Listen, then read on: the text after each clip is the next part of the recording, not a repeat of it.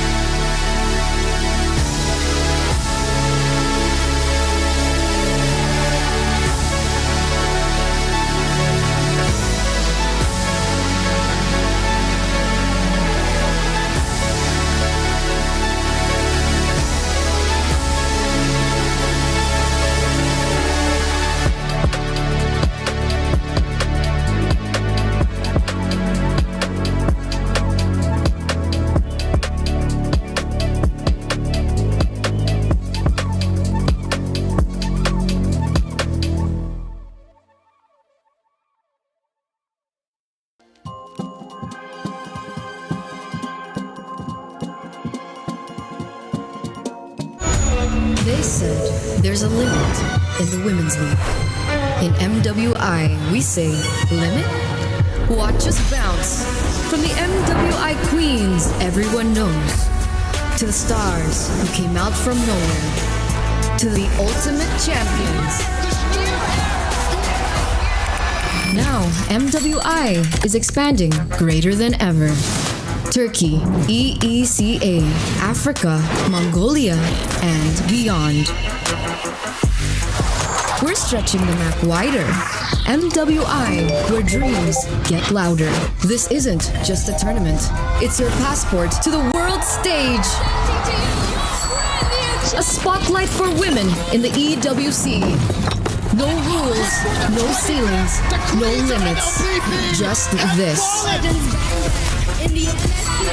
We're vibrant.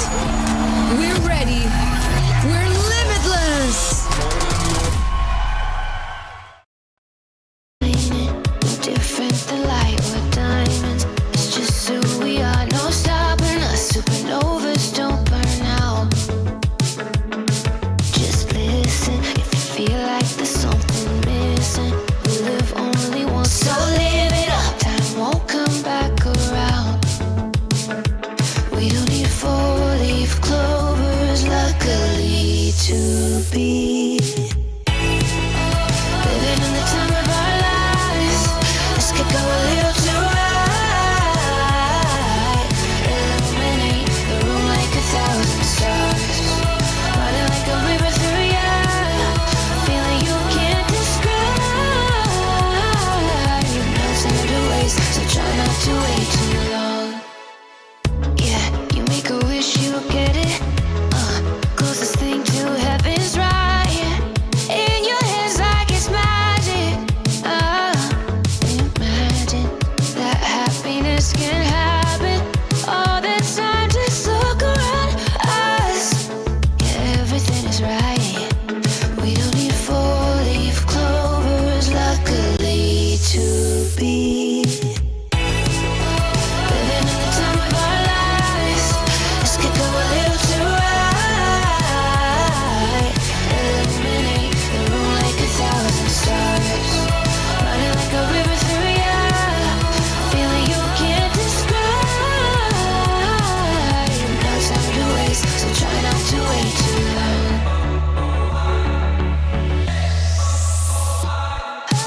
No, don't waste your time. Don't waste it. Take it, take it. There's nothing to waste, so try not to wait. No, don't waste your time. Don't waste it. Take it, take it. There's nothing to waste, so try not to wait too long.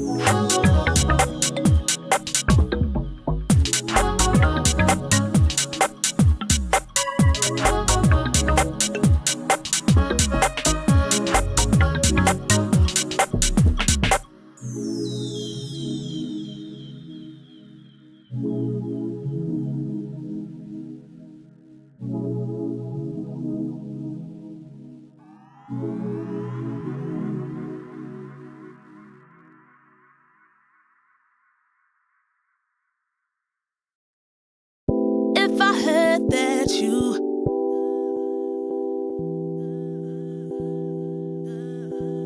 If I heard that you.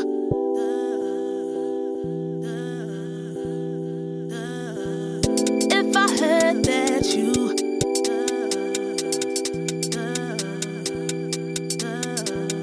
If I heard that you.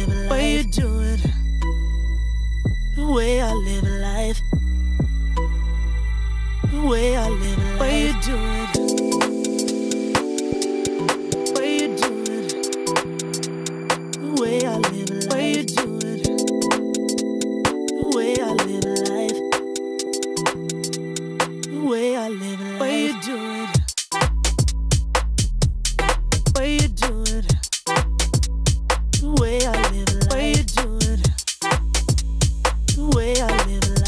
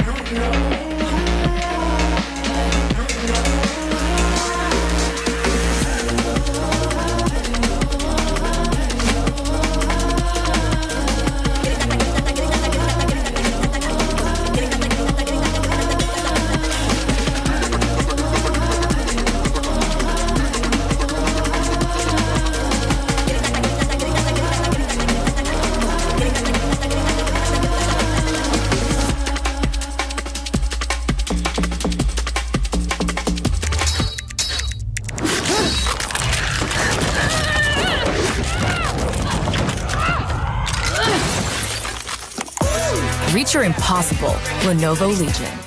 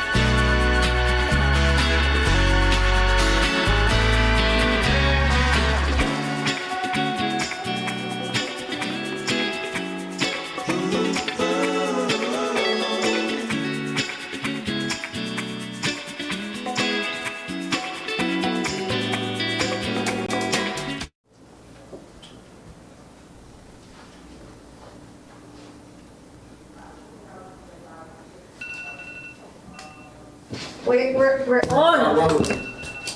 You ready? Yeah. And we're back.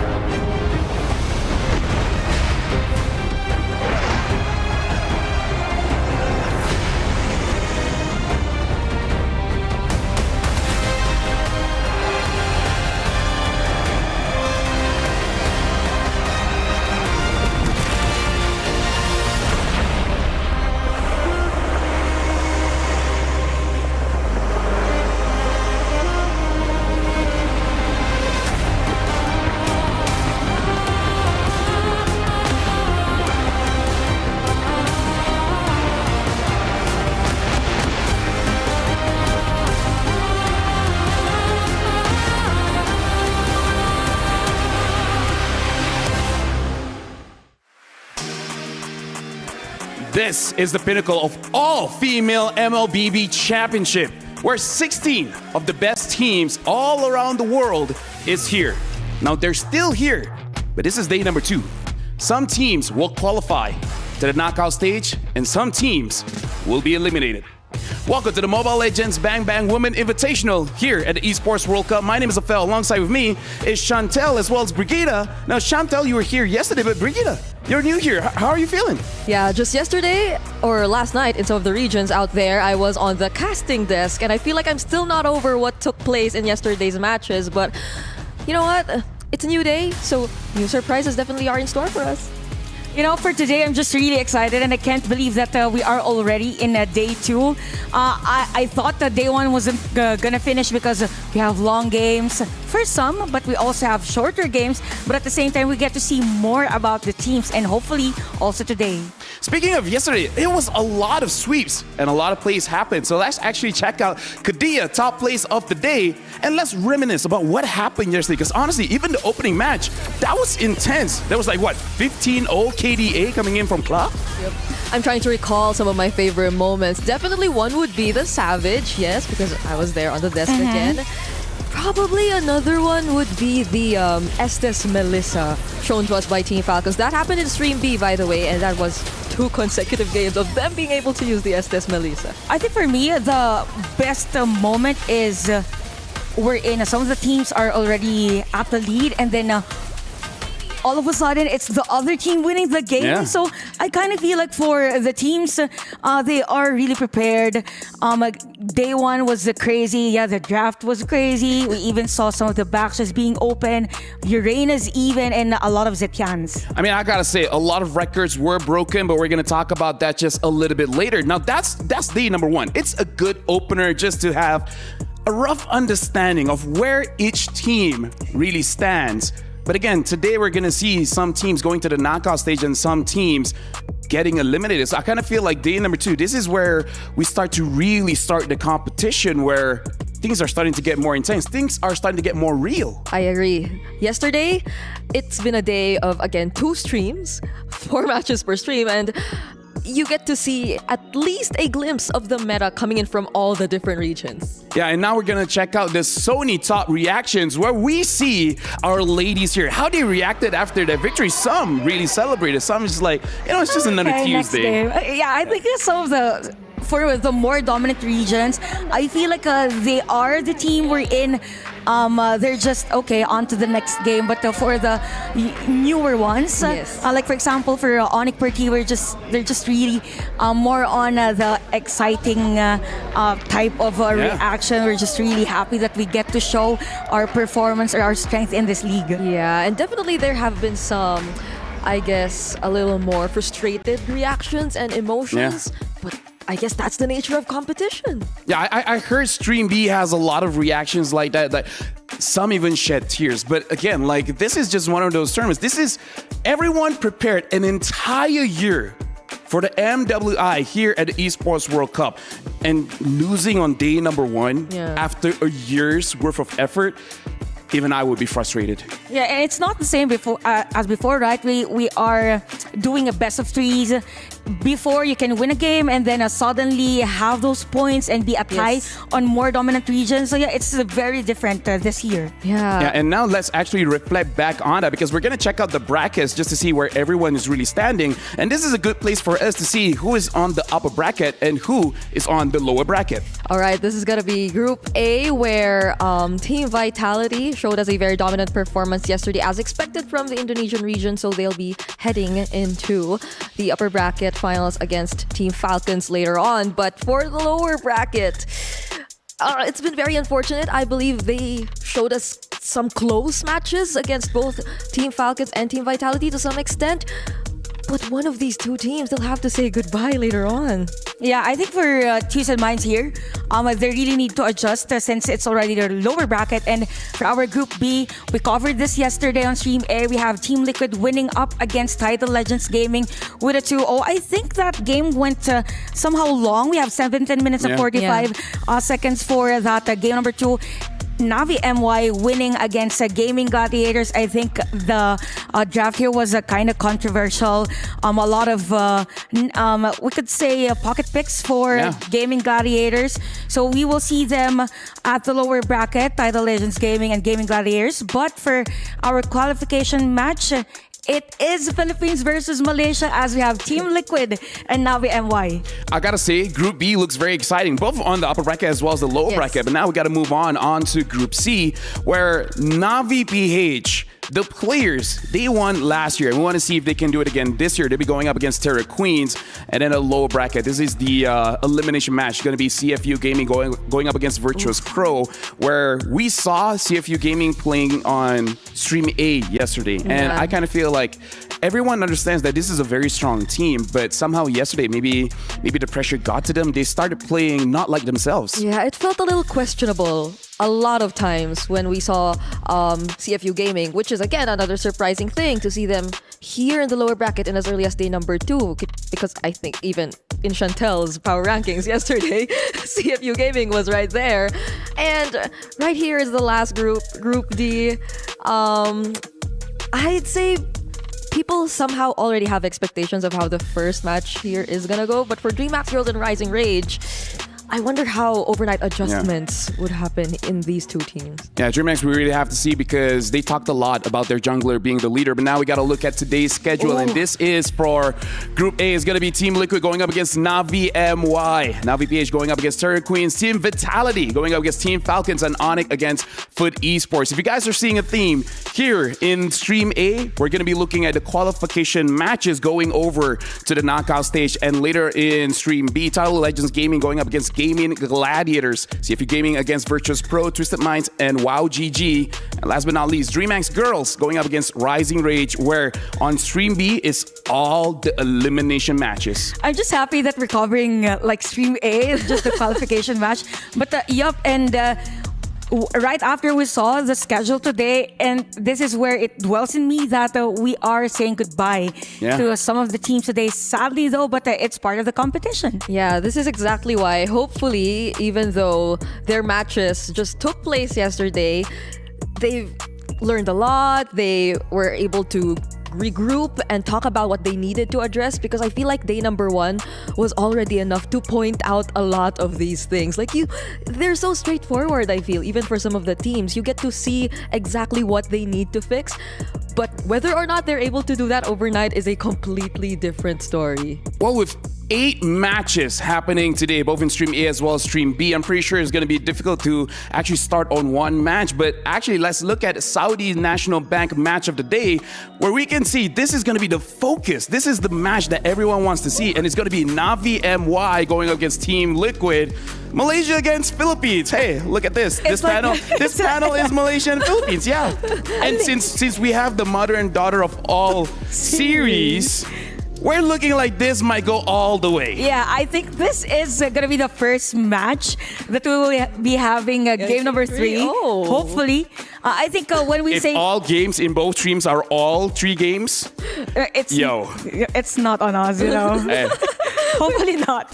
Wait, because if you think about it, the way Navi MY played yesterday, the way Team Liquid played yesterday, it somehow feels like it will indeed go to a game 3. But the thing is, will Team Liquid Philippines allow certain picks to go to Navi MY again? And how does Navi MY respond to the seemingly deep hero pool that Team Liquid Philippines has to offer? Yeah, and as we're looking back at what really happened yesterday, I gotta say, a lot of games are very polarizing. Like when a game ends early, it ends like 9 minutes. Yeah. And when a game ends late, it's like what, 22, 20 minutes? Like very polarizing of the teams. And I believe like we heard coming in from the players, some of the players that really dominated the game, that was their angle. They wanted to give this psychological advantage against the opponents to say, day number 1, look how strong we are.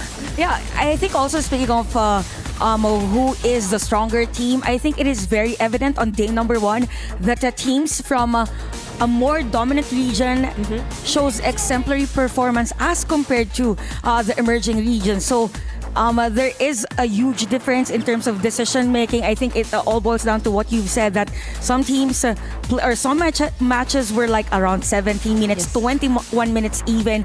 And this is where the veterancy and even the experience comes in for all the players. Yep. Which is why you get to understand where the frustration of some of these players are coming from. But this is gonna sound so inspirational, you know, but it's through these kinds of experiences that you learn. Yeah. That you kind of bounce back, you know, and right. You know what?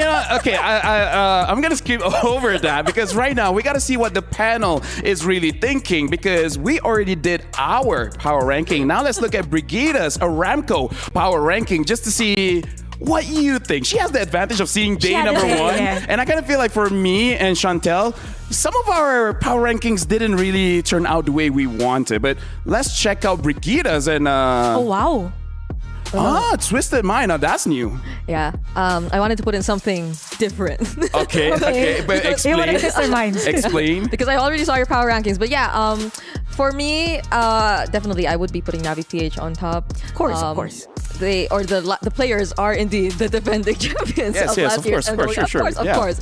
And Team Vitality, I think this is a no-brainer. You just saw how well they were able to play. And whether or not I'm putting Team Liquid first or Onyx first was quite a struggle for me. But based on how Team Liquid was able to look very versatile in terms of their heroes yesterday, I had to put them there.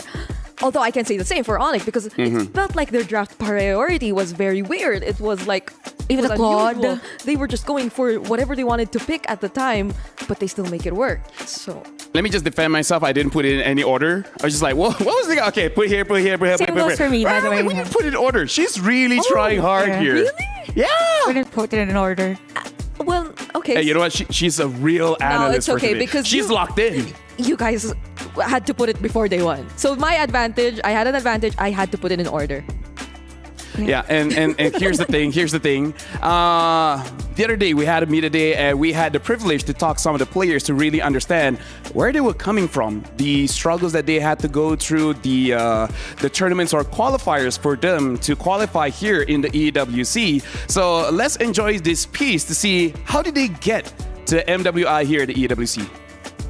So tell us about your qualifiers. How did you guys get here? We win in Myanmar qualifier and we get champion and we beat 4-0 and then we win, go to Riyadh. Na classificatória para o MWI do Latam, a gente começou já perdendo logo no primeiro jogo. Então, se a gente fosse usar uma palavra, seria Fênix.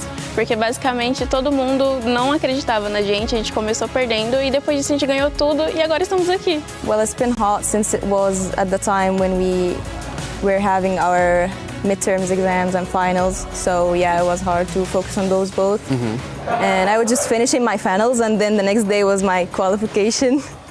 So yeah, I needed to stay strict on those both. But otherwise it was seamlessly easy. Türkiye elemelerinden birinci olarak çıktık. Rakibimiz Kara Espor'du. Onları da 4-1 yendik. Türkiye elemeleri kolay olsa da EWC yeterince çok zor bizim için. Türkiye elemelerini çok kolay bir şekilde geçtik. Türkiye elemelerinde çok zorlanmadık ama burada çok güçlü rakipler olduğunu ve bizi çok zorlayacağını düşünüyoruz. Ama biz de hazırız. Biz de iyi bir hazırlık süreci geçirdik buraya gelirken. Güzel bir bootcamp yaptık. O yüzden biz de buraya hazırız. Rakiplerimiz dikkat etmeli bu konuda. 我们是从中国赛区的选拔赛来打上这个 MWI 的名额的，对，就是先从小组赛晋级到线下的一个决赛，然后和 C 塔对阵，然后我们2-0赢下 C 塔之后就是拿到了这个席位。 So yes, guys, that was TLG. So we're so excited to see them on the battlefield, and let's all support our ladies here for MWI 2025. And there you go. We see very different stories. Some had an easy route in the qualifiers, but they understand that here is where the real challenge happened. Some lost the first game and then eventually came back. But yeah, like we heard all these stories, and now this is the real challenge. This is MWI. This is where the best of the best are. I think the best attitudes that the ladies have during the interview was they are aware that in terms of the MWI, things will be more like competitive. So I think they're really prepared coming to the tournament. It's just that it's nice that we have qualifiers for other regions. Now we even have the Melcom qualifier. So it means that these regions are progressing. Can be slow, but still there's progress in the regions. Yeah, and you see the other factors too and how dedicated they are to actually making it past these qualifiers. Some had their midterms, they were going through their academics, but they had to also divide their time and manage it well so they could practice in preparation for all the upcoming tournaments. So really, the mental preparation definitely is there. So hopefully this time around, they don't hold back. Yeah, and as everyone can see here at the panel, we have a lot to discuss, especially with the matches for today. But before we even start our matches, let's actually see back the players, the ladies. Let's see some hero shots. Let's get hyped for today.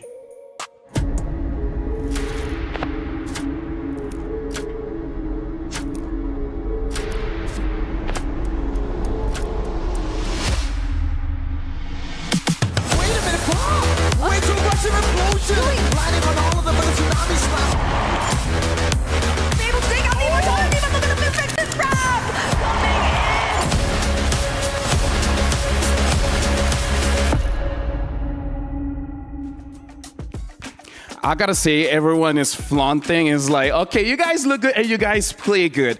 And looking at all the players coming in from yesterday, again, we saw a lot of different emotions. And I feel like, who do you guys think is really the more pressured here today? Because even in the qualifying to the knockouts, is it really the favorites that are feeling more relaxed or the challengers feeling more relaxed? I think it's the favorites that are more relaxed. I could see a lot of pressure from other teams.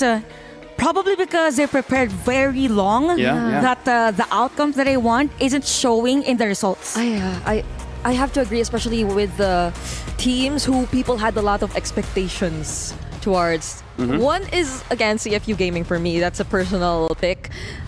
No one probably expected them to drop down to the lower bracket as early as they were. Yeah, now we're seeing the teams leaving their hotels. So it means that they'll be coming soon in the venue itself, because we got 4 amazing matches for today, and having both you ladies here, I'm really expecting to be here up until like, I don't know, 9 hours for today. It might be a 12-hour day. Who knows? You know what? There's a day actually that from day 1 we went straight to day 2. Let's hope not. I hope you're prepared for that. I want to go to sleep, eventually. But anyways, as we see the players leaving the hotel, I saw both Gaming Gladiators as well as TLG, and they're just side by side, and they're going to be playing each other later in an elimination match. That must be very intimidating for both of them. It's kind of like, don't look disturbed, don't look stressed, don't look nervous. Just be like, oh, we're okay. Yeah, because like I feel for some of the players, it might just be their first time meeting each other too. Although definitely they've had a couple of interactions prior. It's so different once you're already on the battlefield. Yeah, I mean, like, there's a lot of pressure there. Speaking of which, we got to celebrate a decade worth of achievement here, because make sure you guys vote at esportawards.com/vote, because Mobile Legends, we are nominated for 3 different awards for Game of the Decade, MLBB as Game of the Decade, M5 World Championship as Live Event of the Decade, and as well as Moonton being the Publisher of the Decade. So we'd like to say thank you to all the players, all the fans, for keeping us here for 10 whole years. So make sure you guys vote, and I didn't notice it's been that long. Yeah, are we also friends for 10 years now? No, just a kidding. Okay, it has been a long journey for everyone. I feel like we've been friends longer than that. Wow. Yeah. Am I part of that? Of course you are. Eventually. But the jokes aside, it's really nice to see that we have the Esports Awards. So it means that the esports industry is acknowledged. Yeah, and here's the thing, Brigida, I'm looking forward to see working with you for, 5-10 more years. Wow. And we don't have 5-10 more years for the next upcoming battle here, because I've got word that both teams are going to march soon onto the stage. So all 3 of us have to mentally prepare, because this is all going to be about qualifying to the knockout stage. And that's the big one, because we're starting with 16. Soon it will be 12, and then later on it'll be 8. 4 teams, right? We're saying goodbye to 4 teams, and those are all happening in stream. I wonder how the casters in stream be are there right now. I mean, like, here's the thing. Like, let's set things up a bit as well, because we got to talk about a topic of the day, because we broke records on day number 1, right? Day number 1, we already had like the fastest game win almost like ever. 9 minutes and 39 seconds. That's fast. Yeah, and it's just day 1. What we can expect shorter games into the upcoming days. I mean, the teams could already adjust. So 9 minutes and 39 as compared to 10 minutes and 34 seconds is very different. Yeah, and I also saw a difference in unique hero picks from 49 to 41. It does seem like this meta is a little bit more open, Brigida. Yep. So more regions, we see more diverse options in terms of the meta and approaches overall in terms of playing the game. But it probably also has something to do with the number of games that we played. Definitely yesterday, we did see a lot more series compared to last MWI. Yeah. So that is a factor. We added more teams also this year. So that's one factor. So, I think for day number 2, we get to see more heroes being used here by some of the teams, because I think they're just discovering first, or they're trying to adapt first to the current or whatever it is that's being shown to them by the other team.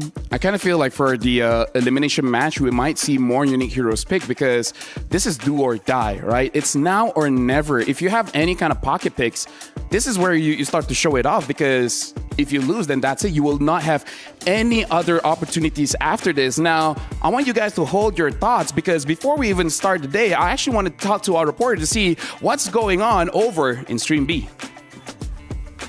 Hey guys, welcome to Reporter Hits. This is Rose bringing you all the live action from Stream B. Now, yesterday we have a witness. Both streams get a clean sweep of 2-0 for all their matches.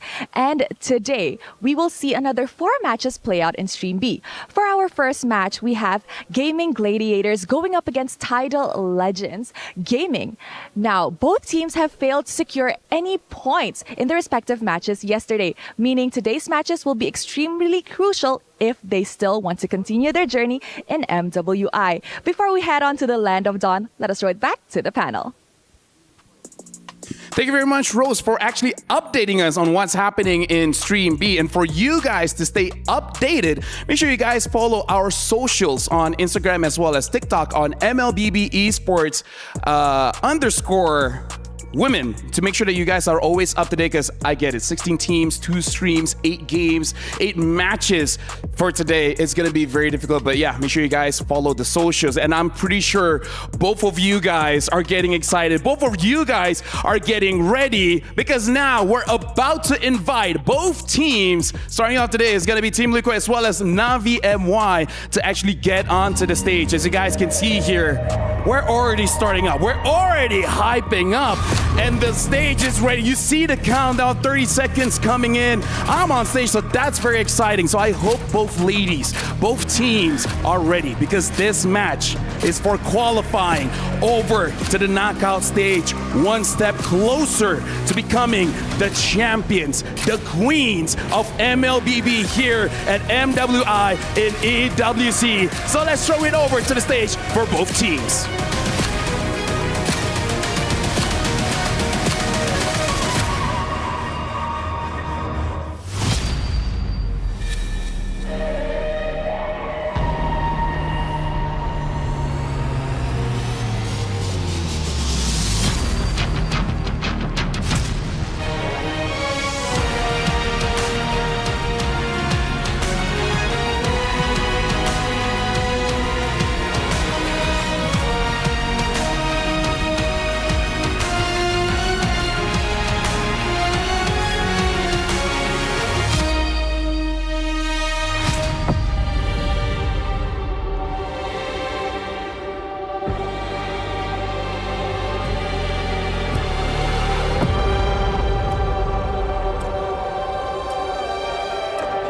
Welcome, ladies and gentlemen, to the second day of the Mobile Legends Women's Invitational at the Esports World Cup.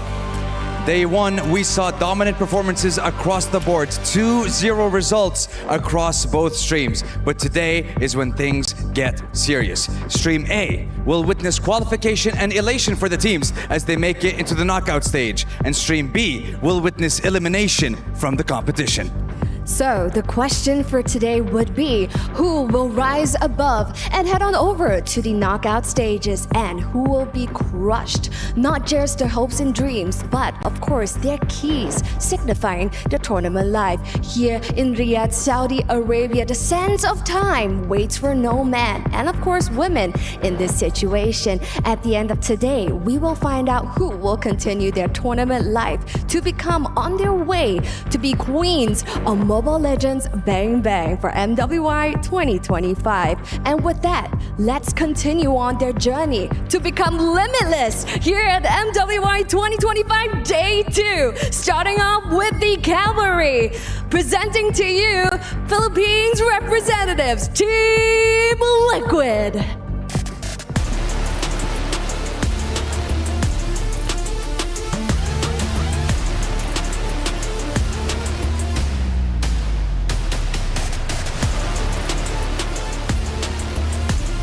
Team Liquid stands before you here today. The Philippines representatives made sure the world knows them from the get-go after a dominating performance in their opening match against Tidal Legends Gaming of China.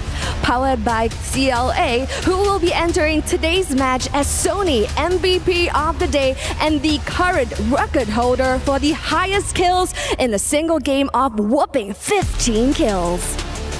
And their competitors, their challengers in the first series of the day. Representing Malaysia, it's Navi MY!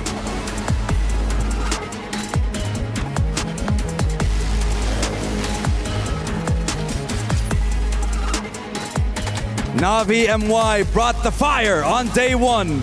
Sharp rotations and fearless engages, and a 2-0 that left no room for doubt.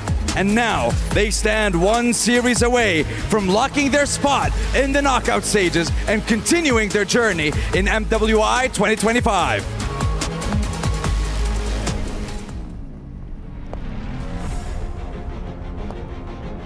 Wow, we Sandstorm as they were making their way down those flights of steps. All of our girls right here's eyes are locked in. All eyes on the prize. And this is the trophy of MWI 2025. Now, at the end of this match, we will be finding out who will be one step closer to the knockout stages. So without further ado, let's head on over to the studio with our incredibly talented host and our queens of the analyst desk to start off day number 2.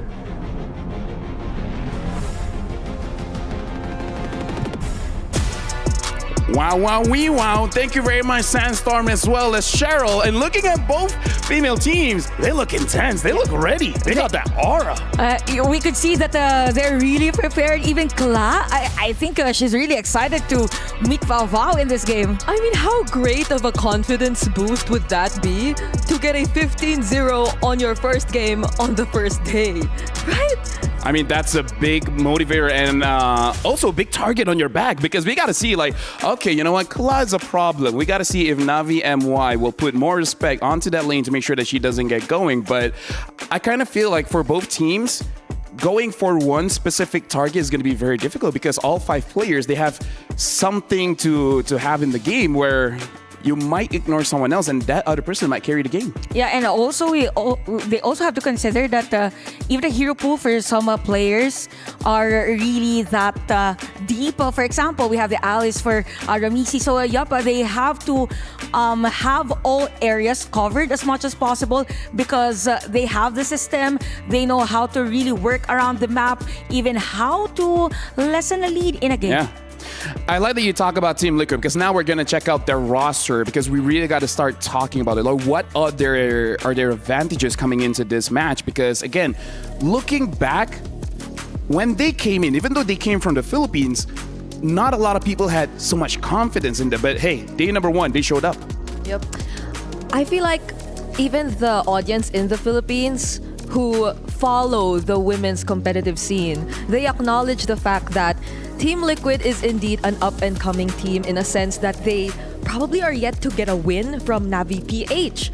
So it kind of makes me wonder too if that will be the same case for Navi PH's sister team, Navi MY, but this is a completely different team we're talking about anyway. So I think to add to the social media thing, or people that follow TLPH, there's this thing where they call Kla now like the OHEB female version. Ah, okay. Because of the performance yesterday, because they're both under the Team Liquid organization. So it means that they now see the potential, or probably what Kla can do and the rest of the players of TLPH. So only day 1, and we're already hyping up the players. And now, before we even talk about Navi MY, before we even talk about the roster, we gotta see how they really perform outside the game. So let's check out this video. Pinagoreng dengan Team Lucky ni macam MDLID. At least kita orang wakil Malaysia, korang duduk rumah je. Memang ayam lah. Ayam lah kau. Kau suka ayam, mesti rank pun tak glory. No. Tak bakal lauk. Kau tu lauk. Timban balik awal. Kalau tak balik awal macam mana? Korang nak buat apa? Membazir je. Benda kau. MPL Malay gak ada yang keras. Sorry, kita orang bukan MPL. Kita orang MWI. Sila orang ni salah sebut. Lubis lagi sesuai. Sebab kita orang kan comel-comel, kecil-kecil. Sebab tu sesuai yang tak tepi. Comel kan? Tahu tak? Confirm kalah. InsyaAllah kita orang akan do our best, and kita orang takkan mengecewakan rakyat Malaysia. Already committed as a 3-man stun. Shaw hit the mark right on Gaming Gladiators, pulling on. Kita orang dah buktikan hari ni kita orang bukan lauk sebenarnya. So kita orang dah melaukkan GG. Tak buat apa-apa dah menang ah. 5 members of Navi MY rushed down the crystal of GG. Up against 2. Bagi saya lah, Pool kita orang lagi besar, kita orang punya layak lagi mantap. Ya, kita orang confident sebab kita orang dah pernah kalahkan dia orang. InsyaAllah, I'm confident 100% with my team.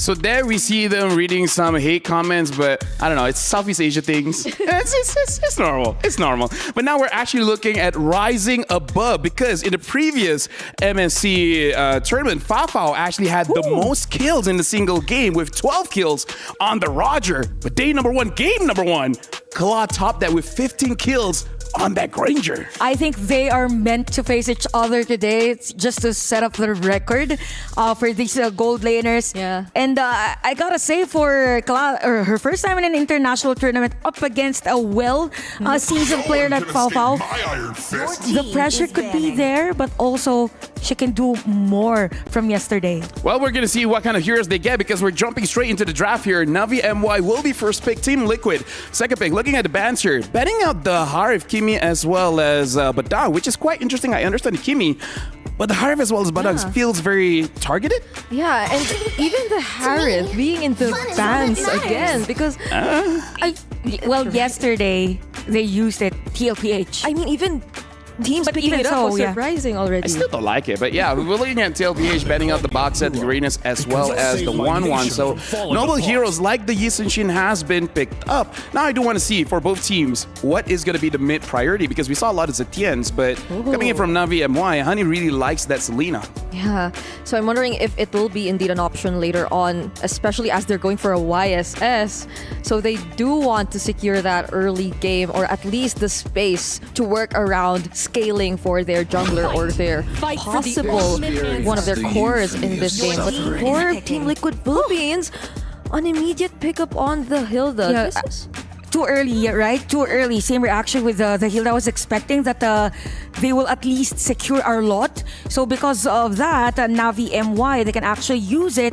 And here's the discovery from yesterday. We've been seeing a lot of Akais and even our lots, and it is actually a good combo to be together in a team. So I think for Navi MY, they can use it. But we also mentioned about the Selena. Yeah. So this could be a priority pick for Navi MY because if not, TLPH then can ban the hero. Something to see as well. Will Navi MY pick up the gold laner quickly here because a traditional counter towards the Granger is going to be the Irithel, and they do pick up the Irithel. And they also pick up the Glue, which is a strong hero, but not without his counters. Yeah, and it seems like the entire Arlot conversation might not be the priority right now for either of these two teams. I believe another great pairing with it is going to be the Fredrin jungle, but we are yet to actually find out what the plan is. But now we do have the answer.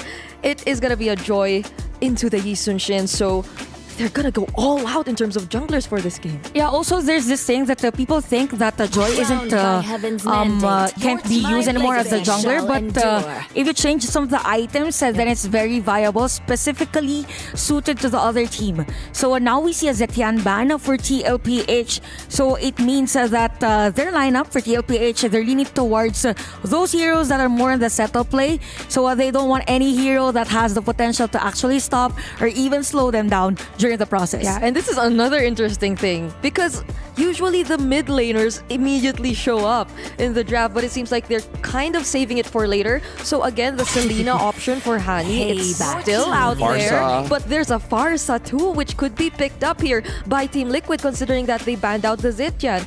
Or unless they're looking for the likes of the Jushin or the more close-ranged mages to go up against Navi, but would you really want that? Because there's a Yi Sun-shin. Yeah, actually, it's gonna be hard if there's a Yi Sun-shin. Farsa has been banned for this game. I think the story of the mages here is gonna be the ending part because when we saw the clip, right, they said that our pool is bigger. Yeah. I think this is where the story will change for Navi MY, knowing that we have a lot of heroes for Pulse 4 or for Mage as an option, but as long as the mid lane is winning, then it would be an edge already for the other team. Yeah, but I wonder how How likely is it for Team Liquid to be the ones to deny the Selena though? Because we're looking at a Matilda ban here as well, which does mean that, I mean, looking at both Joy as well as Granger, we do see that they are going for a more burst comp.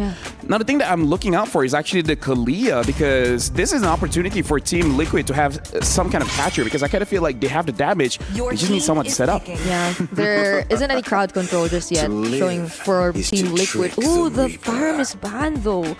How likely is it that we get to see another Lu Yi in play for Navi, since they're lacking their mid laner? But so is we haven't seen a lot of Lu Yi actually. after the patch Yeah, change. that's true. Even in rank, people were like, yeah, no, I don't like this anymore. Or maybe their roamer, because Navi doesn't have their roamer just yet.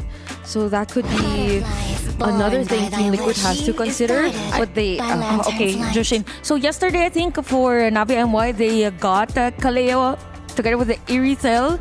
So although if they take the Kaleo, it means that they should get a mage that is more on the burst. Yeah. Because if you have two scaling heroes and then more on the support XP lane, then it's not advisable to get the Kaleo.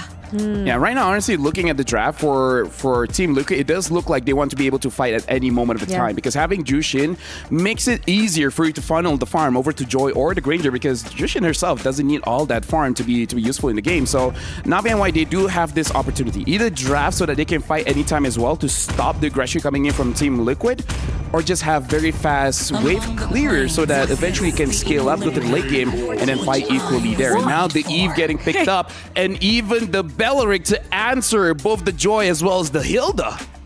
But if the Jushin pulls the Belleric towards them, then that could be disastrous for Team Liquid. And that's the thing, the lanterns, they just constantly trigger the passive for Belleric. So what was the plan, or what's going to be the plan here for Team Liquid? They're lacking their crowd control. I mean, like, you have crowd control on Jushin, but that's like I am thinking maybe Agatot could be an option here. Oh, so Hilda roam. Wait. Okay, so Hilda is going roam, and now Lapu is going to the EXP. Well, what do you think about this, Chantel? Actually, for this one, I think for TLPH, it's kind of hard to dive against Belleric and even Eve, specifically if you are a Lapu. But it seems like they wanna go and just dive in. I understand you, and now we got to throw it over to our casters to start game number 1 of MWI. And we're now up for the second day. It's going to be on to the qualifying stage through the knockouts. Upper bracket here, Mirko and Athena for the game 1, match number 1 for the day 2. Wow, just wow. Athena, the panel have been talking about, breaking records, new heroes, savages all throughout day number 1. Yeah. We get a big gift here too. Day number 2, Belleric showing up. An old counter to the Joy that we saw in M6. Welcome to the Land of Dawn. Let's get right into game number 1. And with that, it's going to be Fafao and Kala on the gold lane. The former title holder for most kills in a single game. She could try and get the title back just along with this game on number 1. But let's see if there will be records broken yet again today. But looking forward here, basing onto the draft, this is not something that we see every day, especially with this Belleric for Ramon. Yeah, it's definitely an unorthodox draft coming in, unorthodox pick with the Belleric here for Remen.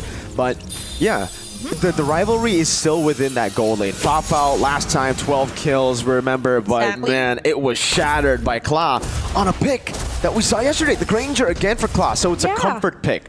Though, we gotta talk about this matchup because in day number 1, I think every time we see the Irithel, we see most people just stay away from the Granger. Again, trying to avoid that counter matchup. You just tend to somehow pick the safer route, if ever. But looking at the emblem builds as well, more so we are focusing on the gold to gold here with a Quantum Charge and of course a Pure Rage here for Kla. Yeah, for Fafao, it's also the Master Assassin, so really trying to capitalize on that winning matchup here to get the better of Kla. But so far, we got a recall battle. Okay. There's Soju flexing, sleeping as well on Remen. We see you. And Soju and Ramon here will just play a very big role. As a panel have mentioned, they were quite surprised that it's going to be a Hilda onto the realm here, Mirko. And we're quite There's quite a question. How about crowd control? But Zaishi there. Yeah. Sliver of HP left. That's an early aggression here for Navi MY. It's good that you brought up the Hilda, because usually when you pick up the Hilda, you would want to have mid-prio, but that's not what TLPH have right now. Exactly. Hani winning out that matchup already now. Ramisi, over the play, gets all the stacks in. Electrifying Beams to be ready. Revan walks up, shot pops in a Slime Slam, and it's going to be Reno wins in the retry battle. RWM to zone him in the back now as Ramisi's going to be caught, but still has the dashes to get herself away. Now the Lancer Flare from Zaishi. That's a very good women-to-women formation here. The defense onto the turtle take was so beautiful. Navi MY has capitalized on the global presence of what Hani can provide. And as you mentioned, onto the mid lane comparison, you could do much with Eve alone. Yes, you have certain crowd controls here just to control some certain players here for Zaishi's Jushin, but still you cannot deny that Navi MY just has that boxing square. They could be really useful. And now, onto sticky situations, that is where Balearic really, really shines. Definitely. I mean, now, it's just really, really tough. The thing is, this is something that I actually spoke with the panel about just yesterday. The Juicin. I'm not really a big fan of it. Hold up, that's... Oh my lord, Soju! Getting countered by this Balearic. Back to the point, the Eve is such a good pick against the Juicin. It's so tough for the Juicin to do anything in lane just because of that lane matchup. Yeah, and exactly. You have to commit for the flicker just so you could reach Hani, but Ramisi will be rich here by Arena. And talking about not only onto the mid lane, but also onto the roam setup. Imagine the roamer here for Navi MY getting the first blood this early. And Papa right now being doubled down by Clan Zaishi. Even the ultimate has been exhausted here, Mirko. At least they're able to find pressure elsewhere in the map, right? They're losing out in that mid lane battle. They're losing out in the invades because of Redmond just constantly holding her ground with the Wrath of the Triad. Soju is going to be harder and harder to get in. But Sha, again, yo, Navi Malaysia are doing so well at just pressuring and invading, giving space for Rina to constantly invade. Now already a level ahead of Ramisi. And their confidence is really reflecting on their game, according to the pre-game interview, right? Yep. And now for Navi MY, this is the kind of aggressiveness that you want if you're up against TLPH. And mostly because you want to win onto the macro. Speaking of the macro, turns out for Rina, Daiki alone here. This is a strange move for Daiki. All alone now, it's going to be the Traces coming down. Rina looking for the kill. While Daiki is... They're almost turning things around. Sha will be able to pick up the kill. It looked kind of close for a second there, but it will still just be a free kill and a turtle up top. Good rotation for Navi MY, stopping any sort of trade from happening. And Remen, she can take as many shots as she can. It's all good. And Navi MY just predicting that, yeah, TLPH will try and put pressure onto other lane because they're losing onto the macro. An overall goal difference right now, starting to build up here onto the side of Navi MY, even though it's just around hundreds. But still, a lead is a lead. And taking a closer look here onto the plan for Daiki, I do agree that that was somewhat questionable. She didn't have to somewhat contest that one alone onto 3 members, but maybe sort of a decoy just so TLPH could get some pickups. And so far, 5 minutes into the game, still 3-0 standing here onto the close score. We've always been highlighting TLPH as a team that just does so well with macro, but so far, it does seem like they're being out macro. Navi Malaysia have just been one step ahead everywhere on the map. Good damage on Soju. Wow. Motion her back, rather dry it. His Fafel is able to pop in and sprint and the heavy combo! Get a shot onto Ramisi. Zaishi gets the trade, but it's a jungle for gold. Ramisi's the one you kind of want to have alive right now. Rina's capitalizing so hard on this. And TLPH is just bleeding hard right now. You've mentioned we're not really that sure if they're going to be in a situation like this, but it's early into the tournament, like it's just day number 2, your second match, and Navi MY finally found a weakness of TLPH. Full-fledged competitiveness here for Navi MY, and not only that, they're managing their lanes so well right now, Mirko. I like how you get a shot of the trophy and then it goes to the players. Navi MY, certainly. They're coming into this tournament as I would say a lot of people didn't really expect them to be a favorite, but they're showing off their skill set here. They're showing off how good they can be if they get a proper draft, they play their A game. Even when they were reading comments earlier, right? yeah. They were like, we don't care. We're here to play. We play for ourselves. And we are here to stay, right? And for Navi MY, they're saying here, on the jungle yet again, the last turtle for this round being eyed out by TLPH. Will they be able to contest this one? Soju onto the back, just eyeing up Rina. I think this might be somewhat of a turtle for Navi MY. Yeah. Ramisi is still far away. She's been able to get the level advantage back though now, level 10 to 10. But Rina, yeah, will certainly pick this up unless, yeah, Kla close. Okay. Where that's Sonata. It's going to be a solid real world manipulation as well. Taiki pops in the Brave Spider. Remen, Raven play Raptor to try and locks her down. Remen picks up the kill. Shana back. Just going for the slam, spread, but that's about it as Ramisi clears up top again. We thought that Kla could actually go and still off the turtle, but remember there's still the retry here for Navi MY. Plus, I like the fact that the Sha just targets Kla on the backside, just totally dominating her, zoning her out, and that's the kind of XP or that's the kind of glue that you would want against a Granger that you know was the Sony MVP for yesterday's matches. But now for TLPH, they're really struggling. But one thing is for sure, Ramisi is doing a great job onto closing off the gaps, as you mentioned, onto the level. And of course, she really capitalizes onto the item as well. And now onto the bottom side, we could see some pressure happening right now. Oh, Shao with the flicker forward, able to get the full stacks on Kla. Actually not yet, that's gonna be the free hits from Kla. Popping it in, Honey! Very aggressive RWM! Punished instantly. Ramisi in the mid lane just pushing now. 2 members down for Navi MY, and the early lead goes down. It's a disaster for Navi MY. A turn to mid lane, almost falling. Remen having to use that Raptor to try it, but a turret down below will be taken by Kla. That is exactly the position that you want if you're TLPH, closing off the space between Kla and Hani. And now, once they've got that opening, all they have to do is open it wider. And even onto the top lane, TLPH finally got the groove and tempo back, eliminating all of the outer turrets, now targeted in the mid lane. Bullets being thrown out here. 5 members of Navi MY defensive here on the mid lane. And this is the macro we were expecting at the early game. Good spot by Hani there. Spots on Ramisi. He's going to have to be way more clinical, Athena. Yeah. Like, Hani's real world manipulation in front like that was... Honestly, it was quite it. Team Liquid literally just capitalized on that. And I really think it's also just the forced errors. Yeah, Liquid have been split pushing so well. I do agree with you. That wasn't a situation that Hani should have used the RWM, as you mentioned. But she's doing a great job onto spotting each and every bush, preventing. But wow, Arena against Soju on the bottom side.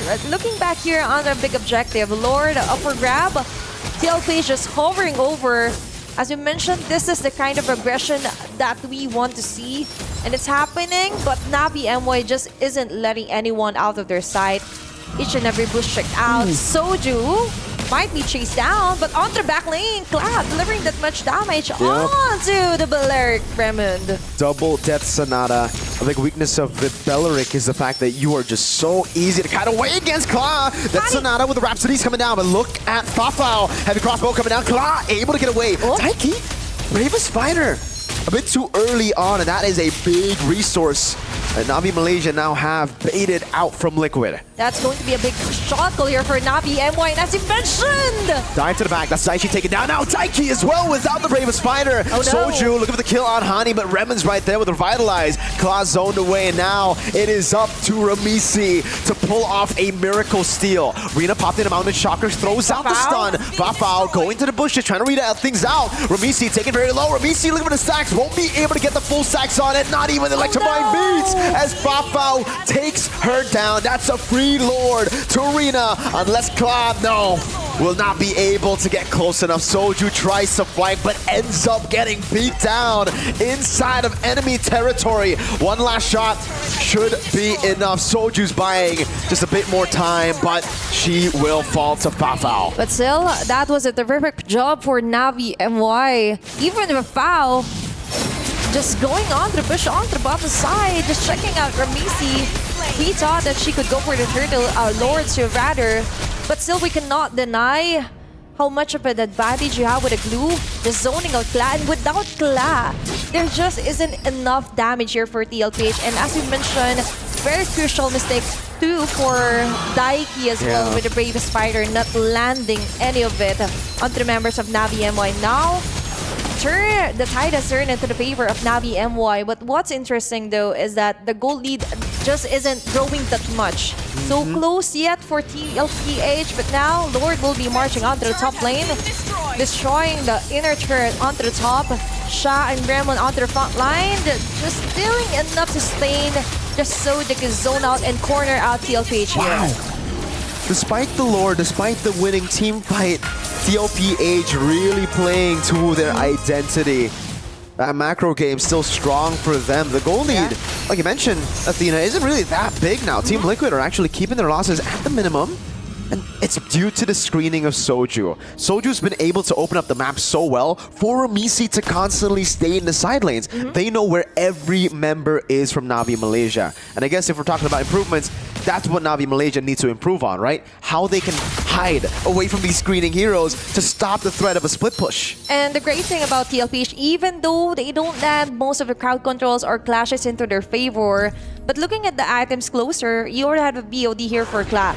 They just need one good position for even for Ramisi to land those bullets. Meanwhile, for Navi MY, this is a sticky situation now. And with that, you have to be really careful on who to target here for TLPH. They could just go and lead on when Daiki uses her ultimate, and that's it. That could be the shot call here for Navi MY. And so far, Ramisi is doing a great job onto leveling up the advantage here for the jungle-to-jungle comparison. It should have been a whole lot more for Rina, that advantage, but right now Ramisi constantly shoving in waves in the bottom lane, other side far lanes, has given her, you can see that, way more gold distribution from minions. Whoa, Redmond baited out, Wrath of the Dryad gone.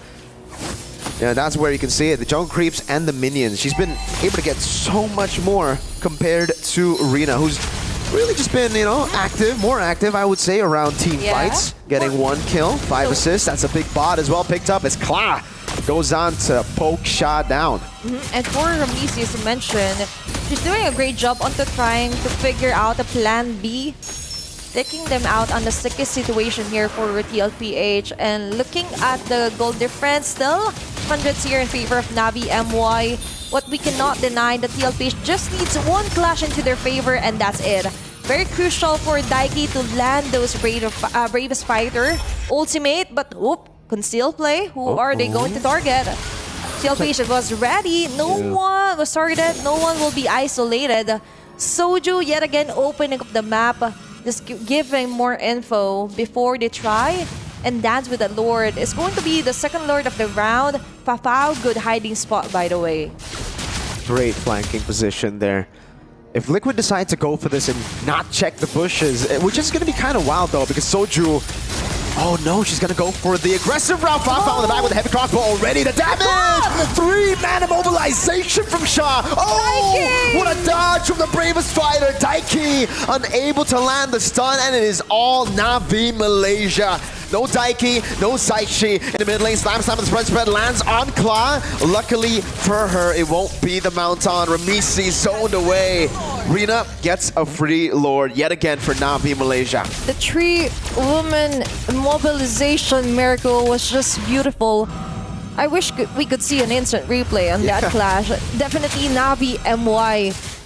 With 1 clash now, the gold lead is slowly picking up the pace. And as we requested, thank you so much for the instant replay. We can definitely see on how Sha capitalized on the space and members just close by here for TLPH. Plus Hani with the RWM. Ramisi and Kla can do nothing but stare back, especially onto what Navi MY did there. That was full on macro and micro play here. Advantage for Navi MY. Lord up top. This composition is built for a siege too. So good.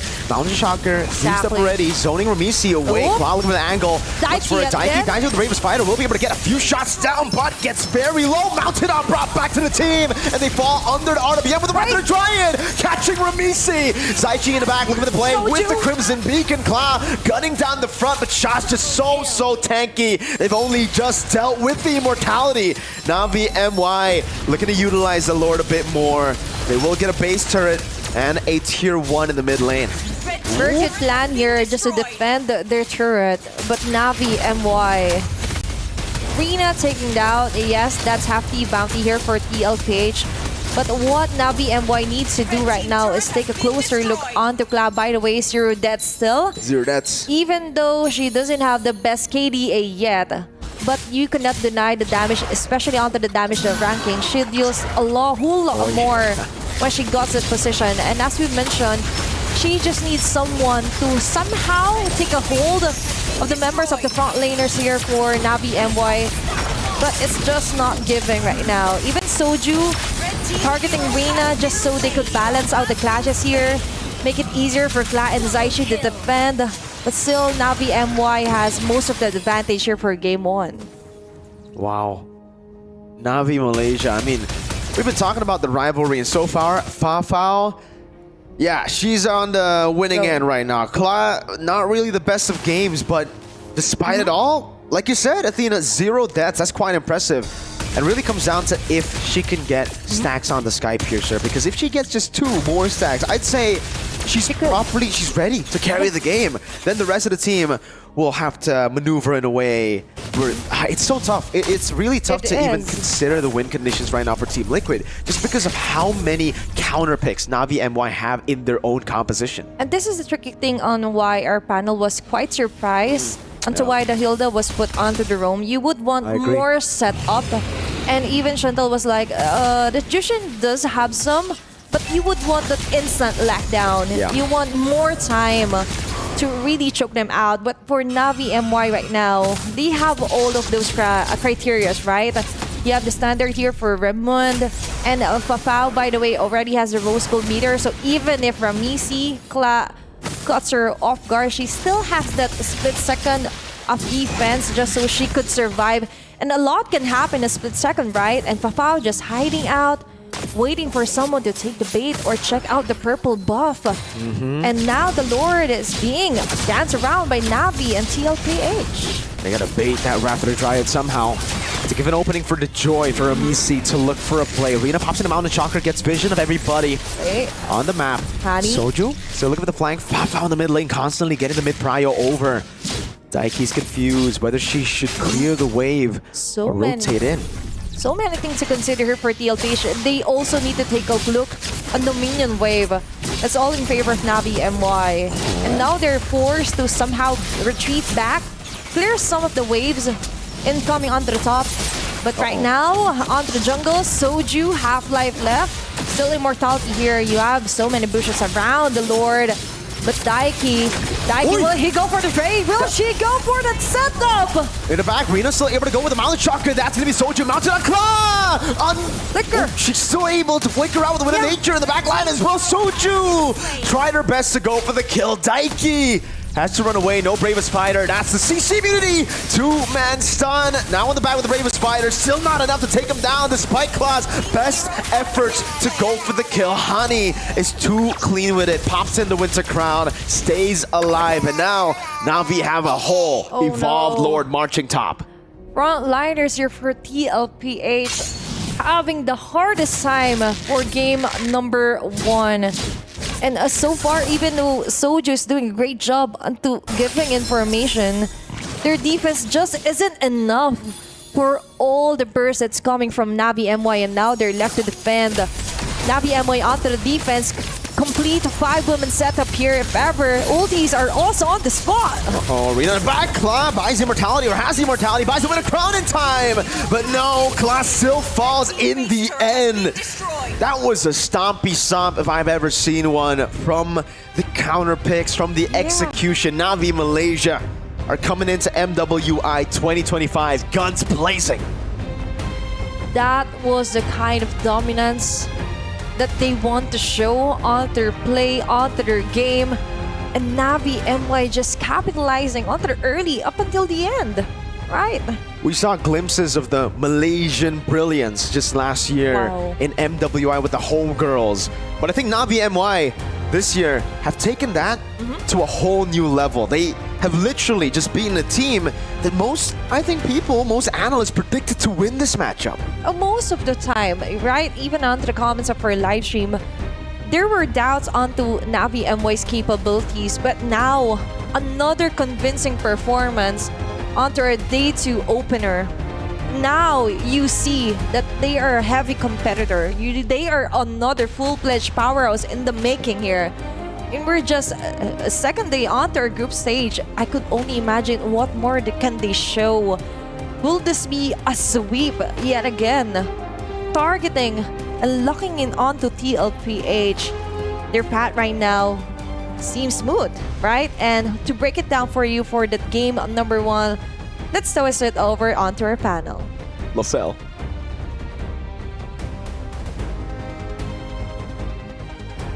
Thank you very much, Mirko, as well as Athena. And even though it was a stompy stomp, but because of the mid-game, the macro coming in from Team Liquid, it was a very prolonged stompy stomp. But personally for me, I kind of feel like the one that really won that one was the draft, right? Yep. A lot of outplays in the draft that really helped them out in the game.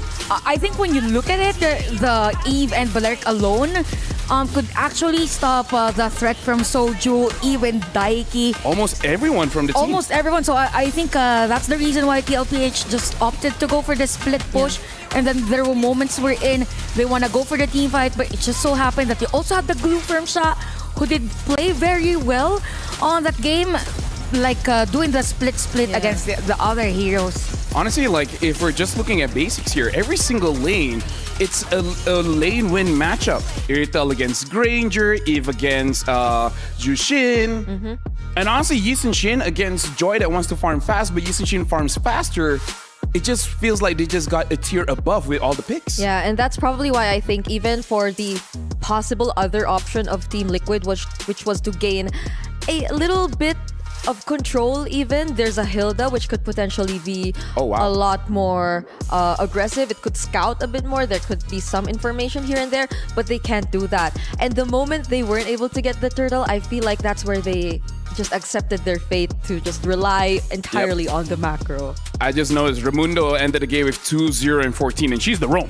She decided, I'm the carry now. I'm not going to die. Yeah, there were moments wherein the Ancient Seed was used masterfully by Raimundo here. Imagine, you have players from Team Liquid, PH that wants in for the dive. You have the Ancient Seed, and then everyone is just taunted. And then the team fight stops there for TLPH. And then Navi MY, they have the Yisun Shin. They have the Iritel. And if you look at the hero composition of TLPH, there's no really crowd control. Yeah, and I guess that's also why Fafao had such a great time. Yeah. There was no need for Fafao to get the Purify. There was no need for Fafao to be too mindful of her positioning. Yeah. But still, she was. And there were moments where she literally put herself in hidden spots just to be the one to surprise Team Liquid, because she knew that there was no one that could potentially stop her. Zaishi, the possibly only crowd control, was too busy zoning other members and doing other stuff. Yeah, if we're looking at TLPH, they really have a lot of chase, but they don't have any kind of lockdown, because when it comes to the later stages of the game, you have to make the tough decision. Who do you want to target? Do you want to target the Eve? Do you want to target the Iritel? Do you want to target the Yisun Shin? And at late game, every one of them is a threat. Yeah, and we saw earlier that there's a huge difference in terms of the damage dealt for the players, probably because of the way that they can initiate and actually stop or end the team fight. So we could see here the difference in terms of gold. Not that much, honestly. Not that much, yes, but I think it's more on the execution or like the opportunity for TLPH to win a team fight.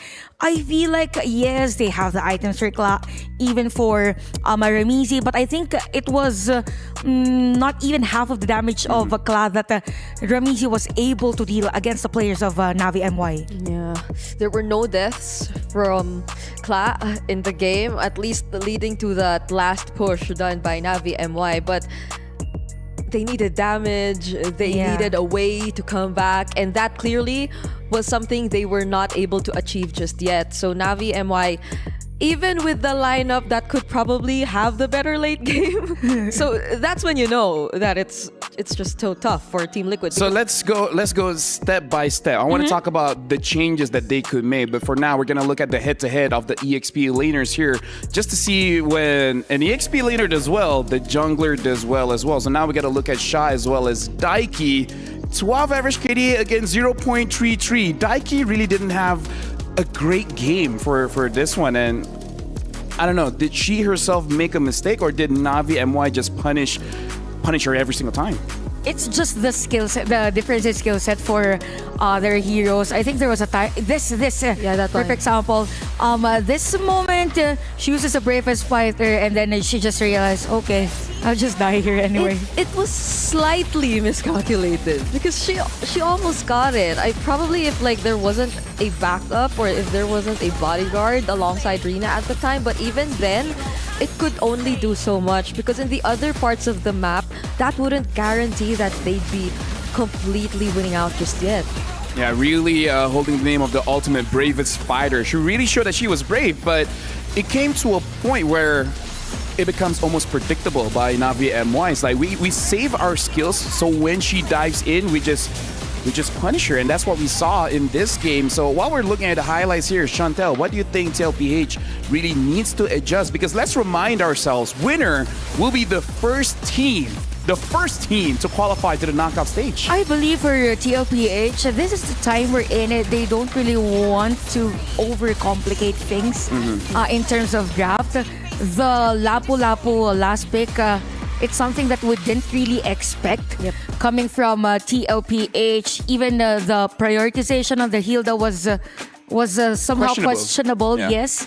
So yeah, it's more on the priority and their sequence of the heroes that they would choose. Yeah, if any, there were some teams who really didn't care about the sequence, but they had plans in mind. They knew what had to be done. That was the time where I believe it was Onyx picking up that lineup, Slowly building up, and then we had so many questions in mind, but heading into the game, we see that they had 4 ruptures. So it was the early they were after all. But this was different because they had no direct answers. They had no clear answers to the numerous problems that we already saw coming from the draft itself. Speaking of the draft, I kind of feel like we got to talk about this, where not all flexible picks are created equal. Because when we're looking at jungle, roam, and EXP, that's the one where there's a lot of flexibility. But not every hero is a 10 out of 10 flexible. Something like a Hilda, I would say, is only like a 2 out of 10. Like on the EXP, she's great.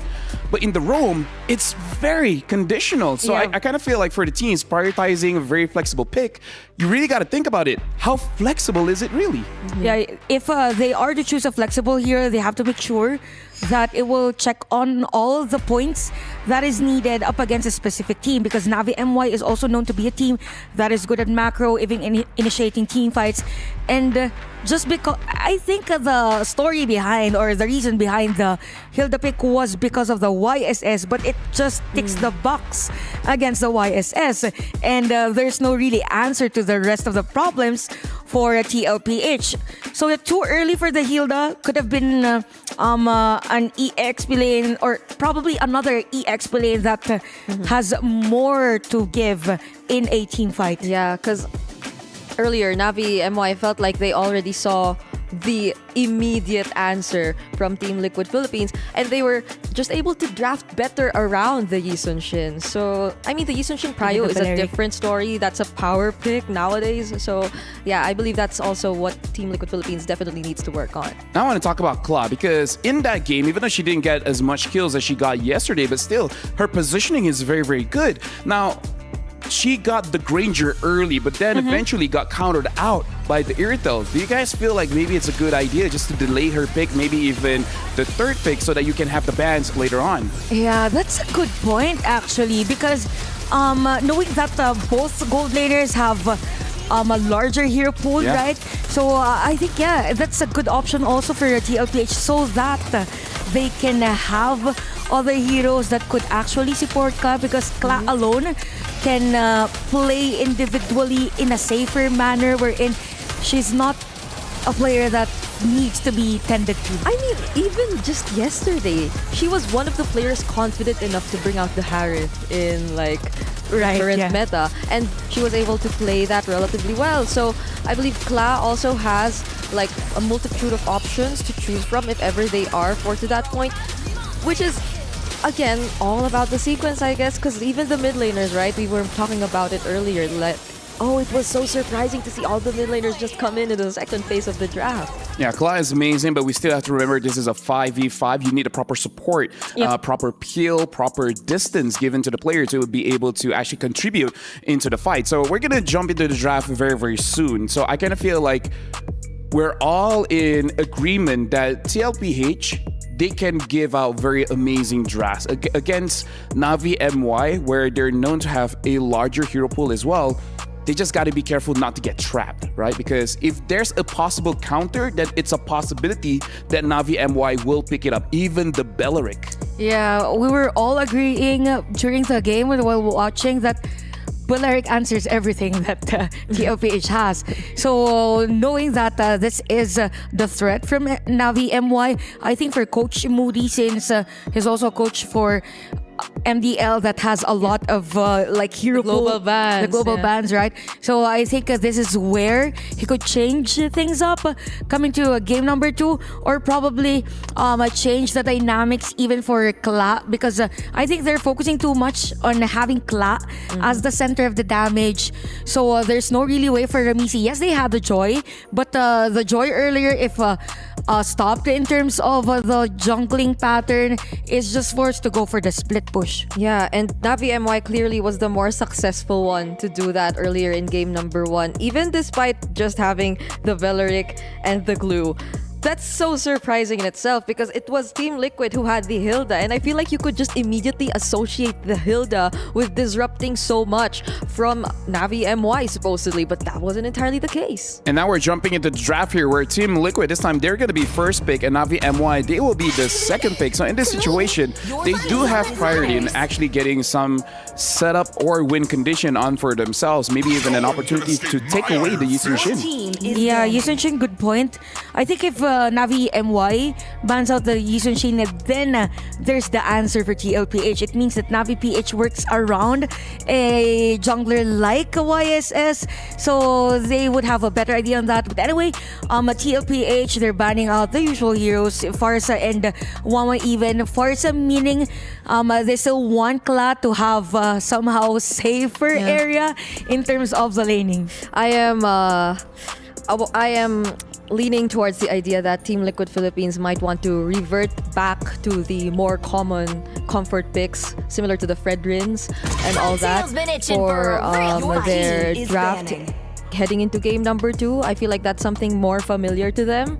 Also, granted the bans that we have so far. Speaking of bans, I think this game, Uranus and even Baksha will be open, and it is open. That has been a trade here for Navi MY. Okay, we ban still the Harith and have TLPH choose between those two heroes, even YSS, and then they get the better trade because Baksha, they got it, and then Uranus YSS. It's an amazing opening. Even on Draft Brigida, I started with Baxia, and I was very happy with the draft that I got. And yeah, Baxia is a very good opener, and now it comes to the question where you just don't know where this Baxia is going. Is it going EXP? Is it going roam? Is it going jungle? This is one of those heroes that, personally for me, is like an 8 out of 10 in terms of flexibility. It legit can go anywhere.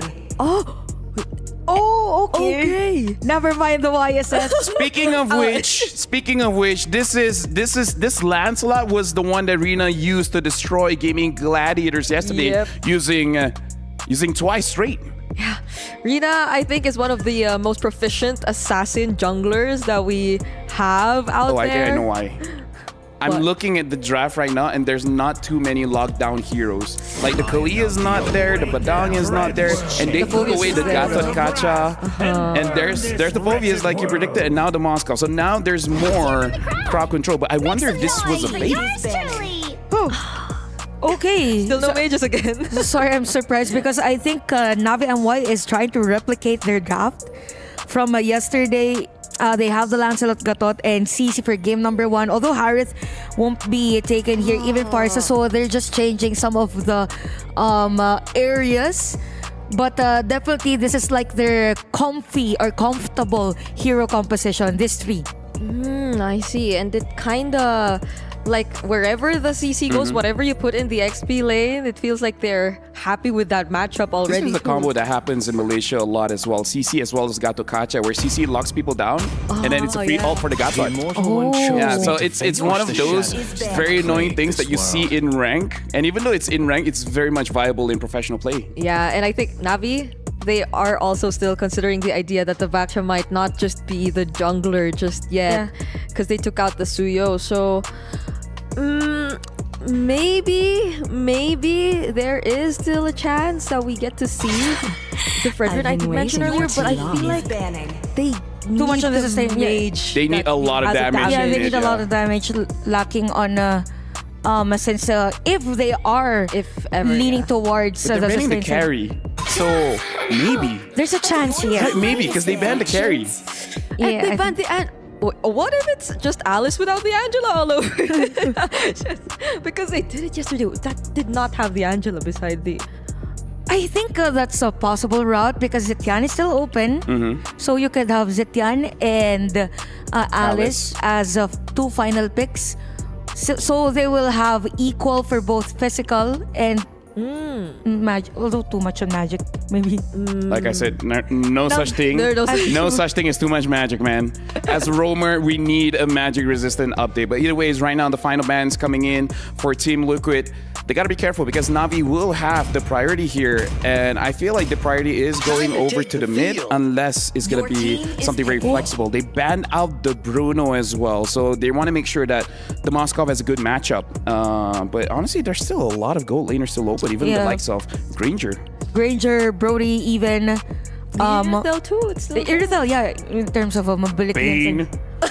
Why not? I mean, who knows, right? Yeah. Oh, the last time they did meet each other though in the qualifiers, they used Bane twice in a row. Yeah. And we have the Selena, the honey special. So you were talking about how TL should really go for comfort. Maybe Navi heard as like, hey, that's a good idea. Oh my! We can see the smiles on their face now.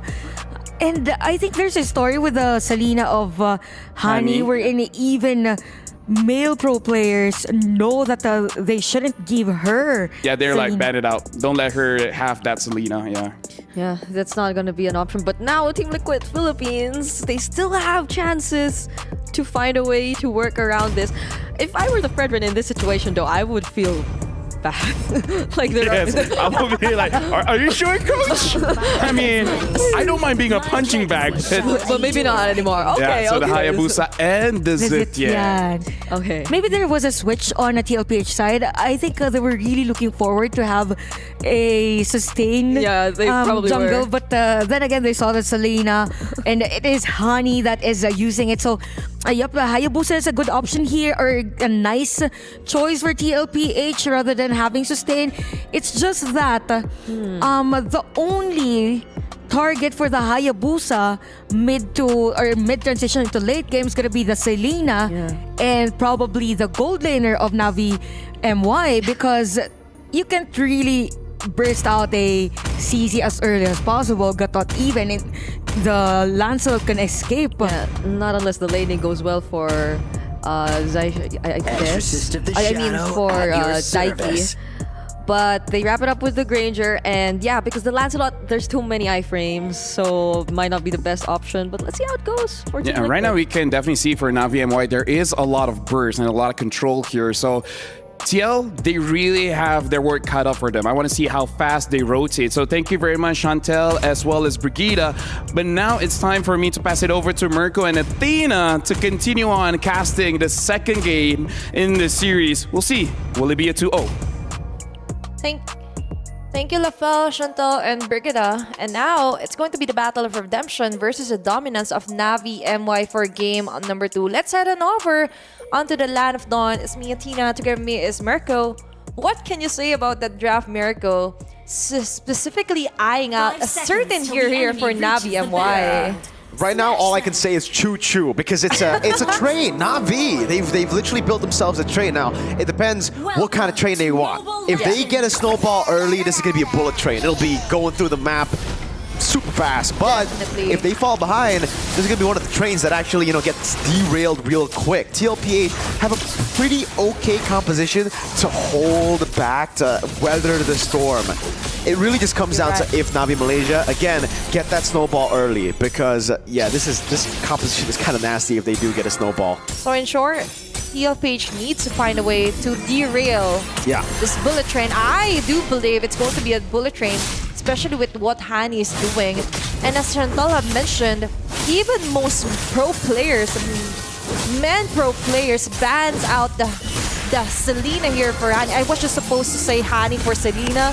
But still, you're on the mid lane. Early skirmishes here for Soldier and Ramisi. The taunt over. Oh, first blood already for Rina.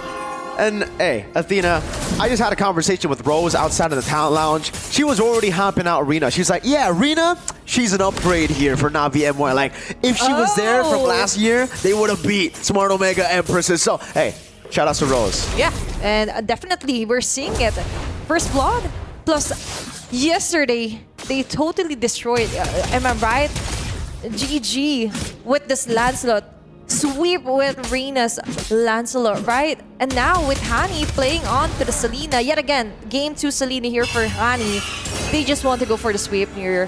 Navi MY definitely for TLPH needs to watch out. They need to watch out for their tempo here. Crucial crowd controls here for Zaishi, even the ultimate as well with a Fury Phoenix. But right now for Navi MY, fast-paced action here. Rotation on the first turtle.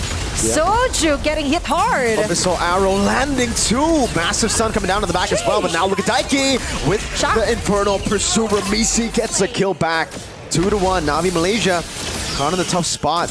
That's the power of the Phobius early during turtle takes. That's what you want for Daiki. Even though she doesn't land the Infernal Pursuit, but the Dark Wave really matters. Just so she could just zone him out, slow him down. Rina taken down here. Daiki just regaining some of her confidence from game 1's Lapu Lapu. Yeah, and it could also just be a rare case or a very, very common case of a caster curse. Right as we compliment Rina, we get to see a death. Maybe it's a mere curse. Hey, 2.0. man. Hey, you know what? My bad. Lafel, I'm sorry. I'm sorry I cursed the girls, man. And even Rose. And I'm you sorry, have guys. to say sorry. I'm sorry. Both teams are equally good. Yeah. Yes. If you want, we won't say their names, but we have to. Yeah. We really have to. And going back here for TLPH, regaining some of those accomplishments on the dominance, and even Claudia just picking off a hero which have much freedom that she needs in terms of positioning, and of course, if she is needed under a certain clash with a Sphere of Destruction. But right now, onto the farming. What's up? Is it going onto the favor of Ramisi right now? I think so far it's actually quite even still between the junglers, right? Like, Ramisi has a level lead, I think mainly just because of the neutral objective take. So, Rina should be able to even it out a bit more. It comes down to turtle number 2, I'd say. Like, that's going to be the real determining neutral objective to see who actually will get the massive advantage. Because once Ramisi gets it, if she gets it, that's going to be a big lead. But actually, for TLPH, they ain't scared of this Selena, right? They just open it up even for the drop for game 1. Wait a second. Did we see the right? The flicker here for Fafao this early. Yeah, a bit of panic there, definitely. Seeing Kla walk up aggressively on the Moskov. Yeah. Definitely strange, you know? You won't expect a weak side laner to be walking up aggressively. And turns out it was right. She was right. Ramisi was around the corner. It's just, was it too early to show that flicker to pop it out? Now Navi Malaysia in the struggle. Phobius already rotating the turtle. Okay, going to be set up here. Further Pursuit activated. Dark Wave is also there. Just getting a lot of damages in here. Sphere of Destruction hitting no one. With AOG, look for the ult as well. Oh, Zaishi picks up the kill as Rina jumps in with a puncture. Fafao gonna be caught in the back now. Goes into the Rat City, but Remen gets Spear of Misery pinned down to the wall. Rina gets a kill back, but Ramisi is gonna go for the poke of the Rose, but gets caught by the Shurikens. And Team Liquid continue that early lead and now capitalize on it. 2,000 gold lead up. Fled onto the second turtle. Might be the deal setter here for the junglers, but not only that, also onto the laning. Just Wow, for Team Liquid, a very nice layer there for Daiki and as well as Soju right there. But let's take a closer look here onto our instant replay. The jump come from Daiki. We understand that Raymond has to go for the AOG, but what they didn't expect was the damage here being layered properly by TLPH. Uh-oh. An attempt from Daiki, good zoning. Gets the job done. Daiki walks back up. Oh. Very aggressively. That is nice. But shades up as well. Like, she's looking at them eye to eye like, what you gonna do? You should just back away now, girl. You don't have the flicker. But for Team Liquid, that is the kind of swag that we want. And now they have a huge lead. That's 3.4k gold lead right now. 5 or 6 minutes into the game. Navi MI still has a chance. You cannot eliminate the fact that this is one of the best picks for Hani. Yep. Still stable here with the 003 KDA. But looking at the gold difference, all of it is in favor of all the roles here are late for Team Liquid. Oh, yeah. So far, this train has looked kind of derailed, you know? Team Liquid has done a good job weathering the storm, actually utilizing the storm to their advantage. Exactly. They've been winning the early game, a 3,000 gold lead. Really good abyssal arrows from Hani, but there's just not much they can do with it, right? Like, every time it lands, it's just poke. They can't all in onto Soju. They can't all in onto Daiki. And the Phobius gets actually quite a bit of value whenever the Selena walks up. You get those stacks or that the passive even faster. And that's just what she wants exactly, right? And for Navi MY, they know that also. That's why they're just continually finding a way to reach somehow Zaishir and even Ramisi. But Ramisi is someone that you wouldn't want to waste so many resources at, right? And for Navi MY, they need to balance out some of the lanes because for TLPH, even though nothing is happening yet, look at the top lane. There's just Glad doing her job. And now last turtle of the round, Soju on the front line and 1v1 on the gold. SOD into the front as well. Good flicker out from Fafao. Challenging for an angle to go for a tier 2 to be following with the turtle as well. Now Rina trying to go for the steal on the turtle. Redmond able to get away with the top, but now it's gonna be the vengeance popped in. Shot brought back by the dark wave, and Zaishi gets the killing spree. Abyssal arrow landing, but it's only onto Daiki. The orange buff. An attempt to take it away. Clock gets it. The Rose and the phantom execution in the front. AOG. They try to save her. Clock gets away with the help of Daiki. What a move here for Kla. Definitely want to go for the flawless record yet again. And for TLPH, they're just doing it. They're just sticking together. So even though an arrow, abyssal trap hits, Hani has no choice but to just back away. They couldn't just dive in straight ahead here for TLPH. And now they're just fully utilizing the advantage that they got. And Kla doing a great job yet again onto pushing off the initiator and on the bottom side. Hani going in. Oh no! 4-member Sun, the pin down, and the shredding shots coming in for the Moskov Claw. Ramisi and Rina. 1v1 up top. Ramisi gets the better of Rina, but Rina is able to get away, just barely. Luckily, they still had the Holy Defense down below, but they're not going to have a tier 2 for any longer. Yeah, and a bit of a struggle here to put some stacks onto Fafao's Sky Purser, by the way. And looking at the trio here, Trinity rather, here for class itemization. Beautiful build, by the way, DHS onto the third. Meanwhile, a huge power struggle here onto the mid laners. We couldn't fill the damage yet for Hani. And prioritizing, of course, the Enchanted Talisman for the CD Reduct. But as we could see, even though she's landing perfectly onto the arrows, they just couldn't burst down anyone yet from Team Liquid. Yeah, that's a 2,000 gold lead between the gold laners. Like you said, the 3-item power spike. And it's just strange to see, right? Because usually you would see this lead on a Granger, especially at this point of the game. Yep. It's the Granger that has to go for a trade with Redmond protecting her. Free neutral objective, and it's a big one. The SOD gets shot down. Redmond's recall gets cancelled. Oh, she takes it too. Just gets a free teleport down below to manage the waves and to go in for a 3-way push. Great shield unity to dodge away from the Abyssal Arrow too. And Navi Malaysia, hey, this is a big concern. Their wave clear is not really good. Yeah, and definitely it will be a hard defense if ever, because Team Liquid is just capitalizing with the clearing of each and every lane. They want it onto the same time. The Lord marches onto the top side. So most probably Navi MY needs to rethink. They know who to target, but right now it's not really giving. And right now onto the mid lane, we have Soldier with Shield Unity.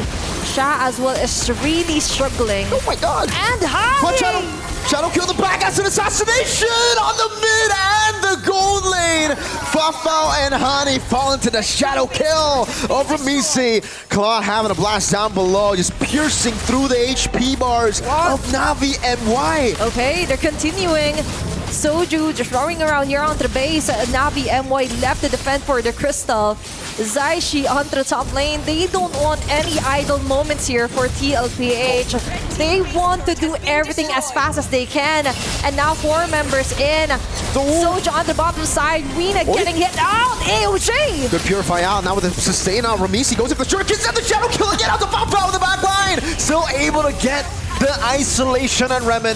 The SOD now landing. Rina getting caught as well. Has a revitalized claw. Jumps back in. Has a bit of nature. And baits out Rina, but she's still able to survive. Taike goes in for the dark wave. And Ramisi cleans up in the back. Wow. Navi Malaysia stuck now under the crystal. The missile arrow goes wide as a pin down on Hani by Claw. As she goes in for more piercing shots onto Rina, onto Sha. And that's a double for Claw and the crystal to follow. And that's going to be it. Team Liquid PH regaining their confidence and their strong willpower and extending the series on to a game number 3. What an adjustment and what a play here for Ramisi as well. Just throwing those shurikens, targeting the back lanes themselves. Wow. And even Daiki, right? This is a better performance compared to game number 1 alone. That was so different. And I think it has to be, again, because of a very all in or nothing type draft from Navi Malaysia, right? They kind of put themselves in that situation where, yes, if they win the early game, it would have been great. But TLPH, they're a team that you can't really do that to, right? Like they're even in game 1, even in an early game win position for Navi Malaysia, TL were able to recover a lot of times. They were able to stay even in the mid game. And here, man, that setup was just too much for Navi Malaysia to handle, even with the snowball comp. You just got to keep a cool head here. And I'm not surprised for the game 3. We have the mother and daughter of all seers onto the panel. Speaking of which, it's your turn, Lafal and Chantal Brigida. Brigid Chantel, man. My thoughts exactly, Athena. So someone has a reputation to really maintain, and both Brigida as well as Chantel has maintained their reputation. How do you guys feel? Like, you guys did it? We're going for game 3? First since yesterday. Probably, I think we looked forward for a game number 3 prior to this game. But yeah, I just feel like for TLPH, they just knew how to adjust against Navi MY coming to game number 2. There were clear adjustments made. Even like in terms of the bans that they did, you kind of get an idea of what they already want to do. But this time, they make it work. I gotta say, in this game, Ramichi, she really locked in. She was like, okay, you know what? Let me stay quiet for this one, and let me just execute. And she executed so many people. Hence the smile earlier that we saw. And yup, for Team Liquid Philippines here, in terms of the drafting, better like structure. I mean, everything is on point, including a hero that could be up front. Surprisingly for Kla, or I think for Kla, she's just surprising everyone that she can do. Very good performance with any hero. So even Ramichi here, 606.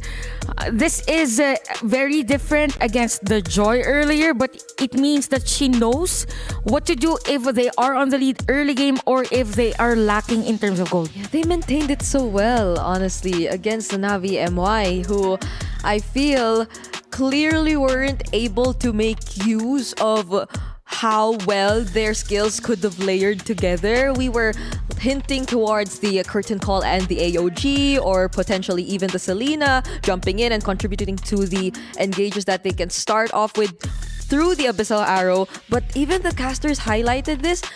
even when the arrow lands, like it doesn't make that much of a difference. You're not as confident to go in.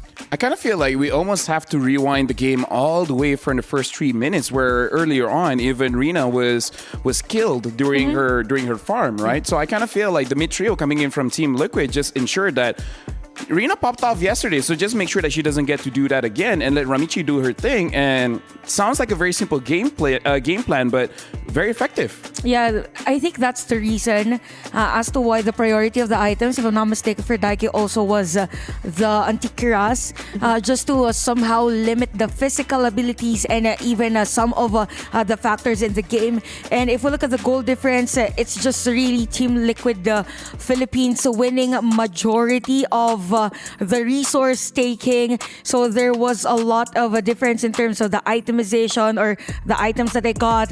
Even on the map control, very evident here for game number 2. Yeah, I saw almost 3,000 goal difference between the Hayabusa as well as the Lancelot here. So yeah, honestly, a very fast, I would say, reactions coming in from Team Liquid. It's like, yeah, we lost game number 1, but don't let it discourage us. Just do better. And that's what they did. They did better. Yeah, this is a game where Team Liquid definitely felt a lot more comfortable playing their lineup. Because game number 1, the way they drafted that, again, knowing fully well what they were getting themselves into, it really looked uncomfortable for Team Liquid. But this time around, even with the sudden need to switch things up, because I think a lot of us would agree that the plan was different for the jungler here of Team Liquid for this particular game, but it was such a massive adjustment done by Coach Moody, and it helped them get through this game. Probably for Coach Aish, into game number 3, I think the Gatot isn't advisable to be picked as early as the second 2 picks, because it was their pattern from yesterday, even the Lancelot, so they could actually have an X Factor type of sequencing in terms of their pickings of the hero. Yep. And we saw how Ramichi really popped off in this game. So let's actually look at the jungle difference here, because again, looking actually surprisingly, average KDA is not that much, but if we look at damage per minute, now that's where it really made the difference, where I kind of feel like Rina couldn't even enter the team fight compared to Ramichi. Yeah, even the few times where she did try, those were the moments Team Liquid were already grouped up, so they had ways to answer back immediately. Even just a simple, well-timed Dark Wave coming in from Daiki already denied Rina of whatever tempo she wanted to set through the punctures, through the Thorn Roses. So that already was enough. We barely saw Rina actually pose a threat to Team Liquid in this game. Yeah, I think the only time that there was an actual damage or actual threat from Rina was when the moment they were trying to defend their base, and it's not advisable that you have 2 heroes from TLPH that could actually dive. And all in all, for TLPH here, Ramichi, yes, was in the zone, just like diving at the back lanes of a Navi MY. So if you're Hani and even Falfao, there's always a threat. Hey, maybe Ramichi is gonna be here anytime soon. So there is the disruption already in the pattern, like their formation and defense and even offense. So yeah, I think that's about it for TLPH. Ramichi just had a great time with 303 in the early stages of the game, and even securing majority of the objectives because also of Daiki's and even another sustained hero. Yeah, somehow this series, it's proving to be somehow a battle of the draft. Yeah. I would agree. The way that there's been such a big difference between the drafts of these two teams in the past 2 games played such a huge role in how the game eventually played out, because we were talking about all these flex options in game number 1, and that was clearly not from Team Liquid.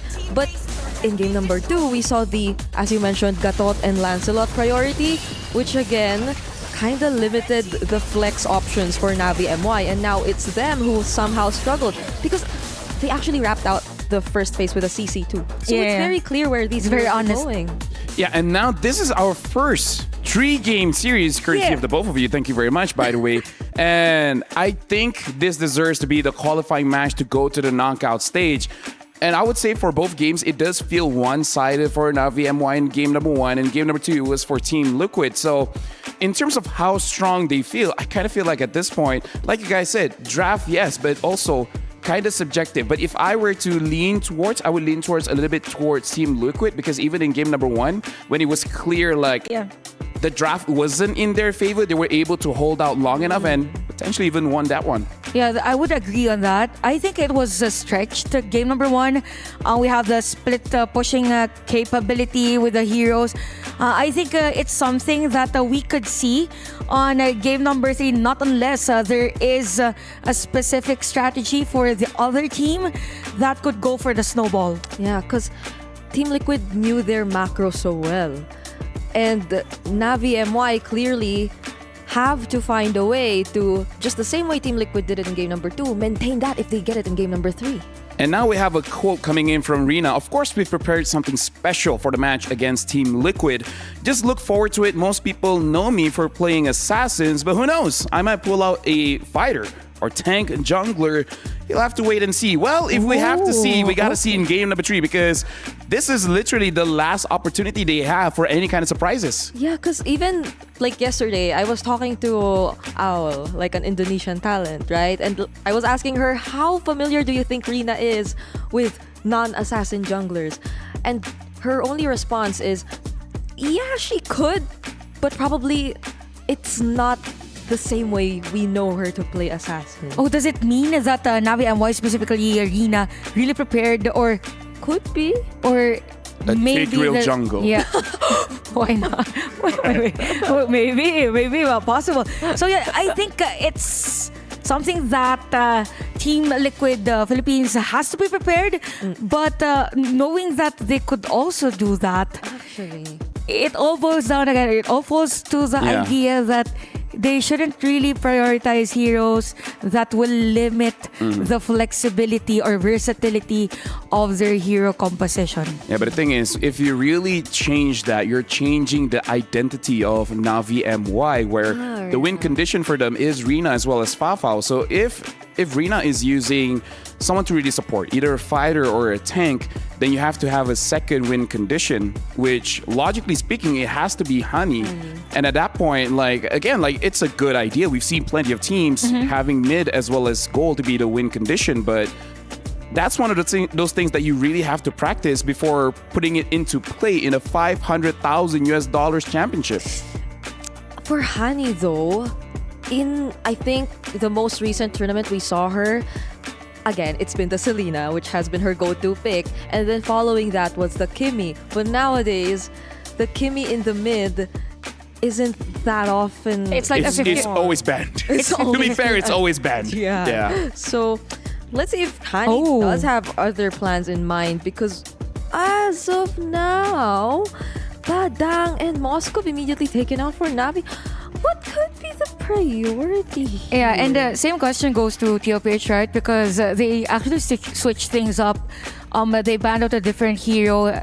Both Uranus and Baxter was opened game number 2, remember? Yeah. So I think they will give again the YSS, if not Zetian. But that's these That's the farces the Zetians open. Yeah. So but they banned out the Farsa. Okay, so the question here is, since TLPH lost against the YSS of Arena game number 1, if they ban it out, then the left open heroes would be Kimi?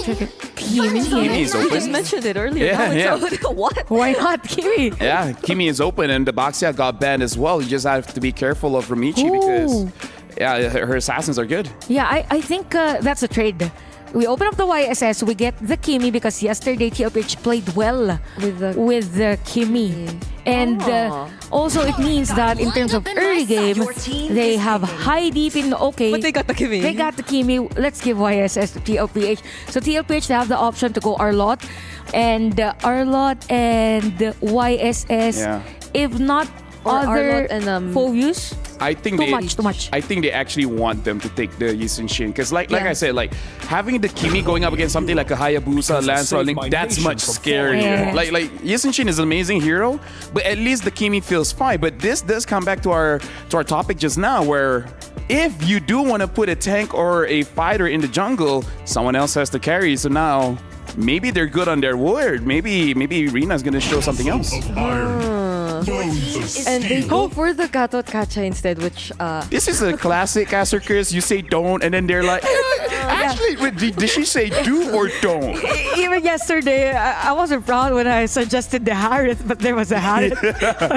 You weren't proud of it, but hey, you were correct. Okay, so they went against our advice and picked up the Gatot Kacha. I think Phobius is a good answer here for Navi MY.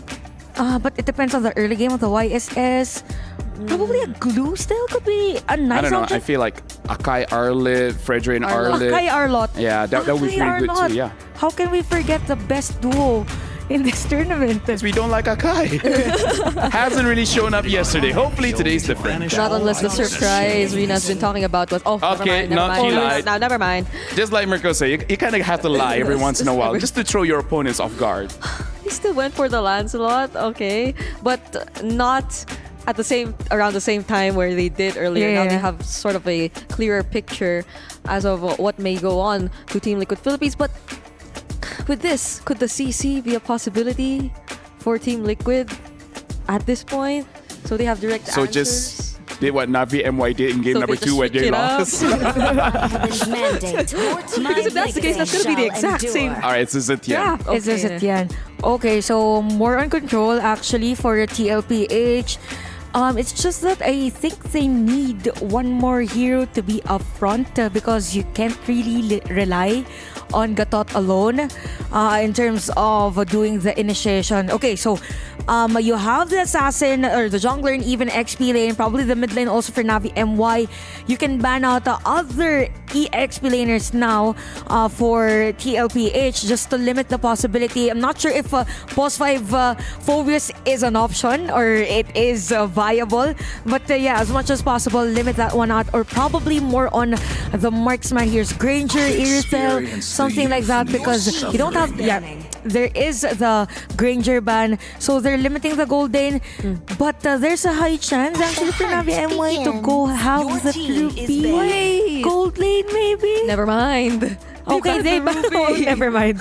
Sorry. Why is it every time you say something, it just they ban like goes the opposite way? But they took out the Ruby.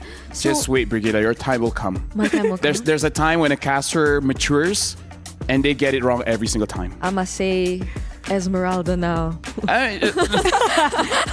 If it pops out. That's intentional. So, wait, I mean, who knows, right? But the ban on the Ruby is pretty interesting. I thought they are the ones to get because Ruby actually, because they have Kimi as the mid lane. They have the option to go. I mean, we assume he's going to the mid, right? Yeah. Ooh. Now that's a flex. He can go gold, he can go mid. Don't assume. Okay, they take out the Irithel though. So the XP laners are wide open still. Yeah. I think for Navi MY, they can get Glue, Glue, maybe? though. Glue, yes, Glue. Although, Glue possible? Like the dashes though. No, I mean like for Team Liquid, so like ban out the glue so that Team Liquid doesn't get the glue. Yeah. Okay. Right. Okay. Not unless they have another surprise ban to show us here. Okay, what's the surprise? Esmeralda? No, I'm Alright. just kidding. I think the Lapu might not come out again, considering the draft right now. And the C. So Okay. they took out the CC instead. For Navi MY, they're just focusing on having winning lanes. Yep. Particularly for the EXP lane. I think that's the science between the Ruby ban. Also, just for the sake of not having someone stop even the Lancelot and even the Phobius early game. So now for TLPH, You see like a Harif? Because it's been banned out for 2 games. And we saw Kla use it yesterday. Again, not the best of performance, but if you look still at there, yeah. If we look at the gold lane, it's really starting to get chopped down in terms of the options. And it looks good together with the Zetian and the Gatot. Never mind. I think they saw that there's a Phobius on the other side, and even the Lance. Although when we say Lancelot, it's a lot easier for the Lancelot to target the carry and even the YSS. So it all depends on the other front line of a TLPH. So you have the Phobius. The EX lanes are kind of limited. I'm not sure if they will take the Rizla on this game. It's gonna be hard. Not unless Mathilda Phobius combo, but I don't see the advantage of having Mathilda with. I mean, now that you say it, they might go for it. No. Right? Yeah, sure. The Mathilda Lancelot, even though it's Mathilda not that Kimi is nice. But the Mathilda Kimi, yeah, it can be.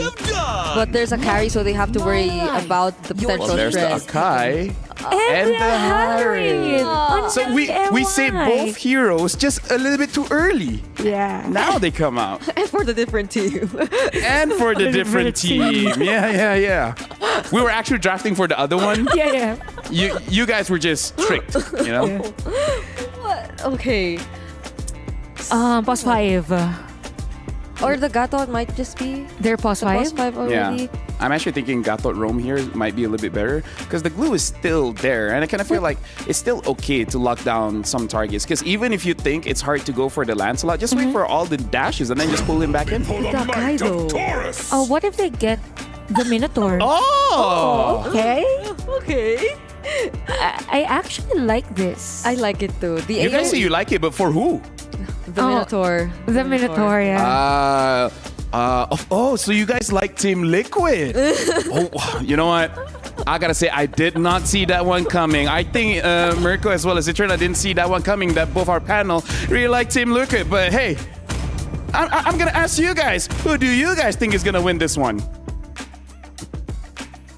And for this round, I do believe that Eterna and Mirko didn't see it. Even me, Athena, for that one. But it's going to be the final game here for our first matchup, Navi MY versus Team Liquid Philippines. But Mirko, talking about the lineups here and the Minotaur being shown for TLPH. Thoughts on this one? I don't think you want my answer. I answered last game. We know what happened. Yeah. Okay. Both have equally strong drafts. My mistake. I'm sorry. They're both strong, especially onto the early game. Oh, yeah. They're really strong. And speaking of the strong competitors here for both of our emerging powerhouses here on MWI, there were some adjustments and heroes that are new to our eyes. Even though the Akai was picked certain times yesterday, we could see it rise, but I like it better here onto Rome. Yeah, especially when you have a composition like this, right, with a Kimi as well in the mid lane. Yeah. You just want to peel, and it's great if you have someone to peel. But for the most part, especially in the jungle, I'm not a fan of the Panda. I'm sorry, right, to all the Panda lovers out there. But we said it, right? We said it. Got your Panda lovers, but in the mid lane so far, yeah, Hani's been able to do a good job. Zaishi completely zoned away, body slam forward. Oh, there you go. Hani getting some damage back sent towards her. Let's take a look at the emblems. Okay, well, checking on this one, of course, you have the concussive bless here for Raymond. You want that extra layer of defense as well. Wow. And usually, though, you would want to disrupt the whole plan here for Team Liquid. Even with Zaishi's ultimate, you could just, time to go for the heavy spin. And for that round as well for TLPH, counterpart get the Kacha there. But hold on, Kla being doubled down here by Fafao and Ramon this early. Yeah, she popped out the regen, gets cancelled by the Synchro Vision too, so she's gonna have a lot of problems now in the lane, just waiting. Ramisi, waiting in that bush. If Hani walks up, this could be a free kill. Mountain Shocker up and available. But yeah, Hani's a bit too smart for that. Stays away from the bush. Misi just holding back for now. First turtle up for grabs. This is the second Lancelot game for today for Reina. Daiki zoning them out for the first blood, as you mentioned, right on cue here. Yeah, Hani walked up way too honest. Like LaFell said, you gotta lie. Rina hasn't lied so far. Nothing new, just with Lancelot now. Double man, Dark Wave shot! Wins it out, but that's a massive CC tool to bring them all back. Shots caught all alone. Has the Dark Wave, gets everyone on it, and will be able to walk out with a win. Wow! And that's how you play a Phobius, causing phobia here for TLPH. Yeah, you got an advantage for the first blood here for Misi. But who's the queen now? First turtle stolen, and then plus follow-ups here by Shaw. Just solely dominating 3 members here from TLPH. Let's take a closer look here on their instant Lupe, where he's just getting ready with a Dark Wave, and then there goes the Infernal Pursuit. Not only that, getting a kill plus a turtle. so much risk here for Sha. This Fury already used up Thorn Rose. Live camp, we can see Clark struggling. Remen, the assassin in the back, is giving the traceless from Ramisi to look for the gap closer, but Hani is able to escape as Remen takes the long way around the enemy jungle to escape. Mid lane though.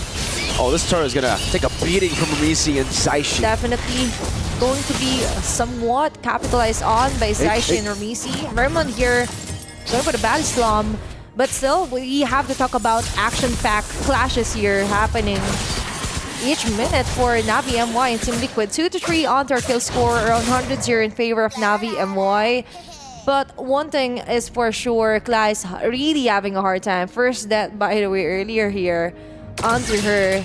Eyes are on her. They just not letting her out of their sight here for Navi MY. Yeah, but it really just shows you how scary, how terrifying a Phoveus is in the early game, right? Yeah. Like, that Turtle 1 was literally just dictated by Navi MY, but it wasn't a team. It was just Sha going in, getting those massive dark waves, constantly proccing it on multiple members. That's plural. And that is how you maximize, right? Even onto the smallest of the passive. Now, another turtle, second turtle of the game up for grabs. There's going to be a jump here by Remen onto Zaishi. Okay. Soju eyeing out Sha. She's like, hey girl, she's here again. What's the plan here? Dark wave, won't hit, but Ramisi being showed out. Oh, good time Heavy spin. Karina, that's good heavy spin as well. Daiki still in the back now. Sha is all alone, but is able to isolate the rest of the team from the turtle. Daiki doing the same thing, has the AOG though. But look at Sha, jumping back in now onto Zaishi. Forcing a flicker, Minus Fury coming out now with Claw. Still able to get the damage done. Meanwhile, Ramisi rotating up top already, trying to get something more from this trade, but in the mid lane, Fafao has already cleared it up. Hani going for the laser beams onto the turret now. Daiki trying his best to clear it out and will be able to do so. Even though that was a successful defense here for Team Liquid, but speak of which, let's hold it on.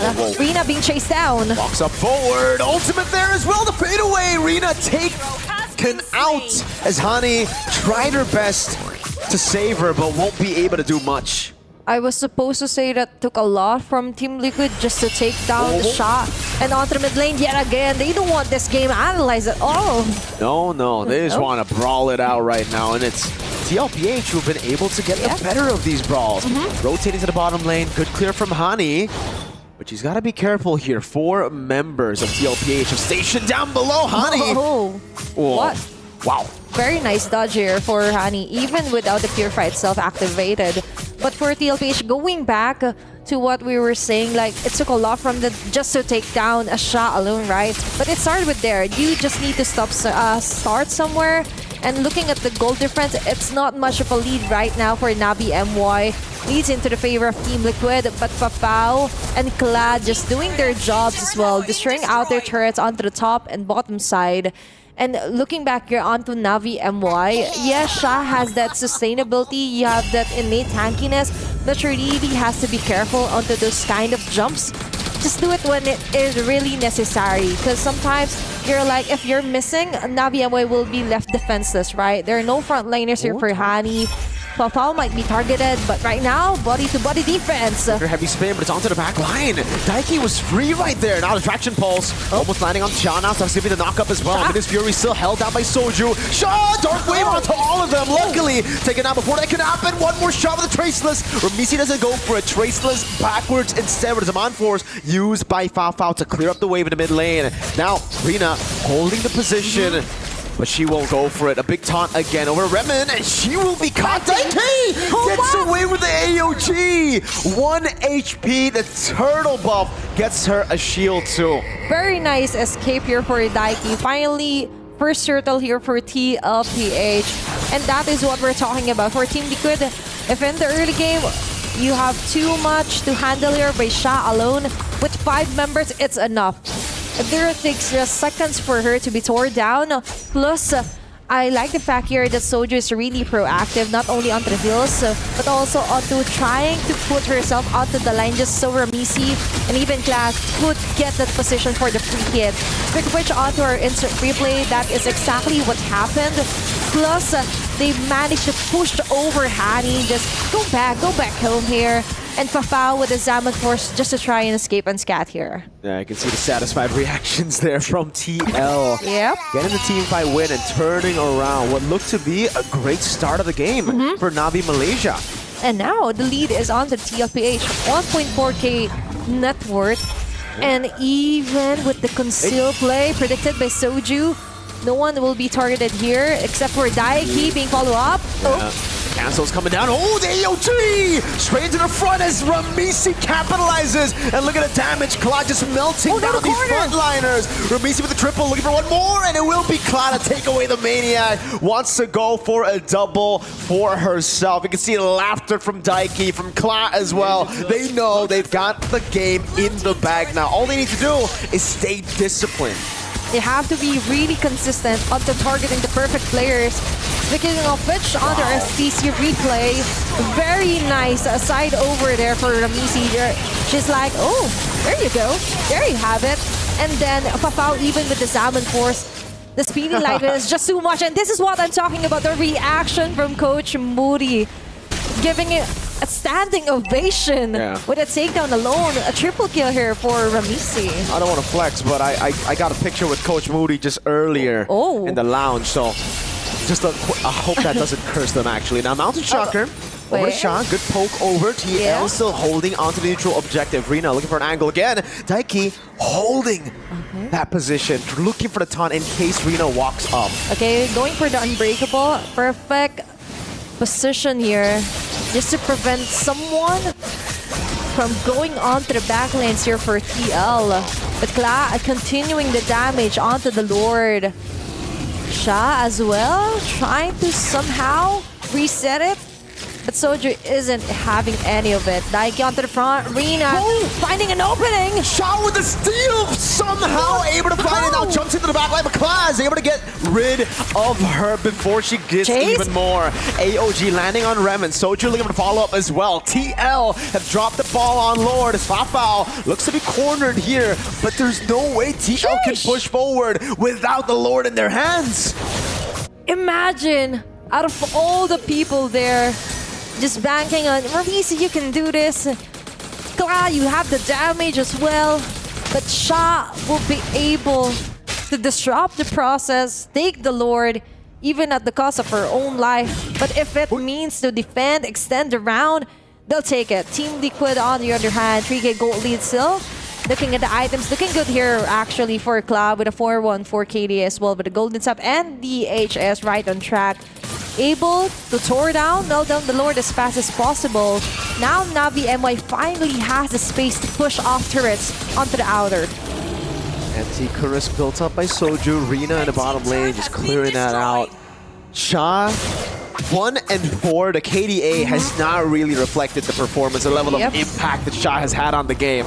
1 turtle, now 1 Lord. And also an early win for the team, all in the hands, single-handedly, of Sha.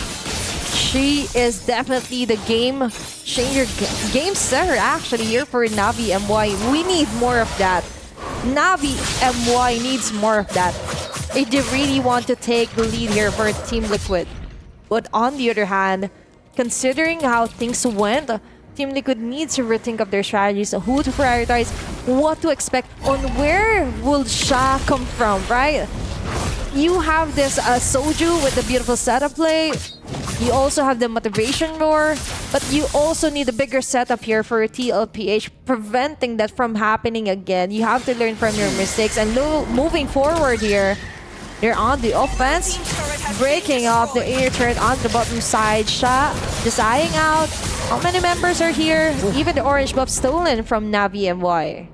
Somehow the Arena still holding her own. Level 14 to level 15 of Ramisi. Yeah. Daiki over the top won't be able to find it. Sha gets away just barely, but up top it is going to be the shove over. Endless battle picked up by Arena. Again, not that far off, but look at the damage dealt. This is the impact that you just don't see from the KDA. 38,000. She dealt more damage than Zaishi and Klein. They're on the winning side. Hold up, traction pulse. Almost finding Zaishi, forcing a flicker out. But now, you see L. That might be a go. But Sha, inflicting a lot of damage there. Yeah, I do agree with you. Never judge a KDA by its cover here for Sha. And looking at what she has to offer, she's putting a lot onto the table right now. Huge contributions, clash-wise or even micro-wise. Now the Lord being rushed off by TLPH, not leaving anyone unchecked right now. They're going to take the W, but Navi MY continuously just shows around the map, relieving some of the pressure onto the lanes. Yeah, this time there's no chance for Sha to get her hands on the Lord. No They started, they completely committed onto it, seeing that some of the members from Navi Malaysia were actually looking for a trade instead of the team fight. I'm guessing just because they're not confident enough in their items. Whoa! Sha jumps into the back claw, still able to kite away that melting damage. It's a fadeaway on Rina too! Got on Fafao. That's a double for Claw as Daiki gets away with the AOG and Ramisi sets up for a three-way push into the base of Navi. That is a mission success for Team Liquid. Rina, Shao, and Fafao out. Hani and Raymond left to defend for their base. This might be a GG for TLPH! An assassination from Ramisi! A desperate move from Remen to save their chances of qualifying early. But it will be TLPH. Team Liquid make it to the knockout stage of MWI 2025. It's going to be a reverse, and TLPH finally getting the groove back onto their heads, causing a stampede right on. If I was on stage, I would have just clapped hands with Soju. Yeah. Soju was like, can I get a high five? Don't worry, girl. I'll go later. I'll give you that high five. But still, props to the whole draft as well. The adjustment, we could definitely feel it for Game 2 and Game 3. What a smooth performance, solid performance here for Team Liquid. And have something else to look forward to. The knockout stage, and also a high five from Athena. Yeah. Don't worry, girl, I got you. And that is somewhat of a motivation here for TLPH, continuing their bid onto the upper and now the knockouts, right? Yeah. Finally qualifying. Their hard work finally paying off. And still, the dominance is there for a shaky start. But what's happening was that it was a shaky start, but wait, we're just going to rev up our engines, get ready. We're out to catch you guys. We're out to catch you girls, right? For Navi MY, on the other hand, more improvements, but we see the process, we see the improvements as well. They're gonna have to suffer a defeat going down to the lower brackets of the GSL format to qualify, or at this point, just fight for their lives. Literally, right? And you would want to stay longer here. And we're at Saudi Arabia, live at SNB Esports Arena. If you guys are around, you could definitely watch out for our games and for the next match also. But for now, of course, going on to the main stage, we have Cheryl with us. And I'm curious to see on what their thoughts are. How will they process that? Another win for TLPH. Let's hold on over to our stage host. All right, now that was an incredible show opener right here for day 2. Now this time round, it wasn't sweeps across the board, and we have seen our first BO3 right here in Stream A. Now I have none other than Kla right here from the cavalry of Team Liquid. Now we're so very excited to have her here today. Firstly, congratulations on the win. Now first question that we have for you is that TLPH has met, at Navi MY before in a separate competition. However, that was where Navi MY actually took the win. So what did you guys change, or what have you found out about them before approaching this game to secure this win? Okay, dati na meet nyo na ang Navi MY, di ba? At sila ang nanalo. Ngayon, ano ang ginawa nyo para naman matalo sila this competition? Nag-prepare po kami ng maayos kagabi, and tapos pinaghandaan din po namin nila coach yung draft po. Okay, we really prepared for this fight, especially last night, and really took the learning from our coach. So it's all in coach. No wonder he was celebrating back end. Now, the next question that we have for Kla would be that this was a surprising best of 3. What did you guys regroup and re-strategize before you guys took this series? Okay, di ba nangyari naging best of 3 at nakuha nyo yung match ngayon. Ano kaya ang ginawa nyo for that? Siguro kaya po umabot ng game 3 kasi dahil kay Chantal and Vegeta. Tapos, nang bumawi lang po kami, tapos nag-reset lang po kami. I think we won the game because of Chantal and Vegeta. Yeah. And of course, we bounced back because we really prepared for this. Oh, so it's the casters that's helping here now. All right. Just kidding. Just kidding. Okay. Now, Clark, congratulations on getting Sony MVP. Now, you've broken a record right here with the Sony MVP for getting a most number of kills, 15 kills to your name, superseding none other than Fafao, who is the opponent right here today. Is there anything that you would like to say? What can we expect from you with this stellar performance, even in day 2? Okay, ikaw may pinakamataas na kills ngayon, ano? At nalagpasan mo pa si Fafao. Ano kaya ang masasabi mo sa pagkapanalo mo ngayon? At ano pa yung aabangan nila sa mga susunod na laban? Ginawa ko lang yung best ko, tapos malakas din kasi yung kampe ko, kaya ganun. Tapos sana patuloy niyo kaming supportahan sa next laban namin. Honestly, I just really did my best, and because of my teammates, we really worked hard for this and we won the game. And I hope you will still support us in the next matches.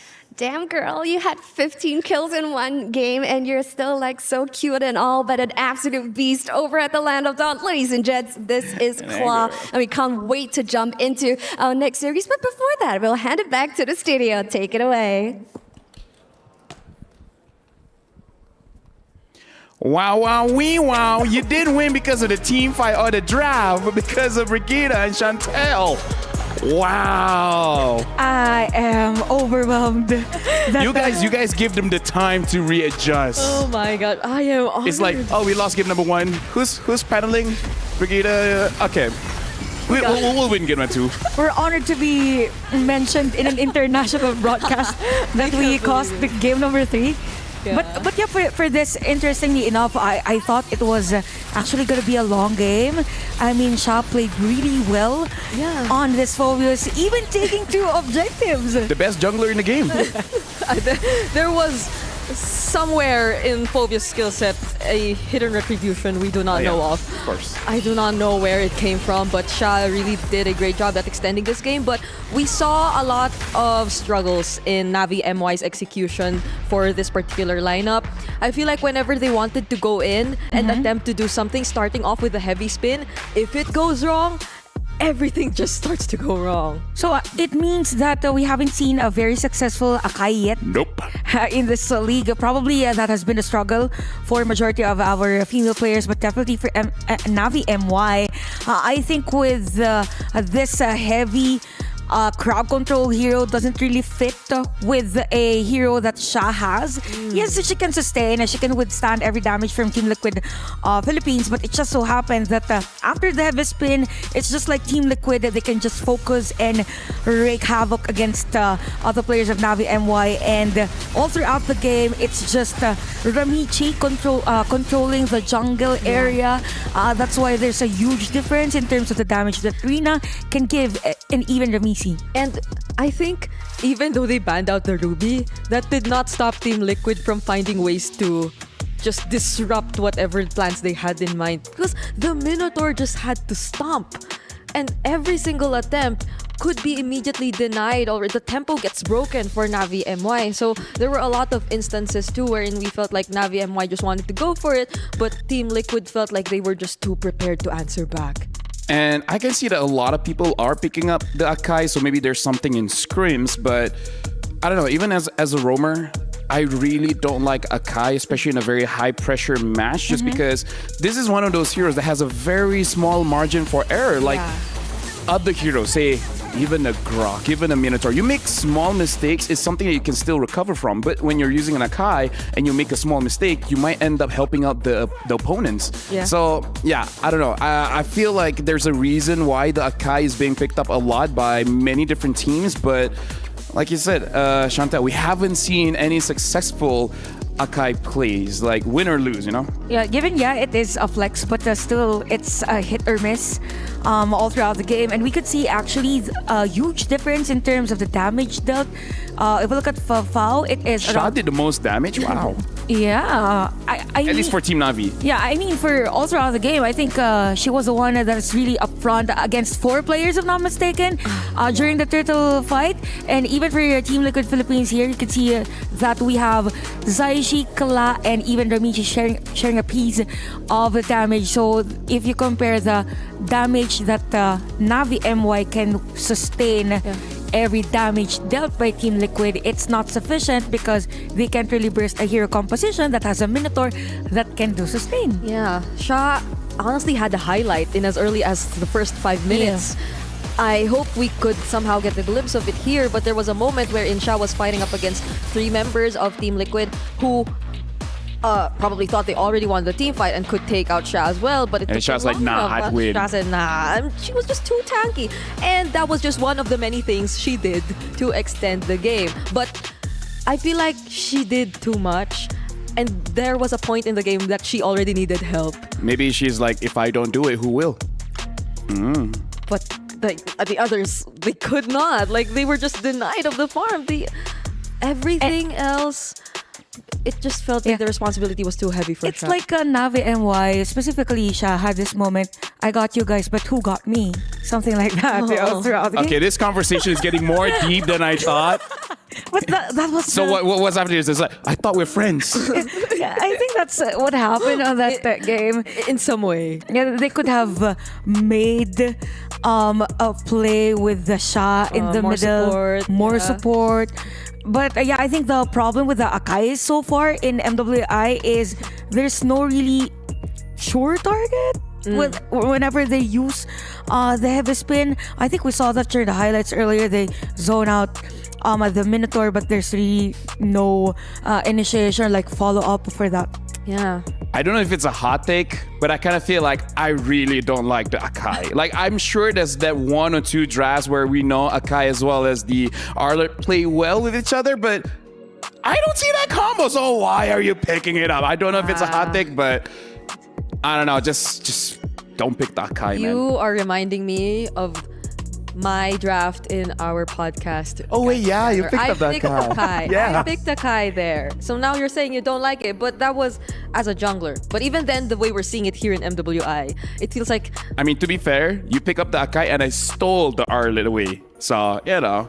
Like, I see what you're trying to do. I see what Mirko's trying to do. But now we got to look at the head-to-head for this one to compare both players. Because, again, like I kind of feel like this is a close series, but just... kind of has that snowball effect for Team Liquid. We're looking at Kla as well as Fafao. In every single category, Kla is looking pretty good. Yeah, this is average KDA is high, 12, but if you compare in the average kill participation... Oh my god, damage. Yeah, damage... 4,000 to 2,000. That's high for a game. Per minute. That's not too long, really. So for Klahi, it's just she knows when to join a team fight. Yeah. Because it's just 65% kill participation, and it's more on the conversion of the current farm that she has. Yeah, and I feel like as much as Fafao wanted to do more with the Harith, okay, that's one. The Harith, not a lot of us would probably agree with Yeah, that. We don't like we it. don't like the Harith. But second was TL drafted a lineup that had so much AoE, that had so much stuns, and that's the least you would like in a team fight if you're a Harith with a Zaman Force, especially considering that the Minotaur, once you already start using the ultimate, all other skills just get enhanced. So things get a lot more difficult for Fafao to, one, burst down the opponents, and then second, find the right position so she could make use of that Zaman Force well enough. So those are just like endless problems for Fafao here to perform on the same level as Kla.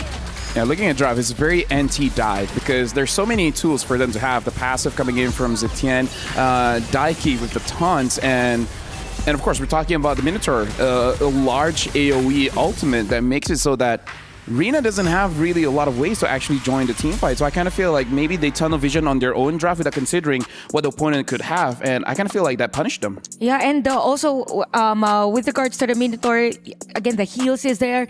We could say that it's not really that big of a factor, but small things that matter during a team fight actually gives you of a big impact as to what the outcome would be for that game. So this is Stream A. We got to look a bit what's happening in Stream B. Just to remind you guys, for Stream B, it is going to be all elimination matches, and it looks like the game is still going on. Wow. And I'm a little bit colorblind, but I believe that it's already 1-1, and Gaming Gladiators are the one in the lead. Oh, so it's game 3. Yeah, I think because it's already the lower bracket. 8,000 goal difference. That's huge. So, yeah. Yeah, but wow. Either way, we got to remind ourselves, this is an elimination match. Looks like Title Legends Gaming are struggling just a little bit. Wait. We'll get more updates after this to see if Gaming Gladiators can actually close it out. Because just to let you guys know, loser goes home and the winner will eventually fight the loser of today. The upper brackets. So the advantage for Team Liquid after winning against Navi MY, they don't have to play tomorrow, but Navi MY, the journey isn't over. They're not eliminated, but they do have to fight with one of the teams that actually won the elimination match for today. Yeah. Everything is intense today. I mean, we just saw the lead for Gaming Gladiators. We might actually see them win now. Wait. They might actually end it. Yeah, I think it's endable for them. They even have the minion wave, and even Pandon is playing really well. Actually. Yeah. Never mind, Cassacres, they're not ending it right now. But either way. Okay, they got a Maniac. Oh, wow. And I got a Maniac in Stream B, ending it right now. Whoa, talk about chemistry. Stream A and Stream B ending roughly the same time. Okay, so this is basically... You guys affect Stream B as well. Congratulations.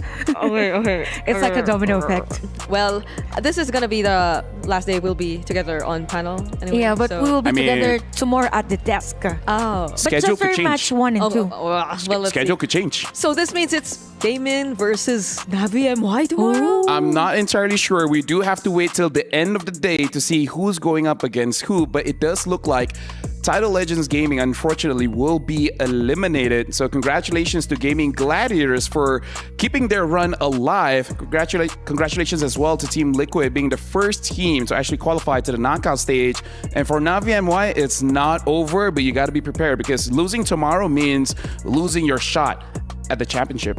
Yeah. Things are, the world is getting smaller for our players, and it's now or never for everyone. I think we get to see a grasp, or we grasp already whatever the strategy is for every team. It just so happened it's really more on the execution. So for players or for teams that are on the brink of being eliminated in the tournament, this is where the adrenaline rush comes in. So I think that's the reason why we see 3 games a lot today, even for the upper bracket game. So yep, that's it. Lower bracket, upper bracket, no one's safe from the 3 games. Everyone feels pressured today, but in a good way, I feel. Like, hopefully they channel it to just really bring out the best in whatever they can do, because we saw so much of their potential early, or in as early as day 1. So day number 2 is the day where they just really flesh everything out, and successfully for those teams who have already won, congratulations, but that's the rule. Basically, just don't lose twice. Yeah, don't lose twice, or even better, don't lose ever. But after this will be the Saudi National Bank match of the day, where another Philippine team will be playing Navi PH. So I don't know. I'm guessing you guys think they will win. Pretty good fight. They will give a good fight. It will be 3 games for sure. Right, for sure. I didn't even want to say it, but yeah, I feel like there is a high chance, unless we run out of, Yeah. Either ways, after this will be another matchup. So that's going to be interesting for me. I just want to see for game 3 and 4, if you guys are not here, do we get a 2-0, a 3? Like, if we go all 3 games, even when you're not here, then y'all are amazing. And I feel like a lot of production might need your services moving forward. Sometimes they do this to the talent rotation, right? If they want, Yeah, so they they give just- to be extended. I mean, even the players shout you out. So after this, we got to prepare ourselves because again, this is going to be the match to qualify for the knockout stage. And looks like for Stream B, it is pretty intense as well, because even the first series of the day, they went for all 3 games.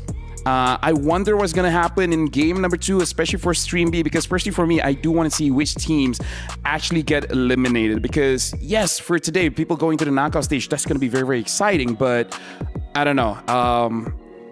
I think they're going to crush the key today. And I still remember from last year, it's not our key, but even us watching, you can't help but feel emotional. It's like, that hurts. It's like your whole dream is there, represented by the key, and just being crushed in front of you, right? Yeah. And there's a chance It's your pride. that some of the teams who beat you decide to pick your key and add it to the bottom of theirs, just so that they get to be reminded of them being able to beat you once, and that hurts a lot more. Like, I don't know if you want to be picked in that case even. Legit, I have no idea. That might be one of the interview questions that we can have later on. But either way, we're going for a short break. After this, we will start the second match of the day, where again, this is Stream A, to see which teams will qualify to the knockout stage.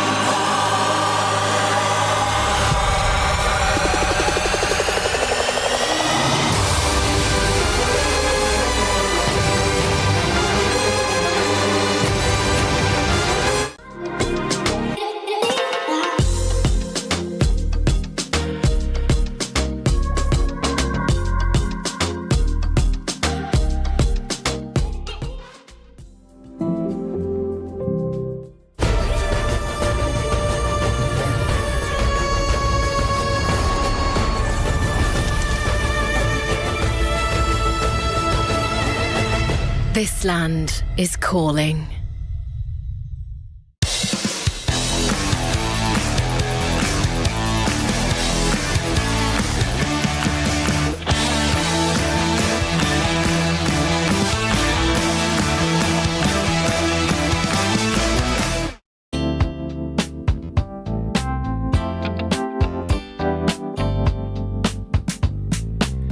I know this world can get a little bit crazy. Everybody's moving so fast. That ain't the way it's supposed to be. There's a better way for you and for me. Everybody's hustling, all the wheels in motion. Where's everybody going to?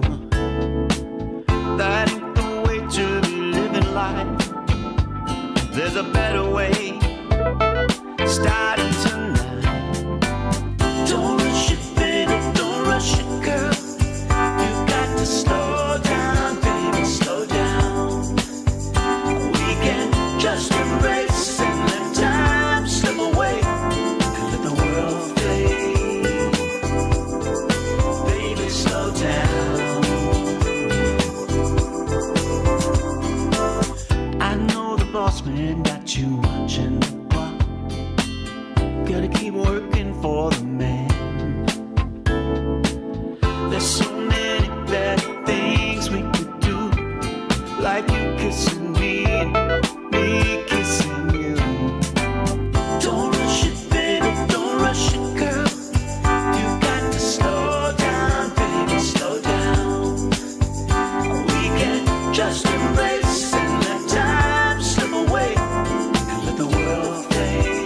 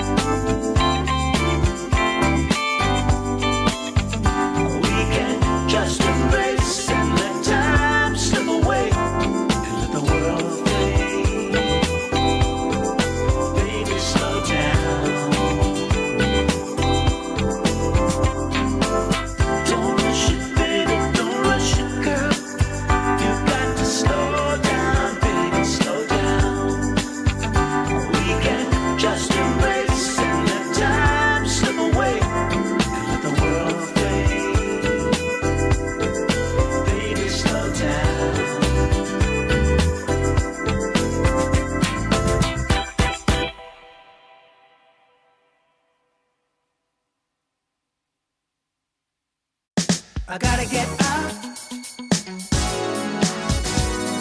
Got to get out of here. Got to get out. Got to get out. Got to get out. Gotta get out of here.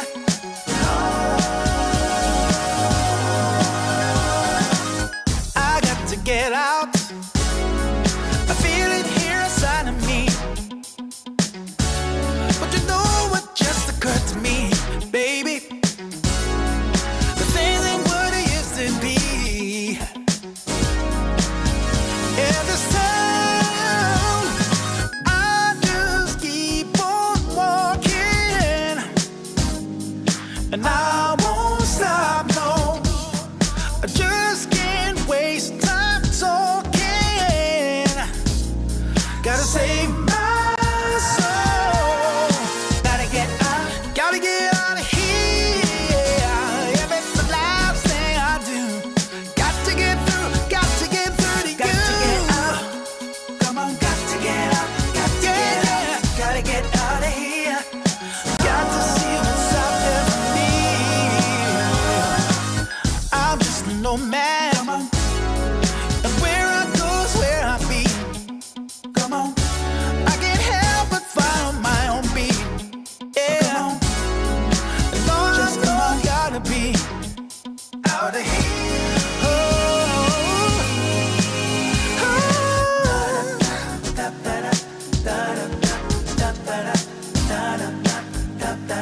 I just keep wanting more.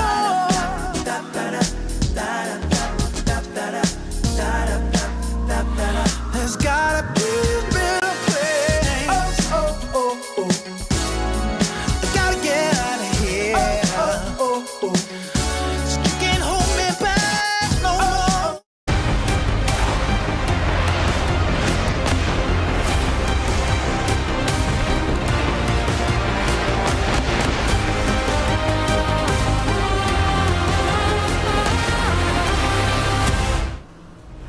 Welcome back to the Mobile Legends Women Invitational here at the Esports World Cup. We're here in Stream A. We just concluded the first match of the day, which is the Saudi National Bank match of the day between Team Liquid against Navi MY, where Team Liquid became the victors. And now we're moving on to the second match of the day between Terra Queens going up against Navi, but this time coming in from the Philippines. And as we saw just now, the games went all 3 games. Welcome back. My name is Lofel. Alongside with me is Chantel as well as Brigida. Welcome back to the A stream here, where Terra Queens going up against Navi PH. Different organization, but the players are previous champions. Terra Queens, do they have a shot here? I think with their performance yesterday, they really have. I mean, if we go back, it was 2-0 for both.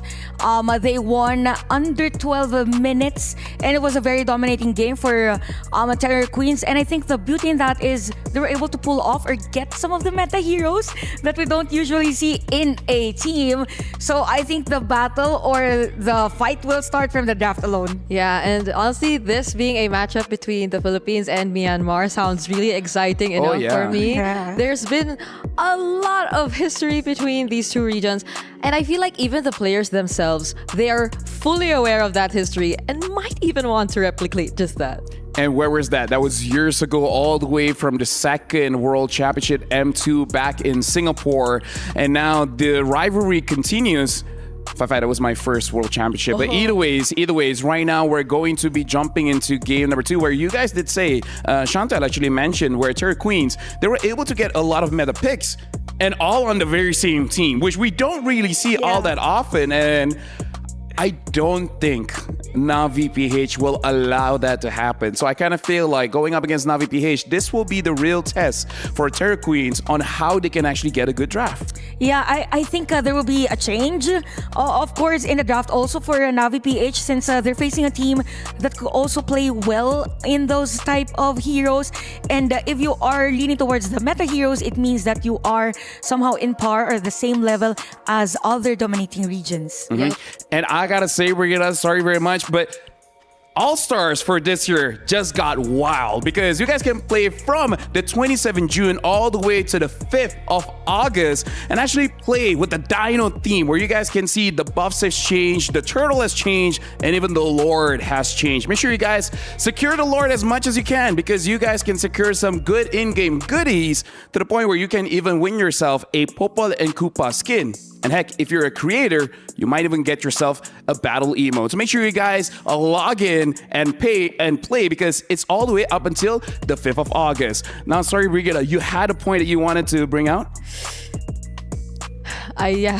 I think I did. But now all I can think about are dinosaurs. Hey, you know what? Dinosaurs are amazing. Dinosaurs are amazing. So actually, let's talk about Na'Vi PH because I feel like we touched on Terror Queens a little bit. So now going back to Na'Vi PH, what is the real advantage that they have going up against Terror Queens? And actually, let's start with Brigitte.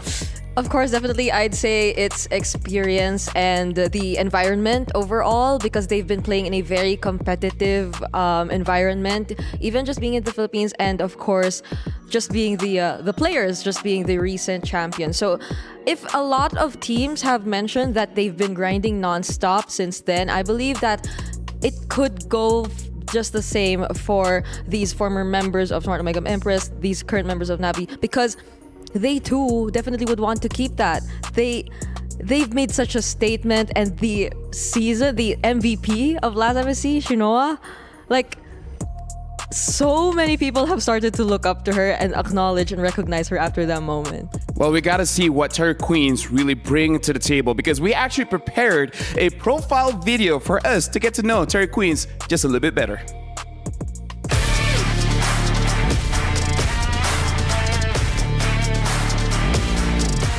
My team is so funny.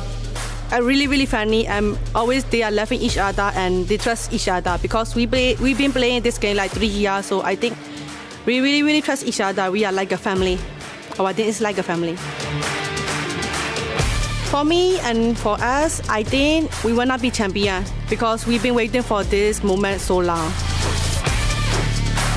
I think we want to be making a history for the Myanmar country. So I think we will try hard and we will be make another level for the tournament for Myanmar also.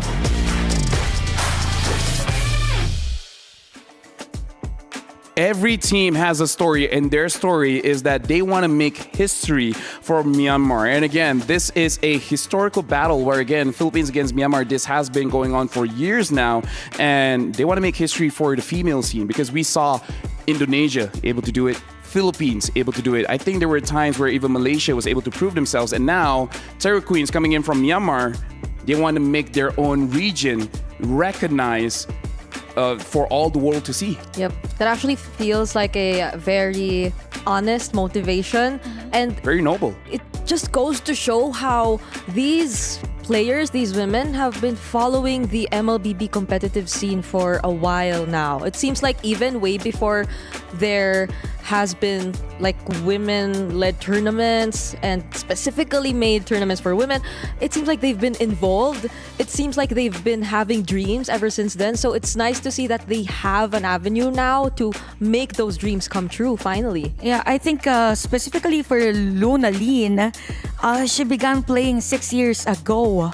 So she has this dream of stepping one day in an international tournament. So this is the right time for Terror Queens, and she played really well. I think she's also the shot caller for Terror Queens. So with all that experience 6 years ago up until now, and also the leadership that he has or she has, she can actually be able to lead her team to win against Na'Vi PH. So if I can be very candid here, it's a dream come true to be on the international stage.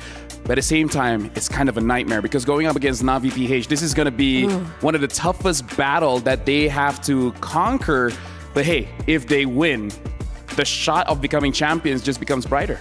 Yep. And I feel like they won't entirely be surprised as to what the Philippine meta is gonna be. Like, yes, they have been following the competitive scene for a while, and that does not apply just locally. I feel like even in other regions, they've been very vocal about them drawing inspiration from some of our players. Even in the Philippines, I think Sikoshi even draws inspiration from Benny Cutie. Like, she did mention one time. So they must have a lot of perspectives and information, and hopefully they right now are able to show us what their actual identity and what their most comfortable playstyle is going to be. Yeah, that's true because we have 3 players from Terra Queens. There were Net Angels before. Yes. Also, they played against Smart Omega Empress at the time. So they could really change things up or even spice things up in terms of the drafting, in terms of whatever they want to execute against the Navi PH, because in all honesty, it's really proud to see that majority of the teams are slowly progressing into that more competitive side, because last year it was evident who the teams are somehow leaning towards on that kind of learning the game versus teams that has the kit and has the knowledge about the tournament. Personally, for me, I'm not asking for much. If someone picks up an Akai, show me how it's supposed to be played. Okay, like, I'm not asking for much here because that's a hot take. That is a hot take. Like, I don't mind Akai. Just show me. Just show me how it's supposed to be look like. Because at this point, like what, jungle, EXP, roam. At this point, I don't even really know. But either ways, we're about to go on stage where we're gonna be inviting both teams, both players, where they're going up against each other. So now, I'm not gonna waste so much time. We're gonna invite both Terra Queens as well as the Navi PH onto the stage for us to start the second match of the day. One team moves on to the knockout stage in Team Liquid after our first series of the day goes all the way, a 2-1 result. And they are moving on to the next stage, Cheryl. That's absolutely right. And over at Stream B, we have seen another best of 3 where we see Gaimin Gladiators coming up emergent champion and of course winning that series and kicking out Title Legends Gaming, sending the China representatives out right here for MWI 2025. Now the Land of Dawn is a cruel, cruel place. Now we have seen hopes and dreams being taken out as we speak, and we will be seeing another 3 more teams saying goodbye here for MWI 2025. And with that, make no mistake, every single team wants to be here to vie for the crown. And with that, let's take a look at our next team. Starting off with the reigning queens of MWI, we have Navi PH.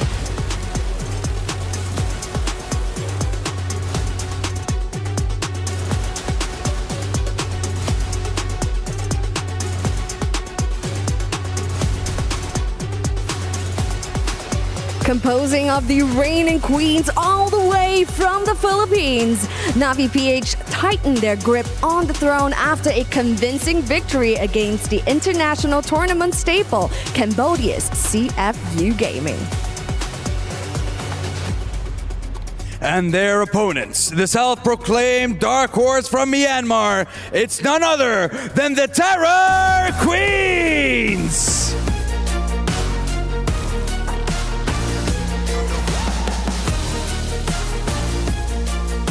The Burmese trio of Langrina, Sikoshi, and Ku look to exact vicious vengeance against the reigning queens who took them down in last year's MWI. Can they take down the reigning champions and move on to the knockout stage? We'll find out after this series.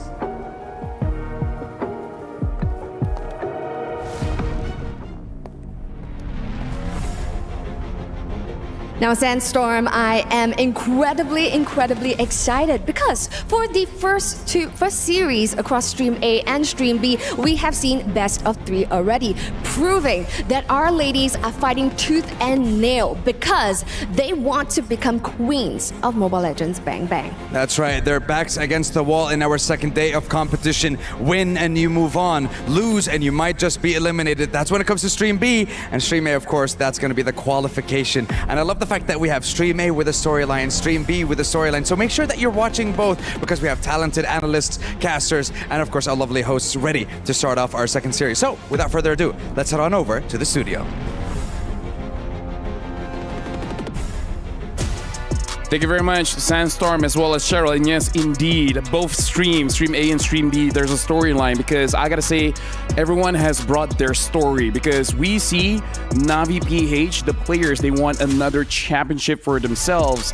And Terra Queens, they want to bring a title back to Myanmar so that they are on par. They are on the map of MLBB.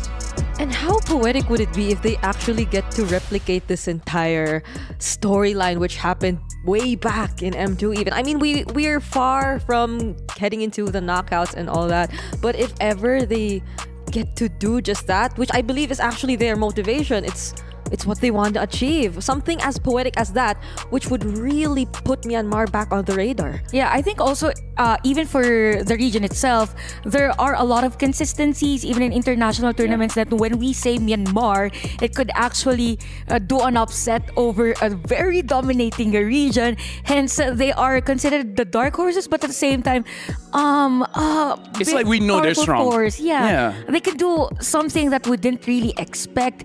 And it is a time wherein they can terrorize the reigning queens. Wow. Anyways, going into this game, going into the series, I just really want to see how Terra Queens, they really draft, because I kind of feel like Navi PH, going up against their coach, they're not going to allow them to have the kind of heroes that they were able to get yesterday.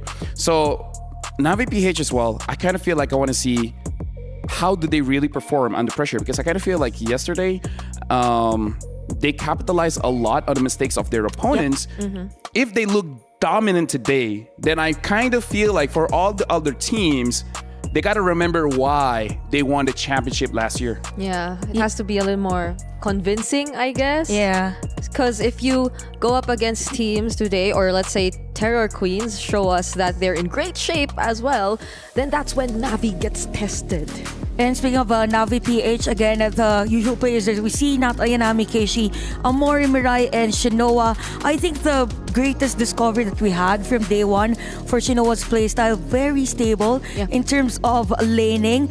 I mean, she knows when to be part of the team fight and when not to be part of the team fight, but rather go for the objective taking. So that's the strength of Navi PH, because Shinoa can play individually and then the rest will capitalize on the other team's mistakes. Yes, I feel like they're just so confident in one another after being together for how many years now, right? They've been together for so long. Even before entering the pro scene. Even way back.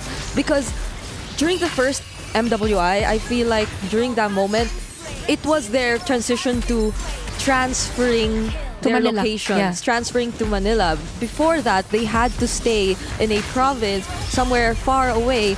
And since then, they've just been so consistent in maintaining these 5 players and improving together.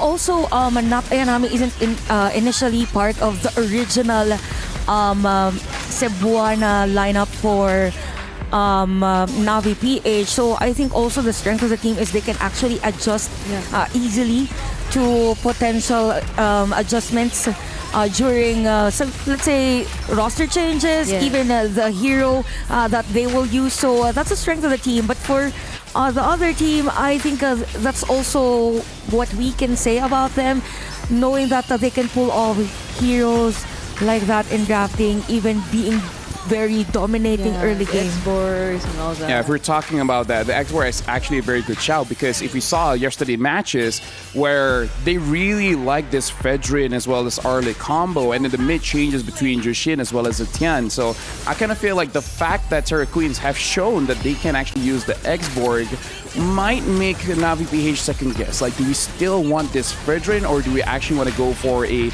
damage dealing jungler to potentially fight against that? But either ways, right now, Navi PH, of course, looking very, very strong in terms of the drafts that they got. Everything makes sense. Everything is logical. And they're not trying to reinvent the wheel. They got a good draft. They just do what they can, win lanes, win game.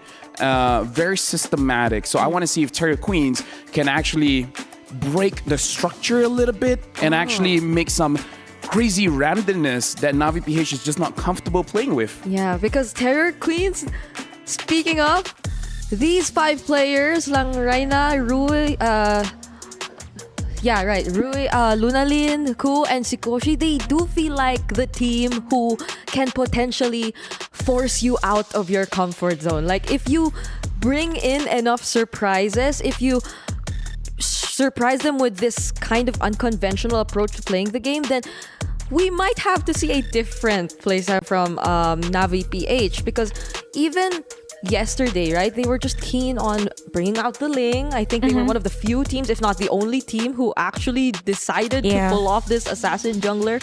So if you're a fan of like Navi PH though, you'd be fine to see Keishi play an assassin again, because I think that's one of her signature playstyles as well, right? It's the assassin kind of jungler. Yeah, I think that's a good observation. Also, because it is kind of weird how Terror Queens do their draft, because earlier we were questioning, right, the Hilda prioritization, but they do that a lot in terms of how they do their draft. Yeah, now we have a quote coming in from Terry Queen's Luna Lin, the mid laner. People always see Myanmar teams as the dark horse, and we'll do our best to prove that we truly are the dark horse of this tournament. And in case people are not familiar, dark horse are the teams that you don't expect to win, but they actually have a very high chance to actually do it. Yep. Again, not so new to those who have been following the MLBB scene for a long time. But when you say But I Myanmar, mean, like, every day a new fan comes in, you know? yeah, but when we say Myanmar and then MLBB Myanmar tournament and international tournament, then we see a lot of wins against teams that you expect to dominate. So that's a good thing about having a region that loves the game and even understands it in a deeper sense. Yes, this is probably one of the biggest tests that they'll have to go through, because there are certain teams who I believe most, if not all, of the participating regions in MWI acknowledge as the threat, acknowledge as the powerhouses in this tournament, which once you go up against would be a really difficult challenge to overcome. And so if they get to show us something here, then that is something they could really work on, even if they do drop down to the lower bracket, because they still have another chance if ever they do.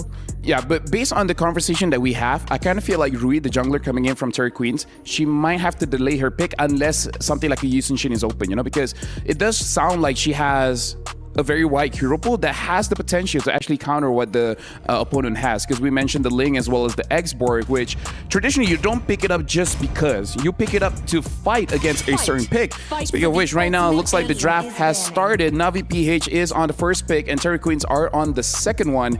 Navi PH, they banned out the Hayabusa as well as the Hilda. Now, just for a little bit of a context, I heard that this Hilda was used to stop the jungler from Virtus Pro to the point where the game ended at around 10 minutes and 50 seconds. So this is probably a targeted ban just to make sure that the jungle doesn't get interrupted. And mind you, the jungle that was interrupted was a Uranus. Yeah, and also it was picked 2 picks on the red side, so the priority is high for Terry Queen. So King Salman and the rest of Navi PH did their research against the Terror Queens. Now, the usual ban, we don't Plus get to see Arlott and even Baksha as expected, since they're up against a team from a dominant region. Very specific also on the Joy, because they actually used the Joy on game number 2 against Virtus Pro. Okay, interesting. I think it's the first time we're seeing Navi on the blue side as well.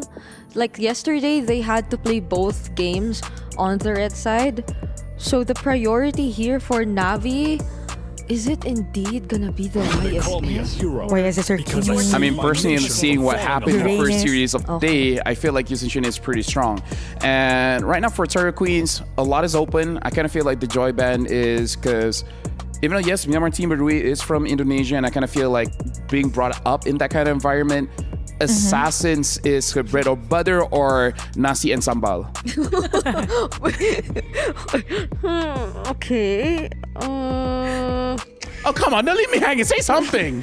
What are the picks? Kimi's still open. Uranus is still open. Sebastian's not there, so... And they avoided that. I'm okay with the Jushin, but interesting on the Khalid. Yeah, I think we saw Khalid yesterday, but I'm just not sure if this is a good. Yeah, there was a Khalid yesterday. I'm just not sure if this is a good Navi, idea. I think, yeah. That Wait, no, Navi. I forgot who, but yeah.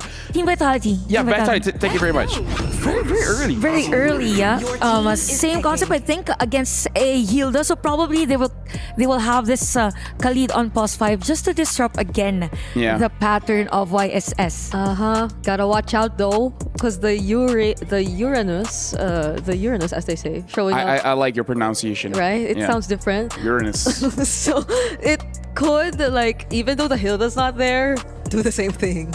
Like, it's just gonna be so much trouble for Terror Queens if ever they do decide to go for another assassin jungle, but we don't know just yet. But the Khalid kind of makes you want to go for one. Right now, I'm just a little bit worried for Terror Queens because, Shanta, correct me if I'm wrong, but looking at the heroes that they got, it kind of looks like they have very lane dominating as well as jungle dominating heroes. As you can fast farmer, Greenus kind of wants to get into your face, and Irtel wins a lot of matchups in gold. Yeah, and also the pick here for Terror Queens is the CC. You don't really want a co-lane that or the hero on the opposite lane that actually leaves the lane.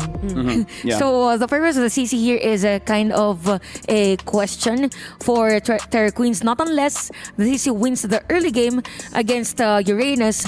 But for this, Terror Queens here, very honest in terms of their draft, even for Navi PH, but they banned out the Angela, even for Green on a Navi PH. So they're forcing actually Terror Queens to go for the assassin junglers. Yeah, that's probably what they really want to happen. They're just confident enough that someone's gonna get them across in terms of the early game. And once the late game does arrive, the Yisun Shin Irithel is just gonna be enough for them to actually seal the deal. Yeah, but looking at previous tournaments, I do see people using Ling as a pseudo counter towards the Yisun Shin. Not really a counter, more like you can mash the speed and you have the option to actually force a fight onto Yisun Shin. Even if you traceless away, you can catch up. But I do feel like that's more on the player because the theory is there, but executing that one requires quite a lot of experience to deal with how Yisun Shin plays in this current meta. Yeah. Now the question is, what is Navi PH gonna ban last? I feel like it's gonna tell so much about what the last two picks are gonna be. They definitely would need much more crowd control. Probably Lancelot maybe? Lancelot Ling? Oh yeah. So there's no crowd control. Your team. Okay, Okay. So they I don't know, man. I don't know. At this point, can someone show me scrims? I want to know. When I asked some of the coaches, Akai has been a priority because of the flexibility of the hero.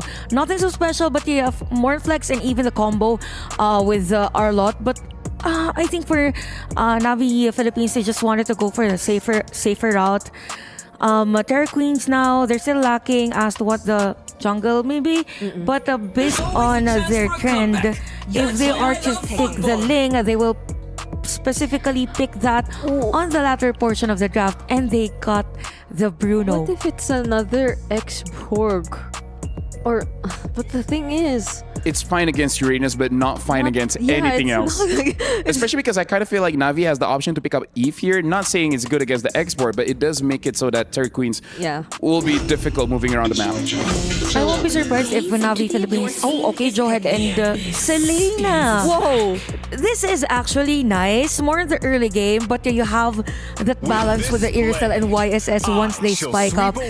Imagine it's Selena and even Joehead that could potentially kill just the two of them with the rotation and the Lancelot to complete the lineup of Terror Queens.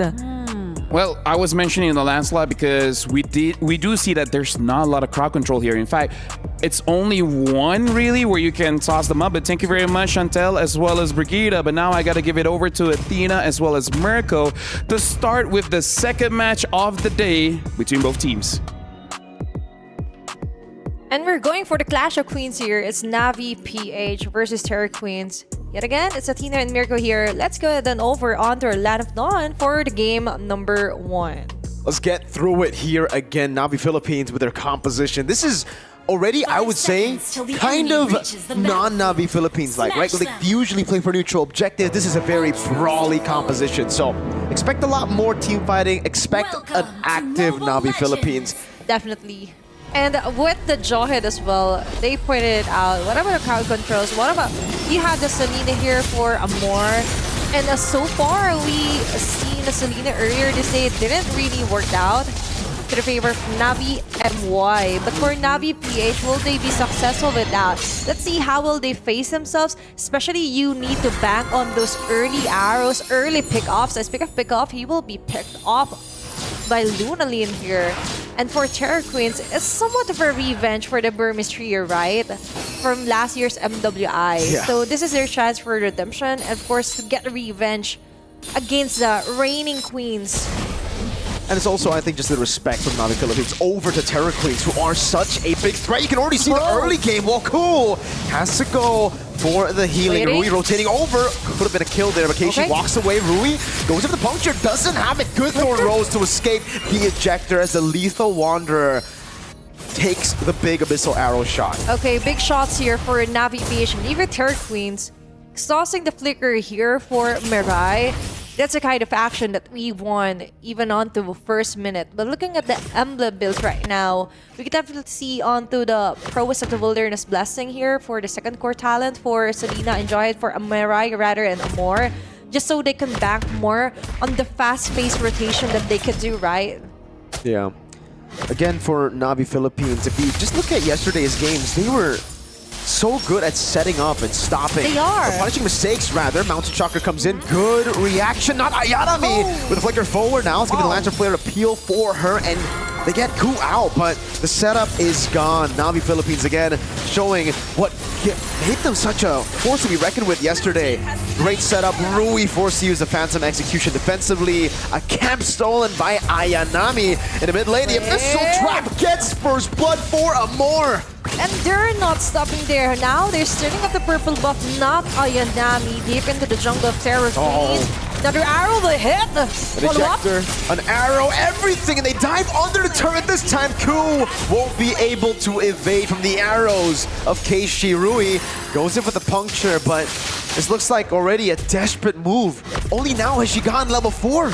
Calculated advantage here for Navi PH. That level of tempo, and that's the perfect combination, right? Plus addition of Keishi there, just stealing off the purple buff. Let's take a closer look here on their instant replay, where that was just full-on massacre here. 4 members committing to the live right now. Lunalyn and Rui trying to run away. Arrows thrown away. Puncture dash in again from Amor. That's a double kill. 3 minutes in, they're gonna go for the camp steal again. Mirai walks up, has a missile. Whoa! Rui actually walks up to Koshi. He's gonna be dove on by the jaw, hit the ejector into the trap, and Keishi gets a solo practically on Rui, who was trying to run away. They're hoarding as much as numbers as they can here for Navi PH. It's like a buy one, take one. Yeah. They see one, they take another one here, and there goes another one. Unstoppable force this time. No more CC to get him, but they don't care. They go past the healing. They just deal that much damage as Ayami continues to just aura farm down below. We're not yet 4 minutes into the game. That's an 8-0 kill score, and this is what we're talking about. As you know, women love to shop. Oh yeah. We see sale or buy one, take one. Let's go for that, right? Yep. And they're grabbing each and every opportunity here to shop some numbers here.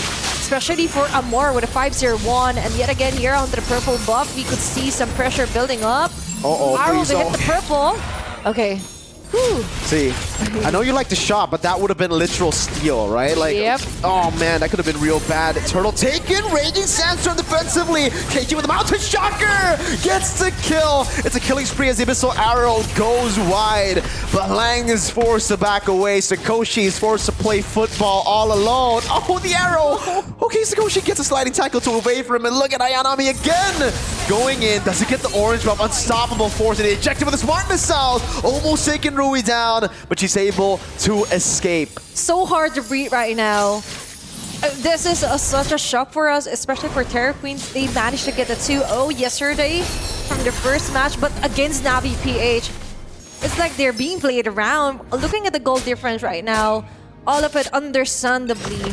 5 minutes in the game, onto the side of Navi PH. Let's highlight the gold laners as well here. Look at that aura. Yeah, and the swag as well here. The Bruno doesn't have anything to do. Oh no! But play with herself right now with the boss. And look at that, the football.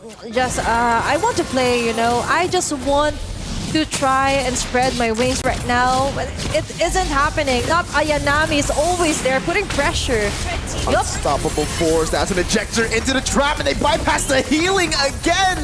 Ayanami picks up a kill, continues to stand there, taking the damage and zoning everyone from Terror Queens away. Oh no. Conceal? Situation isn't in the favor of Terror Queens. Navi PH on the other hand, this is non-stop roll action, Mirko. They're just not Ayanami doesn't want to go home. Nope. She just wants to like chill here, just find the right targets. Sakoshi having a hard time here. She can't even clear off her own minion wave. Continuous arrows and crowd controls here. Yeah, you know what? Like when the players walked in, Athena, Renmar, me, and Eternal, we were watching, and I remember Renmar just saying, "Man, look at that aura! Look at the aura of Ayanami." They know. I thought that aura wouldn't be able to be beaten. You know, you can't beat that. Turns out in the game, she's able to beat her own aura in real life, taking a shot. 4 members on her. Doesn't matter. Another Lantern Flare only heals Ayanami. 4 members baited this world. He comes in, and it's a dive from Amor to get a monster kill as Eternal gets taken for free. Shinoa just diving in. Another arrow lands as Mirai goes in for the missiles. The ejector not going to be used up. An arrow from the side. Navi Philippines 15-0. An official wipeout here for Navi. Locking in the 10.1k gold lead. 15-0. They're just playing around right now. Oh my lord. And for Navi PH, it's different when you have that aura outside of the game, but really reflecting that, it's emanating right now, even onto their plays. Here onto this instant replay, full on killer mode here for the whole Navi PH. Arrow after arrow here. What a huge efficiency rate here for Amor. That is how you play the Selena here on the MWI, and now Terror Queens left to defend for their base. Onto the top lane, we're seeing some friction that... Hey! Oh, what happened to Rui? Up top, just assassinated by the Eastern Shin. Who's losing half of her HP just from the trap now. Shinoa on it. That's a base turret without the Lord. Lord hasn't even spawned in the game now. Abyssal Arrow again. Ludolin able to dash away, but Shinoa continues to push on the pace as Ayanami just takes the Lantern. Another Abyssal Arrow going wide. Was able to zone them away from the base turret. And that's 2 in 8 minutes. It's so hard to breathe right now with your Terror Queens. Each and every lane that you would want, even if you're the Lanzot, it doesn't matter. Navi PH will still close down on you, and looking at the damage taken ranking, understandable for not Ayanami. Just banking onto this stacks as well. Look at her, just if it's enough that she's just standing, what more if she's inside the clashes, right? And she's not really what you want to target. Wow. Ayanami is solo zoning 5 members away, and she ain't doing anything. She's just standing there menacingly. Terror Queens have no way to deal with her. You put a lantern on her, she heals from it, man. You throw a football at her, she catches it, throws it back, deals more damage. Abyssal Arrow almost catching Sakoshi, and Ayanami just gonna dive in the turret. Conceal. That was a defensive conceal from Terror Queens. They're terrified. Another Abyssal Arrow landing, and Halang has to respect it. Terrifying situation indeed here for Terror Queens. Not Ayanami yet again inside their base. Just dealing that much damage. Shinoa! Mega kill! Gets a heavy crossbow down as well. Athena, we're gonna have to throw the white flag. Mirai goes in for the ejector flicker. It is over 19-0. Navi, we know your favorites, but what was that? That was the biggest stomp we've seen all tournament. That was a clean game, Mirko. Just stomping around, not playing around. Actually, they just went straight ahead. Finishing up this round and very relaxed facing. Even not Ayanami. the one way back there, first to sign actually. They're If you're just- not familiar with her, it's like just another rank day for them. Everyone in the chat is calling it a massacre. It's calling it It a is. stomp. It is a stomp, but doesn't seem like it to these ladies. They look at it and they're like, no, it's just another day at the office. This is literally just another day of MLBB dominance And this from is us. how they look when they do their check ping, when they check their devices. And with that, we could definitely see the confidence and how much they prepared for the season's MWI. And now it's up to the panel to show it over and dissect this round. Okay, so when I said it was a dream and a nightmare, I didn't thought it would be the kind of nightmare where a new record has been broken, where now this is the fastest game of MWI, and they did it in a perfect game, 20-0. If you're talking about dominance, it doesn't get more dominant than this one. I think for Navi PH, they just realized that, hey, we were the fastest game from previous year. Why not get it again for this year? And then they're like, ooh, yay. Wow, wow, wee, wow. Like the game ended so fast, Brigida couldn't finish her sandwich. It's a marble English cake or something, and I couldn't even drink water right after doing it. That was how fast they did this game. Who, by the way, that's why we call it perfect. Deathless, not Ayami, who spent, I think, the entire 9 minutes beside the opponents, did not die at all. She just wants to make sure that they're okay, you know? I think it's a identity crisis if she is not Ayami.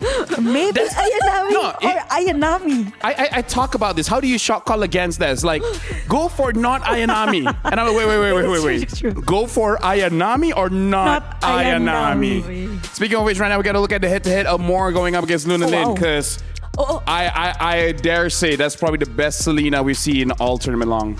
I think probably 80% possibility rate on hitting those arrows against the players of Terror Queens, and we could see the difference also in terms of average gold per minute, and it all boils down on the overall map control of Navi PH has, because it was like it's not the farm side anymore of Terror Queens. Let me just say, in my career, I don't remember another time when we did a head-to-head where the average KDA is 12 and 0. 0.00. That's fresh. That's new. They had no kills, so there was no way to bump up the KDA. Like, no one there died in Navi PH's lineup. And initially, when it was only the Uranus that was shown, we were thinking maybe they want to go for another tank hero. No, I've been practicing how I say that, but let's talk on that, because there was a part of the match where even we discussed behind the scenes, how are they going to take down the Uranus? Yeah. Right? Because looking at their draft, they don't have that continuous and burst damage to actually deal with not Ayanami on this Uranus. And it's not for the lack of trying. They did try. Yeah. They just don't have it. I also believe that for Terror Queens, since we agree that the part of their playstyle is having a specific hero to actually find the jungler, like To pressure. to do the jungle pathing with the Khalid.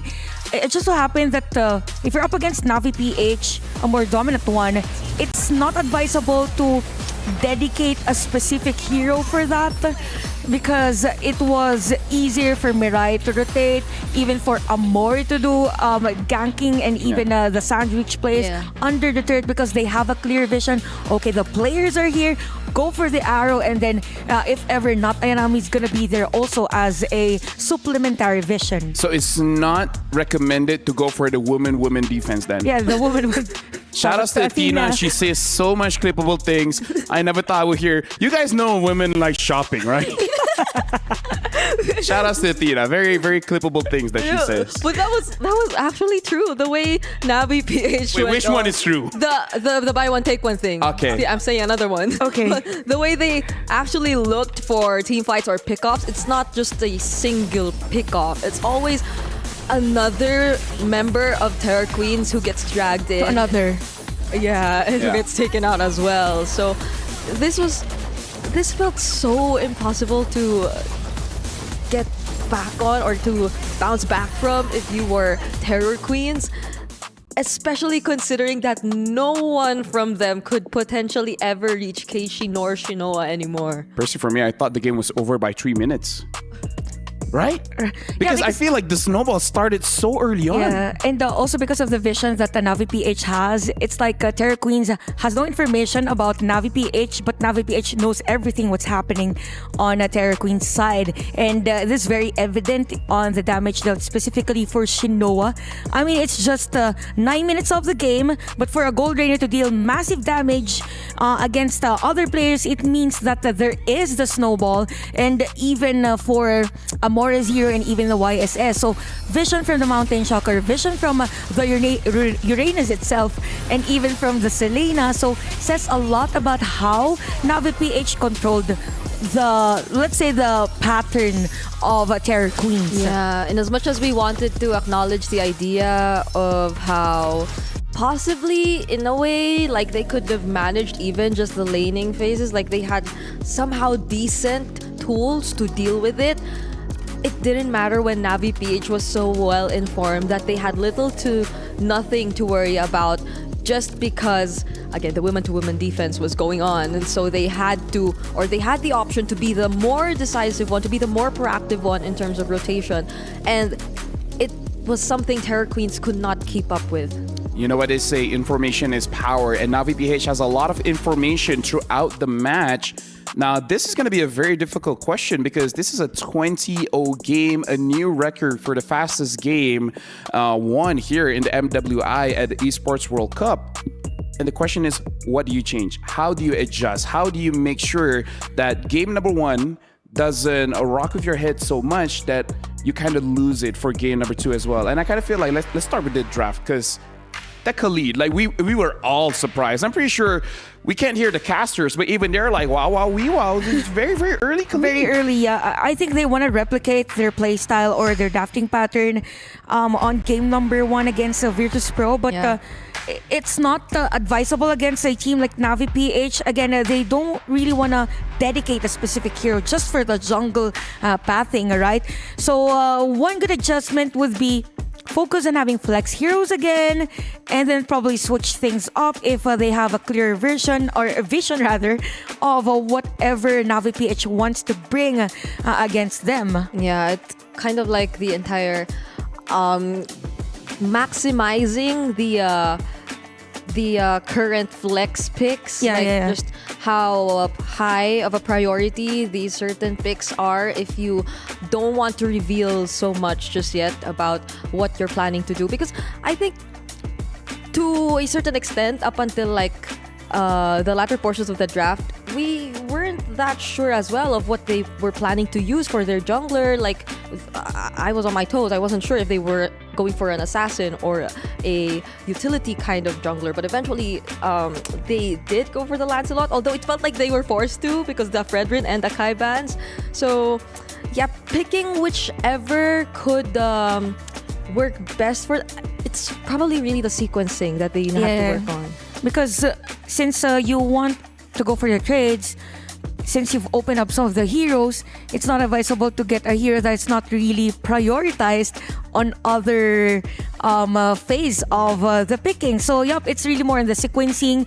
Not really much question in terms of how they ban, because the bans were on point. It just so happened that the prioritization, the sequencing of the heroes that they will go for. I see where you're saying that the bans are not really the issue, but then I gotta go for the second question here. Yi Sun Shin, should you really let this hero go? Because so far throughout the day, he looks unstoppable. So probably not the Arlot ban and the Yi But Sun. Ayami on the Arlot though. You have the Ayami. This is difficult when your opponent has so many signature heroes. That's true. Everything that you ban feels wrong. Or probably since they also use Selena, they can go and pick Selena instead, because just like what the Lafel said, information is power. Yeah. Right? So as long as they have clear vision as to where the Yusunshin is, if they will give out Yusunshin again, or in any way possible, have that jungle pathing instead of having a specific hero, then go for a hero that could do that in majority of the parts of the map. Yeah, so it's getting information without sacrificing your manpower or something like that. Yeah, something like that. Because like they did not get to rely on the Khalid for majority of the game, and I feel like it would have been great if they were able to, because Khalid in the early stages, I think even way back, he's the guy who can force the jungler out of the buffs and already secure the early game for his team. But that didn't happen earlier. He just stood there and eventually got punished. Based on my observation, I feel like the reason why the Khalid couldn't put a lot of pressure was actually because good choice coming in from Navi PH, both the mid laner as well as the roamer, and just make sure that their mid laner couldn't rotate. Right? Because I feel like Lun and Lin picking up the Zushin just wants to clear the lane very, very fast and then eventually help out the Khalid. But because she had to stay in her own lane and the Lancelot couldn't follow up as well, that made it very awkward, right? Because I kind of feel like if the Lancelot is able to help out in mid, let the mid laner roam, maybe they can actually press to the jungle. Yeah, good observation. So if Terror Queens wants to stick on that type of aggression against the jungler, what if they change it this way? What if they help first the mid lane clear the minion wave, and then have the mid lane together with a +5 go for that invade? Maybe if on the purple buff or orange buff, whatever buff is still there after clearing the minion wave. Because Jushin and Khalid could really do fast wave clear. Right. So if they did try to coordinate or work together, then it could have been slightly different for game number 1. But what matters now are the adjustments they're gonna do heading into game number 2. And first, right off the bat, is that they're gonna switch sides. So they'll be the ones getting first pick, and hopefully it is gonna be a flex because there's no more YSS. Yeah, I think for this, they want to get the Tyrannus instead, because YSS has been banned. Not unless Baksha isn't available, not unless they have another hero in mind. But I think that has been a trend now with the recent patch. More on the utilities. Even Zitian is open. It's not even prioritized anymore, not unless it is meant for their lineup. So I think for Navi PH, they want to go for the trades instead, because if they pick out 1-1 is gonna be open, and we don't really want 1-1 to be open in this game, because it might force a 1-1 against them. Oh my gosh. But they open a 1-1. Yeah. So it's open, and so is the Farsa Zetian trade. If ever they do want to or would they actually prioritize that? I mean, I feel like we were talking about how the mid lane, if you have a Farsa does clear the lane very, very fast, and with the wings by wings, she's able actually to rotate faster. I'm not sure if they want to take it first pick. I would prefer Farsa over Hilda, I'm not gonna lie though. So even, okay, you know what? Sure. I would prefer the Farsa, but that's me. That's my professional opinion. No, me too. But I think maybe this is Terror Queen's comfy hero, because game number 1 is banned out by Navi PH. Maybe this is their moral booster for this. Their lucky charm. Their lucky charm to be picked first pick. They don't want Navi to take it away. I mean, they did prioritize the Hilda yesterday too, even on red side though. That was on red side. So it was slightly a bit different compared to first pick. So Navi though, if you're talking about comfort, it seems like Mirai is sticking with the Jawhead, and they steal away the Jushin, which I believe was the hero they used to complement or pair up with the Hilda as well. So okay, I would say Kimi or Farsa. Farsa. How about Farsa? Zetian if they wanna, but Farsa is better option for them. Just a little bit more damage, you know. They pick up the Iritel, probably predicting maybe they wanted a Granger or something like that. So good choice overall. And they pick up the Hayabusa. Pretty fair. Yeah, there's a lot of mid laners still open. So yeah, like you said, pretty fair. Yeah, I think for Terror Queens, they want to focus on having the Hilda find a viable target, and then have the Hayabusa go on for the early kills. So Navi PH, they could get actually the XP lane now, because it has been just the Arlot and the Uranus banned Lapu-Lapu glue. Lapu-Lapu glue. Yeah, heroes like that. For them.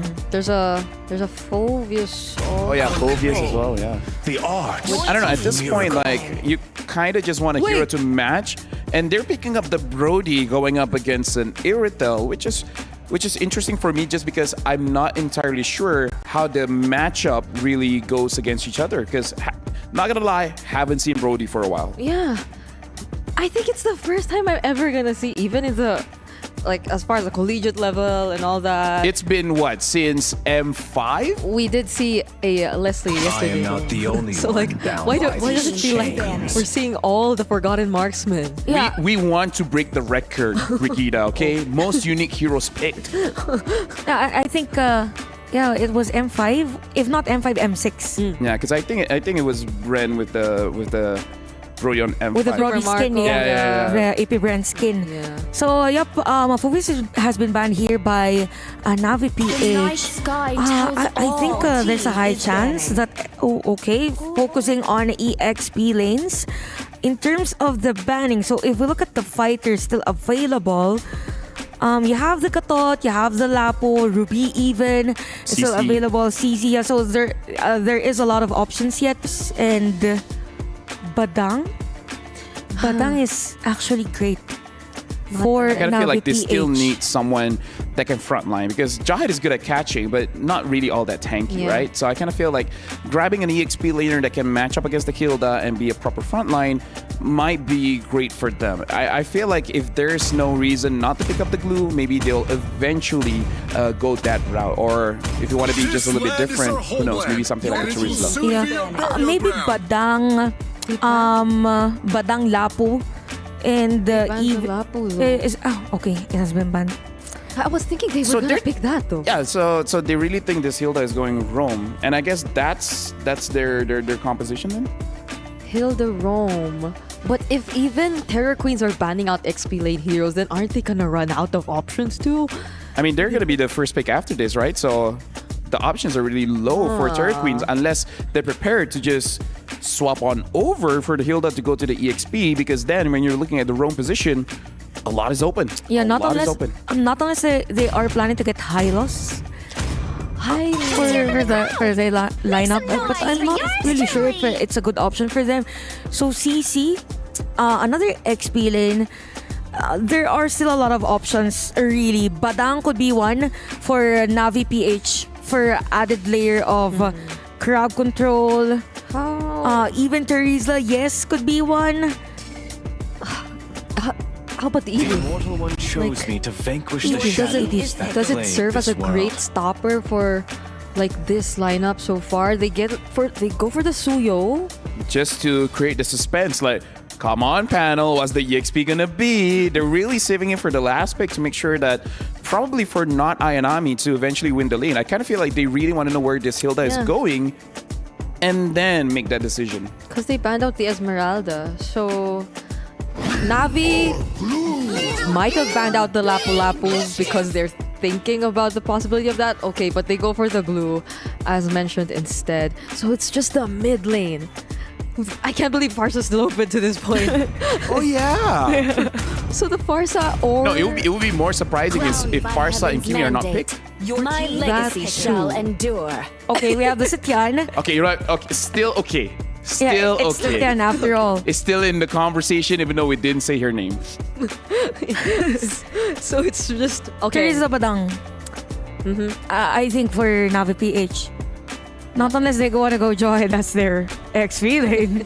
I mean, honestly, anyone that can use a War Axe is going to be good just to abuse the glulets.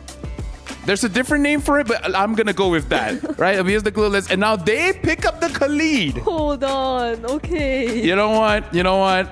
This is going to be a fun game, fun match. Thank you very much, Brigida. Thank you very much, Chantel. I'm really looking forward to see what you guys have to say after this match. But now I'm going to throw it over to both Mirko and Athena, because now I want to see what other clippable things that you guys can come out with. So, you know what? Good luck for this one. Let's see. Because right now, records are being broken. But with the shopping, let's see if they would let Navi PH do it again. But this time, it's going to be the game 2 of our match number 2. It's already a 0-1 in favor of Navi PH. 5 seconds need to step up their game here, Mirko. Oh, they got to step up their game by a lot. And it starts here in the land of Dawn. I don't know how you even come back from that, Athena, right? Like, usually we talk about recovery, but that was 19-0. Navi literally smashed their own record and smashed Vitality's record from yesterday. And it was fairly clean with a 20-0, by the way. And the 20 by the end. Yeah. So that is a huge impact here for Terra Queens. But of course, basing on the adjustments onto the DAP, we could definitely see some maybe answer to the somewhat level of Navi PH is trying to accomplish with a jaw hit yet again onto the hands of Mirai. But for this round, it's going to be the Jushin for Amor. Being punished this early, by the way, if they're exhausted. That could have been Terra Queens finally getting on the board right there, ladies and gentlemen. Remember, game 1, 0 kills taken by Terra Queens. So just 1 kill will already be an improvement from game number 1. Really huge. And for Terra Queens, this is actually a huge opportunity to finally lock in their spot onto the next stage. But locking in onto the emblem builds as well before we have any clashes. More so, we are expecting more movements onto the map here for Navi PH, especially onto the trio. The Khalid here for Ayami, Mirai, and of course, Amor there. But before all of that, for Terra Queens, on the other hand, Mirko, we have the Warcry here for Rui. Yeah. The Master Assassin again, like you said, for Shinoa in the lane. This is a weird lane, I'd say, like an odd one. Hold up though, Lang or the XP Crab. Looks like Navi have already rotated a lot of their members to try to contest this. So it's just the Queller that gets charged up by Keishi, and it'll just be a take. But back to the matchup. Brody versus Irithel. Yeah. I think that's more of like a fifth. I think Irithel's alright in that lane. But even the Brody, of course, maybe more on the mastery itself here for Navi PH. But you're right, definitely onto the Irithel picker for Terra Queens. But some action here. Cool being cornered out. All in, they just go for it. Lang goes over the flicker as well. Finally, that's going to be the first kill on the board for Terra Queens in the series. Amor able to get for the Lancer Flare. Let's get the Blade Surge, locking in Lang. But it is a glue. Super tanky. Another immobilization, locking her down. Oh, good mount as well. But Amor will be able to bring her all the way to the turret. It's a bit more a delayed take here. Free turtle for Rui as Lang has gotten the job done already. They faded in, bought time. But Mirai looks like she wants to go for more. No, Terra Queens back away. That was enough. But still, for Terra Queens, such a huge improvement. Of course, finally settling down on the second, taking an objective plus a kill here against Navi PH. And a quick reset for them. We were asking on how do you bounce back from the sudden loss for game number 1, and this is how they do it, right? And there were certain adjustments onto the playstyle of Ku as well, being so proactive onto trying to spot on members here from Navi PH and even Mirai. Like, even if she hides for a long time, there's always Ku just spotting her out, scouting out members of Navi PH. Now, let's talk about the lead here. So far, Navi PH still hasn't established a huge gold gap, even a turret gap here. But onto the top lane, I think the next target will be the Crab Coin here. Whoa, yep, definitely. Good secure on the Gold Crab there. Yeah, in a slow game like this, ladies and gentlemen, the Gold Crab is probably the biggest objective you can get. It is. You gotta rotate over to the Gold Crab, get your gold lane or the Gold Crab, because that can really change the impact of the game or more. If we go for the Crimson Beacon, flickers out of the stun as well. Now the Lancer Flare knocking Ku up there. Gonna be an all-in as Ayami walks up and Keishi gets the Queller down to secure a kill. And there she goes, right? For not Ayanami, relaxed stance. Just keep an eye out for Shinoa onto the top lane. So Part Memory almost taking her down, but now Mirai walks up. Sakoshi got baited in, and now the slashes and the missiles from Mirai gets her down. That was close. Wow, yeah. And a very clear intent here for Navi PH. Shinoa's like, girl, can you?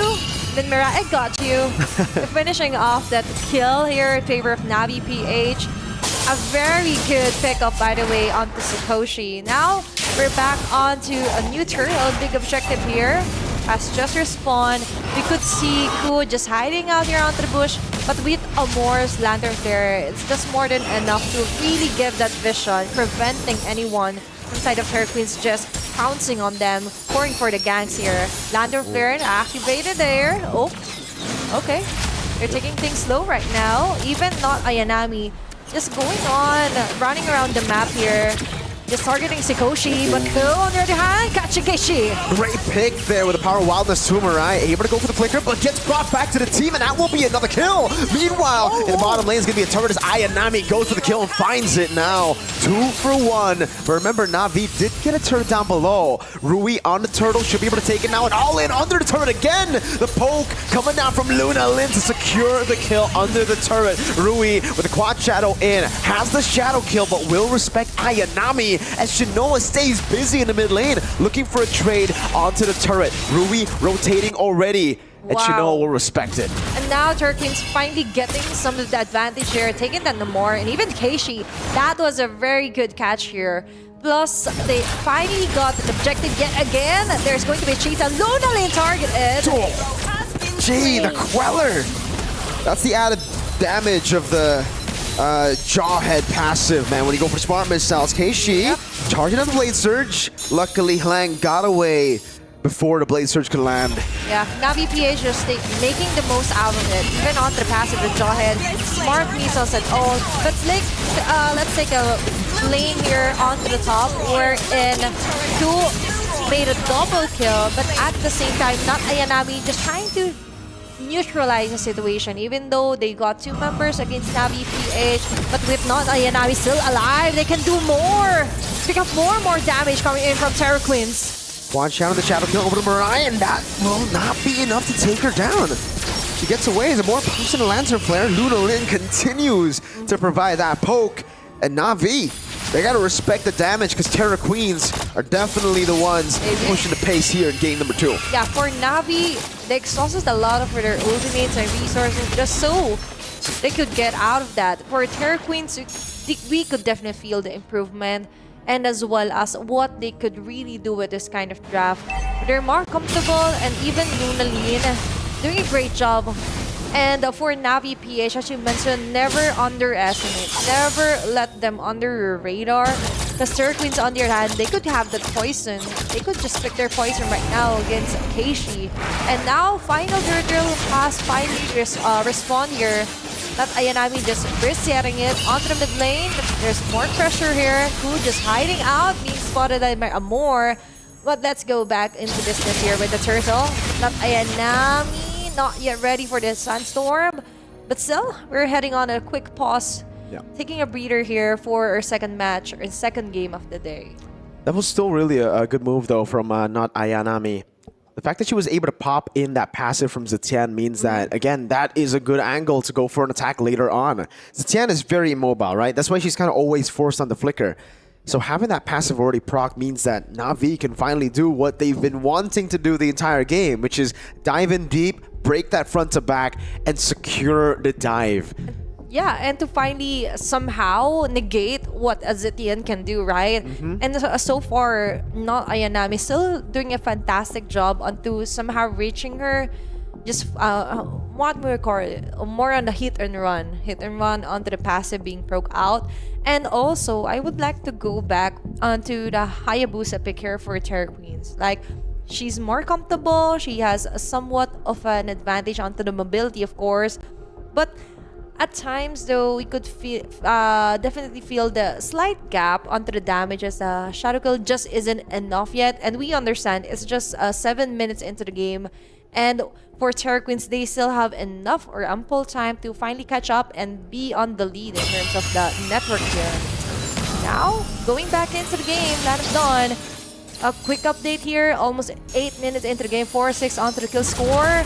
Not really much of a lead here for Na'Vi PH, around 356. But there's a lot of action going on. Will they continue for a kill or takedown? Wait a second. Not Ayami still with a quick Sun Guard. They're storing her HP. Mirai and Shinoa waiting around, eyeing their prey right now. They're just waiting for a moment. Remember, they have conceal, so if Rui just steps up a bit too aggressive, he's going to be punished. Anyone, really. But from Navi Philippines, it is getting quite frustrating just knowing how tanky Terra Queens are and how much... Oh, there you go. Move already from Mirai earlier, but wasn't able to find an angle to go for Rui. But yeah, the sheer amount of sustain the Terra Queens have and the sheer amount of poke as well. Look at that. An all-in over to Ayami. Gets picked up by Luna Lin. A quad shadow forward, forcing the Crimson Beacon. Now Mirai walks up. That's going to be the quad shadow back and forth as Keiichi was baited into the Blade Surge. Ku going to be knocked in. Very low. Revitalized coming down to save her. Torn by memory. Will lock her down. Amor picks up the kill. The shadow kill. Goes in and Shinoa survives with just a sliver of HP as Terra Queens continue to push the pace. I was just talking about on how Rui just needs to step up. The damage wasn't there yet.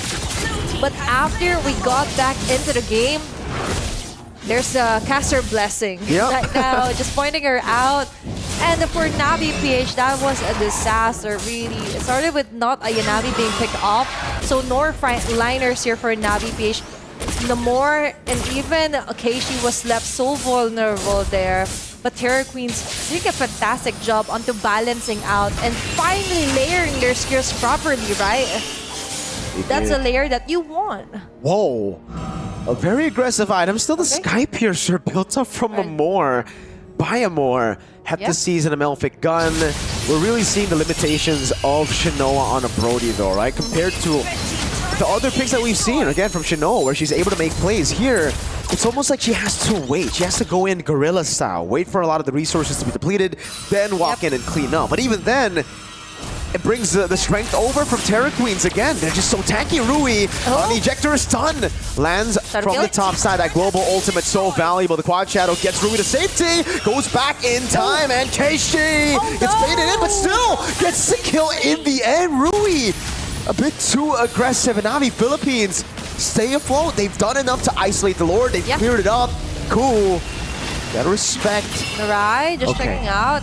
That was definitely a close call. Mid lane, mid lane. Yeah. Ayami go for the kill. Solo kill in the mid lane. Ayami finds a pick. Two of the carries from Terra Queens are down. Mirai goes in for the Unstoppable Force and the ejector. Right into the Blade Surge and the damage from the rest of the team. 3 members fall in. They're finding a way right now to totally balance out the map. If earlier they're having a hard time, because Terra Queens are just more on the sustainable type of lineup. Right now, Shinoa being targeted by Larina. On the mid lane, continuous clash here. Shadow kill. Used up. Boom, immobilization as well. Ayami walks up again, finds the killing spree. A Lantern Flare to save her. Ayami walks away, ejector and a smart missiles. Now with a Lantern Flare, looking for the Sky Piercer block. Goes in and flickers out. Rui looking for the Shuriken. One last hit will do it. But Amor finds a Lantern Flare, and now staying away from the Shurikens. She gets out as Mirai is forced to sacrifice herself. The ultimate escape here for Amor. But that took longer than expected with the clash. The moment that it extended, Sikoshi was able to finally go and give that much damage to the crossbow, but still somewhat questionable for me for Navi PH. But let's take a look back here onto what happened. Shinoa was left onto the back lane, understandable, but that was a very good vantage point there for Larina. Plus that multiple chain crowd controls and multiple damages being delivered real time here. Sikoshi getting a kill here against Navi PH.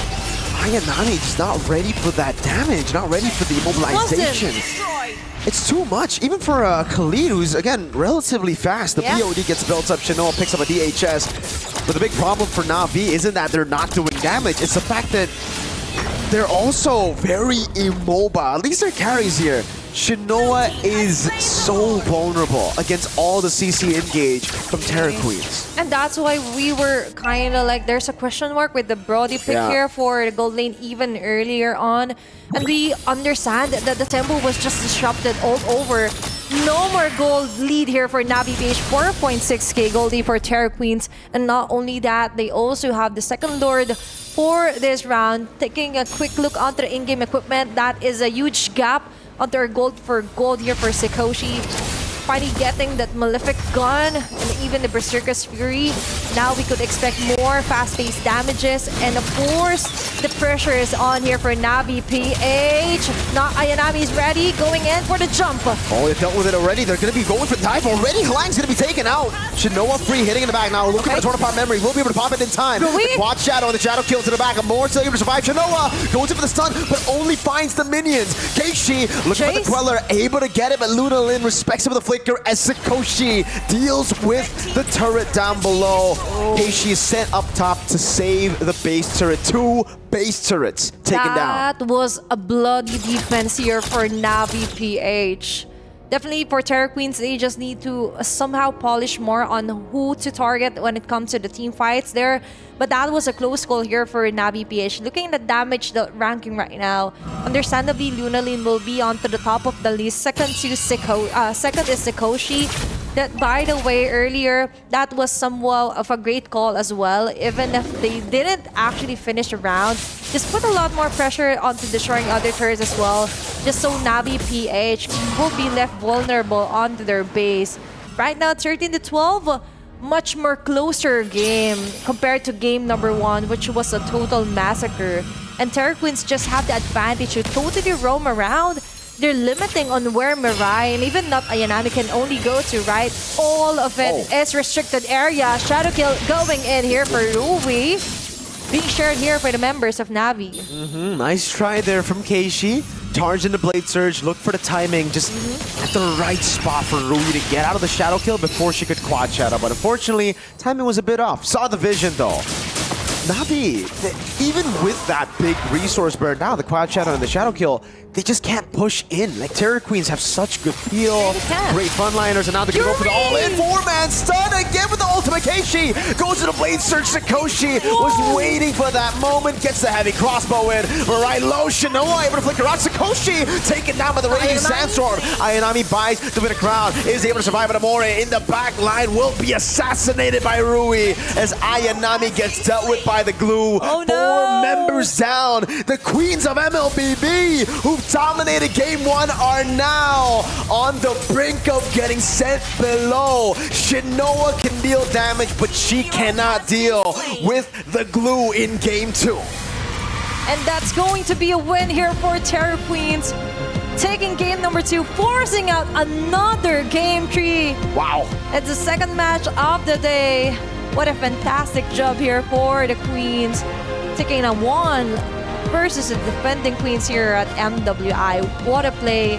What a very dominating stand-up there. And a beautiful execution of the Fury of Phoenix here for Lunalin. We all thought it was going to be a stomp again in game number 2. We all thought recovery was going to be tough. But the Terra Queens prove how tenacious they can be. It's a best of 3 for a reason, and we're getting it. We're getting 2 matches going all the way, back to back. Yeah, and all the way from the Philippines, we have the mother and daughter yet again. Let's head on over and hear what they have to say.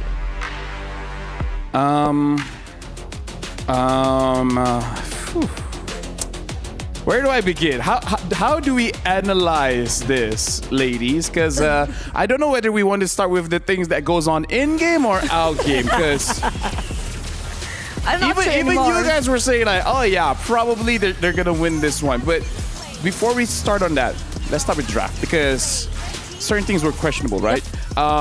We didn't like Khalid from Terra Queens, and then this time the Khalid goes over to Navi PH. Didn't really like it. That's number 1. The Brody was questionable because even Mirko said like, yeah, probably the Irtal doesn't really lose. Maybe not win, but doesn't really lose against a Brody. So a little bit, I would say, iffy on the draft that Navi PH brought for this one. Were they trying to hide strats or something going up against it? Like, what was going on? Or probably they want to try things out. For sure, they want to try if Brody will work with the Chushin and other heroes. But definitely for Terra Queens, I believe that there's a reason, or this game shows why they prioritize Hilda. They play differently if they have Hilda on their hero composition. Same goes with a stable.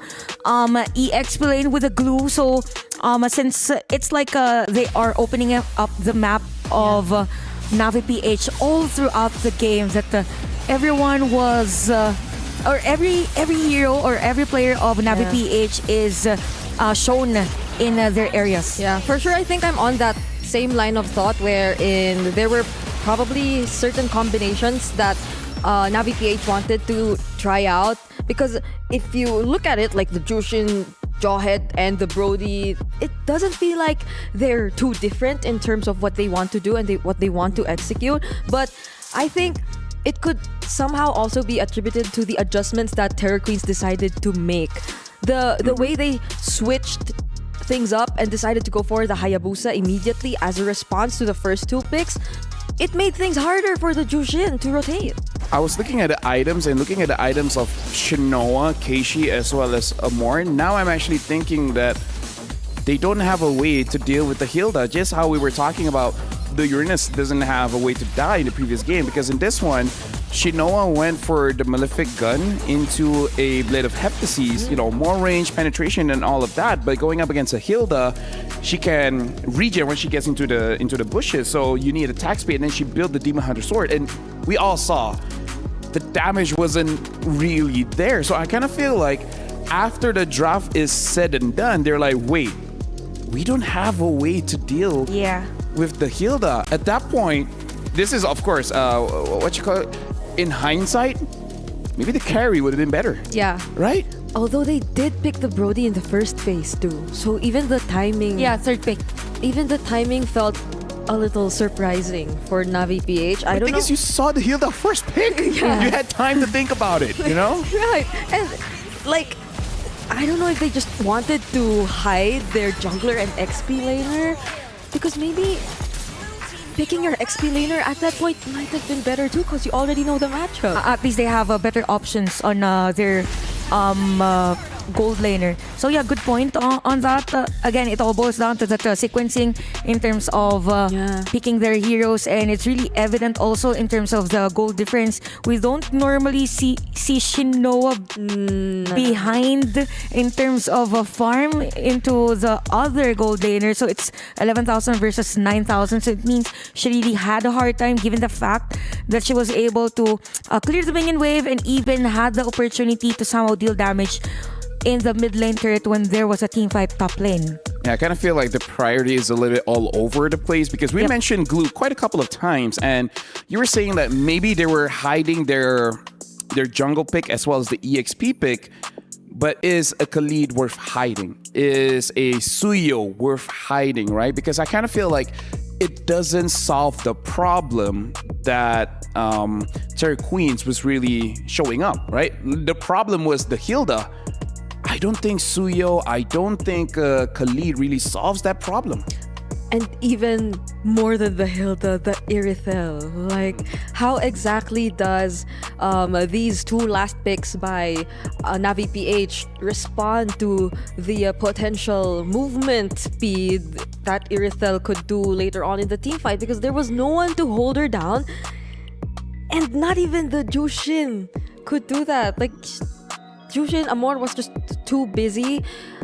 I didn't see the Jawhead and the Jushin combo work that well in that particular game. Now we're going to look at the head-to-head for the Roamers here, because we saw that the Hilda was first pick. We were questioning it, but hey, it worked out.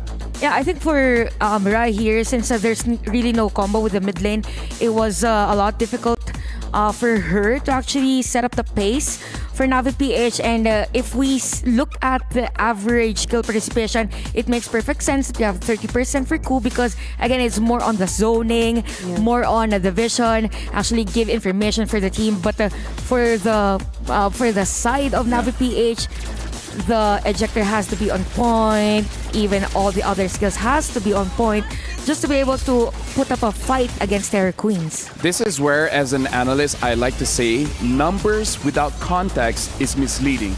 Because if you look at the numbers, it doesn't look all that good for Ku, but we definitely see the disruption in game, making it so that Navi PH was very uncomfortable in the match, and things like that really can't be showcased by numbers. Yep, this is Ku being some sort of the distraction or the sacrifice that Terror Queens during the early stages were just clearly willing to take because it was a lot more rewarding for them in other parts, in other aspects of the map. And again, even though this happened, I feel like it took a while for Navi PH to even take out this Hilda, because the entire idea of looking for a hero, setting it up, like going for the ejector play, who does provide the follow-up in this case? Yeah, that's true. And you add also the revitalize on Ku's hero. So yeah, lacking in terms of burst damage, even damage per second for Navi PH. So you don't really have the kit or skill set. If Rasuya didn't have that great time because of the glue also. So there was an imbalance in terms of the drafting. Lack of synergy. Yes, for the hero composition of Navi PH. And it's just Terror Queens. They know the strength and even the winning condition of their hero composition that made them win that game. Even Luna Lin wasn't a viable target because it's just really hard for Navi PH to initiate. And this is like very surprising because they picked up the Jawhead early, and then they pick up the Jushin when we were talking about the Farsa. Maybe Jawhead and Farsa would be a good combo. Who knows? Maybe. Or even the Kimmy traction pulse into the ejector and all that, but none of them were picked up. They got totally snubbed. So question right here. Do you guys feel like Navi PH will simply just correct their draft, go back to basics? Or not think about the draft so much, but instead thinking of the bans and actually batting out that Hilda, making sure that Ku doesn't get it? A little bit of both, I Right? guess. Yeah, Like which somewhere one is mid- the priority? Either batting it out or just, get a normal draft? But if even if they do let the Hilda go though, and if they're confident enough, like in other aspects like the macro and all that, then they'll have much clearer answers, because it doesn't feel like their picks, their sequence answered anything. Yeah. It's like they wanted to try and make something work that wasn't entirely the best case scenario for that particular draft. I think for Navi PH, they should ban out the Hilda, because it was the scenario game number 1. It was effective for them, and it wouldn't hurt to actually respect a specific hero that gives or brings out the full potential of Terror Queens. Yeah, so we're going to jump into the game very, very soon. In fact, looking at the players' phones, looks like they're already inside the draft. So we'll see very, very soon what heroes that they're going to be banning out. And I want to see if it's true that the Hilda does get banned out. Does Ku want to go back onto the Khalid, or they want to try out for a different kind of hero? Now, Terror Queens will be the first pick, Navi PH will be the second pick, and they do ban out the Hilda. Again, Terror Queens banning out the Arlet, the Kalia, as well as the Boxia, Yisenshin, as well as Joy are banned out, and now the Uranus is open, and it's going to be first pick for Terror Queens. Okay, so far it is somewhat similar to the standard and common drafting patterns that we're seeing. The next 2 picks will determine whether or not it will still hold true, because the Uranus first pick indeed is very common. So that leaves, I believe, no, not even the Yisunshin is open right now. The Farsas. Not unless they get the Kimmy this the time Farsas, around. The Kimmys, the mid laners. This time around, could they show up? Yeah, I think Kimi is a good option for Navi PH, just for the sake of winning the early game as much as possible, because there's a high tendency for Terror Queens to actually take control mid-game, but it's going to be Hayabusa and Gatot. Okay, so interestingly enough, for Navi PH, they have been prioritizing Gatot that much as compared to day number 1. So very, very different for their pattern. Yep. We've been vocal-ish about the Gatot second pick. We're going to see how it works out. Personally, for me, for Navi PH, I just want to see an answer for this Uranus, because eventually 5 people will be able to take him down. But we've seen situations where you invest too much on taking down one person that everyone else becomes free. And we were talking about it, and it looks like, yes, they want to go for the Khalid again. I guess in terms of flex, technically Uranus can still go inside the jungle if they want. Yeah. So maybe that's a flex. Who knows? Okay, maybe let's skip on the Farsa. Maybe none of these teams want to pick it up right now. I mean, there's a Khalid and a Haya already. I mean, if you see Uranus and Khalid, I won't be surprised if Navi PH pulls off a Luyi. Maybe this is the time we see a Luyi. Zetian is still good. Zetian still, yep, the Meta Shaper. But other heroes like Vexana, but I don't think Vexana's Or- a great idea. Yeah, because earlier in this part, they already picked up the Brody. But Esmeralda. Oh, the Uranus Esmeralda. Yeah, the season 8 MPL. Yeah, this is meta. where the lane we will fight for infinity +1 times. Yes. Like they'll just stay in that lane and then everyone will do their own thing. But now something that I do want to point out is that the gold laner hasn't been picked up just yet. I wonder if Navi PH they'll just extend it, wait for the last pick just to make sure that Shinoa actually has a very good damage profile, because I kind of feel like that's what they were lacking. The damage profile wasn't really there for Navi PH. They banned out the CC. I kind of feel like at this point, if you really want the Khalid to do work, you got to ban out those mid lanes, man. You cannot allow Navi PH to actually have a winning mid lane duo. So that will leave the carries and the Brunos still available for Shinoa if ever she does want to take that. Because I think there was a time they were banned out too earlier. Yeah, there you go. Oh, there you go. But then, so maybe they want to split it up. Like one ban to allow the Khalid and then another just to limit Shinoa's options. But the carry sounds really good in this case still. Anti-tanka, the typical counter against tanky heroes. So I think for Navi PH, since they are focusing on somehow banning other heroes that are more on the sustain side, I'm just not sure. Okay. So they're banning out EXP laners for the sake of not having a jungle Uranus, probably, because right, Khalid could be a pos 5. It was switched into a pos 5. So you have 3 fighters just in case. Yeah, carry ban for Terror Queens and another EXP lane for Navi PH, probably. Yeah. There's, I think the Phoebus is going to be completely out if ever that's the case, as there's an Esmeralda already on the other side. But is this going to be the carry still? Or are they going to ban something else? I kind of feel like if they let go of the carry, I think it's just going to be ganked quite a lot of times. Because I do understand that the carry is going to be good going up against the Uranus. But if Ku is very experienced with this Khalid, you can potentially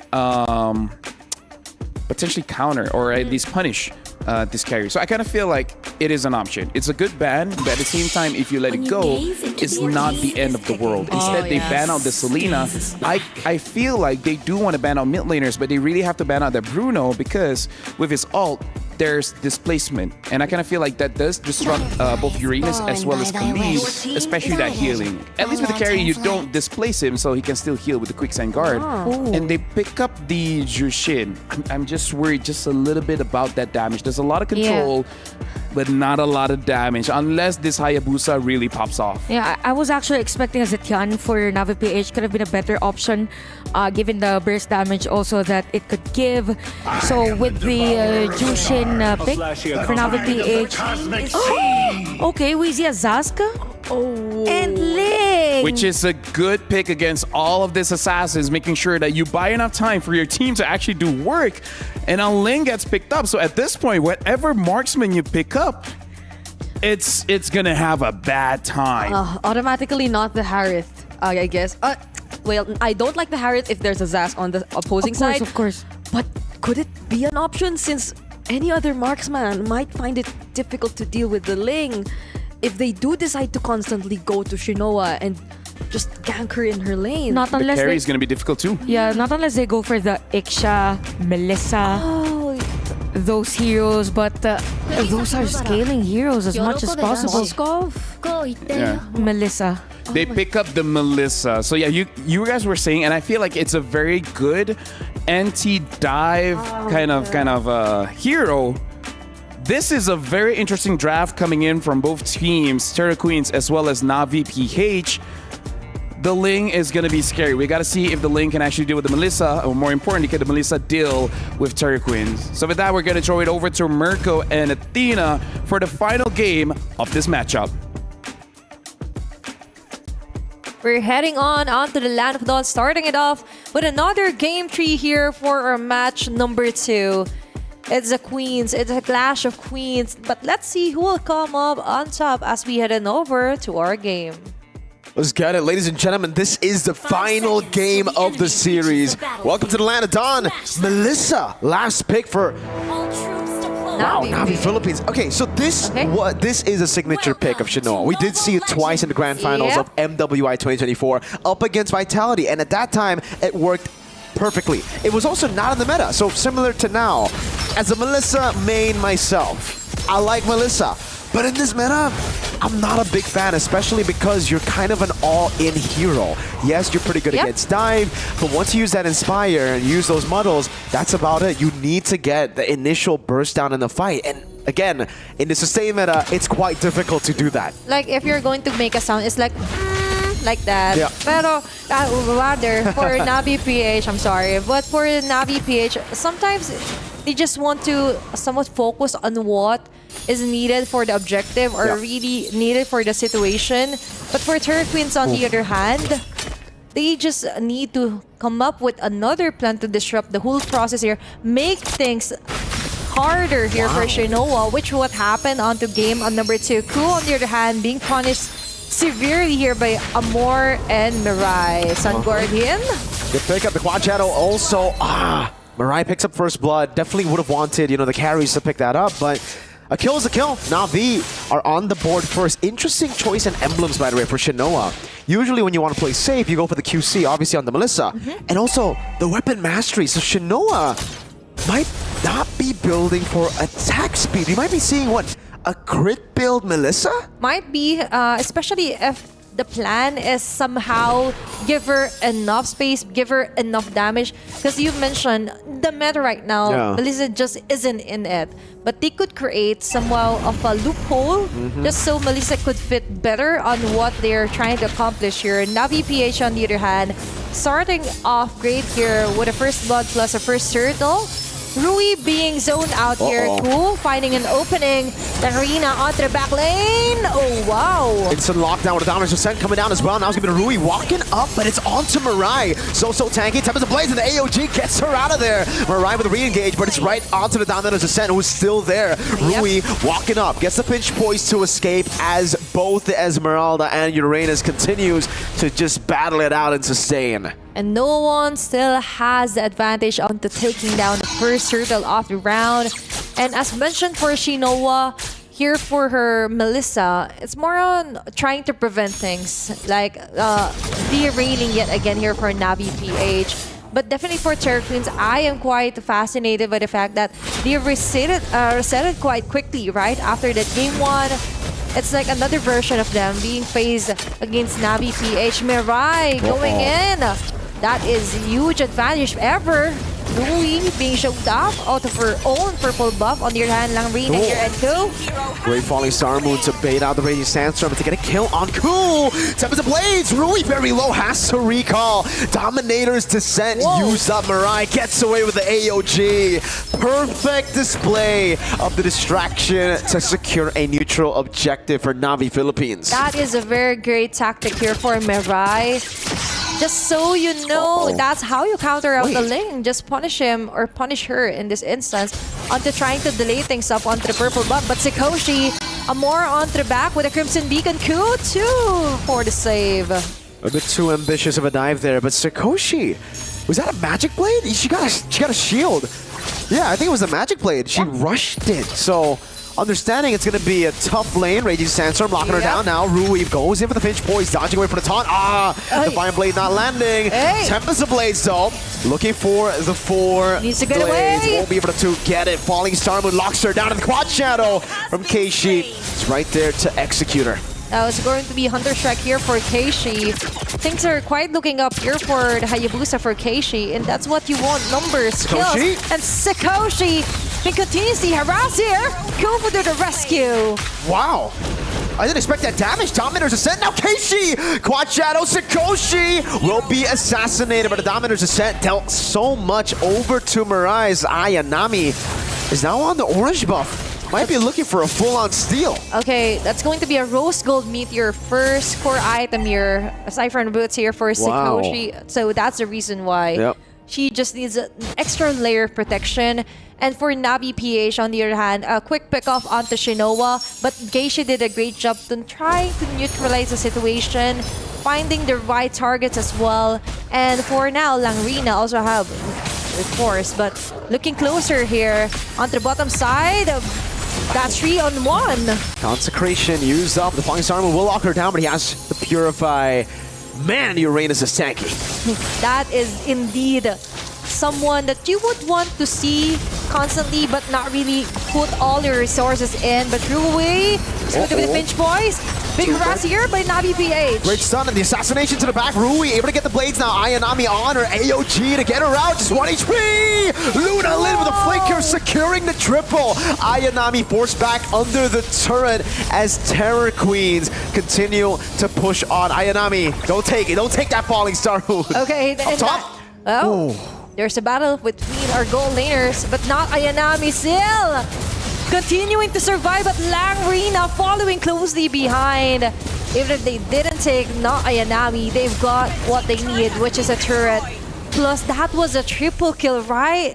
That was something that you would want to give other core damage dealers. But let's take a look back on their instant replay. Luna Lin with the Nightmare Spawn and Dominator Descent, dealing that much damage, plus also providing that much needed exercise of rights here for Terror Queens. And now it looks like Terror Queens have actually bought quite a bit of time to scale. We gotta remember, if we're just looking at the composition, that's a good Lancer Flare. Hlang this time doesn't have the Purify, has a Consecration, and will just be able to survive. A re-engage with Radiant Sandstorm and the Dominator's Ascent on him. Revitalize popped in by Mirai now. It's actually the Shadow Kill used up in the back line. Sakoshi gets away, but Ku will be taken down. Rui unable to get the last hit on Mirai. So tanky. And it will be Shinoa to get the kill back on Rui. Falling Star was in the back now with Rose Gold Meteor procced. Halang stuck, sandwiched down by Ayanami, who's walking up to cancel the recall. Sakoshi and Navi recovered. They get a turret, a turtle as well, and that's going to be another one down below. It's going to be a huge advantage here, closing on the 3.2k gold lead, plus a turret yet again here for Keishi. Things are quite looking good right now, all because they managed to somehow level the way that not Ayanami plays her Falling Star Moon, and of course the way she dances around, just absorbing all of the shields and targeting Sakoshi. And now with her presentation here, Mirai going in. The AOG into the sustain, into the AoE damage. Ayanami zoning them in the back so they can't walk forward as Mirai and Amor constantly pushes down and puts down that Lancer Flare to zone them away. Terror Queen somehow able to escape as Slang now takes a big beating. Mirai walks up, Thunderbelt picked up by Ku as Rui continues to push in the bottom lane. We'll be looking for a tier 2 as Keishi rotates too. Matching that rotation, Luna Lin. Wow, they're still here. They're just chilling. They really want another kill. Ku just going in, pouncing around 3 members. Now Ayanami with a jump. Langrina survives. Ku, on the other hand, with a quick Sun Guard, able to defend the tier 2 turret onto the top lane. What a tough defense here for Terror Queens. We're in for a long, long game, ladies and gentlemen. Let's take a look at the in-game equipment. Sakoshi, because of the Rose Gold Meteor Rush, will be quite far behind compared to Shinoa this game. She's going to have to get even more gold to match the damage output from Shinoa. And as expected, it is a crit build that Shinoa is going for, the Windtalker and the Haas Claws, not the attack speed build that, again, we are used to seeing for Melissa. Yeah. I guess the new age of Melissa builds now with how the meta is shaping up. She really needs that extra damage, especially with the Weapons Master earlier. But speak of which, now this real time, there's going to be a jump onto back lane. Ku targeting Shinoa with Amor. Great go away. Rui falling Simon onto 3. No follow-up. Keishi was a bit too far to follow it up. Big resources burnt away by both teams, but Navi are the ones first on Lord. So much has been activated for the clash, but now they're both waiting. Amor doesn't have her flicker if ever she's going to be pounced on by Terror Queens. Lord being started might be a reset here for both of our teams. Ku just regenerating some of her HP before the next battle here. And Langrina checks every single bush here, trying to prevent not Ayanami to doing Another great Falling Starman play. Now let's talk about on how Turquoise just manages to somehow level with the level of aggressiveness here for Navi PH. They're actually doing a great job. It's not really so much of a massacre here for Navi PH. Yep. Bottom lane is actually still slow pushing, so it's great for Navi as they continue to play with the Lord Dance. Yeah. And Big items. Yeah, even onto the whole map, you could definitely see for Navi PH that they're trying to balance things out. The Lord might be the final setter here, but Mirai with the taunt. Being thrown over with the Lantern Flare. Langrina just going over each and every member here, trying to do a roll call on where is who here. But not Ayami from the back. Lunalin on a tight spot. Mirai versus Langrina. Dominator's Descent activated again. Two-man being Sandstorm, but the Dominator's Descent is nowhere near. In the mid lane's a battle. 2v2. Sakoshi. Kind of tough spot. Hansa Rose Gold Meteor. I think that might have been her. Keishi able to go with the quad shadow back against Sakoshi. Pinned down. As Shinoa walks up. Berserker's Fury secured. Navi get the better trade. 2-0. Yeah. And now they actually have the chance to somehow rush this Lord. Remember, you have Rui here. Could go for a steal, but most likely it would just give Navi PH this Lord. And now Amor doing a fantastic job onto zoning them out. Even not Ayanami committing onto using that Falling Starman onto Langrina. This is somewhat of a huge W here for Navi PH. Massive. Gold difference, 2,000 gold lead in the gold lane. I think in this game, it really comes down to the odd choice of the Rose Gold Media. That it really stops Sakoshi from being the threat that she should be at this point of the game. Like 11 minutes, you would expect the Irithel to be able to dish out more, I would say, damage overall compared to the Melissa. But that Rose Gold start, She's more on the safer side, but sometimes you just have to take the risk, right? And with that, you really need to be really careful on what you build first, because it mostly sets the tempo. It mostly sets of what you can deal, what you can do. And now, Navi PH is doing everything in their power to totally annihilate the Langrina right now. Shadow Kill in. Lang trying to disperse it. Will be able to do so. Mirai goes up with the AOG. That's going to be flicker out on the heavy crossbow by Sakoshi, but the Muddles are zoning them in the back. Falling Star Moon going through the Rose Gold Meteor. Ayanami diving deep into the back with a go-away place. No one can dive for the front line.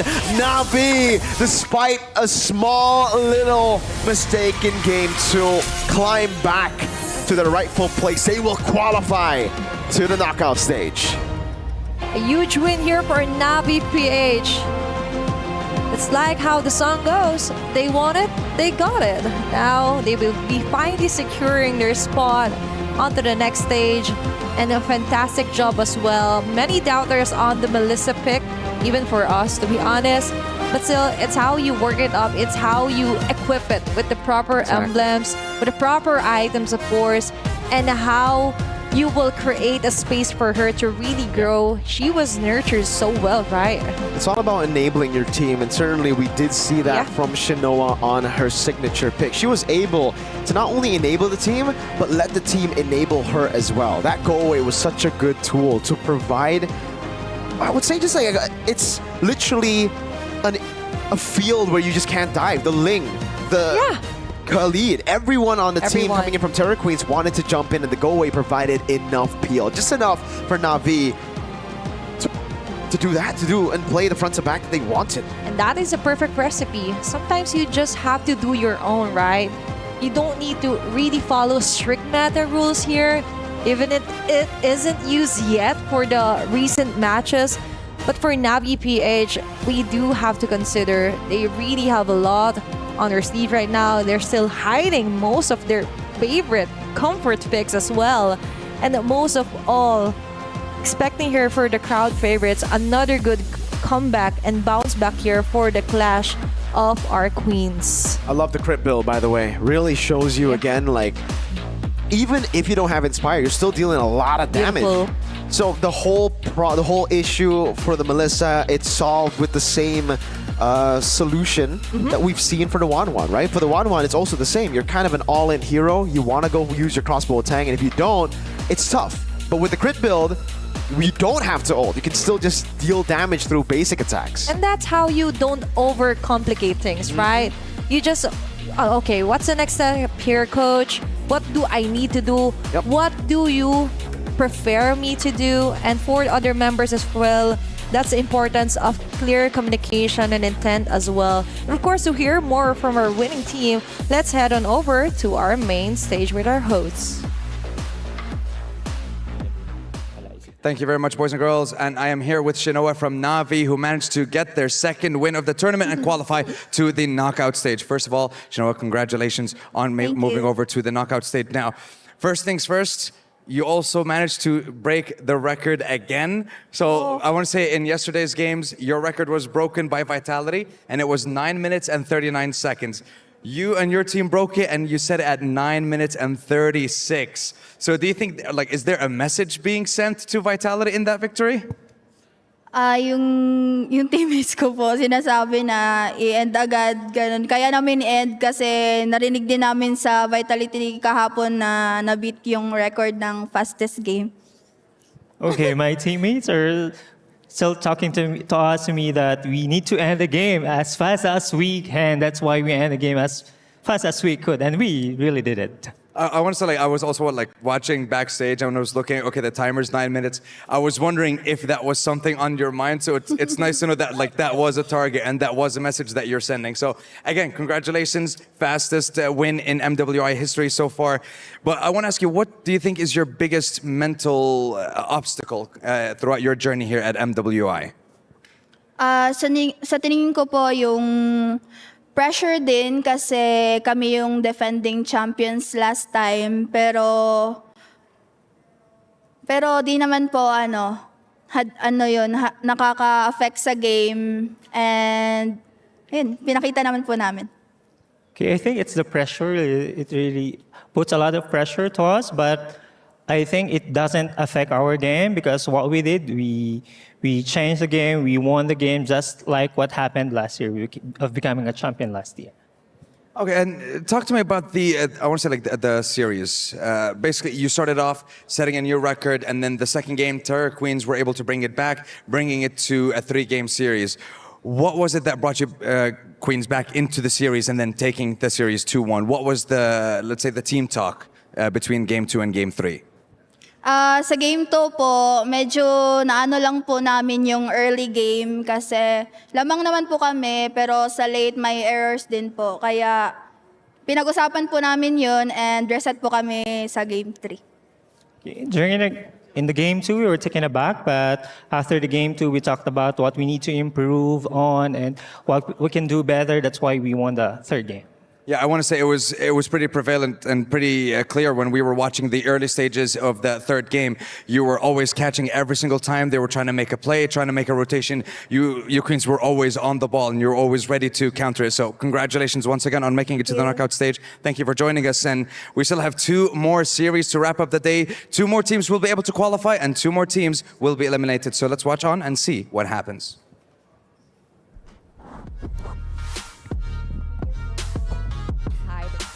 Thank you very much, Sandstorm, and thank you very much, Translator, as well. I don't speak Tagalog, but I feel like there's something else there. But either ways, this is a victory for Na'Vi PH. It's nice that I've learned a little bit of Tagalog, you know, as I'm working with you guys. Yeah. Wait, what did he learn?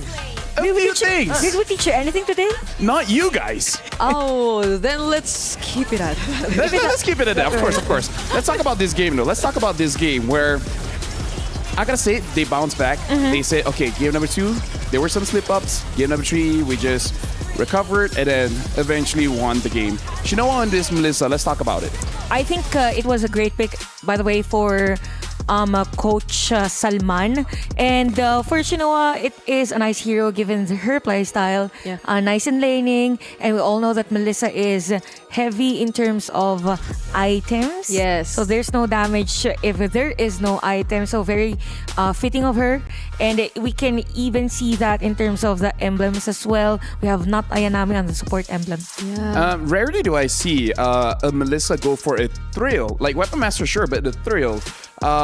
Quite interesting build here coming in from Shinoa. Yeah, it's also probably because the Earthel has been on fire for like the recent games that we've seen.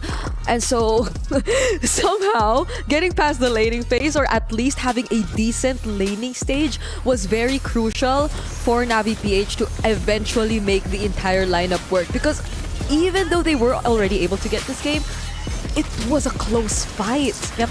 And I think at some point we could actually see moments of glory for Terra Queens. Yeah. All along I thought it's going to be them winning the match, probably because of the hero for Luna Lane, which was the Zask. It just so happened that the sustained heroes for Navi PH had their items already, even having the blade armor for Mirai. So Mirai is for Sikoshi's hero, which is the Irithel, and you have the Esmeralda just to be in front for Luna Lane. Yep. And there's the Sea Halberd even for Keishi here, just making sure that they get to deal with all of the problems in terms of sustain here for Terror Queens. And this is I believe, a completely different story from what happened earlier, where they had no answers whatsoever to all those kinds of problems in terms of sustain. Now they made sure that they had answers to every single one of them. And because of this, the rivalry between Philippines and Myanmar continues. And looking back into the game, looking back into the series, I kind of feel like this should hit Navi PH a little more, because I feel like even they understood that there was an opportunity for it to, if they look at the panel, they understand that they don't. But moving forward, I feel like they gotta keep like an iron grasp when it comes to those drafts, because the longer this tournament goes, it's gonna get more and more tight. Less and less errors can be made, because today, even if you lose, you just go to the lower brackets. You're not eliminated just yet, but later on in the future, losing can be catastrophic. Yeah, but mad respect for Terra Queens. I think specifically for the drafting in game number 3, they really forced Navi PH to have this Melissa chosen, even the Esmeralda. But we saw earlier for not Ayami, she dealt massive damage as compared to the other players of Navi PH, probably because, or not probably, because she is the hero up front. Early parts of the game, 6 minutes it was, or almost 7 minutes, it was a killing spree already for her. And it's also not Ayanami, who I believe made things so much easier. Yeah. But it's not Ayami. It is Ayanami, but it's not Ayanami. But that's her, whatever. So it's her who I believe made things so much easier for Navi PH too, because even though you'd think there'd be some sort of struggle to find the right position, because there's a Zaz, there's the Dominator's Descent, and there's also the Khalid, just making sure that you're scouted out well enough.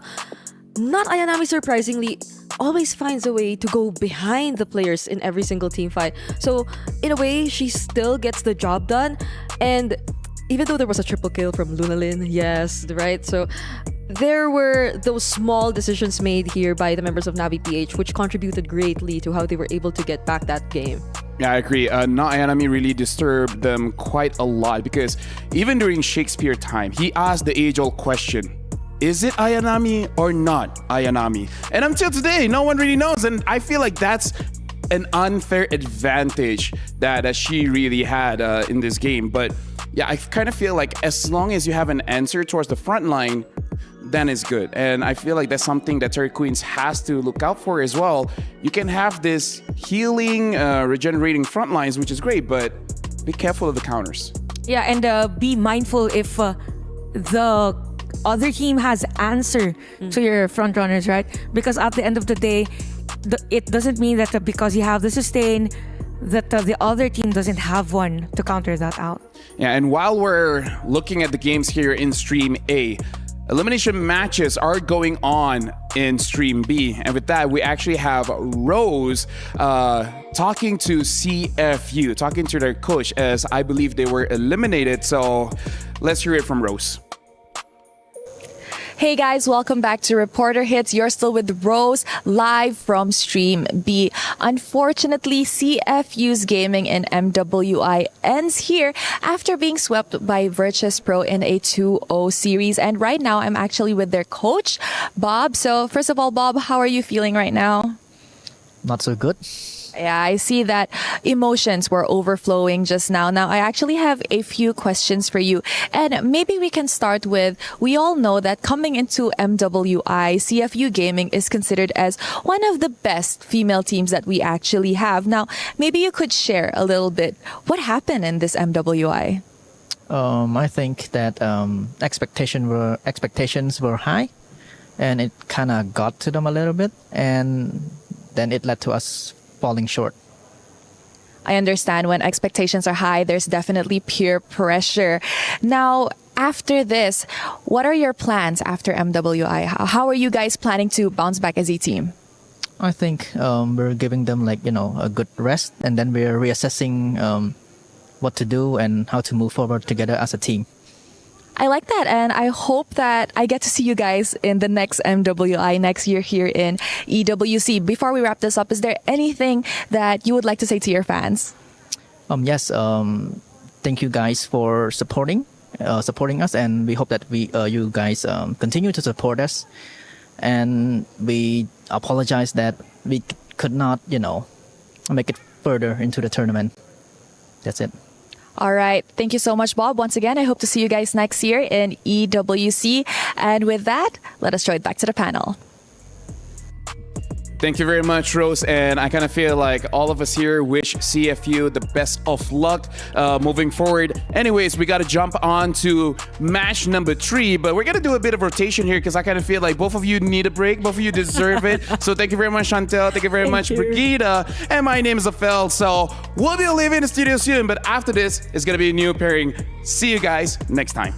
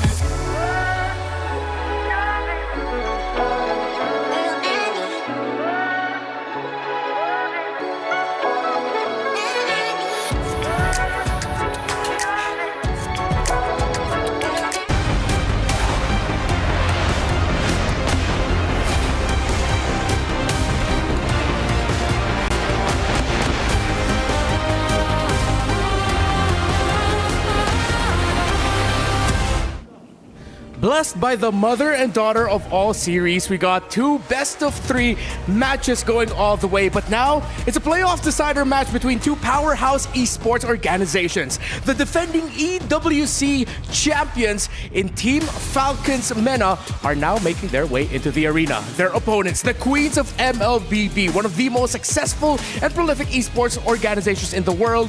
They finished 4th in EWC 24, but Team Vitality is one of the favored to win this tournament. This is MWI at EWC 25. It's a terrific day of action that we've seen so far, and we've got 2 more awesome series ahead of you. My name is Renmar, and joining me here today on the panel, it's Eterna and Fasha Bunny. You know what, Eterna? This is so weird for me. Usually we're in different spots when we're working together. That's true. That's you're true. usually here. I'm usually there. How are you feeling today? I'm pretty good. It's exciting to see that as we get closer and closer to the knockout stages here for MWI, we are seeing much closer games. All throughout the day, we've seen 2-1s, which was very different to yesterday, all 2-0s. Yeah, after a sweep day, it's very refreshing to see just 2-3 game series.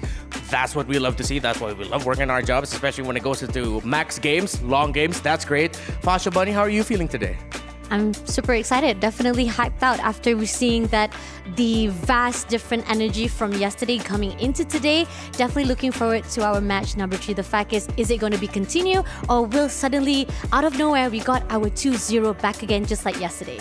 Yeah, let's see what happens, because I'm seeing what the community are saying about the upcoming matches. Hopefully we get more 3-game series. I'm just going to leave it at that. So before anything else, we just want to remind you all that MWI 2025 is free for everyone. Don't miss your chance to witness the pinnacle of women's esports live here in Riyadh, Saudi Arabia at the Boulevard. A celebration of skill, passion, and progress. Join us and be a part of history. Again, I've said it before, this is one of my core memories working MWI in 2024. And I love that, especially here in this day too, we're seeing more people coming in, watching, and you could be one of those people. So there's been a lot of things happening. Again, as usual, we are working 2 streams. We have Stream A, Stream B, and I'm pretty sure you've been hearing some voices that maybe it's been a while since you've put some faces onto. So we're going to actually hear from Rose, who got to talk to Naisu, who's going to be casting the upcoming game. Hey guys, Rose here. So just now I was bored in the talent lounge and I started looking for Naisu, and we have Naisu here with me. Hello, Rose. It's fancy seeing you here.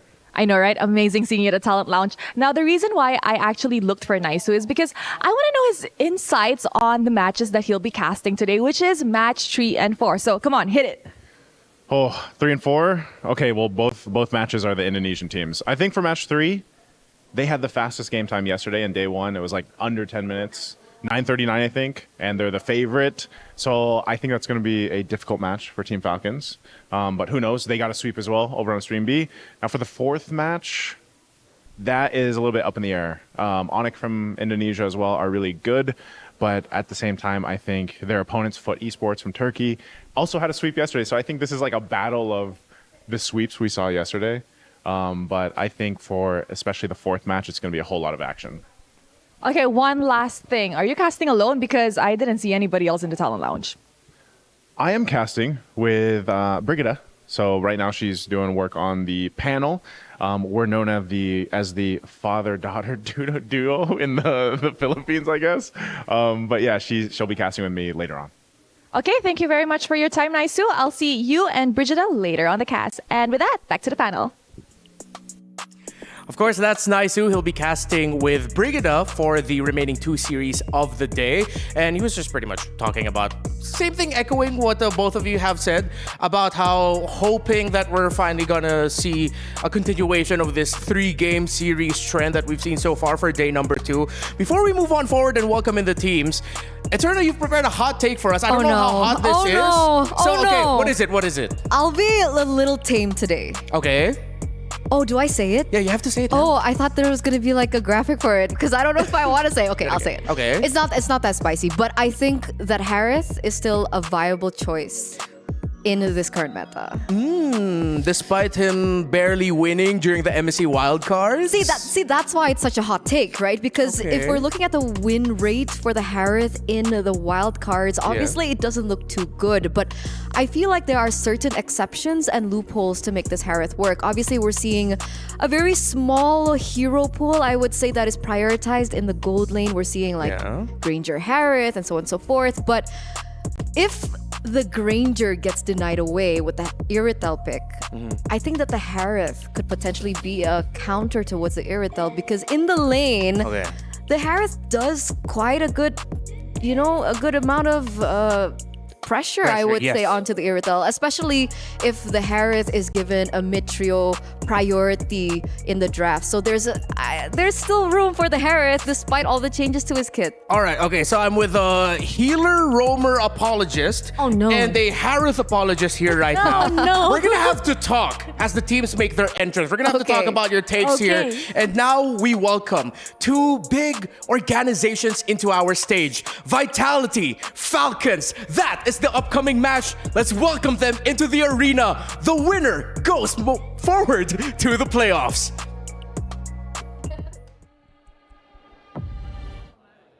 Two series down and 2 series left to go, and the action is only heating up.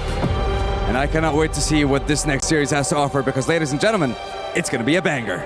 That is absolutely right. Earlier on, we have seen CFU Gaming going home over at Stream B, and stakes are ever as high as our teams are currently being tested. Now, this is what it means to be here at MWI 2025. Teams will be pushed to their limits to find out if they're truly limitless.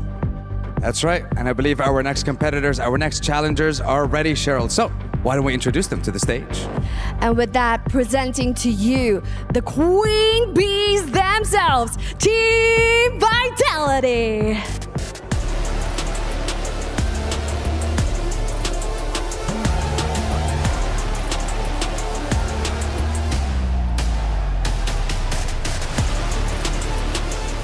Now, the Indonesian powerhouse made sure that they're locked in to reclaim the crown in their debut match. They have set the record for the fastest game win yesterday at 9 minutes and 39 seconds, breaking last year's 10:34 record set by their Filipino rivals. Can they beat that record, as it just got broken earlier on today as they go up against a familiar foe? Let's find out.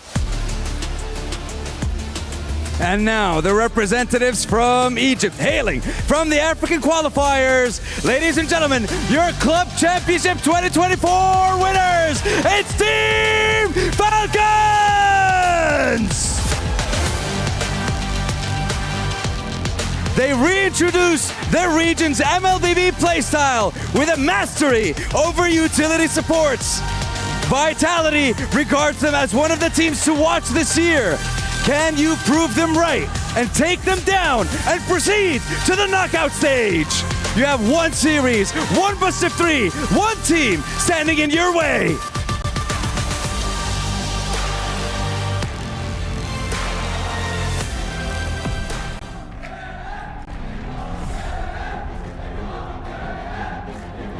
I have to be honest.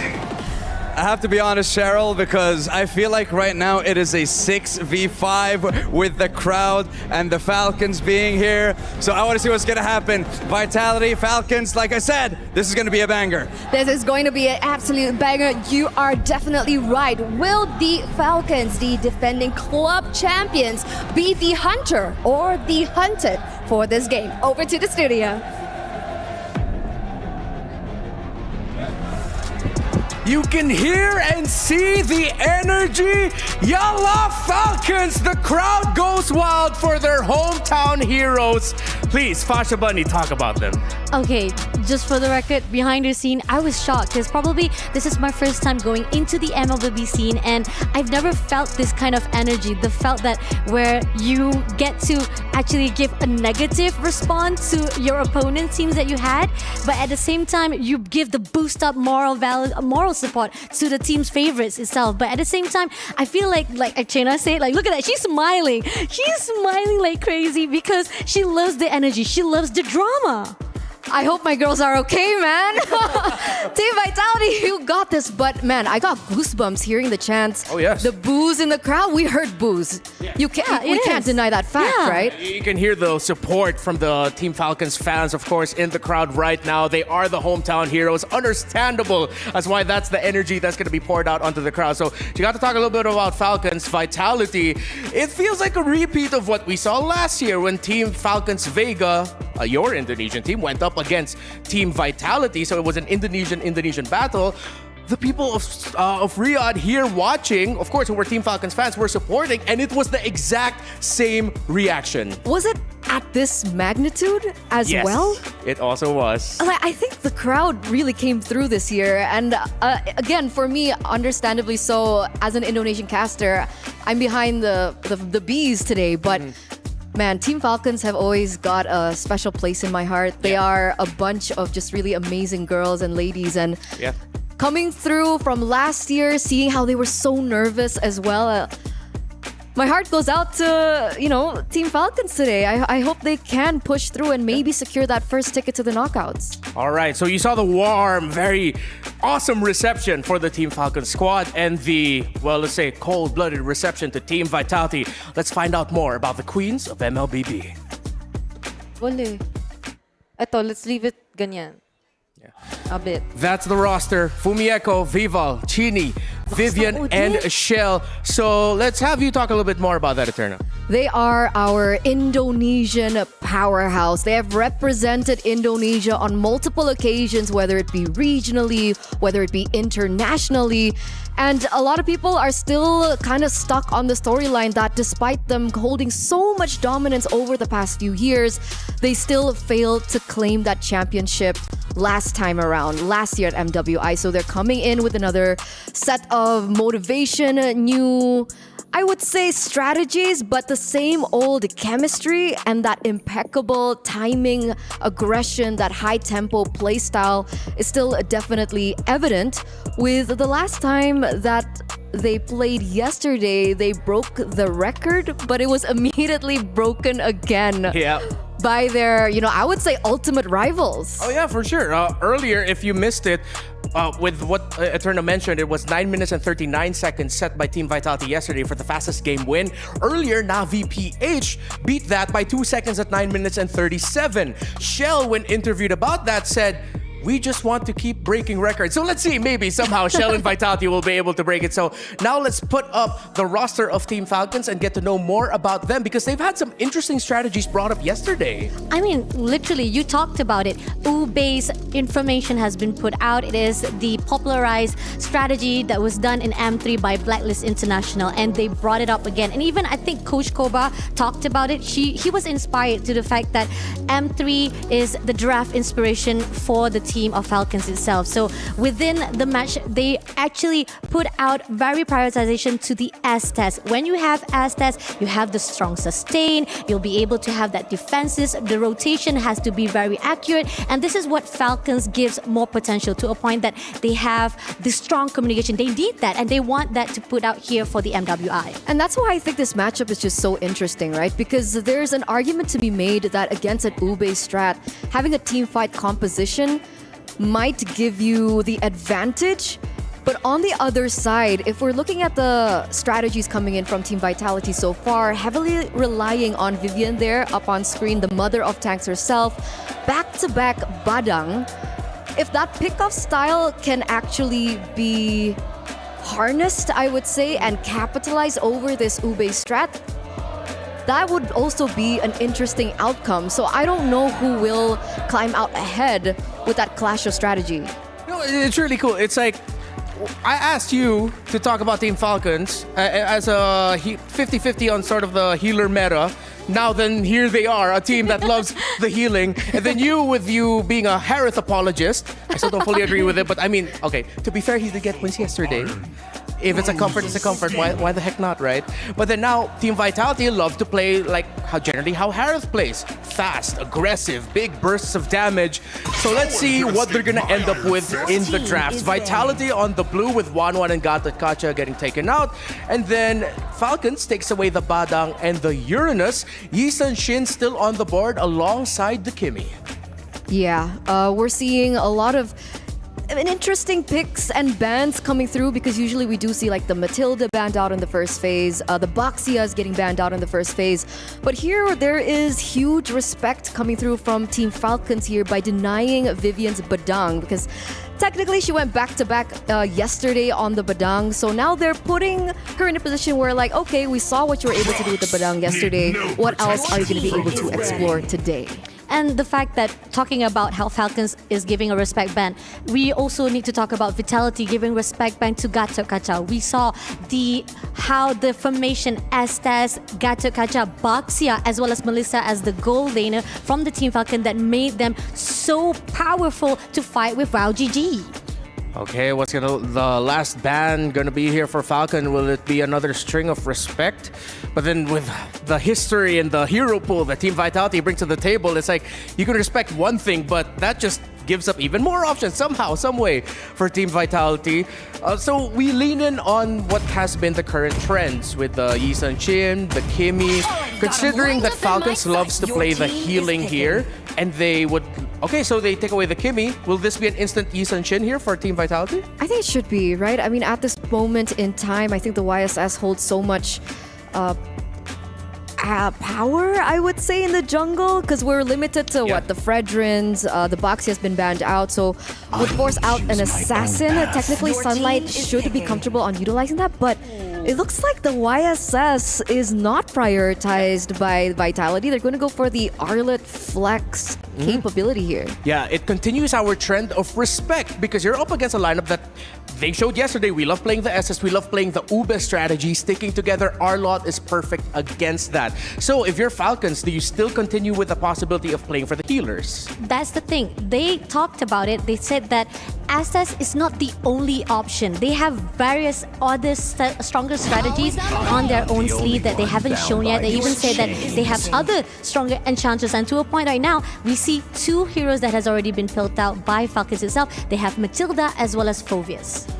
Maybe I'm a little bit too old here thinking that if you are up against an Arlot, you really, as much as possible, yeah, you pick up the Phoveus. So it's like Vitality went into this being okay with the Phoveus is going into the hands of Falcons. They still picked up the Arlot that way. What do you think about these first two picks on the side of Falcons? I think it's smart. I think it's smart by the side of Team Falcons, right? Because they know against the Arlot, they can't go for that Ube strategy anymore. If they still want to go healer, obviously heroes like the Angela and the Florin would work a little bit better with this comp. The Matilda here makes more sense. They need a little bit, they need a little bit more mobility around the tools that will be given over to them. But I mean, Team Vitality have an answer of their own. The Selena for Sini comes through once again, as well as the Akai. Are we looking at an Akai jungler? Yeah, that's looking like the case here. Considering that they see the Phoveus and Matilda, Akai is actually a perfect pick. So many games I've played, y'all know how much I love the Akai, but I also love the Phoveus as well. I do not love Akai when I'm playing Phoveus.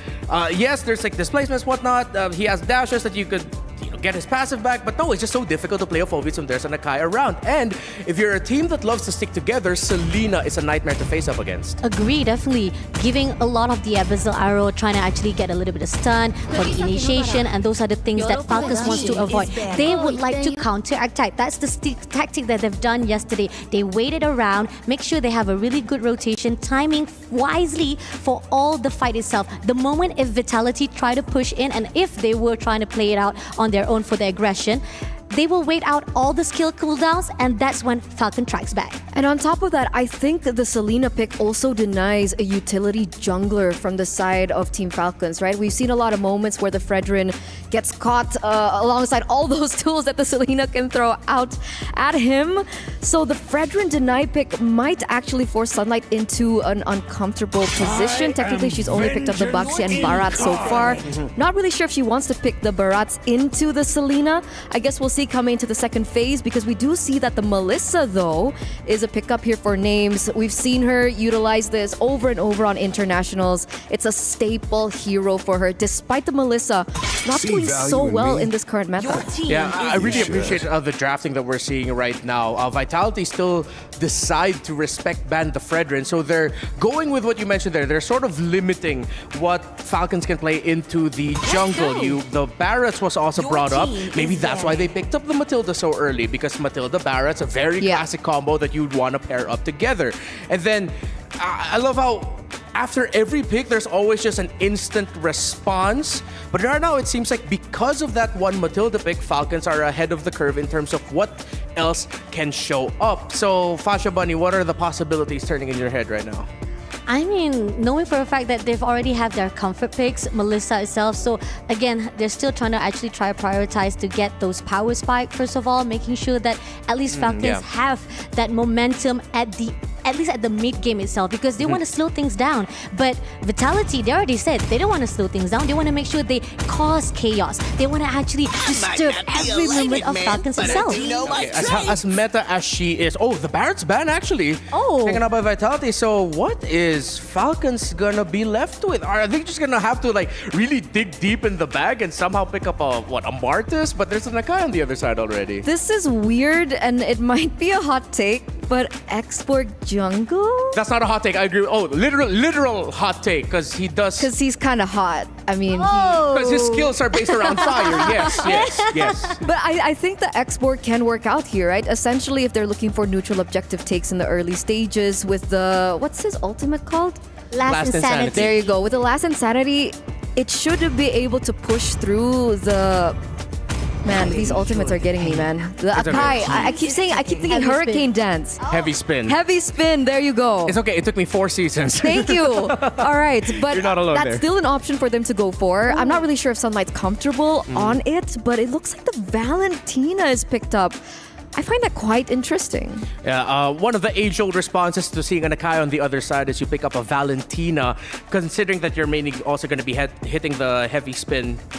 Getting the heavy spin as a Valentina as well.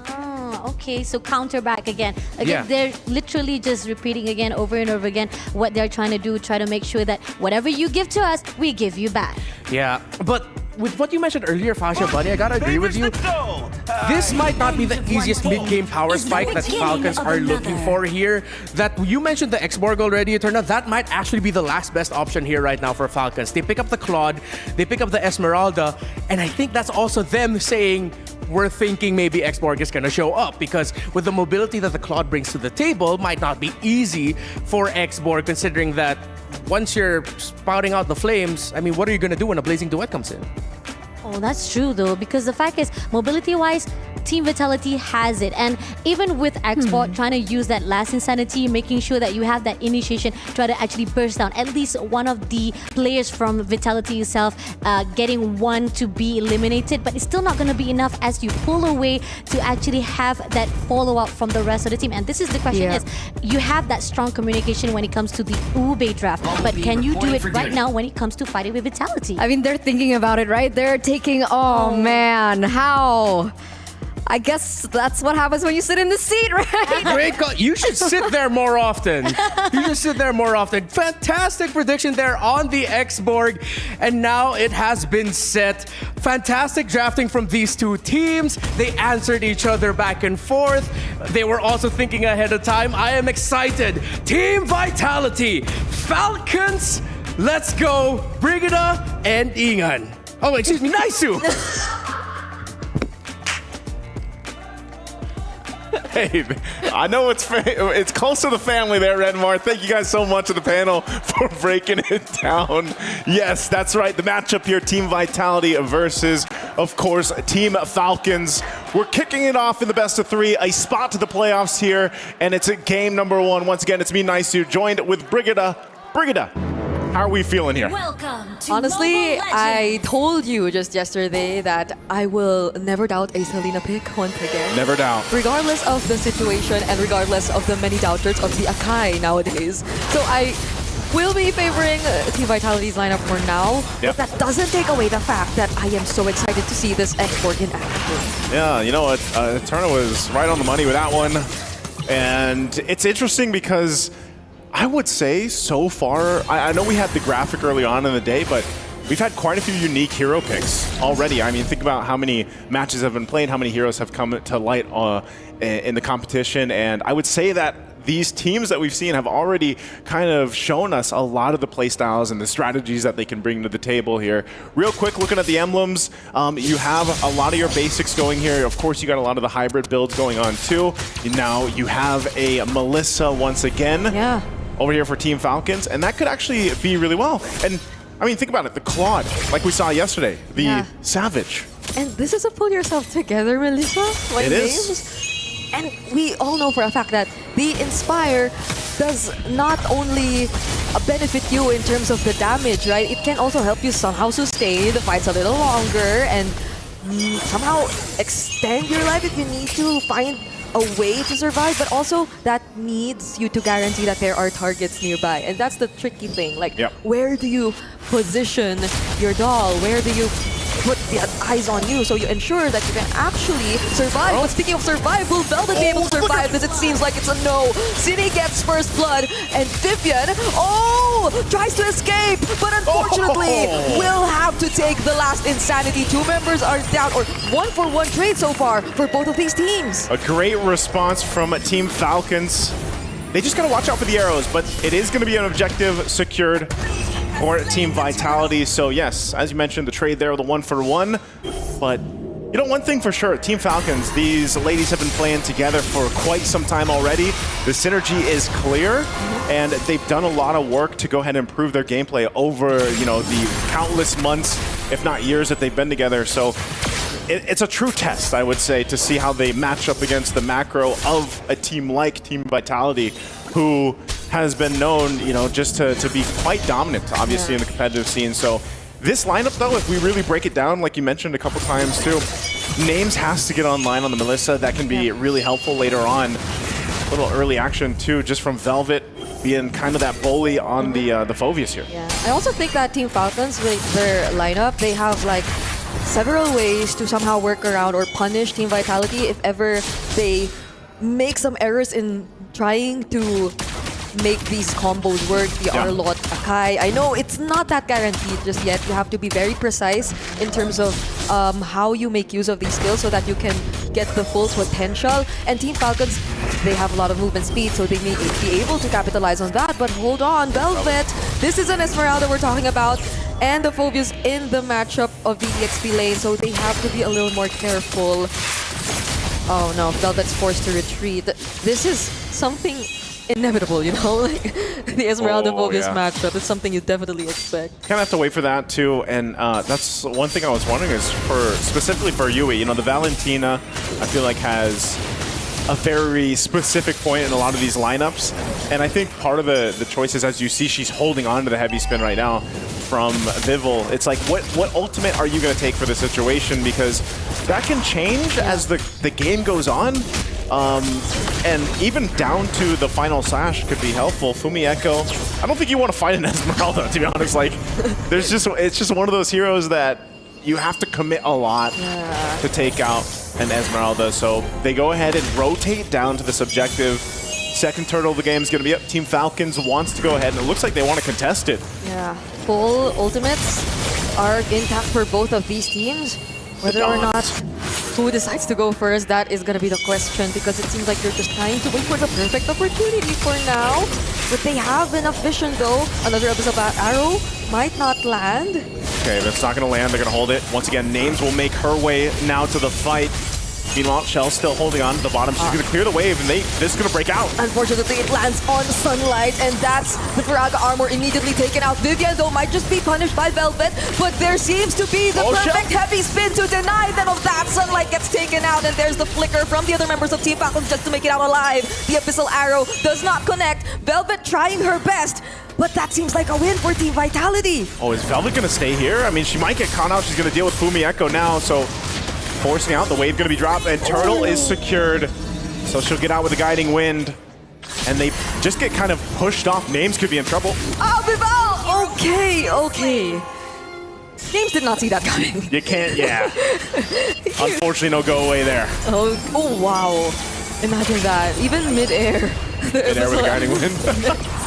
I mean, this is so unfortunate though for Team Falcons because they drafted this way only to encounter an Esmeralda in the hands of Fumi Echo, which they seemingly want to try to take down now, but it doesn't feel like they have the resources that can do just that for now. Yeah, for the answer for the Esmeralda really is you kind of have to deal with the sustainability. We're talking about the Sea Halberds, maybe the Dominance Ice later on, but then just kind of overloading the damage, and they just don't have that right now. They fight under the turret. Final slash, and Vivian here might just be punished. Oh, the counter final slash coming in from Yui to finally take that kill. Sunlight might still go for this though. Another Abyssal Arrow Sunlight. from City, Falling Star Moon, but the guiding wind saves Sunlight from danger. Even with this save, they're not out of it just yet. Another arrow. Oh, she's gonna have to cancel that recall. They keep her there long enough though. They're still fighting and they're under the turret, but you understand, their HP, it's very, very low. Yui's already here though, but Vival will be she still try to attempt for this. They might have to let go of this turret, but Vivin still goes in. Now Yui. Fumi Echo might just take her out. Yui also next, 2 heavy spins. Where am I supposed to look at? Beyblade. It seems like the fight is still going, however, and look at the damage from Chell with a blazing duet. Names cannot survive. Oh, that is tough. That was such a long hold under the turret that they couldn't escape. And it was a great play from Team Vitality to keep them there, delay them from recalling while the team came up, capitalized on the kill, and now it's all led to this. You're looking at a 4K gold lead. You're seeing the difference here now between the lanes. Specifically, you can see there's quite a lead in that gold lane. Yeah. And that's why, again, the Claude is it's something you don't want to let get that faster power spike in terms of the items, because once that happens, you're just kind of free to go in, blazing duet on out, and get out of there. And think about the space coverage with this Claude from Shell, because you have a flicker too. So that works in conjunction with the BMI. Get a little more space to work with. There's a final slash. Remember, final slash though, but gets cancelled by that circling eagle. Vivian flickers out to safety, but Chell, does she still want to fight this? Maybe not, but Fumi Echo has a different plan in mind. Falling Star Moon towards the back line, still tries to go for Velvet and Names. Last Insanity to try and get away, but look at Fumi Echo, all alone, taking on every single member from Team Falcons, and look at the heavy spin catching too! Team Falcons, they have to run away. This is just too much from Team Vitality. Team Vitality finding the choke points here every single time, and it's up to Team Falcons to go in, come up with an adjustment from that. It's really difficult because of just how much you have to consider. We have to dodge these arrows coming through. We have to watch out for Vivian to make a play with a final slash in that flicker. But then in the meantime, you can even get pinned down with an Akai. We're going to look at the replay here. And this is, look at Fumi Echo, able to get the attention. Lots of low health bars here. They cut off the right members. And unfortunately for Team Falcons, once that happens, you don't have much room to move. You can see them in the jungle too, continuing to try to take and put pressure on Team Falcons. So Lord was taken, it was secured. Again, you're looking at a relatively healthy lead, at 7,000 almost gold here. Oh my gosh. And even the items, you know, this is what I was saying. That third item, there it is. It's just picked up now. You've got the trinity of items for the Claude in hands of Shell. So that Blaze, you do it. It's gonna be trouble. Arrows too. I mean, just an arrow alone. And that's half HP already for the damage dealer for Names, who by the way isn't looking too good. 0-3-1 on this Melissa, but even more than that, I think most of the space creators here for Team Falcons are having a hard time. The Abyssal Arrows just disrupt so much, especially Sunlight. Yep. It feels like she can't get a hold of her Tiraga armor because it's always taken out, and now they have to worry about the Lord. Yet another Abyssal Arrow and trap. Vivian is forced to go away, reset and recall to the base. But now, it seems like they are able to take the first inhibitor turret with just this Lord! There's the last, or there's the Frag armor taken out once again. Fumi Echo finally gets punished though. And Team Vitality might respect Team Falcons and their defense for now. They have to. A great defense there. They only lose the base turret. Again, that was only the first Lord, but Team Falcons showing some promise here on the defense. You're seeing it happen here live, right? The problem is these arrows that are coming and just kind of putting pressure on where you can really move around the base even. And when it comes down to earlier the lanes, you always have to watch out for the arrows because you're seeing it. And it's crazy because City only has 2 items. Enchanted Talisman and the Glowing Wand right now. Yeah. What more as the game goes on? She's still building up onto that 3rd item, but still you're seeing the angles are the problems for Team Falcons, and that's kind of why I think the work is also cut out for Yui. She's held on to the heavy spin a lot of times. We've seen her take a final slash, but this is all, once again, Names has to get online. She still needs some time. She's falling behind. She's got the DHS and the Corrosive Scythe. She needs to get that 3rd item to really be able to do, pop up. Oh no, under the turret. Yui gets forced to use that heavy spin, which she copied earlier. The Abyssal Arrows again and again. Such a huge problem for Team Falcons right now. And yes, we did mention that somehow Names, she really does need to go online. There's the Inspire, which we thought could have potentially helped her survive a little longer whenever there are certain situations wherein she needs to get out alive. But it seems like the burst damage from Team Vitality at this point is just too much. And what's scary to think about is that, you mentioned it, that's only 2 items so far from Chinny, and the Lethal Ignition 2 is a separate thing to worry about. What if you step on something when you're low HP, right? Yeah, that's troublesome. That's such a huge problem. This Lord, half health though, but they've got total control for Team Vitality. That's going to be another objective secured. So Team Falcons looking at the defense here. Can they pull it off as this one's going to be charging into the base? You know, this is where you have to see. And realistically, it's actually, for a Melissa, defending in the base is probably the best position to be in because you know you have your go away to go ahead and utilize, but also you have Fiven on the Matilda, which could get you out of a bad position, and you don't have to worry too much about what's going to happen from behind you because it's your base, right? You got the base, you got the fountain there to help you out, but still, the work is going to be difficult. They have to withstand the Blazing Duet setup and the rest of this from Team Vitality. So we'll see how they handle it. Sunlight! There's the Guiding Wind to save her, but there's the Viraga armor already gone, and they still have to defend the Lord. Mid inhibitor turret is already down, and look at the Blazing Duet too coming from down. Names is immediately taken out. The one expected to defend, and I feel like this might just be it. Team Vitality take game number 1.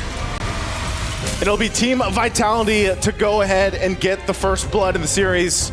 Once again, 1 step closer for them to get to the playoffs. And it was that Blazing Duet that at the end, they knew they had it set up. She had the advantage in terms of items, and what a place to go ahead and set things up for that.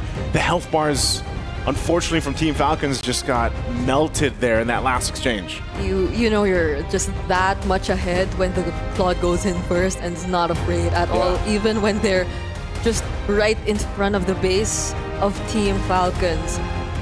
And so it came to a point where, compared to the first Melissa we saw this day, this didn't work out as expected for them just yet, but definitely they could find a way. They could. I know our panel is going to have a lot to say. Let's go ahead and throw it to them. Thank you so much, Naisu and Brigida, and a fantastic showing by both of these 2 teams, but unsurprisingly, the last 2 picks were the absolute kickers there for Team Vitality.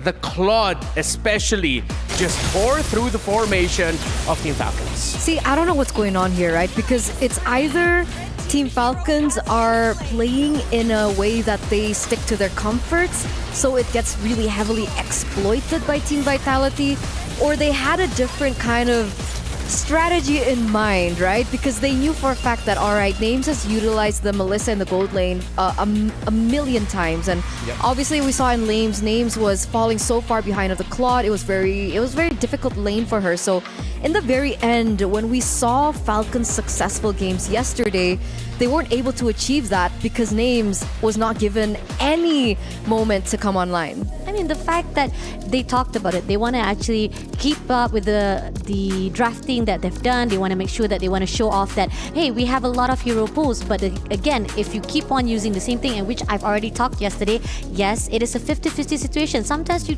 can't always use the same draft over and over again, and your teams or your opponent will be able to read you like a book.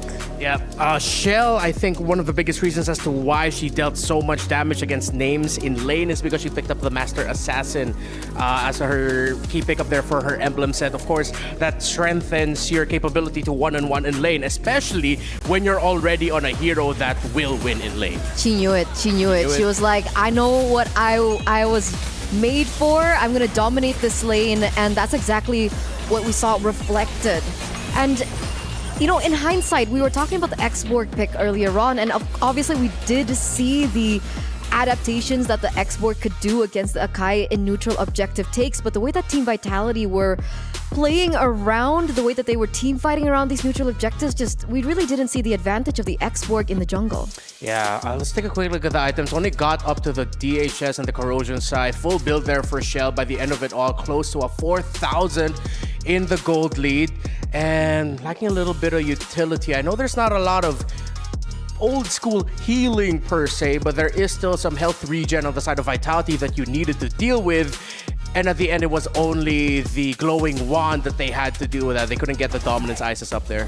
And the worst part that you know that they were prioritized coming in from the healing side. What they didn't expect it, the pick from Cine itself. Selena, always on point with the Abyssal Arrow, always getting to capture. Yes, you have that last insanity. The moment you're trying to move away, at the end of it all, that Abyssal Arrow say that I'm gonna stun you and you can't get away from us. And that's why her build was actually quite interesting. She actually went in for the, is it Wishing Lantern? Yes. Is what it's called, right? She understands that in this particular scenario, sure, getting names would be amazing.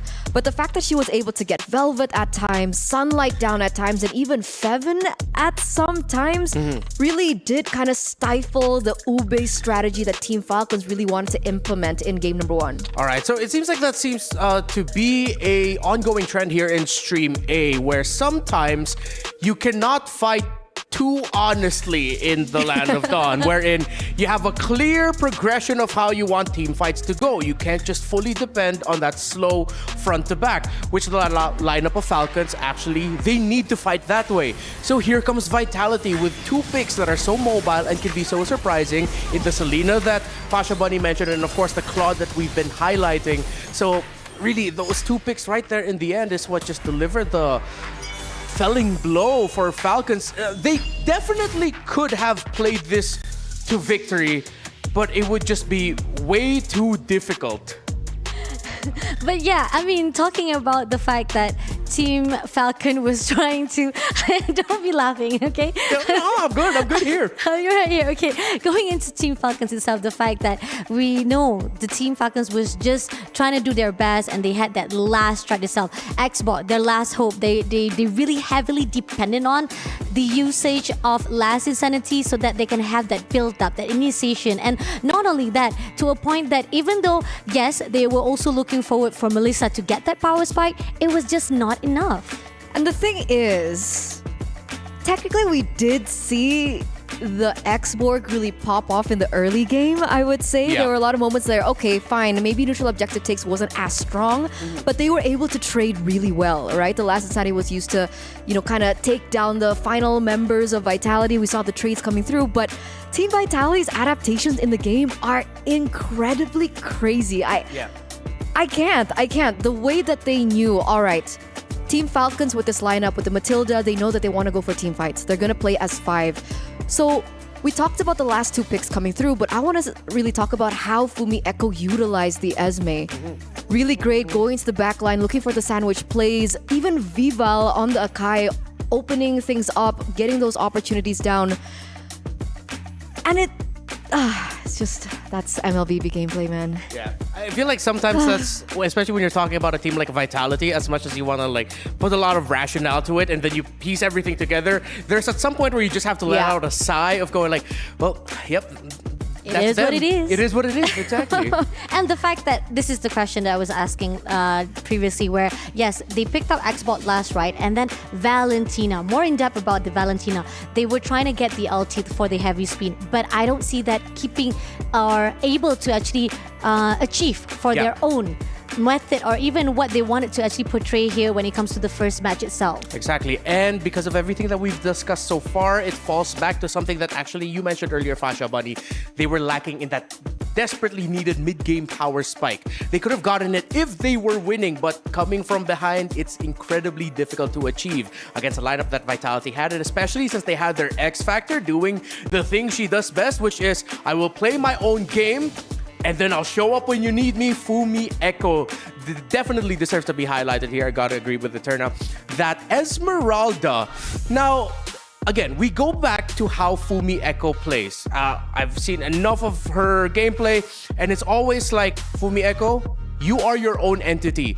Do what you have to do in lane, but show up when we need you. And those late entries by the Esmeralda in the mid-game trading that we were talking about earlier, usually it was actually Fumi Echo that became the X-Factor turnaround reason.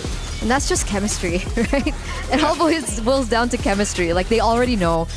Fumi Echo will get to a point where she's going to start to get to that power spike on the Esmeralda. You saw the Oracle built up, and I think there was an enchanted talisman, I believe. See, my memory is kind of bad, but that aside, she knew exactly when to weave in and weave out in these team fights. She knew exactly in that particular scenario that we actually see up on screen. She goes actually quite heavily into the backline. She's actually really far away from the rest of the team, but she knows exactly that the rest of the members of the team will come along and take those kills with her. Yeah. All right. So we've spent a good enough amount of time talking about Vitality and what they did great in that game number 1. But to potentially talk about the possibilities of a Team Falcons turnaround, maybe we have to take more time to learn about them.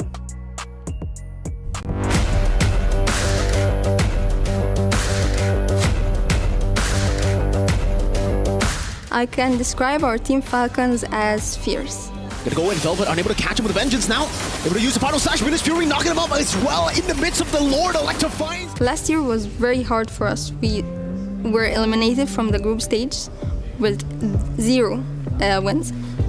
But it was a really great experience and we learned a lot from it.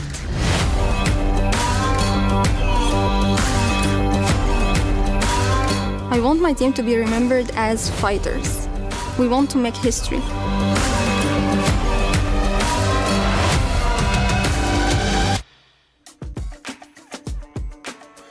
They want to be remembered as fighters, and they are going to have to put up the fight of their lives here if they want a chance to push into game number 3. Now, I'm going to say something here and tell me what you guys think. I feel like in that game number 1, there actually really wasn't a lot of Team Falcons errors to point out. More so, it was just there's just significantly more Team Vitality good things to point out. I agree. To a certain extent. But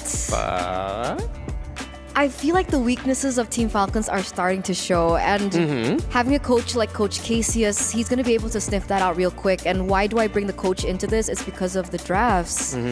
I hope coming to game number 2 and after everything we've seen from Team Falcons so far, they have a different strategy in mind because they can't repeat the same thing that they did yesterday because they've been read like a book here in game number 1 by Vitality. All right, so it seems like both of you are on the same boat now, wherein we're going to have to see a different version of Team Falcons now for this game number 2, where, yes, they've talked about their strengths in the Ube strategy healing meta, but maybe they need to show more. Velvet has said here they are not afraid of losing, and that is their advantage against other teams. They've lost a lot already, they know how it feels, but they're not scared, and they're just going to go out there and do their best. So doing their best, Fasha, does that mean, really, they forgo the healers and they go for something completely different now? I mean, if they have been months and months trying to actually perfected the Ube draft, possibly they would not let it go. But if it comes to desperate measure, yeah, you have to actually let it go. And that's the thing that you want to actually put out here in MWI. You have to be adaptive. You have to always make sure that if the situation doesn't go your way, you got to change it around. And I'm going to say something like really, might be a hot take, but Blacklist's code was broken.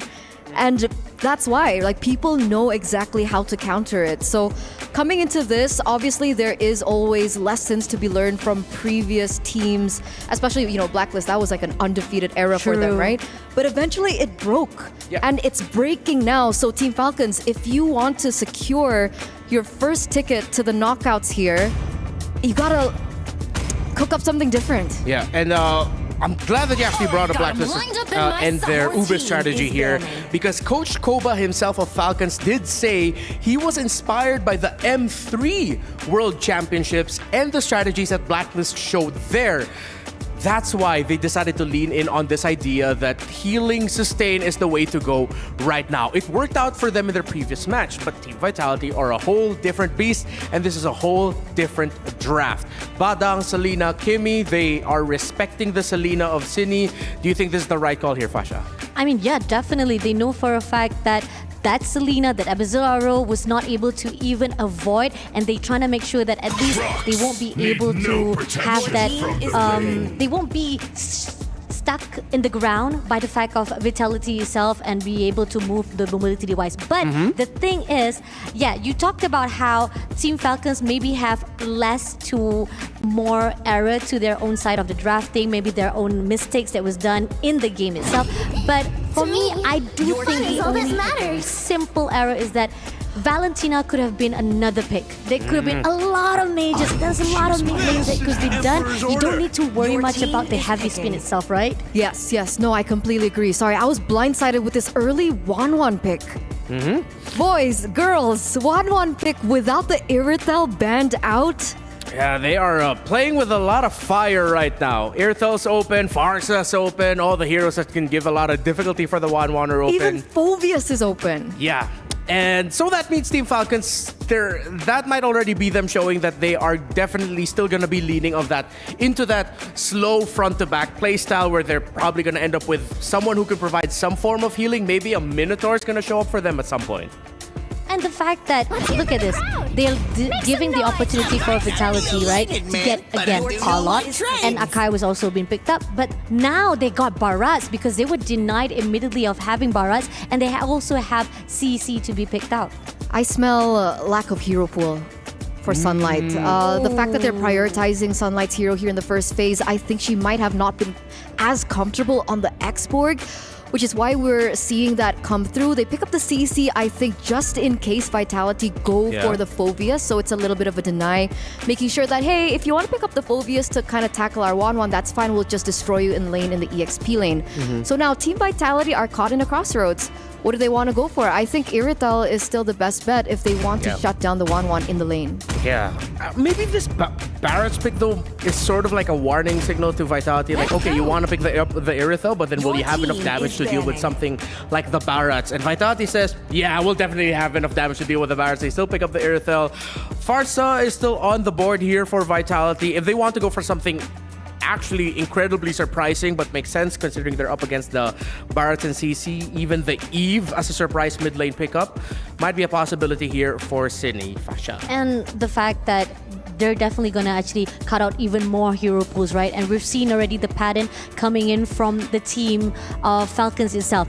It seems like this is where we see the fine line of how much of strats they have and how much hero they are comfortable to use. Because again, they're so already consistent and focused to actually get the Enchantress, but how much more can you actually put out if you're being denied? And looking on the side of Vitality, they actually take out Angela first of all, and on the side of Team Falcon, they took out Jushin. Yeah, Angela Barats is kind of gross, right? Yeah, it is. That's a lot of sustain in the early game, and technically with the composition that we're looking at from Team Vitality, they don't exactly have enough damage, I would say, to kind of penetrate through that in the early stages. So good call. I think there's still a possibility for them to pick up something like the Matilda to help out the Barats. We're maybe even looking at a Florin as an option, but obviously I don't think that the Estes will do too great here, going against the Akai as well as the Arlet. Yeah. Going back to the Farsa, I would think that maybe even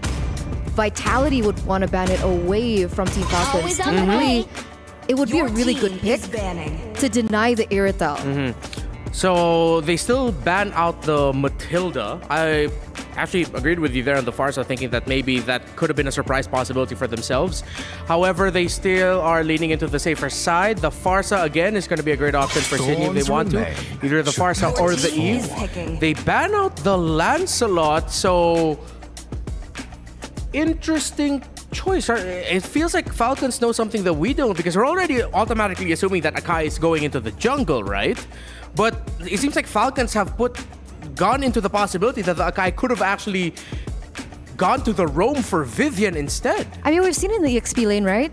So it's a triple flex in some regards. I think there's an argument to be made that maybe the Kai doesn't do as well in different lanes. Obviously, Lancelot is a huge power pick for FIFA, so they're opening that up as a possibility. One of the main reasons why I didn't consider the Farsa for Team Vitality is because there's so much dive coming through from the side of Team Falcons against the CC and the Barats. But okay, Farsa comes through, like you mentioned. All right, so I feel like you can tell Falcons really wants the healing, but right now they gotta have to. They're sort of forced to play something different here. I mean, the fact that probably they think that they're very confident enough that they want to still pick up that healing process. They know that they're even talking about how who's the strongest or who actually lasts the longest can win it. But the question is if it's going to be enough. Now, they picked out Zetian. Actually, that's a better mage or mid laner to be picked out, especially after we see from the first dress itself. I mean, yeah, got a lot of stun, got a lot of even CC for themselves. But the question is, Minotaur, you've already predicted it. Again, giving up to the side of Renmar. Yeah. Okay, so they still really wanted the healing, but they needed something literally beefier in the front line. So they pick up the Minotaur, usually seen up against Arlots and Akais. So now what's the last pick here for Fumi Echo? Oh, excuse me, no. Supposedly. Right, because the Arlot is a flex. That's why. Are we looking at a jungle pick here for Team Vitality? I mean, right now there is a lot of beefy boys. Do they want to be the ones to pick up something with a lot more percent damage? So maybe they're gonna swerve some things around and actually go assassin? There you go. That's what I was thinking. Percent damage. X-Warrior. Oh, so that's what you meant. True damage. Yeah, true damage. There you go. All right. Okay, real quick, Fasha Bunny, what did you think about that last pick?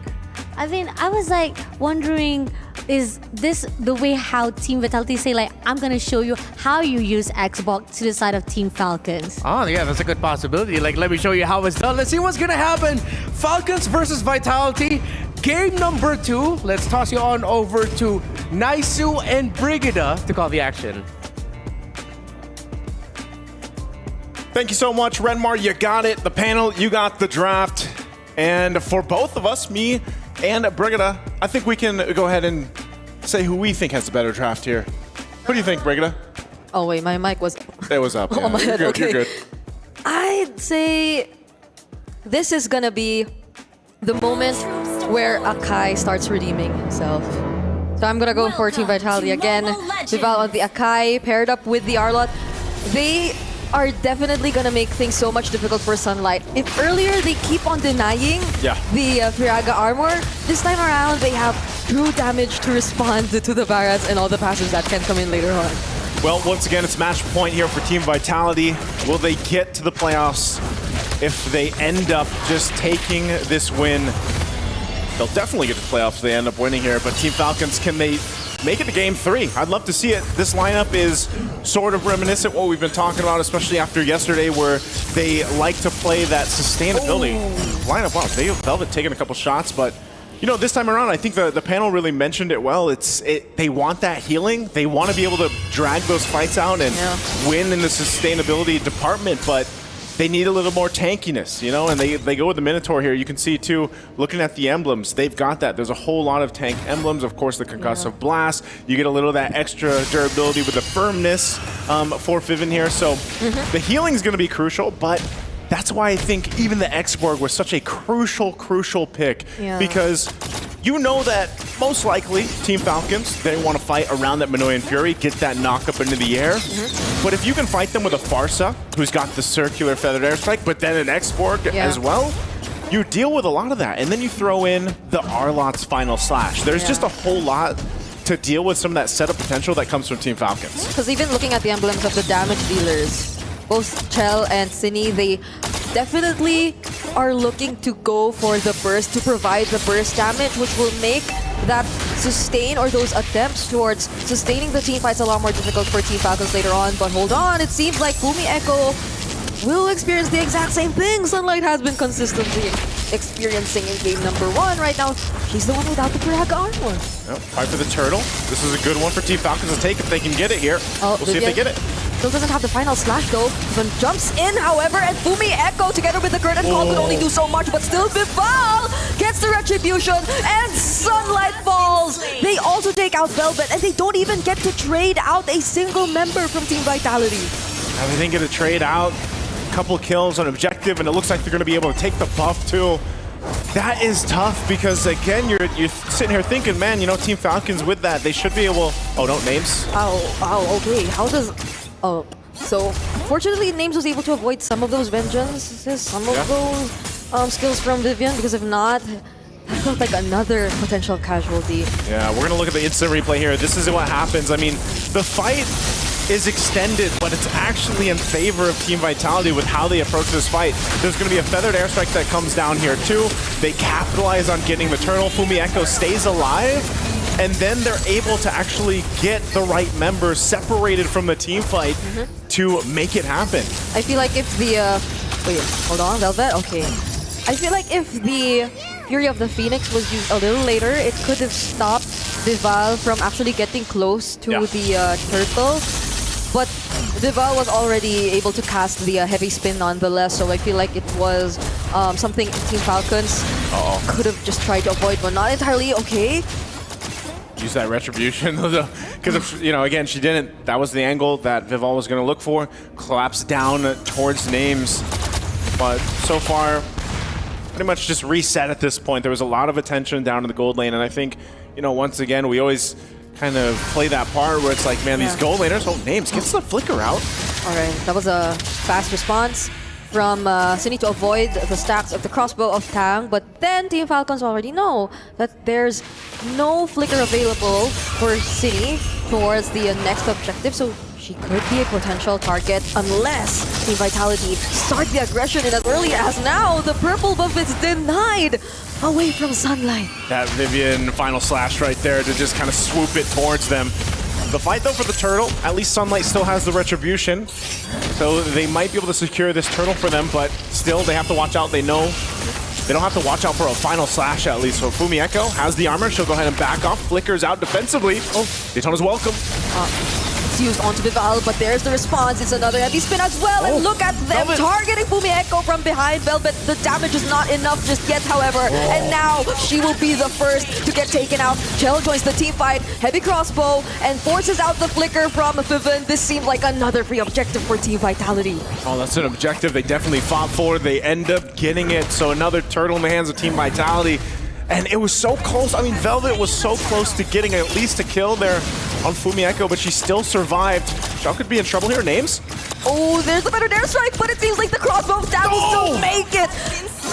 There is no way Chell gets to survive that. Vivian trades out Names, however, but might get traded out too. 3 members trying to chase after Vivian, and that's gonna be the kill going towards Yui. There you go. Team Falcons picks up a couple kills.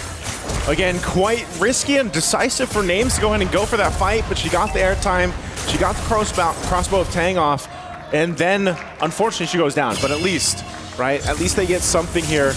That gold lead was already starting to build up, so you definitely want to get what you can against a team like Team Vitality. And Team Falcons, you can see, once again, the difference in terms of the gold lane. What? Oh no, Velvet. Solo kill. That's a solo kill, man. That is not, it's not looking like a good kind of experience for Velvet right now on the CC. It's just really difficult to deal with this because there's a reason why the X-Borg works so well, and like our panel said, you want that true damage, you pick up the X-Borg. And honestly, I feel like even though we see Fumi Echo without the Firaga armor a lot of times, look at the damage Fumi Echo's doing. Yeah, it's not the same as how Sunlight just gets to be put on such a disadvantage whenever she loses the Firaga armor, because Fumi Echo, if ever she does lose out on the Piraka armor, she gets to force out so many things from Team Falcons. But speaking of forcing out so many things, names get bursted down, and look at the heavy spin locking in Vivian. 2 members immediately taken out from Team Falcons. They couldn't even fight back. They couldn't get back. Again, this is one of the promising things about an Akai, and right now in the current meta, like you mentioned earlier, Brigida, that ability to just be a threat as an Akai, and then you're like, I don't want to get locked down under a turret with a heavy spin and zoned out with the feathered airstrikes, and that's what we see here. Vivel comes in and just locks down the right members, and it's just an overloaded experience. Now in the mid lane, that's actually the same thing happening here. They're putting pressure on that tier 1. They don't have the wave to push in just yet, but still, anytime Vivian has that final slash, they can actually decide to start any fight that they want to, and it looks like they're going to do that. Right. The wave's now pushing in this tier 1 turret. Okay, there's a flicker from Vivian. Oh, but Vivian goes in first. Only knocks out Vivian, though. The other members of Team Vitality just walk away from the Minoan Fury. Oh, okay. Yeah, she's going to back off. That's, again, I don't know if she wanted to possibly go for what she did minutes ago. Ends up going for that kill, but ultimately will back off. She still needs plenty of time to go ahead and build up. The rest of the team as well. You got the Flask of the Oasis now in the hands of Vivian. So she got that. She has that to help with some of the healing here. You did say that Fumi Echo had highest damage earlier, right? Yeah, she had. But that isn't even using the Warak's first item. Yeah. So it's scary to think that Team Vitality are just this much ahead of Team Falcons.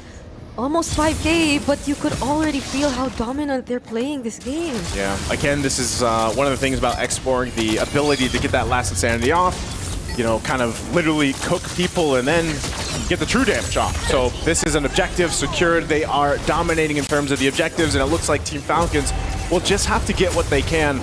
They'll get the tier 1 turret on the top down. They will be forced to respond to this Lord push. That's going to be happening. They still hold on to that middle turret, at least for now. But I think the biggest question here, Brigida, is are they ready to fight? Because the fight's going to be brought to them, and they have no choice but to go ahead and respond to it. You can see this, you know, Cine does have respectable damage. Final slash from Velvet. He's going to pop the Vengeance, though. They want to take this turret down, and that they will. Oh, the Echo now. The Tituna's welcome. It didn't. Oh, under the turret. They weren't able to use it just yet, and they were bursted down immediately by Fumi Echo. Minoan Fury as a response together with the Fury of the Phoenix. Names gets taken out, however, and Vivian escapes death. Now that's 2 consecutive turrets they might just take down, but they lost the minions, but this might just be the time. 2 members down, Wave still pushing in, plus the Lord on the bottom side. They'll take the buff, and Team Vitality might look for more. The shields are still up here. Vivian's trying to hold that down, but it's just quite a bit of damage still they have to respect. That Lord still making its way. They already got the shield in the mid. Now the bottom turret going to be the focus here as that is popped as well. Not sure if Team Vitality wants to do much. It's not like they can force this fight because there is no flicker too from Vivian. So they'll just have to have it clear it out. They got 2 of the shields. They might get a 3rd. Yeah. But right now Team Falcons should be able to defend against the rest of this push. Yep. Because majority of the plate making really is going to be Vivian, but Sunlight, look at the damage coming in from Team Vitality. And the heavy crossbow from Chell, taking out Velvet all alone in the top lane, and now they gain access to the top inhibitor turret. That's just how much damage output Shell's able to put out, and Yui could be in trouble too. She does pop the Fury of the Phoenix. But Chell gets to touch even that. Like not even with a sprint, literally just walked away. So now with consecutive waves coming in, Team Vitality, they might attempt to force this. Oh, look at this. Look at that. A couple hits on Names, and Names has no choice but to go heal back up. Oh, the stun and the final slash. There's the Minoan Fury knocking up members from Team Vitality, but look at the damage from the last Insanity. It's a double kill from Fumi Echo, picking up the immortality just now. And it seems like Team Vitality, they're not allowing Vivian to go down just like that, and they go after Velvet too, making it a triple for Chell. Man, they know they have nowhere to go, but the rest of the team will follow through and be there for them. It seems like for the first time today in Stream A, Team Vitality, they'll be handing us a sweep against Team Falcons. And that's a dominant sweep here from Team Vitality, moving on to the playoffs here. A little bit of quicker game 2. But again, as always, soaring higher here, showcasing just how much they have in terms of synergy and just knowing each other's playstyle. I mean, for the fact that your gold laner is just jumping forward and taking members down, even solo, is something you want to watch out for. And that's why also Irithel is so strong right now in the current meta. There were times that you just saw the Irithel being the one in the front of the team fight. Because she's got the bike, I guess, you know? How does Team Falcons respond to that? If even the gold laner gets to position herself wherever she wants because she doesn't need to worry about anyone, doesn't need to worry about any sort of burst damage, and they have full vision and information as to where Team Falcons are positioned almost most of the time, because they get to force them to be just locked within not even their jungle, because they always invade, they always try to interrupt the farming, and this hasn't been the best series for Sunlight as a jungler so far. She has always been denied of what she wanted to do. Yeah, very difficult, I'd say, to deal with here, especially the type of aggression that we see from Team Vitality. You know, Athena even mentioned yesterday she'd call them Team Brutality just because of their play style, and you know that's very apparent on the way they like to go ahead and move around the map, find the choke points, force fights, even if you don't necessarily want to take them. So once again for this series, what a great sweep for them, and looking promising to be a contender, obviously, for the championship here for MWI. So again, phenomenal performance there, and you know, Brigid, I think there's got to be a team out there that can stop some of these aggressors out there, and some of the top teams right now are really showcasing just that dominant playstyle. I mean, these are quick games, you know, like we saw a record set earlier on. These are quick games here too, so I know the playoffs are going to be interesting. So let's go ahead and throw it over to the stage to go ahead and hear from our winning interview. Mother is here! The mother of tanks. We have the privilege of having Vivian beside me from Team Vitality. Now, Vivian, question for you. There seems to be a little bit of a rivalry before you guys even met Navi PH. Now, yesterday, you guys stomped them with the fastest game right here, all this time for MWI. And then get clapped back today in the previous match. So with that, what is your thoughts going into this rivalry even before meeting them on stage? Jadi di sini dia bertanya bahwa apa sih yang kalau kemarin kan kamu habis mengalahin tim mereka gitu. Tapi habis itu hari ini mereka kasih juga rekor kalian dihancurkan gitu. Dan dari kalian lihat apa sih maknanya gitu? Apakah kalian merasa tertantang atau enggak gitu? Atau ada perasaan lain? Ini? Bukan, tim yang kemarin kamu kalahin. Tim yang kemarin, match kemarin. Ya. Kenapa match kemarin? Ya, match kemarin jadi aku hari ini mainnya bagus kan? Ya, kalian berhasil kalahin mereka, rekor kalian dapatkan. Tapi ternyata mereka pecahin lagi hari ini gitu. Dan, ada pendapat nggak soal itu gitu? Kalau misalnya rekor yang tercepat itu ya, yang tercepat itu aku nggak nyari itu sih. Yang penting menang aja. Cuma kalau yang sekarang lumayan tambah bersemangat dan terbakar karena sorakannya kencang banget dari tim lawan. Jadi itu membakar api semangat yang ada di diri BP. Jadi itu ibarat seperti bensin mereka, membakar semangat BP. Jadi pengen banget kalahin tadi. Okay, so for the record, I think we don't really care about it. But of course, when they break our record, we feel a little bit of burning in our heart. But especially today when we fight against Falcons and we see how loud their crowd is, their fan is, it's actually an oil to our heart to make it burn, and we want to beat them even more. Yes, definitely, guys. The crowd was crazy, and they have definitely proved it right here from Team Vitality. Now, the next thing is, right now, it looks solid. I'm not gonna lie. They have been sweeping 2-0 all across the board, proving that they are here, you know, to fight it out and win back that trophy. So do you guys think that this is your prime, like Team Vitality in MWI 2022 and 2023? Do you think that you're there already to take back the championship? Ya, kita sangat siap dan sangat ingin menang dan nggak mau kalah. Nggak ada kata kalah di kamus Team Vitality. Yeah, I think we are very ready, and I don't think we even think about defeat. There is no defeat in our dictionary. Right, and I can only assume that there is only one team that stands in your way. Is there anything, as the mother of tanks, that you're gonna say to Navi PH? Jangan berharap bakal menang untuk kedua kalinya. Itu aja. Don't think about even winning twice. Oh, that is spicy. Go for the bees and you get stung. Now, this is the amazing interview we have from Vivian, the mother of tanks. And this is what we have for you right here for the interview and back to the studio.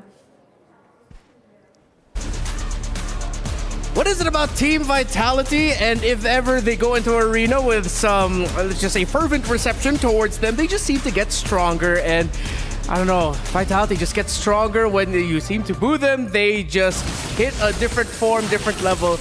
And I feel like their game number 2 definitely was more brutal compared to what they showed off in game number 1. Agree, definitely. And I like the fact that she point out, like, the more you give us negatively or giving us the response to a point that burning arrow or burning fire emotion to us, we will do the same as well in the game. We don't need to worry about it. We pro ourselves in the game itself. And probably at the same time, I'm not saying that Team Vitality was just trying to actually prove it to the audience, but as we are talking about it throughout the game itself, Team Falcons, they have a different kind of approach for the draft, and this is the reason why we have issue with it. Yeah, I think in this particular game, I agree with what you mentioned earlier on there, Fasha. Team Falcons need to go back to the fundamentals. We've been talking about the fundamentals ever since yesterday. We've seen a few teams just really tunnel vision on other things that they forget the basics, right? Going back into the drafts, the 1-1 gets picked up in the first phase. Sure, she's incredible in the gold lane, but one of her main weaknesses, other than the late game and those amazing items as well, is the Irritel in the lane. So in these drafts, I felt like, what were they supposed to work with? They weren't given the tools to actually look for a winning game here because they had no winning lane. Yeah. CC against the Xborg turns out was a good lane for the Xborg. Even in the mid lane as well, we saw the struggle that they had to go through.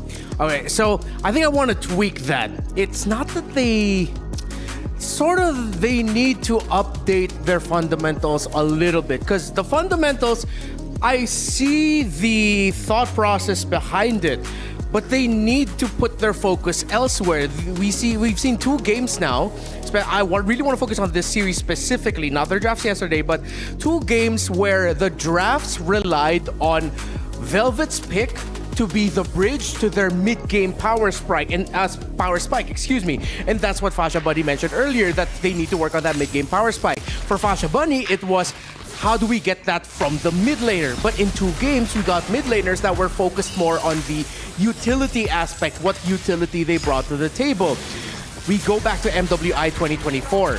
One of the reasons why Team Vitality ended up falling to Omega Empress then was because Omega Empress ruled over the mid lane. They stopped what Shinny and Vivian can bring to the table, and that gave difficulty for Shell and Fumi Echo. If Team Falcons went for that, do you think that would have been a better approach? Maybe, right? Because obviously if you have the mid-prio, you would, once again, like you mentioned, stop Vivian as well as Sini in the mid lane, but also help the side lanes out. So even if the drafts doesn't go to your favor, there is still a fighting chance in the early game towards that mid game to look for a close before it even gets to the late game.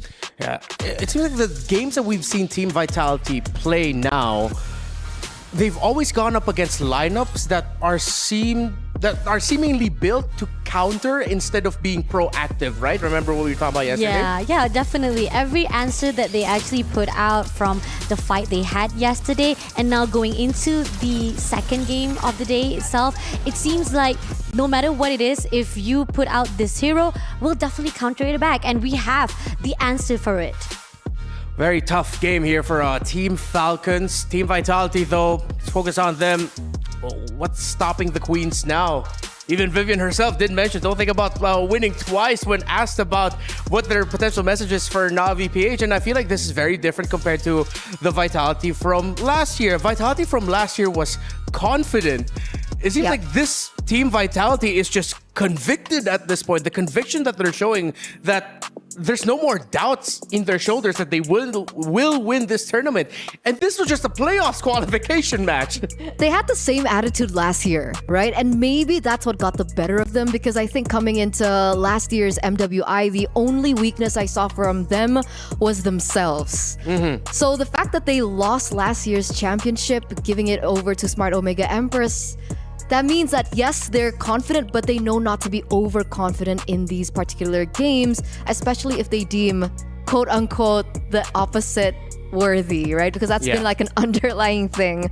If an enemy team can take at least one game away from them, then that's when they consider the team quote-unquote worthy. Yeah, and that's exactly what Team Falcons did to Team Vitality in a past tournament. That's why Vitality were very vocal going into their matchup against Falcons that, yeah, we deem them as worthy opponents and we will do everything we can to make sure that this time we're actually going to sweep them. And, well, they did.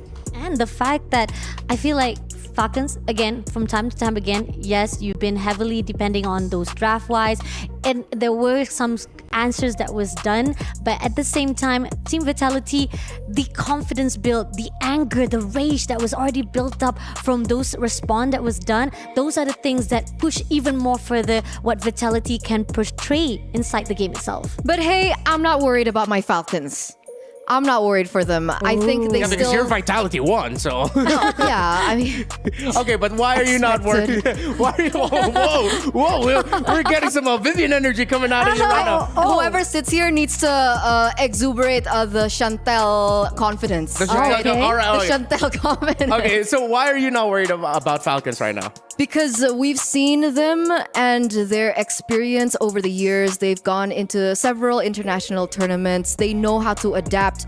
They're not going to make the same mistake that they did last year, which was one of the glaring, I would say, obstacles for them was like being on an international stage for the first time. Oh, yes. Right? I remember talking to Velvet before her match last year and she was shaking. She was like, I've never been on a stage this big and so on and so forth. But this is the second time they're here. And I think they do still have time to come back because technically from Group A, we will be seeing 2 slots into the knockouts. Yeah, as a fellow Velveteer, that is a term coined by Leo all over on Stream B. Yeah, I don't doubt that Velvet will be able to make a comeback. So we got to make a comeback, though, into what happened in the previous game in the roam position, Vivian versus Feven. Now, again, I love the Minotaur pickup. Not only because I predicted it, but because of what we see on the board for Vitality. That was like one of their best roam picks that they could have gone for. That isn't completely healing, but can also provide a strong front line. But because Vivian was paired up with the Farsa, we talked about her partnership with Cine in the past, that Cine is like the perfect mid-pair right now for Vivian, has been for a very long time, because Cine just understands Vivian's aggression timing, so she matches that. But then when you try to counter that against too much utility, as you mentioned, a lack of very strong mid-game power spike, you will struggle. And the fact that you keep on depending on sustainability. You say that whoever stays or survive the longest, you will win. But the thing is, sustain must also come with the damage, must also come with the spike itself that you must be promised by the mid game. And if you keep on trying to push in with the fact that you have a team that is so aggressive earlier on, pushing you, you don't even have your rotation done, you can't even survive as a whole team, that's going to be tough on Falcons itself. Yeah, so that's why clearly Vivian had a much easier game this time around. As much as we love the Minotaur pick here, it would be a struggle to bridge that on over to a better game in the mid game with Vivian and Cine just running all over Falcons. And yeah, that was expected. So we're now getting a quick look at Stream B. Whoever wins this match will face off against Team Falcons for that final potential qualification slot. So we have WoW GG from Mongolia and heartbreakingly enough, Twisted Minds from MENA as well. That means if Twisted Minds will advance forward, then it'll be 2 hometown heroes fighting for that final slot. I was going to say something, but I don't know if I'm allowed to say that on broadcast. I'm worried now. Yeah, me too. Can we just Fasha save me? Can you write it down on a piece of paper? I'll do it later. First? Okay, you'll do it later. We can talk about that later. Whisper to me. No. We have another. Anytime someone brings up something like that, of course I'll be on the fence. So let's talk about it after this. Yes, then yes. we can revisit it for the fourth series. Okay, yeah, we're cool with that. Okay, I'm cool with that. so I just want to take a quick look at where the draft is right now for Twisted Minds, especially since we just came from watching another team from, representing North Africa and Egypt and Team Falcons. CC Priority, that's interesting. I wonder why. Yeah. I don't know what the first two picks from the side of WoW GG are. I see one, but I'm not exactly sure what the first one is. But CC Priority, I feel like that's taking away a comfort from the EXP lane. That, or they're anticipating that they are going to go for more sustained heroes That for too. WoW Mongolia. And the fact that we didn't even see the first draft itself could be there's something that we didn't see earlier on that they had to That's actually true. steal it away. Yeah, considering that this is a game 3, maybe, just maybe, there's something about the CC right now that Twisted Minds said, hey, let's steal it away from WoW GG and take that away as a first pick instead. Again, if you want to catch this game right now on your screen, you can hop on over to Stream B to catch the final game between Twisted Minds and WoW GG. You got Leo and the gang over there calling the shots in the game. So good luck to them. Good luck to these two teams. Hopefully, whatever happens, it'll be another entertaining game of MLBB. It seems like the other broadcast, though, now they get the game 3. I wouldn't call it a curse, more like a blessing. It is a blessing. It is a blessing. We love to see these women go all the way. We get a little bit more taste as to how they adapt, because if they win game 1, game 2, then it's like, all right, so they have the momentum, so on and so forth. But when it comes to that third game, that's when you start seeing, the big brains really coming to play from the drafts, even in execution. That's why watching match number 1 and match number 2 today was very, very entertaining. All right. So I think we need to revisit. There have been a lot of hot takes here on StreamMate today. But we need to revisit first for you and your 50-50 on the healers in the roam. I feel like this series especially just sort of like supported more of what you felt about healers right now and where we are in the meta with it. Exactly. And this is why I take the win, even if it's a small win. I mean, if it's the fact that I love Falcons and I know for a fact that they are very confident. We do not deny the success, the progress that they've done yesterday. But then again, you can't always hold on to the same draft. You remember that metas is always changing, draft is always changing, and those are the things that are crucial when it comes to playing not just in the tournament field but also in the MLBB scene itself. So those are the things that hopefully not just Team Falcons but the rest of the MWI players will take note of it. Yeah, so we may potentially find ourselves in a current place in the metagame right now wherein if you're going up against a team that is fast, aggressive, and very impactful from minute 1, instead of actually trying to defensive counter-punch into that, you just have to play into it and try to match them instead. That's why I think it really depends. There's an argument to be made on your side. I would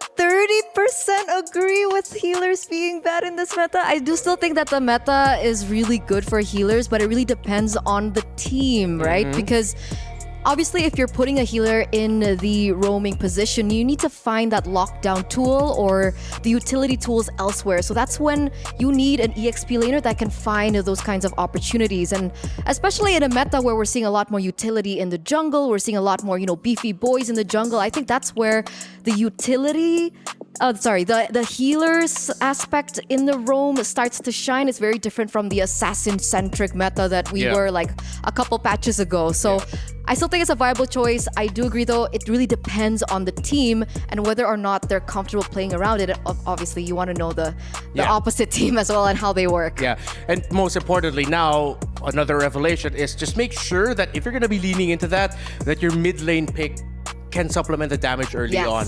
Something that doesn't need scaling. Yes, utility is good, but utility to a certain degree. If you focus too much on vision, giving too much utility, then you're going to be severely lacking in the damage, as Fasha mentioned. That's for your hot take. You, on the other hand, we did not see Harith in the previous series. So I feel like, yes, your decision on the Harith, that is definitely a hot take. But why no Harith? It depends on the bans, right? I was like, Harith is good, but under some conditions, right? If, the 1-1 is not on the board, if the Granger gets taken away and we see the Irritel, Harith is a viable choice, and you don't have to be forced on something like the Clint or even the Bruno in the gold lane. All right, so if you want more hot takes here on Stream A, then stick with us. But of course, we have more matches still ongoing on Stream B. But most definitely, there is the ultimate option, which is just watch both at the same time. We love having you here. And of course, we love having you here at MWI at EWC. Thank you so much for tuning in, but we are not done just yet because we are going to be closing off the day with one more series, Indonesia versus Turkey. It's Onyx versus Foot Esports. Once again, my name is Frenwar here with Eterna and Fasha Bunny. I am now worried about saying names because of what happened earlier. Names lost earlier. I'll give you that. I'll give you that. High five, but I can't cross on over there. So we'll cross on over to a break. Please wait. MWI at EWC will be right back.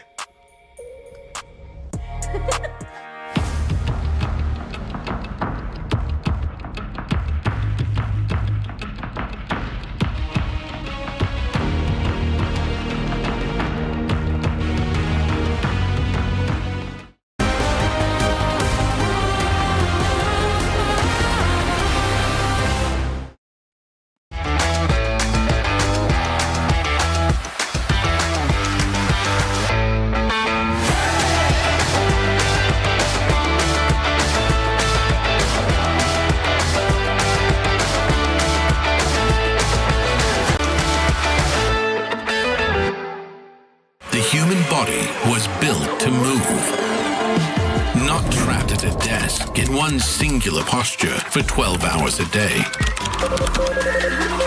It's time your chair evolved. This is Secret Lab Titan Evo. Ergonomically engineered for you, gamers, hybrid workers, artists, backing your every move.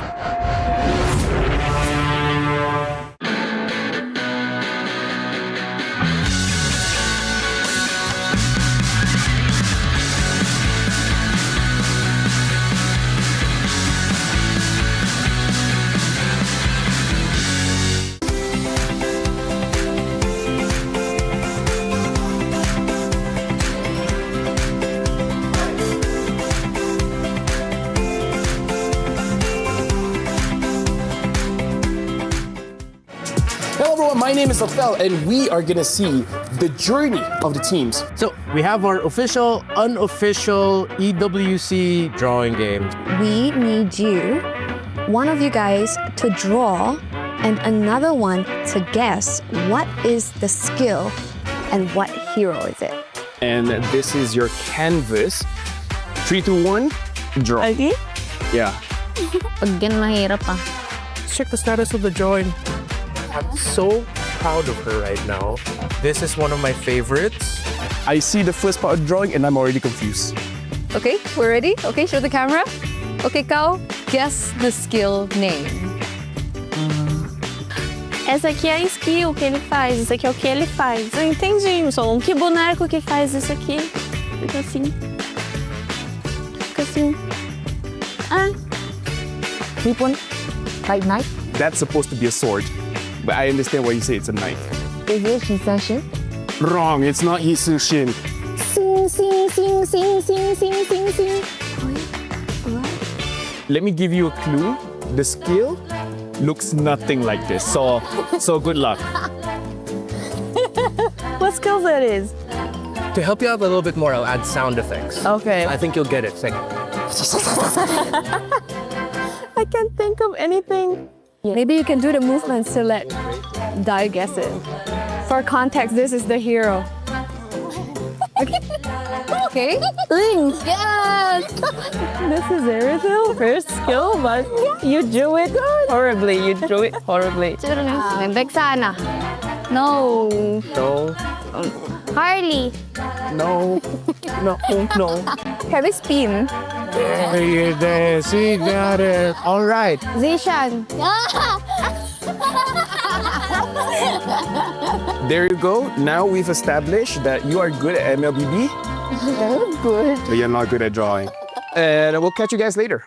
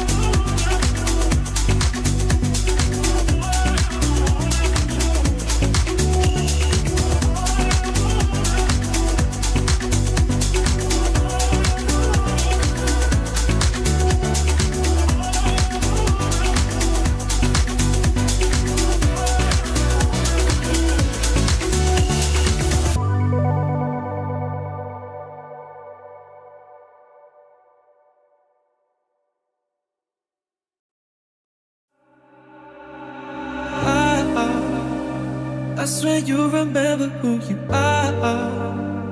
I swear you remember who you are. I swear you remember who you are. Remember who you are. I swear you remember who you are. I swear you remember who you are. I swear you remember who you are. Remember who you are.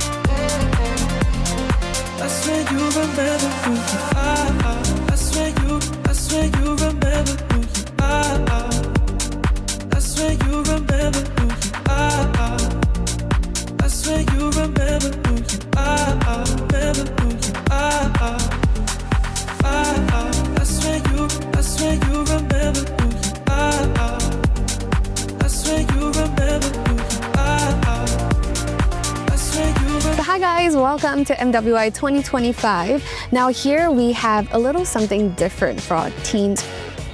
Now we want to show them some plays from the previous year and find out more about what they think. Oh, the Crimson Beacon helps him get into the fight. First blood drawn by Baruth. Tokes gets one. The turtle taken down. Quinn as well. Ash, can she get away? No! 像你们观看有什么感想？其实感觉去年打的也挺不错的，我们今年会继续像去年那个样子，然后会打出更加好的成绩来，就再接再厉。对，会再接再厉。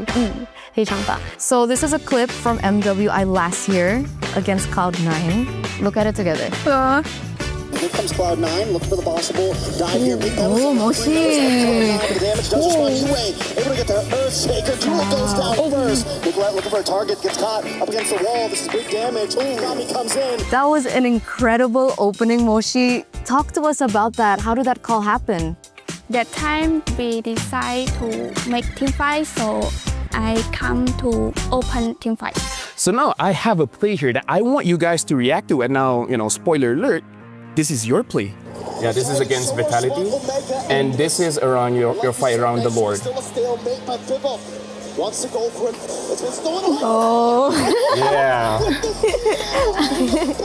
What a steal, bro. That's so familiar. So how did that happen? There was no call before me trying to get the Lord, but when I tried to get it, I was like, I got it. Let's get out. Oh, that was luck. So that's it. This is Navi PH. My name is Afel, and again, good luck defending your title. No biasness. I just hope for the very best. And now we'll see you guys later.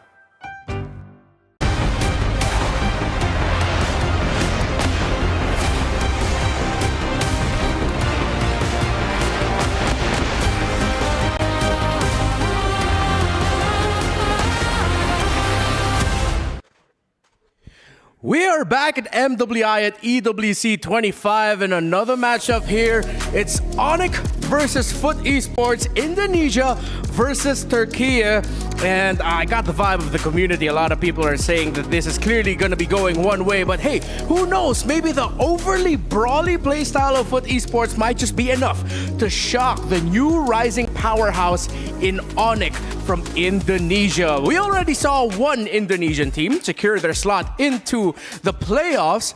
Maybe, just maybe, we'll see another one secure it today. Once again, my name is Renmar here with Eterna and Fasha Bunny. Do you feel like we finally got to move on from all the hot takes and everything that's happened in the previous series, or you think that's just going to bleed on over to this one? No. We got it out of our system, I think, right? Okay. Right? Yeah, I think so. Oh yeah, okay, done. There you go. All right, so you just had to make sure that the last bit of definitely just the gotta previous cough it series out. was all right. So we good here. So don't forget once again that for this year's MWI at EWC, MLBB at EWC, we've got 2 titles, 2 tournaments to watch out for. Of course, we have our women's tournament and we have our men's tournament as well in MSC 2025. So that's 2 major international tournaments for MLBB here at EWC 25. So from July 10 to August 2nd, it's 1 game, 2 champions, MSC and MWI unite for the biggest MLBB showdown ever at EWC 25. And you know what? I absolutely love it because if I remember last year, there was a bit of a gap separating MSC and MWI. Now it's just like one big MLBB party here. We went from MSC wildcards. Now we're here at the Women's World Championship. Then we're going to go into the MSC tournament in just a few days. Yeah, this is what I was talking about as well last few weeks ago when I was looking at the schedule itself. I even was talking with the rest of the talents as well, like,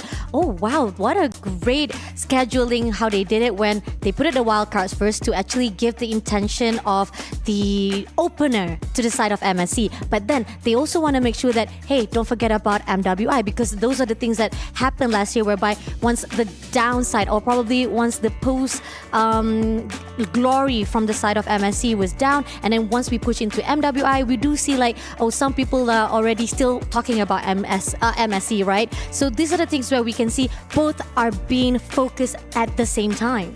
Yeah, it's a great time here at EWC for MLBB, but of course, today, now we're just gonna have to check out what's actually going on over at Stream B. It seems like Twisted Minds is getting close to... Wait, no, did I just caster curse it? Oh, no, it's a very close game though for the elimination match between Twisted Minds and WoW GG. I'm not surprised if it goes a very long way into maybe the 20th minute, considering the drafts.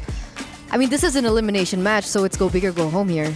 Yeah, once again, you heard that right. This is an elimination match happening in Stream B right now. The winner of this match will be facing off against Team Falcons for that final chance to secure a slot out of this group into the playoffs. So good luck to both. A part of me just wants to like stay here, like I wouldn't mind, just so we can finish this series. But I don't think we're gonna be able to cap it off, though. I mean, it's almost close enough, you know, if they were able to actually get it all done because it's already 15 minutes to the game. But again, we are going to see that they're already pushing away or try to actually tone things down, not trying to go all out yet. But if they do try to go in for the aggressiveness, gonna end it off, who knows? Maybe at the time we finish talking, they're already getting their win. All right, so I think with it being so close, you know what? Why not? Let's enjoy it. Let's turn this into a watch party. Yay! All right. Twisted Minds versus what? Are we allowed to cast this? Because considering that we're just on the panel, are we allowed to do that? Watch party vibes, maybe? Watch party vibes? Like all right. Comments and stuff. I think that's all right. okay, right? Oh, so we can actually cast it. Oh. All right. How do you want to do this? I don't know. Pasha. I mean, it's too small for me to actually see. If I also would can't have to go see to the front if side I have see to be the honest. play-by-play. Like, look at this. They're going in for right behind you. There's actually something going on right now. Oh, okay. All right. So you Okay. can go front. Right this instant, the team of WoW GG try to push in. They try to contest it out. But at the same time, now, just in mind, coming in. Oh, a little bit of sustainability coming in. But at the same time, Deja Vu had to pull away. Mike Wazowski has been spotted out, but still able to take down. And the moment right now, Lix also was able to push through. And now, Team WoW GG had to pull away. Pretty good play-by-play. All right. I thought we were casting. Oh, okay. Sorry. Focus. Did you say that meant a pretty good play? I hope not, or MPL ID would be very mad at me. But I think the one thing that I'm really concerned about right now is the fact that WoW GG has opted to go for a 1-1 in the late game. So expect these items starting to build up. But here it is. It might be the final push. Okay, Twisted Minds trying to end this. Rika trying to hold on. Can the 1-1 do enough? Fos is here as well. Lunar seems to be the nail in the coffin for WoW GG. Is it the GG moment? Twisted Minds, Ice Set, enough minions, and they will secure the win against WoW GG. Aww. Only both of us was able to cast it. I'm so sorry. No, it's completely fine. It's All right, completely fine. Go play by play this moment. And then there's a okay. Okay, I quit before I began. But this means that Twisted Minds are eliminated, right? Wait. No, they won. Oh, they won. They won. This means... So the thing that I said off broadcast is happening. Yes, they will have to face off against Team Falcons for that final qualification slot from this group. Damn. But at the same time, we do feel sad for WoW GG. Oh no. Of course, you see the heartbreaks on the faces of the members of WoW GG. But of course, it's also, I think you can also take a moment of pride from this because they put on a really tough fight here, considering that this is the very first female representatives from Mongolia. Yes. The first MWI representatives from Mongolia to fight in major international tournaments such as this. Of course, obviously they wanted that much better result getting into the playoffs maybe, but I think it's more things to look at positively than negatively. Like, look at the small wins than the big losses. I feel like it's the best things that we could say now for WoW GG, and we would like to thank WoW GG for their efforts in MWI this year. Because everyone started somewhere, right? And that means that we're gonna actually see key crushing right now, right? Are we possibly to actually see it right now? Do you think so? Because now we're already seeing like a lot of players are, oh no, not yet, is it? I'm actually kind of confused as well. I'm wondering if, with this being said, that there's a lot of teams that we're already saying goodbye to. Yeah. And the fact that, I do agree on the notion where Rema have been talking about how they should be proud. Like, they're the first team ever to qualify, but it is also intense to see your own key to be crushed out, here at the international scene. So it's like a mixed feelings. But then again, coming into the recap of the Group A itself, now we're gonna say good luck to Team Vitality, who might actually meet off with those who are at the bottom, where Team Falcon meeting off with Twisted Mind that you already predicted. Can you predict my future too, please, Archana? I think you will be very successful. Amen. You will get a very loyal and nice husband. Amen. But jokes aside, so we are still looking at the final ticket from Group A to make it to the knockout stages, with Team Vitality already securing that one. Yeah. Well, nature of the competition, of course, but for now, let's just congratulate the two teams that will still have a chance to fight for that final slot. Looking at the Group B, of course, let's recap Team Liquid. Very clean run, although Navi MY gave them a run for their money. And Navi MY will have to once again go up against Gaming Gladiators, who will try to change history, avoid getting swept by Navi MY, so that maybe this time they can make it to the playoffs yet again for MWI. Group C, though. We're looking at Group C right now, and so far Navi PH have been the ones to really go all the way here. And I was quite surprised that Terror Queens was able to get a game over from Navi PH. So it really just goes to show that all these regions from around the world, not just the developed regions in the MLBB women's scene, they're quickly catching up. And even more impressive is that Terror Queens was able to win a very crucial game number 2, coming off of a completely dominating Navi PH game number 1, where the overall vibe was, it seems like Terror Queens are just gonna get swept here. But no, they gave Navi PH a run for their money. I mean, the fact that you just run off from that quickest game ever to breathe out the record itself. But going into the Group D as well, talking about how Foot Esports, they actually was trying to actually do their best here to fought off with the Onyx, that we're going to actually see it soon. It's going to actually come out after this. But at the moment, Dream Max girls who are going to meet off with Rising Rage to get to that lower bracket. So it could be also another history, or probably a deja vu that we've seen from the upper bracket before. Once again, MWI at EWC far from over. Still a lot of qualification matches ongoing, especially today. And yeah, we are back here for another qualification match. This time it's Foot Esports on your screens right now. You gotta love seeing this vibe. Them just enjoying in the waiting areas. I think that's actually one of the traditional turkey dance I've seen before, that you actually have someone to lead on. Probably usually it's always the guys who dance it, and there's one person who lead it off. And this is the same thing that we are seeing from the girls itself, from Mieko as well as Unohana. That's incredibly wholesome. This probably has to go up there in our most wholesome moments for MWI at EWC 25. I think there was like one backroom shot that we saw a single coach was celebrating alone. I hope that goes in. That was yesterday. I forgot which team it was though, but I mean, I love that. It was like, yeah, but he was all alone. It's like, no. High-fiving the walls. I mean, sometimes it is what it is. It's like, my daily life. Excuse me, your daily life? What? Am I not your friend? Am I not always there for you, okay, Echana? At least now, here on this panel, you have Asha Bunny to high-five. You don't have to high-five the wall, so we're good. So that's what it feels like. I love it. I know you're popular. I know you have friends. Don't mess with me. Girl, you're an artist. Yeah. Oh, yeah. Guys, match. Oh, okay. Oh, yes, of course. Match, yeah. All right, coming up next, we do have Onyx and Foot fighting it out. Again, we sort of teased it earlier. Foot against Rising Rage was brawl-filled. By that, we mean it was just a lot of team fights. Even in the moments where you thought a team wouldn't fight, they still went for it. Do you think that will be surprising for Onyx to deal with? Or because of where Onyx plays in Southeast Asia, for them it's like, no, we'll punish this? Let's just put it this way. Okay. What is PH known for? What? Excuse me? What is PH known for? What style? Micro or macro? Macro. Oh, macro. Yes. What is Indonesia known for? Micro. So brawls. Yeah, the team fights. Right. So who keeps winning every single international tournament?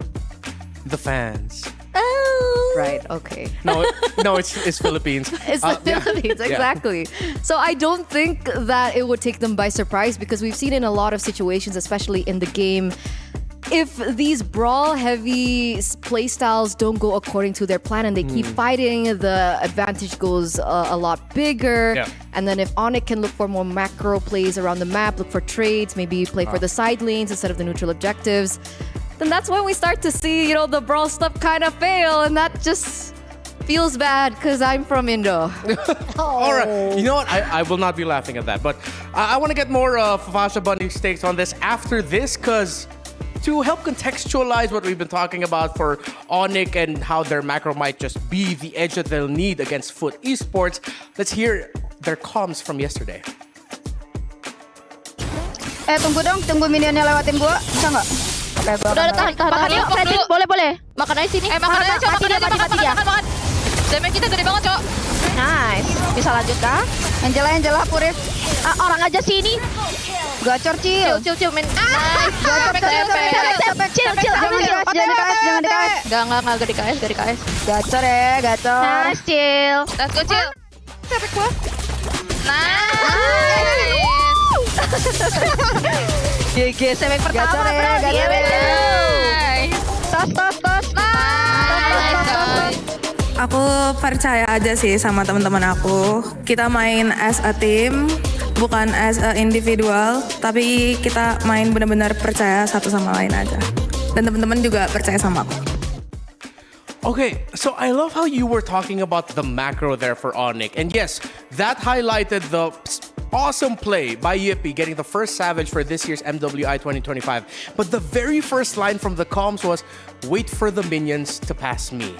That means they are on that level now that for them to look into getting kills first or winning fights first, they're looking at the minions, they're looking at the macro. Exactly, and it's surprising because technically they can be considered newcomers here coming to MWI, but the fact is, they were reunited under the Onyx Pertiwi, or Onyx rather, banner, but these girls have experience under their belt and they also have a very experienced coach to guide and lead them. And the fact that I love that clip literally show how much supportiness coming in from their side because they give that opportunity to Yippee to get a 7. Go, get it Yippee. We know, we're just gonna let it out because the fact is you could actually get it, any one of them, because they got 3 players, was already down on the line itself and they can actually give it out for any one of it. But they say, no, Yippee, we want you to get that Savage title right on the dot. And she was the first one to even get it here on MWI. Yeah, so it's time now to highlight Yippee from yesterday. Show off some incredible micro decision making from the gold laner of Onyx, who of course did secure that Savage from yesterday. All right, so let's look on over now to this moment. This is the Claude. Okay, so this is the game where she got the Savage. And yeah, you can really see here the order that Onyx is looking for in terms of their team fighting. Again, with the Claude instantly being able to penetrate into the back lines and just ruin the formation of DreamHack's girls. And I love the fact, because we don't see a lot of Claude in the meta, but the fact is, because Yippee is so versatile as a player, she's able to really master several different heroes. We're looking at the Maniac right now, and this was the moment where the Savage really hit through.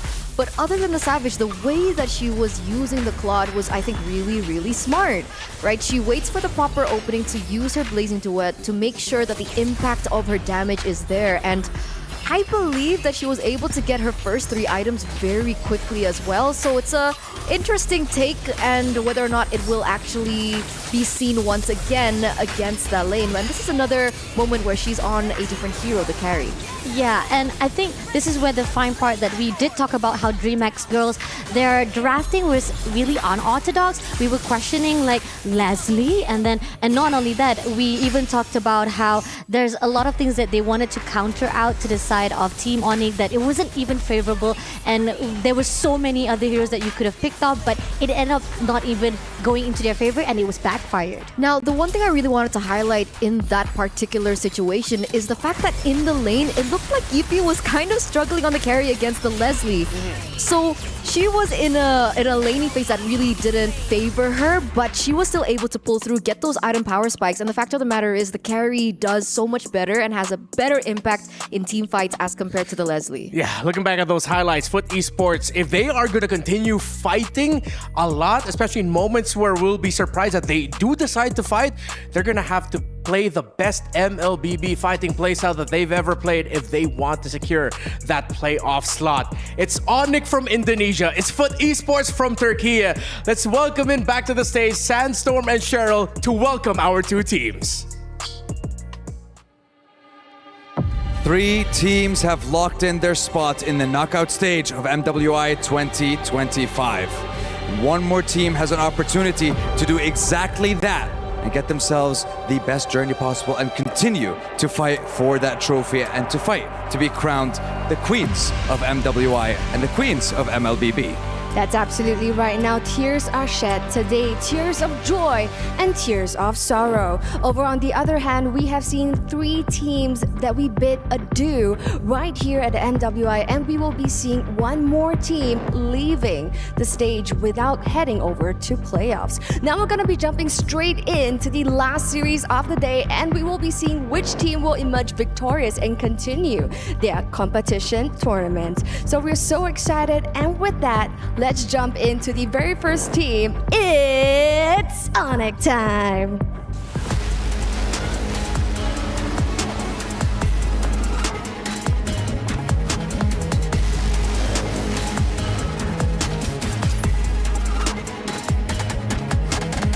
The Indonesian debutants who have proved that all teams from their region are worthy of being labeled as a powerhouse. Led by Yippee, who made headlines yesterday after claiming the first Savage of this year's tournament. They're looking unstoppable en route to claiming the top seed of their group. And on the opposing side, their competitors hailing from Turkey, it's Foot Esports!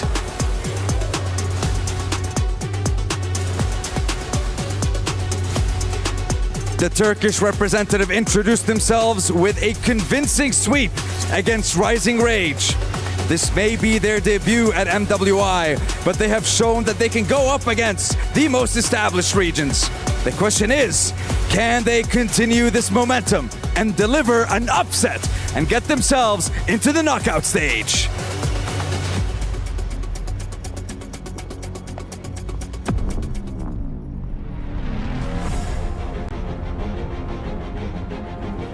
One more series to wrap up the day. One more spot in the knockout stages on the line. Who will be able to take it? Is it going to be the Turkish representatives, or is it indeed going to be Onyx time? Now, you have no chance to, even hesitate, because the Land of Dawn moves quick and swift and takes away your dreams. And with that, let's jump straight into the studio to find out more. Take it away, guys. We're seeing on your screens right now Foot Esports, and the very first player showed off there, Uno Hana, seems to be one of the focal points for this team. Yeah, definitely, because Uno Hana was acknowledged by Sigaboom from Aurora MSC itself, and he even talked about how Uno Hana's playstyle could actually be able to join into the male division itself. So that gives some acknowledgement to the side of team Food Esports itself. Yeah, to put it simply, Siggy Boom said she's really, really good. She's captain too. And she's the captain of the squad as well. Meanwhile, for Onyx, it seems like Sev is a bit of a prophet because Sev, the jungler, did warn the world to watch out for Yippee. And the world saw exactly what she meant, right? First Savage at MWI here this year, and it's just another bout of amazing, exceptional gameplay from this team. Macro, they got it. Micro, they got it. So I do agree with Sandstorm that it's going to take everything. There's going to be very little room for mistake for Foot if they want to be the ones to go ahead to the playoffs first. All right, so let's look at the Onyx more in depth. We've talked about Yippee, of course, that's Savage, but we do also have to acknowledge one of the major storylines yesterday for Sev is being able to play really well on the Assassins, which she did. But I feel like Livy, Poe, and Navalera also needs a lot of focus for them as well. It's a star-studded team here in Onyx. I mean, yesterday they won a complete sweep against the DreamHack girls from Latam, and it averaged only, 12 to 13 minutes? So we know that they can pull off really crazy things, and they pull it very quickly. Another thing to highlight is the fact they brought in the Kaja and Carry combo, a combo that we haven't seen in quite some time. But now we know, and the world knows, and Foot should know that they can pull it off as well. And the fact that, they definitely very confident enough to Yippee. Yippee, the youngest of all inside their team, right? The Bocil. So the Maknae. Okay, if Korean is Maknae, so if Indonesia is Bochi, they call her Bocil. So that shows how much potential. If you could put so much trust to your adik, to your Bocil, to your little sister, that's probably the reason why Team Onyx itself is just on another level. Oh yeah, that adds another layer. That's why they were so willing to give her the Savage. We saw on the comms earlier, no kill ceiling, because they wanted their little sister to get the first Savage of the tournament. That is incredibly wholesome. Let's look more now into the roster of Foot Esports. Of course, we've discussed their captain Unohana, but of course the other members of Foot as well deserves focus equally to their captain, Mireia, Zendaya, Nora, and Mieko.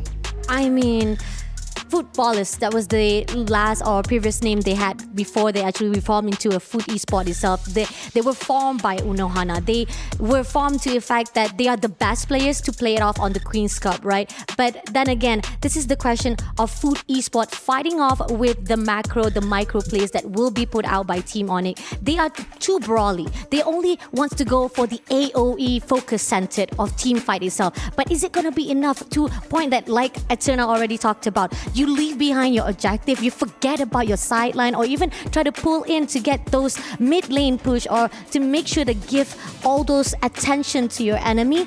Will that actually become the falter of Foot Esports? That's what I really wanted to touch on, right? Because I think you put it really well. Brawl is fine, fighting is fine, but what's next, right? What are they going to be able to utilize, and how will they be able to utilize that to their advantage on the map? It's good to have kills, but what are they trading it for? Are they trading it for a tower? Are they trading it for an objective? Are they trading it over something else? Because looking at their past matches, 19 to 21 minutes, these are quite late game games that we're looking at, and I'm just worried that if they don't learn from the mistakes yesterday, these kinds of things can be capitalized over by a disciplined team like Onyx. Yeah, that's a lot of brawls. If that's 19 to 21 minutes, that is a lot of fighting. But instead of looking at it in that certain aspect, that going up against a very disciplined team that knows the macro really well, there have been so many moments in MLBB Esports history where even some of the most incredibly disciplined teams, macro-focused teams, lose to the teams that just fight better. So maybe that's the edge that Foot Esports have, that they are incredibly confident with their sheer mechanical ability. And if you want to take away one of the best heroes that just eats up so much damage that he doesn't care about your mechanics, you definitely have to ban out the Uranus. And the fact that Mieko was the only one who had the total kills lead collectively throughout our first day itself shows that Team Foot Esport, they want to go all out. They already confident with Mieko having so much damage. So probably those are the things also Onyx will probably focus more, right? So, excuse me, repeat that again? Mieko had the most kills from day one? Yeah. Collectively. All right, so we're going to have to watch out for the KDA here of Mieko, the gold lane of Foot Esports, to see if she can replicate her leaderboard leading performance from yesterday. Onyx takes away the YSS and the Phobius. Actually, two heroes that play very well for teams that love to fight Eterna. Yeah, exactly. Huge respect coming over. You guys mentioned earlier on. I think the better coin to use is Foot can be tempo breakers. So I like that. I like that. They're eliminating these tempo breaker potential heroes, right? YSS has been eliminated, so maybe putting Mariah in a position where, all right, maybe I'm forced onto something that I'm not as comfortable on. Technically, the Pharsa also does make sense here, right? Pharsa is a really good hero in the early game to regain that control of the early game because of her early burst damage and her mobility. So, very wise here, but let's see the next ban. Okay. You know, I'm really hoping that we get a game that just... Hopefully we get to see Foot Esports take a game. Because I really just want to see that shock value moment of, wow, here's the rest of the world expecting Onyx to just be able to run away with this. Here's Foot Esports really showing why they fight, because they're really good at it. So are they going to ban things like maybe the Kimi or the Baksha? Even? They can even surprise and take away the... Okay, they ban away the Baksha. Kimi should be available. I think they might have their eyes set on picking up the Badang if you're Foot Esports. Okay. Kimi Badang is an option if you're in the side of Onyx. What other hero? Do they want to take away the Fredrin this early? Oh, they go for the 1-1. Oh, hey, boys there's a Pharsa ban. That's one, but the Irithel is open. Yeah. So I guess they're confident. I mean, in the end, like, we know for a fact that there's a possibility, even though that Irithel might not be taken yet, if, for example, Foot Esports says like not the priority, because again, we've talked about how they want to be aggressive. Irithel-wise is more like a late game or mid game itself, so that does not converse or try to say like suitable with how the team of Foot Esports always plays. So again, this is a really good read coming in from Onyx. Okay, with the 1-1 across the board. Hey, Fredrin, you mentioned Fredrin coming in early, so Foot Esports, as a team that do love to fight, they picked up two very strong heroes for the utility, but this is actually deceptively a very aggressive option because Fredrin and Juicin past level 4 will be invading a lot if they have the tempo. Zetian, sorry, excuse me, not Juicin. Guys, I'm sorry, I'm tunnel visioning on this 1-1 pick because this has got to be a bait, right, by Coach Chico? Yeah. Are they baiting the 1-1 pick? And if they are baiting the Irithel pick, and if they are baiting the Irithel pick, why? How do you capitalize over an Irithel pick? I mean, it sort of feels like that Onyx already foresaw that Fredrin might be coming out of Foot Esports early on. So they preemptively went for the 1-1. Suyo against a Fredrin is actually still okay. Not A-okay, okay. It's not going to be the easiest job, but you're not going to be completely stomped here by the Fredrin. I do like that the Onyx picked up the Gata Kacha at least to help protect the center of the map. Oh yeah, definitely. And you know for a fact that when it comes to AoE, Foot always wants to make sure that they have the benefits or the advantage against to the Onyx. So Onyx want to make sure that they can contain that. They make sure that whatever aggressiveness that you want to pull out, they'll be able to pull through. But now, with the last pick coming in from Foot Esports, they have Kalia as a pick-up hero. Okay, so they do have setup for their team fights for Foot, but this leaves the option to ban the Irithel here in the second phase. Now, I was looking back at the drafts coming in through from Coach Asmo for Foot, and maybe they were denying the Harith pick. Maybe that's why the 1-1 came through. Okay, could be a possibility. I mean, you did mention the Harith earlier with how it's looking right now. Harith could have been very good for Foot, considering that they do need more magic damage with the Zetia not providing enough, and they need those strong options of burst damage that isn't just the Fredrin. So that could be the possibility here. Oh, agreed, definitely. And the fact that now they're already focusing on all the mid laners, trying to take it out. Kimi with a really good clearance, and they know for a fact that Jushin with giving so much pressure on picking off or making sure that giving a lot of disturbance on the river area. Those are the things that Foot Esports want to make sure to take out the ability from Onyx Esports itself. Okay, so we're seeing here that Foot Esports is at least putting a lot of priority in controlling the center of the map, Eterna. Yes. I'm looking at the Irithel. The Irithel should be banned here. And another thing coming to the second phase with the 1-1 being picked up in the gold lane is maybe we might be seeing another potential Kaja pick flex the Gatot into the EXP lane, that is an option, right? There is a 1-1 Kaja combination that we do see coming through, but there goes the Irrital. So now, what do Foot prioritize here? Considering that they don't see enough, they might want some range. Farsa's already gone, but you are not gonna Eve in this scenario. Running out of mid laners in my head, considering that they also banned the Zed. Excuse me, no, they already have the Zed. Okay, they get range, good damage. Oh yeah, good damage. Yeah, that covers it. Strong basic attack, strong burst as well. The Swiss Army knife of Marksman makes it on the board, and I like it.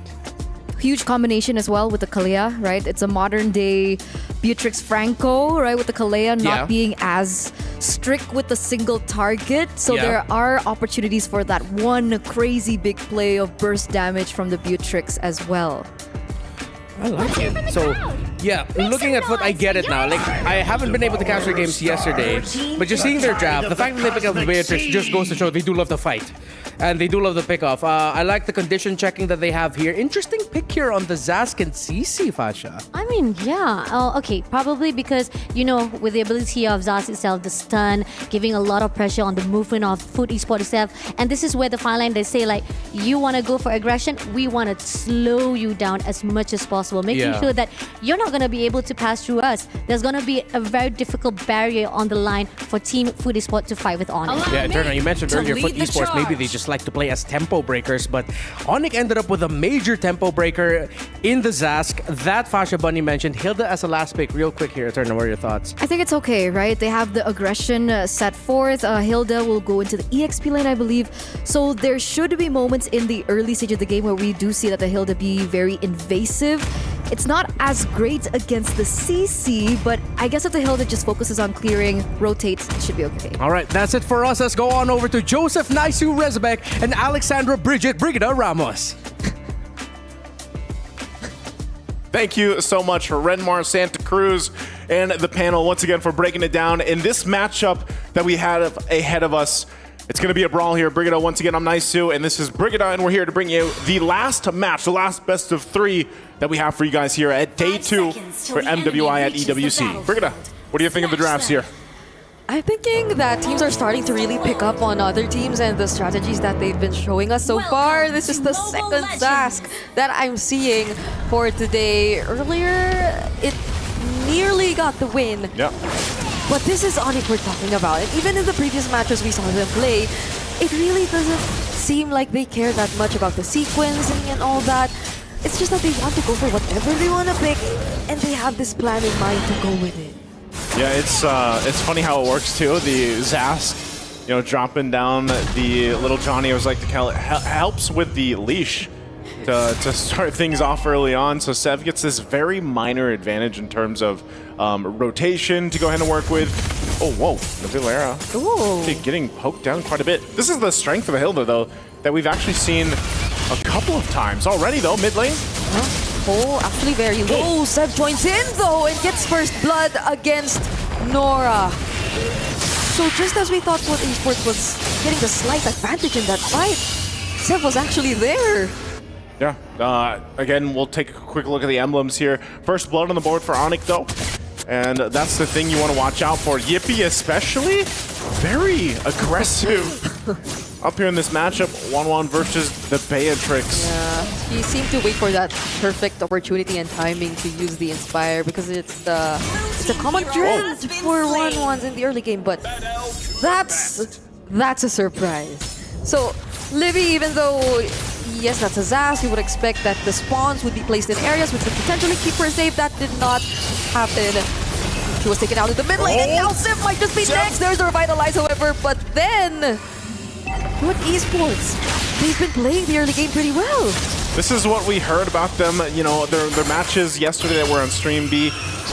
We know that they like to fight, kind of ignore objectives if they have to, and just duke it out. So you're seeing that aggression early on. Onyx the same, but no.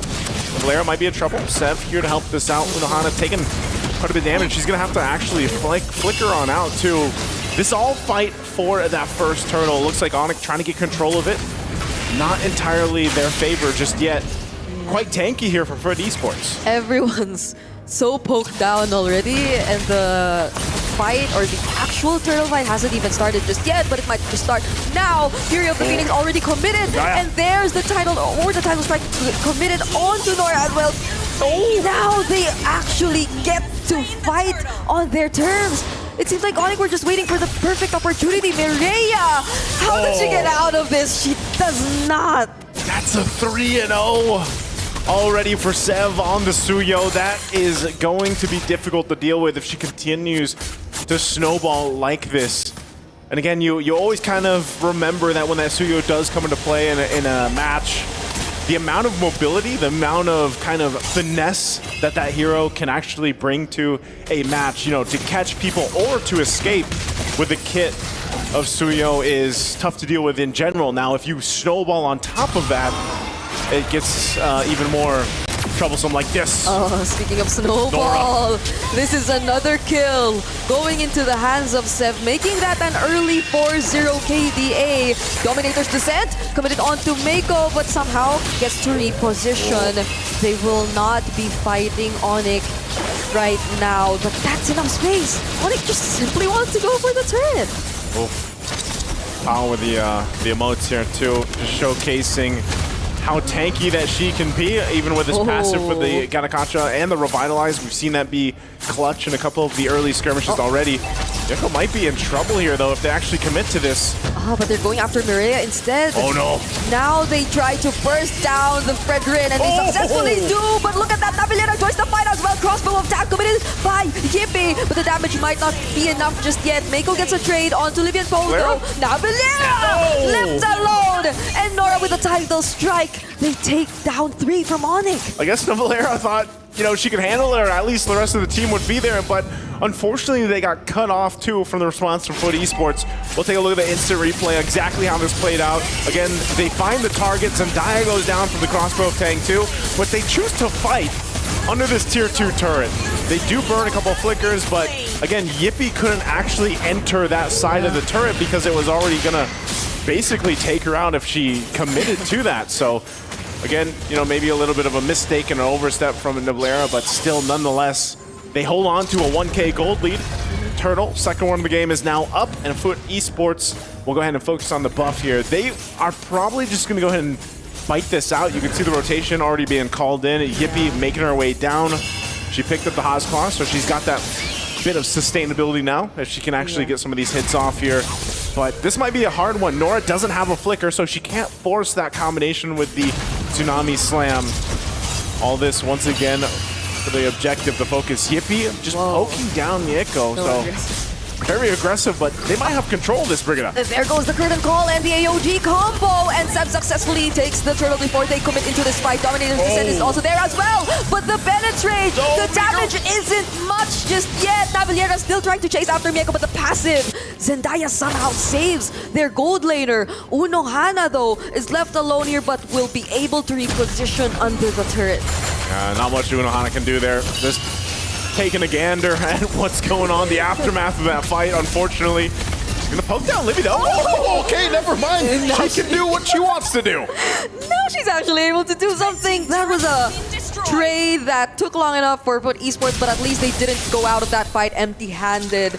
Now Sev successfully takes a turret, which kind of doubles the advantage Onyx was able to take in the past few minutes. Oh, never mind. Triple that. They were able to get that top lane turret too.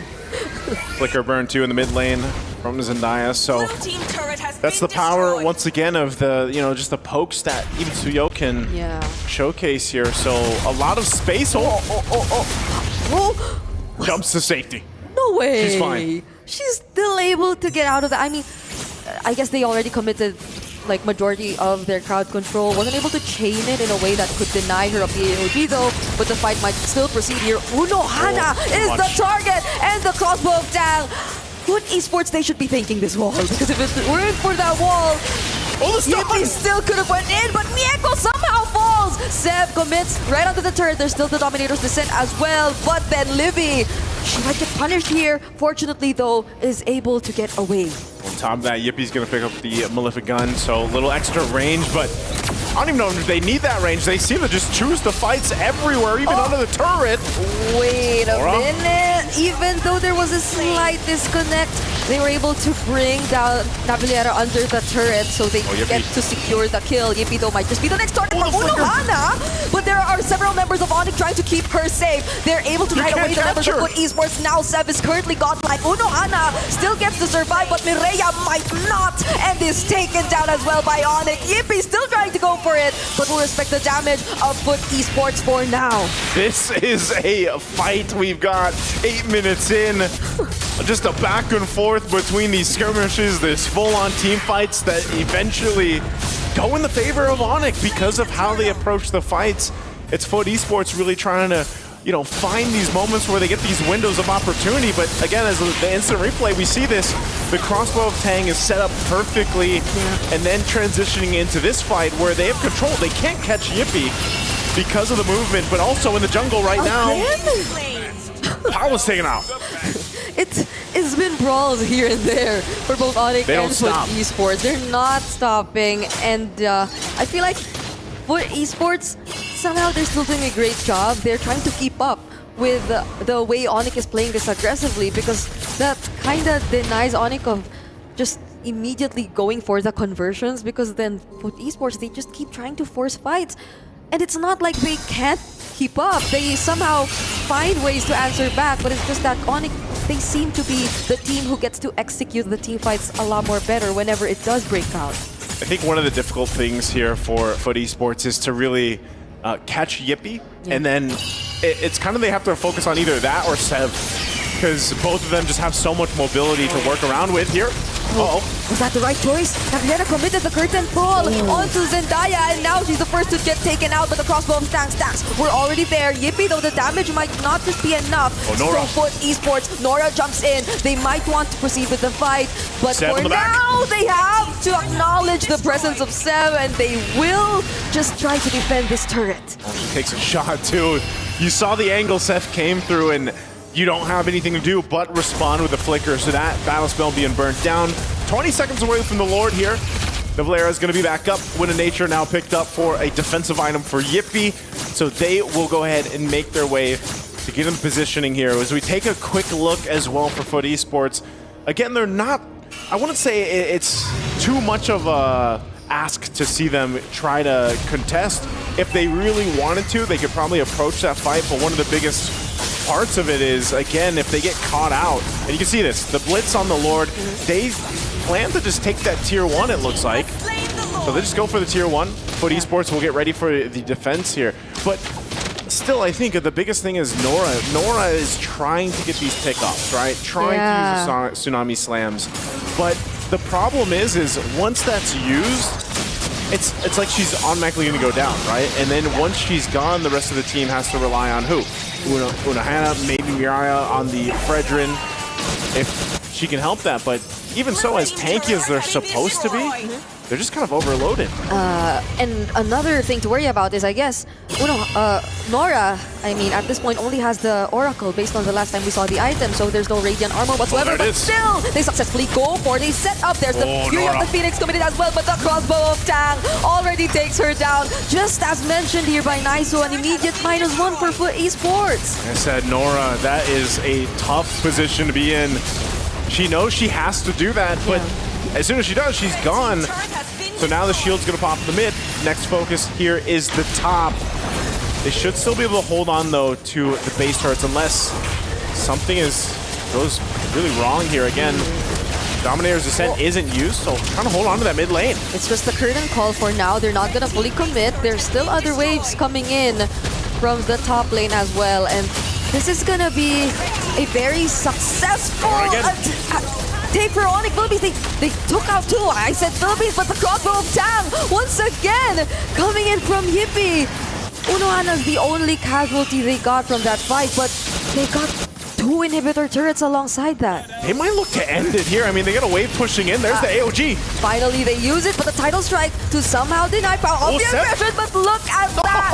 Sev immediately taking out 2. The Fury of the Phoenix might just save for Esports, but it's a triple after all. Coming in from Livy. Zendaya did her best though, and might have just somehow prolonged this fight. Might have prolonged it. Again, Yippee is still up. She's going to go ahead and stay in the base here, but I don't think she can push this in. Whoa! How was Yippee able to do that? And she got the stacks again! Unohana falls, and now, currently, Yippee, legendary, putting an end to game number 1. Today, we've seen these gold laners make the decisive decision to go forward and end things if they have to. This time around, it's Yippee from Onyx here. And even with that, what a phenomenal game overall. 10,000 nearly gold lead that they held on to in a quick game. And it looked like, again, you know, in some moments, FUT Esports, they were willing to brawl it out. They were willing to fight in a lot of those moments early on, all the way to the late game. They actually were. Like, they barely let an entire minute or two pass without any team fights happening. And it's just so unfortunate, but the confidence was there. So yeah. Maybe, right? Let's see what our studio panelists have to say about game number 1.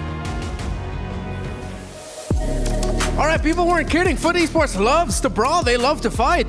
And Onyx, they matched that. They didn't just focus on the macro. They said, we will fight you. Yes, we'll trade a lot, but we'll win the objective takes. And that's the thing, right? Because even though we saw that aggression coming through from FUT, it felt like the gold disparity didn't really reflect what we were looking at on screen. I think a big highlight goes on to Sev. Despite all that aggression, that damage coming through from the early stage of the game from FUT, she still remained consistent with her farming pattern, was still able to get the neutral objectives down, and eventually in these other neutral objective takes that happened after, I think around first turtle, she still had an exceptional amount of XP gap amongst the junglers. And the fact that I love how Onyx just mirrors out the team and be able to actually outplay themselves. That's the point of it. When it comes to that, the team was able to read out, you want to play brawl? We play brawl, but we'll do it even better. And that's how the team was just having a hard time by FUT Esports even try to fight it out.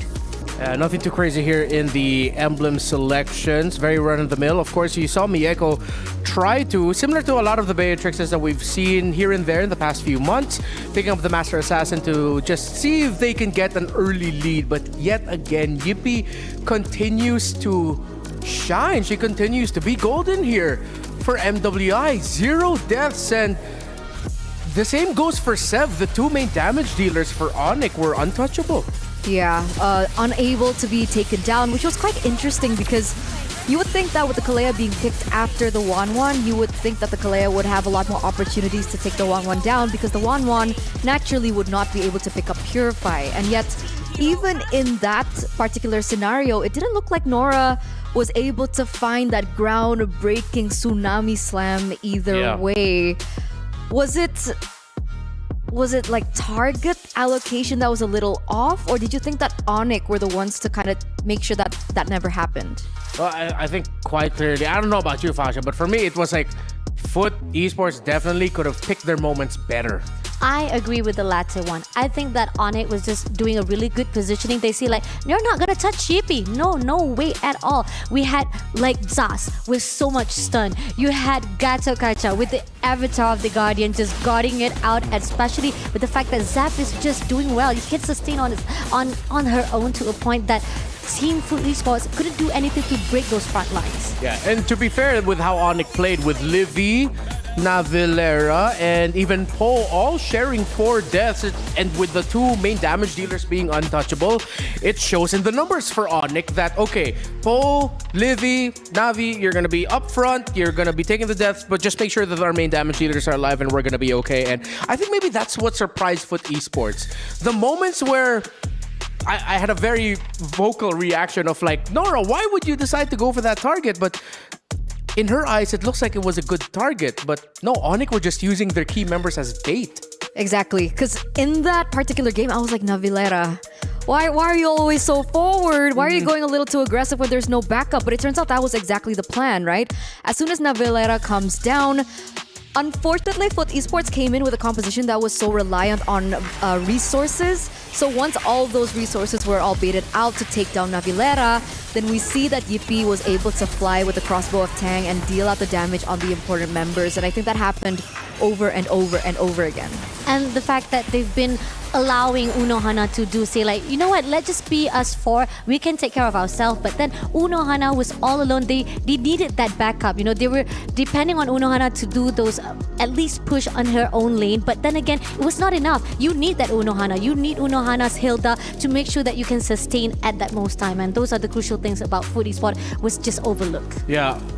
Very clearly by the end of the game, Onyx were making SN bank. But for the Esports, were making money as well, just through sheer volume of kills in the game that they were getting. And I'm surprised, I rarely get to see that. But you see, it just really hits a point of diminishing returns on the amount of kills you're getting and trading, that at some point you're gonna have to take the lead. And if until you don't have the lead, you really cannot give deaths anymore. That's why we were so concerned about that, right? Okay, we know that this is a team that is aggressive. This is a team that knows where to look for the resources. The big question is, where is the conversion going to happen? We didn't see that in game number 1. I hope, again, that gets repaired through game number 2 if they're looking to force a game number 3 from Onyx.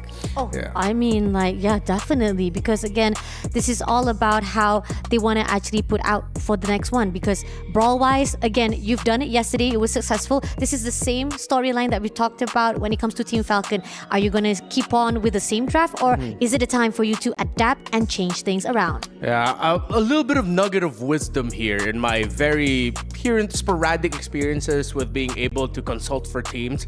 It's a very important, nice little quote that I learned in the past. The question is not, why do we fight? The question is, what is worth fighting for? Ooh. Right?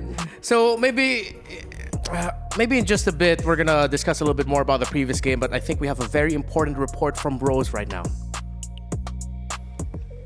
Hey guys, welcome back to another Reporter Hit. You are still here with Bros. Now, over at Stream B, we have just wrapped up a pretty long series of 2-1. And unfortunately, WoW GG's journey in MWI ends here today. However, I actually have a very charming and still happy Ayami with me. Hello, Ayami. How are you doing? Hi, I'm good. Thank you. Okay, now Ayami, I know it is your first time in MWI. Maybe you could share a little bit about your experience here with us. Okay. This stage is my first ever stage, like MWI. It's so, and I gained so much experience. I made a lot of great friends, and that's it. It's it's so hot in here. Like, I'm burning. Oh, it's so hot. And I come back next year and strong. Yes, we hope to see you come back again stronger. Yes, I hope to see you again next year, okay, Ayami? Now, maybe just one final thing. Now, this one, I want you to say it in your dialect, in your local tongue, okay? Is there anything you want to say to all the fans back at home? Yeah, back.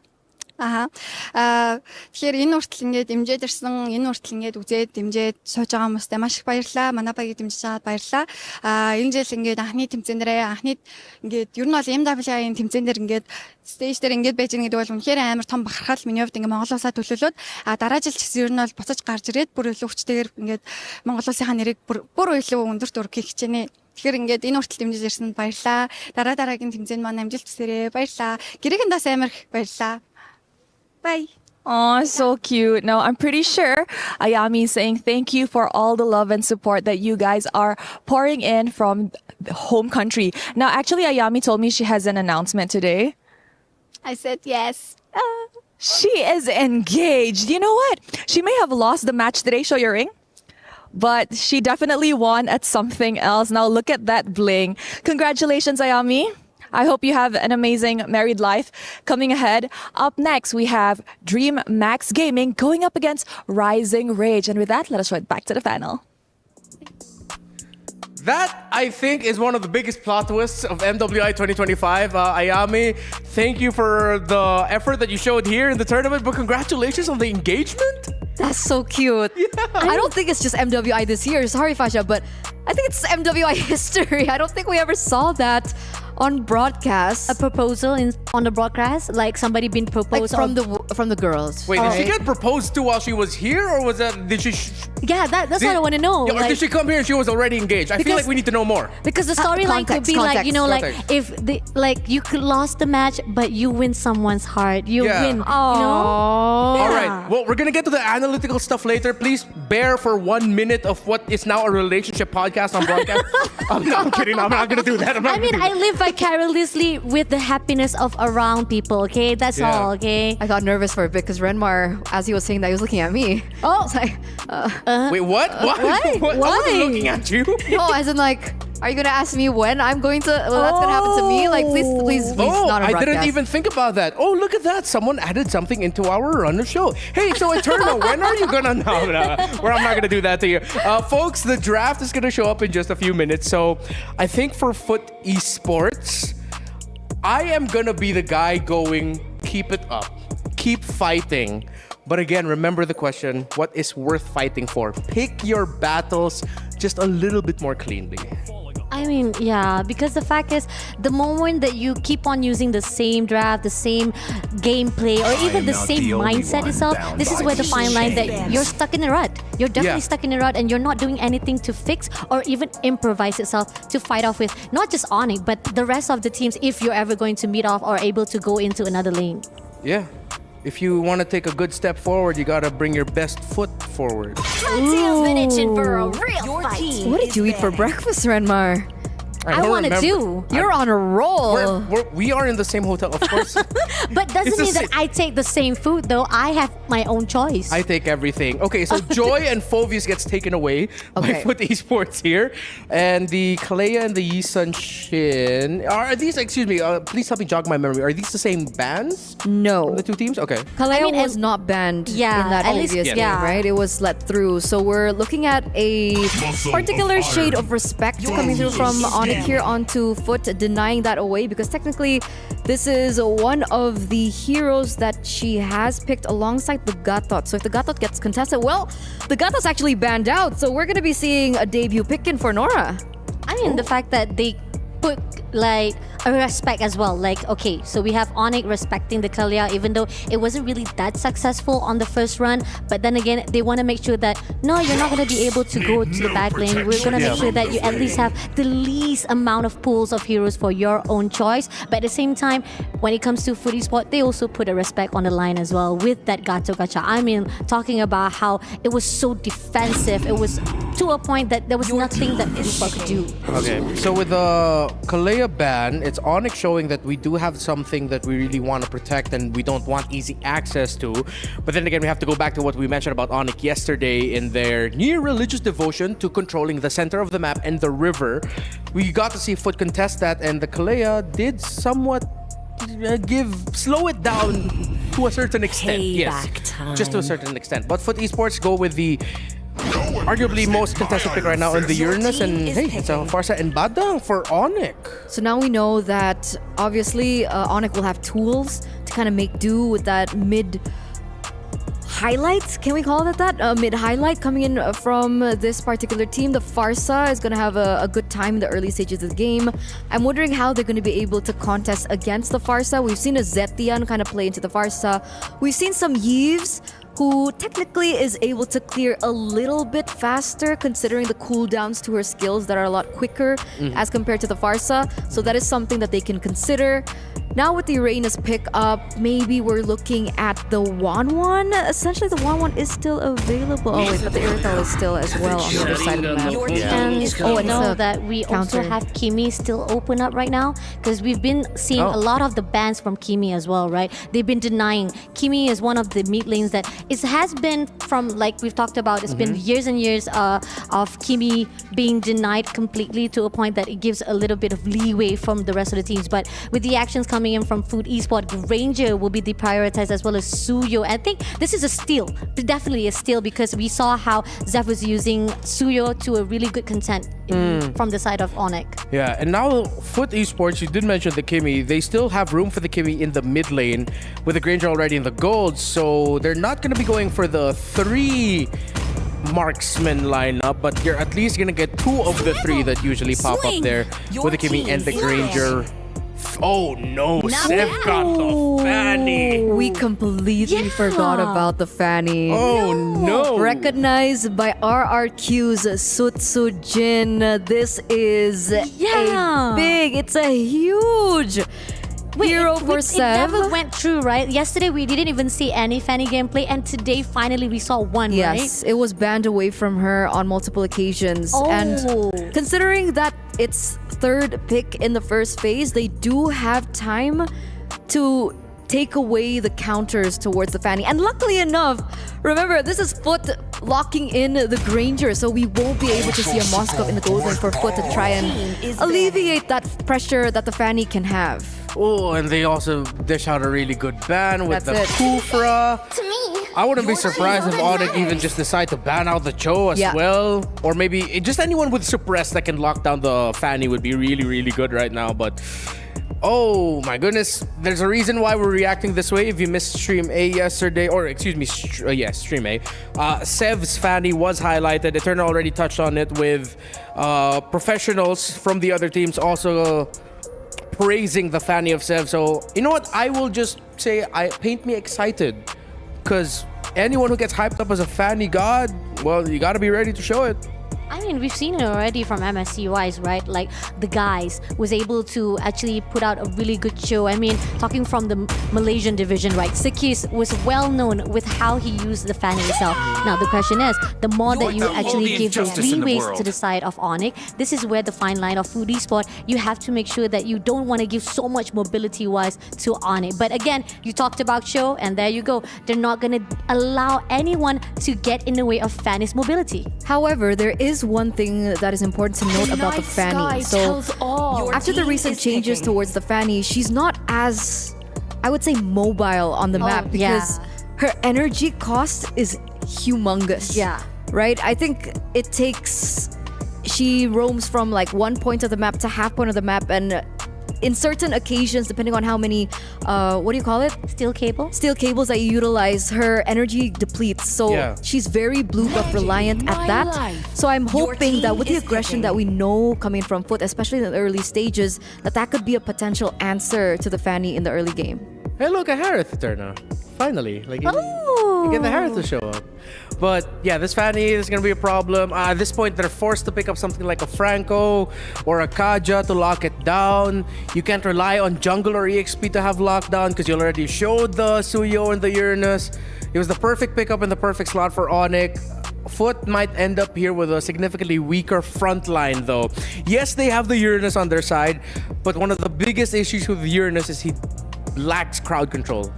Okay, I don't know if this is a hot take or probably you guys were just denying it, but okay. I was about to say Vexana, because probably it's one of my heroes that I actually put out as a favorite. But yeah, Jushin as one of the also ultimate or probably another option of mid laner itself. But again, I feel like, is it going to be enough though with Jushin right at the fine line? Because we did saw on our second match itself, this is where, like, yes, Na'Vi was able to actually maneuver from every motion of the Jushin being used. Even no matter how hard you lock on it, they'll be able to get away. Oh no, it's getting even worse with Akai. Your favorite panda is back again. Onyx just pulled off what I feel like a near perfect draft. Real quick, Eterna, we got 20 seconds. I think I understand, right? They want to have a mid lane that can control and dive early. So they're not looking for lockdown against the fanny. They're looking to invade and take away these resources. But with the lockdown coming from Akai now, alongside the Badang and the Farsa, will they be able to achieve that? All right, it's caster time. I like it. It's time for the casters to come in. Once again, it's me, Naisu, joined here with Brigida to bring you game number 2 ahead of us. It's match point right now for Onyx. This is a spicy draft we have here, simply because the panel talked about it a lot, Brigida. It's the fanny. The fanny's coming through for Sev, and we know that this has been talked about from even some of the most known pros around, especially Indonesia. So many pro players that most of the fans probably look up to acknowledge Sev and how good she plays the fanny. So now you're gonna start to wonder how Foot is gonna respond to this, because it's not just the fanny. They did not stop with the fanny. The Akai makes an appearance yet again, and I'd say one of the good things about the Nakai is that in the early game it actually tends to hurt a lot. But wait a minute, they actually tried to stay as aggressive. So this is Onyx clearly trying to deny whatever Foot Esports wants to do in terms of delaying the fan. Yeah, they gotta protect all the buffs. Wow. Unohana. Okay. Yeah, she's. I told you it hurts. It's a Uranus, so you're gonna be fine. Seb though will get her buff, so this has to be a team effort, and that's exactly what. Whoa! Still, whoa! I told you it hurts. It does. Plus the concussive blast. I was gonna say plus the concussive blast there. Oh, Yippee burns the flicker, so she'll be fine. Stand still too as that shot comes through. Oh, mid lane. Livy has the wings by wings, so will somehow get to escape. But Seb, are they able to escape? Seb, look at that wall. Oh, help Seb so much in that moment. I haven't gotten a chance to finish what I was gonna say earlier. I was like, it's a team effort. Look at this, they're still going. I don't think Foot Esports' plan is working. It's going sideways for Foot Esports now, and look at Seb just flying over everyone. Somehow Nora secures the kill, however, but that doesn't change the fact that it's a 4-1 right now in favor of Onyx. They had to stop it. They had to stop Sev from getting to that point where it would be a snowball already. But there's been a whole lot, as you mentioned, 4 kills on the board. You're finding yourselves almost at 1,000 gold lead at this point. And yes, that might not be too big, but that's the early game. Yep. That's how much they've been throwing in response here to Foot. The fight for the turtle. Navalera might go down, but actually gets to escape, however. And look at Poe. Might just take out Mireia, and it successfully does. Seth makes it just in time, and there's no one stopping her from securing the objective. There's the Lantern Flare from Zendaya. Nora might just try to take her on. Unohana blocking the backlines too, and it's not just blocking that she's doing. She actually takes down Livy, and Nora delivers the final blow onto Navalera as well. Great response once again from Foot Esports. You still have to respect the damage that a Uranus can do. You can see that she's got the Brave Smite emblem, she's even got the Festival of Blood, so she's got respectable poke and damage when she's around multiple members like this. I mean, multiple low health bars that she can go for, even burning some of the flickers, and then Nora's there to kind of catch them with the power nature there. So great overall fighting that we're seeing from Foot Esports. They're gonna try to go for it again. Honestly, the saddest thing about what happened in that clash was Mieko was able to join, but was not able to get an assist. Yeah. A little bit too late to the party, So she traveled that far only to get nothing. But still, somehow, for Esports, they're still able to keep themselves in the game. Yes, Navalera is having a pretty good time here in terms of the EXP lane, but hold on, in the mid lane, Poe might just get taken out. That's a shutdown. Now finally, even though Mieko wasn't able to get an assist earlier, that's a shutdown kill that she secures. Yeah, and it went to her, right? So that makes up for it. So she gets herself on the board, gets a little bit of extra gold, and they pretty much just dwindled down any of that gold lead that Onyx had built in those first couple minutes of the game. So this is the best thing that Foot Esports could look for, based on the fact that they're playing against a Fanny like this. A Blade of Pepsi is going to be picked up, though, so now that burst damage potential is going to be a little bit more of a threat, especially Mieko. Oh, that's Mieko. Seb's trying to take her down. At least forces out the flicker, but that could have been dangerous.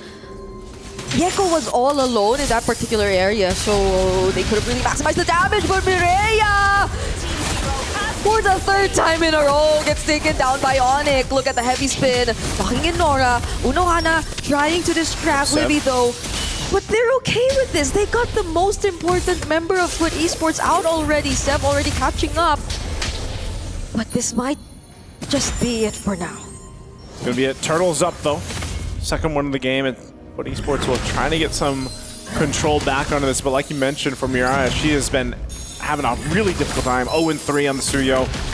Not sure how she's going to fare into this fight. Zombie Force. Oh my goodness, a flicker immediately forced out of Zendaya, but Yippee though already used the Salmon Force quite early on. Unohana trying to defend as much as she can, but 3 members get caught in the fist break, fist grab, and there's the follow-up from the third airstrike as well. 2 members already down. Mireya might just be next. She has nowhere to go. Everybody's gonna help one another to take her down. Oh, and Sev just went up top. The rest of the team here in the mid lane.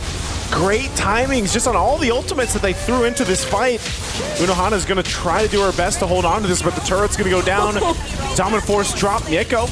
Mieko's all alone. Does she really want to take them on? Livy, it seems like she's just trying to look for the right positioning, but they just decide to disengage because Nora and Zendaya are already close by. That was... It's so hard to move as a frontliner if you're Foot Esports because there are just so many layers of crowd control that Navilera and Po could offer. I mean, why is Po 514 on the Badang roll? That's a great question, you know, and a lot of it again is the synergy between these heroes work out really well. For Po to go ahead and set things up with a fist break, fist crack combination, but then, you know, not only does that give an opportunity for Seb to connect to that wall, but also a feathered airstrike. It's a lot easier to just kind of lay it down into that setup. Yeah! All I could do was blink or you'll miss it. All I could do was scream her name. There was... Oh my gosh, how do you... She had the flicker even, but there was not enough reaction time. Wasn't enough, and that is only going to get worse here. Livy's going to flicker out. Nora on the chase. Oh no, Wings by Wings just... Yes, but Navilera protects Livy, and right after taking down Zendaya, Zeb works on Nora next. Unohana also gets to receive the better airstrike, and they turn things around just like that. Even down mid, Mieko might just fall too. Po on her 6th kill in this game. They are everywhere right now. Onyx finding wins on all corners of the map. And there's exactly the reason why everybody has been talking about Seb's Fanny. Even down to the pros and I mean, all around Indonesia and the world respect it because... And it's funny because as we look at this, it's not just her, right? Anytime it's a Fanny that is impressive, it's not just the Fanny that makes it that way. It's the team, the way they play around this. Even this, the fact that they were able to save them. Oh, hold on. And once more, Po gets shut down, but the Salmon Force is there from Yippee, and they might just take everyone down because Seb also catches up. Livy trying to chase after Unohana, but they change targets. They look for Nora instead. Curse of the Crow might just make it. But will they have enough resources to take Nora down? They're chasing after her. They're not letting her go, but she's just utilizing the brushes, but it's not gonna be enough. Nora! One more hit, and Yippee takes her down. Oh my goodness, and Seb all alone taking on 3 members of Foot Esports. Nearly even got a kill out of that. And that's the problem with a Fanny that is snowballed to all control right now. It's too much. I mean, 1v3, looking at this too, she has a Malefic Roar, the Blade of FC. She's still working on the 3rd item, but she's able to do that. And even so, as we get further into this game, now Yippee is wanting a bite of the action. You see her being a little more aggressive, flickering forward into the Dominant Force if she has to. And so Onyx has definitely found a good lead to work with. 3,000 gold up. Po is a problem too. It's quite crazy to think, you know, Thunderbelt and Oracle, and you're 6-2 and 5. If I were Po, I wouldn't feel so bad about picking up a damage item right now. Yeah. Just to amplify everything, because they're just this much ahead anyway. They can apply so much pressure.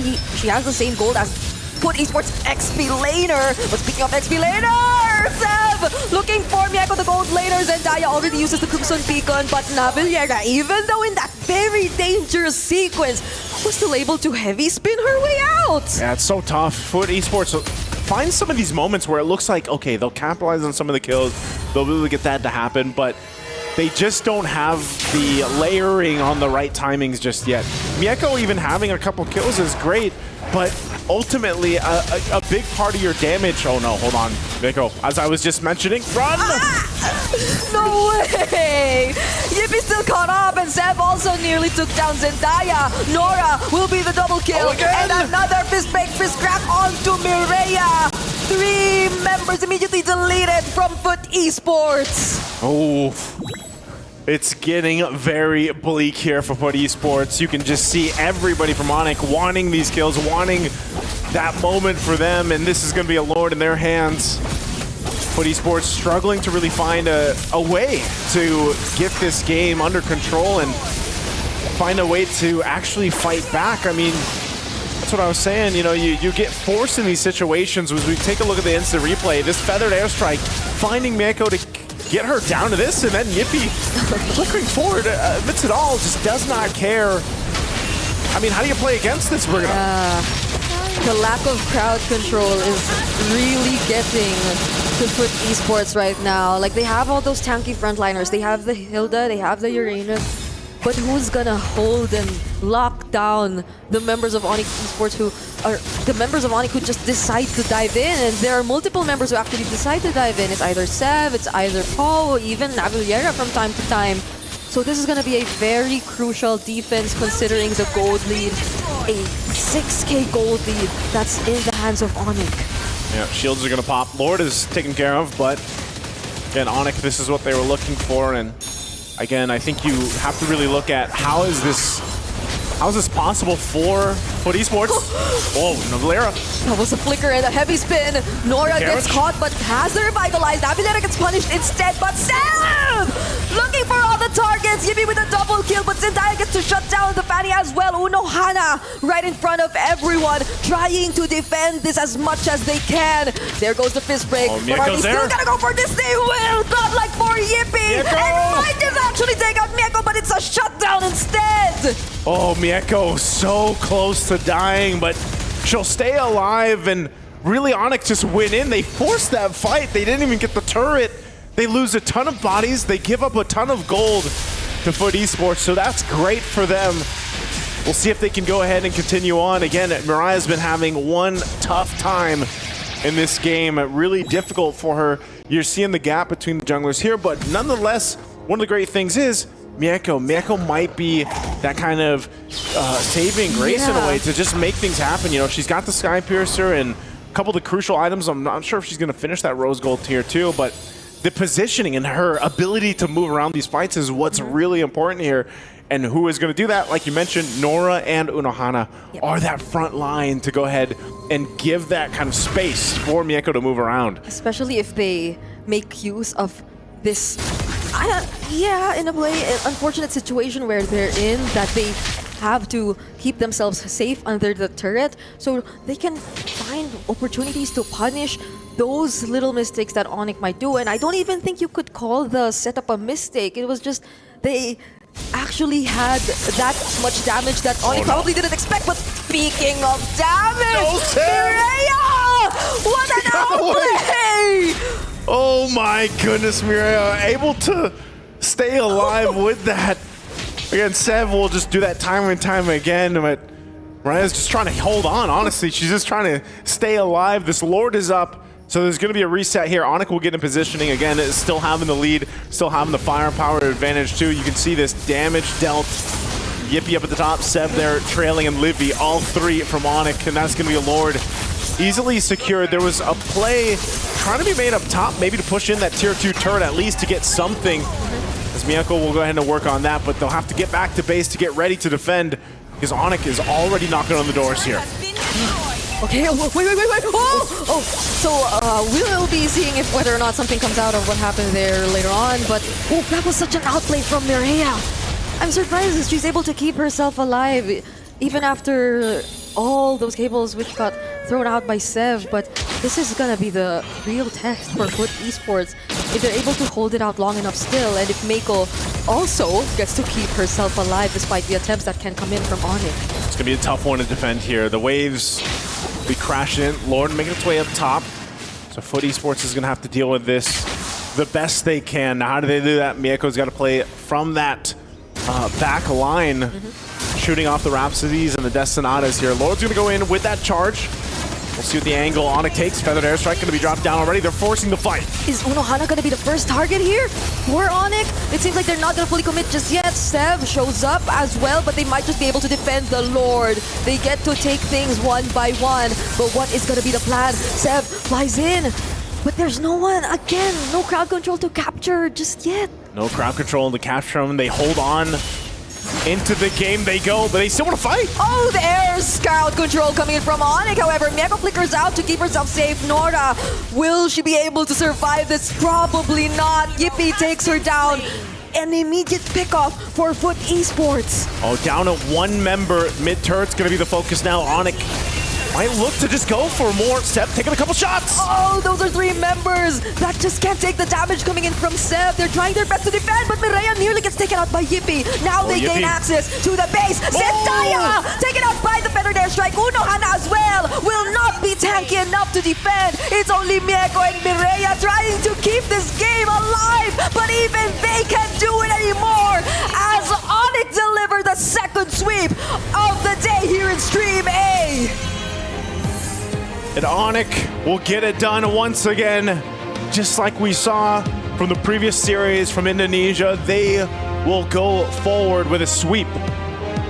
And again, it's just a showcase of world-class play. I mean, this Fanny, the team that supported Sev on the Fanny, is what was really impressive here. Brigida, time and time again, we saw that game unfold, but provide avenues for Sev to shine. Yippee took it in her own hands too. A lot of times being aggressive with the flickers forward. And again, it's just a great showcase of how strong they are. Again, both these teams, Onyx and Foot Esports, can be seen as new contenders really here at MWI for EWC, and it was showcased great here. Sev is probably never gonna get hold. Probably never. Of her Fanny again. Unless. I didn't even expect her to be able to use it here in MWI because I thought it was common knowledge for teams to not allow her to get hold of that Fanny. But now that she was able to in one game, all other teams have definitely learned from this. I highly doubt that there is a chance we see this Fanny again. Ever in MWI. If there is, if a team decides to go the route later on, especially in the playoffs, to leave it open, then they're for sure gonna have something to counter into it, you know? And that's something they have to do. And like I said, it was a good, basically a really good effort from Foot Esports in the early portions of the game. And I know the panel will break that down a little bit further later on, but it was just like, you know, they had I feel like the right idea, but how do you catch? That's the biggest thing. How do you catch the Fanny? And you're so focused there. If only they got to play the early game a little more aggressively, be the ones to set the tempo, I guess, in the game. So it will be a little more uncomfortable for Sev to just keep flying around like that, even up against 3. It could have been different, but Onyx knew that was the plan. So they just completely denied them of that. Yep, once again, it's me, Nice Sue, and Brigida. We brought you the action for these matches. We're going to be throwing it to the stage for our winning interview. Let's head on over to the stage. Thank you very much, boys and girls. And first of all, we are joined by Team Onyx Captain Navilera. First of all, congratulations. And of course, we're joined by Vincent for the translations. First of all, you made it into the knockout stage. Tell me, how does it feel being able to do that in your first international tournament? Jadi pertama-tama, congratulations tentunya sudah berhasil masuk ke dalam playoff atau ke knockout stage. Bagaimana perasaan Anda dan juga gimana pengalaman Anda selama bermain di turnamen ini? Untuk kita pasti ada pressure dan sebagainya, nervous. Cuman kita udah prepare juga untuk handle itu dari hari-hari sebelumnya. Jadi dengan support dan dukungan dari tim, kayak manajemennya Onyx, kita udah prepare dan udah siap. Tinggal menjalani seperti apa yang udah kita siapin aja. So first of all, of course, I think we are a little bit nervous and we're a little bit jittery when we are playing. But now we are in the knockout stage, and I think what we prepare and what we already learn from the previous tournament, especially also want to shout out the Onyx management that they're doing a great job, and we're just doing what they told us to do. So yeah, here we are. I mean, I'll be honest, it didn't feel like you guys were, or you ladies were looking nervous or anything like that, and the performance that you've shown on stage so far has been phenomenal. Now, I want to ask you, how's it been for you in the international tournament and both being in Riyadh? How's the experience been for you, competing in the tournament and being in this country? Jadi bagaimana perasaannya juga tentunya di sini setelah kalian bertanding di EWC dan juga berada di Riyadh untuk pertama kalinya tentunya buat Navilera.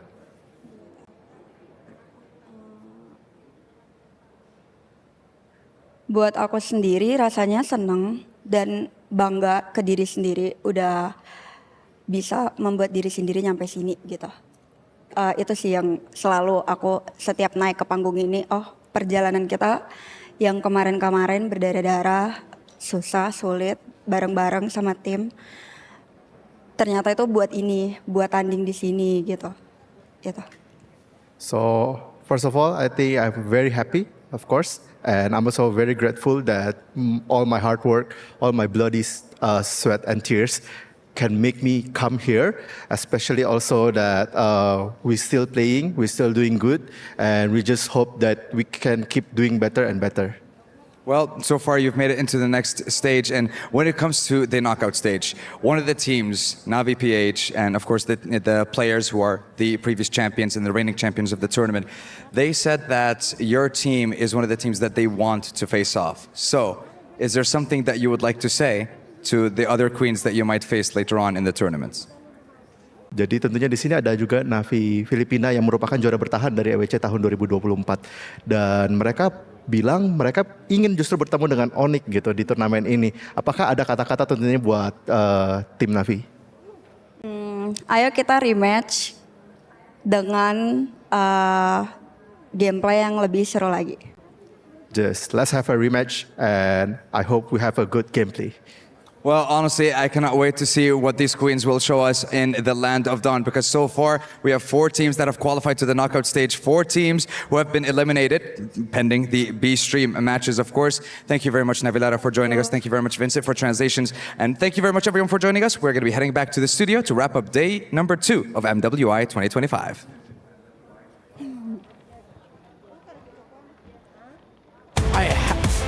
I have to echo what Sandstorm felt.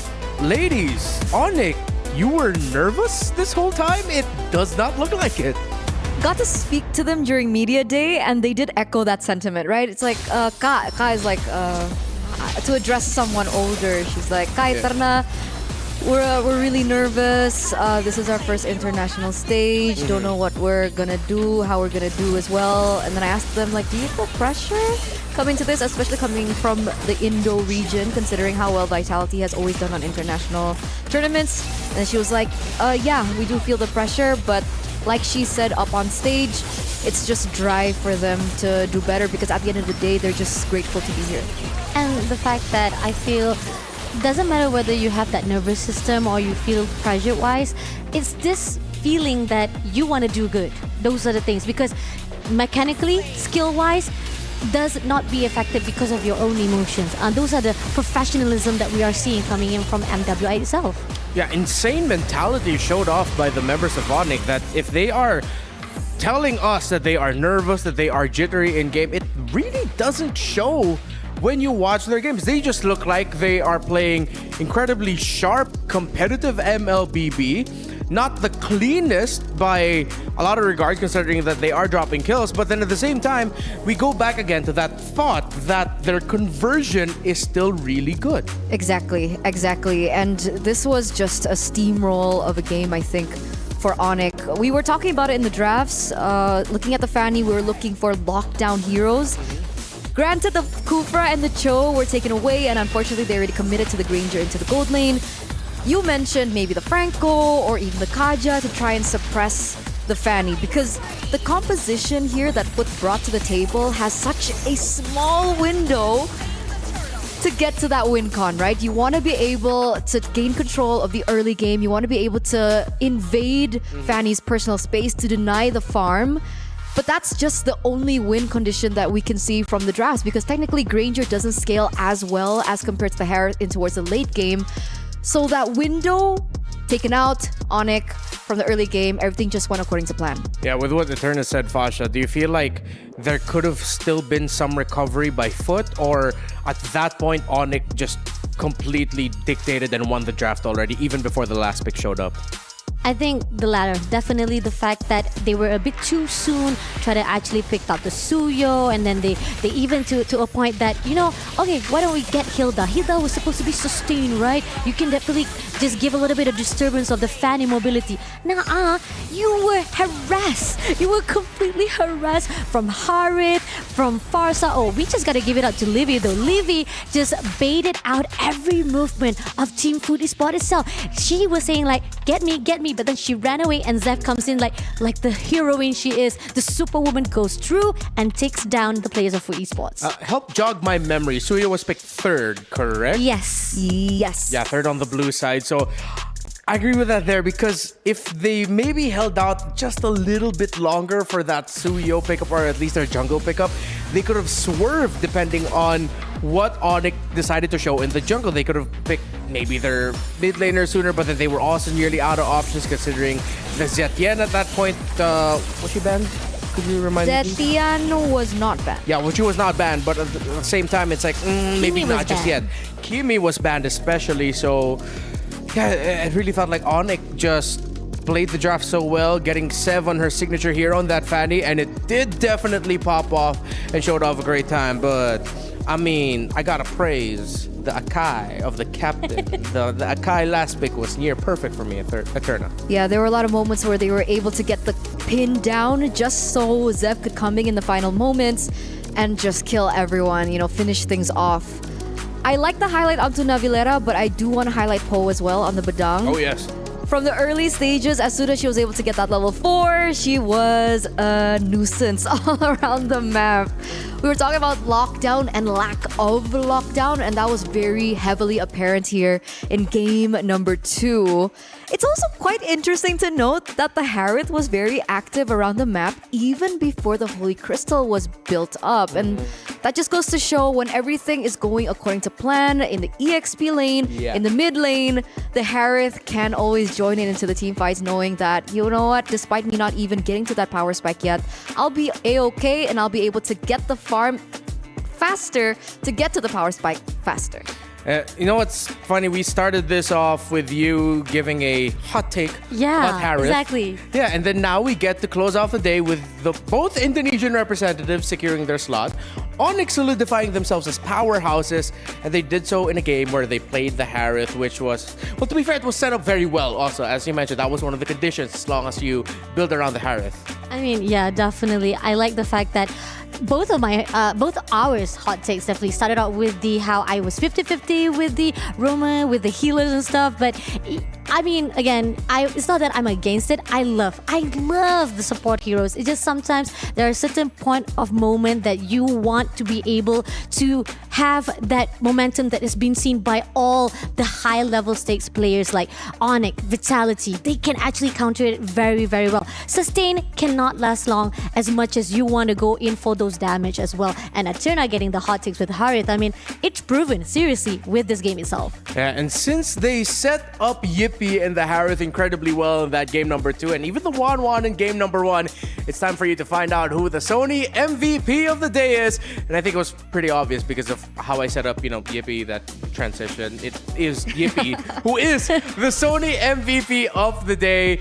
Congratulations, the little sister of Onyx, the youngest in the squad, set up for success by her teammates. The Bochil. Bochil. Bochil. Okay, Bochil is like Adik. child. Yeah. Child. I think the direct translation to English is child. She's like their child. Okay. But she definitely plays like an absolute beast in the game. She had a near perfect day. She almost ended the day with no deaths at all, although she did get clipped near the end of game number 2. But game number 1, as this Wan, she actually ended this game 5-0 and 11. Yeah, that shows how much potential that I'm not trying to say like Yippee was just freely was able to go away. It's just that the support, the conquer, the defense that was done by the front line was so super to a point that Yippee was just freely moving, was not being catch off by the team of Food Esports itself. Yeah, and it's great to see with Onyx coming in maybe with their jitters or nervousness, maybe hints of self-doubt here and there. I like the fundamentals that they've built for themselves. They understand fully their condition of just make sure your marksman is comfortable. But they get to that by achieving so many other things. Controlling the center of the map, the conversion. They are, I never want to call a team near perfect, but you know what? Just to be fair, they're really, really good at this. Shout outs to Coach Chico, right? Obviously with that guidance coming through from his experience in MPL, even, not just MPL ID, but also MPL MY. Yes. Right? So he has that knowledge under his belt, and you can see that the girls have been properly guided with a proper mapping as well when it comes down to their execution in the game. And to go back to Yippee particularly, I love the fact that she knows when to be aggressive and when to stay in the sidelines. Like, that calculation is something that we don't see too often, especially from teams that are new to the international stage, because either their adrenaline hits too hard, they go a little bit too aggressive, but not for Yippee. It's like the perfect balance for me. And I think pretty much it is also have to be given an acknowledgement to the side of Food Esports to be able to actually pull through, push the games to a point of 16 minutes. I mean, we know for a fact that even on the mid game itself, they were having a difficulty already. It could have been on the side of Team Onyx to end it off already, but Food Esports, they made it through. They were able to actually tone things down, defend on their own turf. But then again, how long can you stand? How long can you be able to defend to a point that all of your turrets been stripped off? So, like in the words of Turkish itself say, Harika Ohyan. What does that Oh, mean? it actually means great game, good job. Harika Oyen. All right, cool. Harika Oyen. I learned something new today. Harika Oyen, Foot Esports. You all still have a shot, of course, to secure their playoff slot. They are not eliminated from the tournament. They are waiting for their opponents, of course, which we're going to be figuring out from Stream B. But now we know the two Filipino representatives are locked in. Mm-hmm. The two Indonesian representatives are locked in as well. So now as we continue our discussion, as we show the brackets as well as that, we're going to be looking at Group A first. But I want to ask you, how has the teams from other regions outside of Southeast Asia performed for you so far, real quick? I think they've emerged with progress, no matter how hard it is to progress, because I think coming into MWI, we know of regions who are so dominant in their particular region that they don't really have as much competition. And it's unlike the PH as well as the ID regions where, I mean, clearly, right, Onyx giving Vitality a run for their money. There's TL, PH as well coming through, aside from Navi, PH. So hopefully in the future, with more opportunities that are brought to the table and them coming in already allows them a certain amount of prize pool, I think. Hopefully that also helps them progress in their specific regions. I totally agree on that last note about the prize pool, and not just that, it's the fact that you're giving the opportunity to give like all the experience that is needed for these players, for these teams, because again, we have so many teams that are firstly, like this is their first experience in the international level, so they still need to brush up, they need to learn even more. Like compared to the rest of the teams, they have already built up so much of their past achievement itself. Okay, Group C now is what is on your screens. Navi PH defeating Terry Queens earlier 2-1. Terry Queens and Virtus Pro still ongoing on over at Stream B to figure out who... Oh, no, excuse me. Is that ongoing? No, yeah, that... CFU and Virtus. Yes, yeah. Forgive me for that. Terry Queens and Virtus Pro already just waiting to see which between the two of them will be advancing into the playoffs. And then, of course, earlier in Group B, we saw it's Gaming Gladiators and your hometown heroes in Malaysia and Navi MY waiting to see who will be advancing to the playoffs. That's... Really Are you sad. nervous? I am nervous. Actually, when I saw that Navi MY was actually having a tough time, I think there's a possibility that they could have run down a little bit of their morals, but I hope that doesn't shatter them for the next game, because this is, again, they had that momentum already from yesterday, but today something was just a little bit off. There was a lot of something that I even saw the draft-wise. I think there was just some questionable choices that were made. Yeah, let's see if they'll be able to improve that. And of course, DreamHack Girls and Rising Rage waiting to see which one of those two teams will be advancing. Unfortunately, today we did have to say goodbye to 3 teams. We're still waiting on the 4th team to say goodbye to. But WOW GG from Mongolia, their first foray into the MWI. They were, it looked like Ayami, of course. Congratulations on the engagement. They were happy and proud with their progress that you were talking about, Eterna. Congratulations for them and the effort that they showed. Tidal Legends Gaming and CFU Gaming as well. Though from their sides, you saw a little bit more of the heartbreak because these are 2 teams who have already competed in last year's MWI. And in their interviews, you saw they were just so eager and hungry to make it to the playoffs, to go even further, place higher than they did last year. I'm so surprised about these 2 teams, TLG and CFU Gaming not making it, because granted, WOW GG, obviously it's their first hurrah, so whatever happens, they will take home whatever they learned here at MWI, but there was so much hype around TLG, right? The fact that they were doing really well pre-MWI on the international competitions prior to this. And CFU always, once again, being a staple on the international stage in the MWI scene. And not just MWI scene, but the overall women's MLBB landscape as a whole. I'm shocked. I didn't expect to see these results. Yeah, exactly. Tidal Legends Gaming and CFU Gaming, unless you are unaware, they were expected to make it to the playoffs. There are a lot of people thought that they were going to make it into the playoffs. And you could see just how much it meant to them, the pressure that they had on their shoulders to ensure that they carry their region into the playoffs, all of that there. Unfortunately, the nature of competition and all, but hopefully, again, echoing your statement, that they can move on forward and carry on all of this with experience, potentially for the next international tournament, because again, they were going into this as favorites. So, of course, as heartbreaking as it is to talk about the teams that were eliminated, and yes, we will be seeing their keys crushed near the end of Stream A in just a few moments. We're just waiting for the progress of the others. For you, Fasha, let's start with you. Let's now talk about the teams that have made it in so far. Sir, are you surprised that the Indonesians and Filipinos got their slots without that much of a problem, or how do you feel about that? Are you really asking me that? I mean, come on. We've already known the potential. It's like, it's not just from this game, but from every single game that we've seen so far when it comes to the region of Philippines and Indonesia. You guys, I mean, I'm not trying to I like that we're still considered. No, I'm not now brown-nosing you guys, okay? I'm just saying that you guys, when it comes to your region, you have like so much potential players when it comes to playing games. You guys are committed, you have so much passion, and I'm not putting down on Malaysian teams or whatever the rest of the region's team. It's just that you guys have so much dedicated moments to a point that the rest of the regions have to keep up.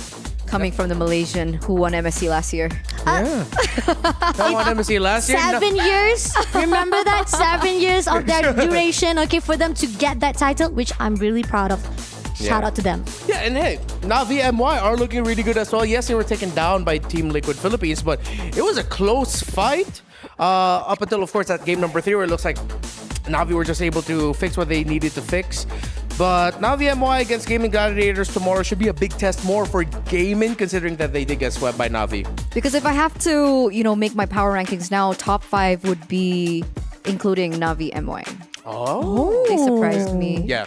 I mean, I got to see the comments of the community on all the social media, and a lot of them have agreed. Yes, they are still looking strong, but a lot of them really are just saying that they've improved so much compared to last year. And I think a lot of that comes, of course, from their performance earlier against Team Liquid Philippines. So for the Malaysian viewers there, and especially for Fasha Bunny over here, and LaFell as well. Am I missing another Malaysian in our broadcast for MWI? Right now, no. No? Okay. Oh, wait, I mean like Staffa Husky. Hello? Oh, yeah, Because I was thinking Gideon. The Group B people. Stream B people over there. So yeah. Stream B people. A lot of pride for the Navi MY team. But let's see if maybe Gaming Gladiators and North America will be able to shock them. Let's look at the schedule to expect for tomorrow. And I believe by tomorrow we'll be done for our group stages.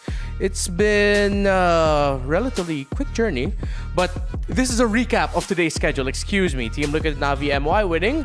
Of course, Navi PH as well. Team Vitality, Falcons, Onyx, and Foot Esports. I think this is such a step up from what has happened yesterday. I think that we were asking, like, definitely it's going to be a tight game, right? The fact that we had 2-0, such a great clean sweep, we want to see more. We want to see some damage a little bit. So it was seen already for today. But what surprises me is that at least we get to see not just a back-to-back or best-of-1 games, is the fact that another 2 clean sweep as well here for the end of our stream.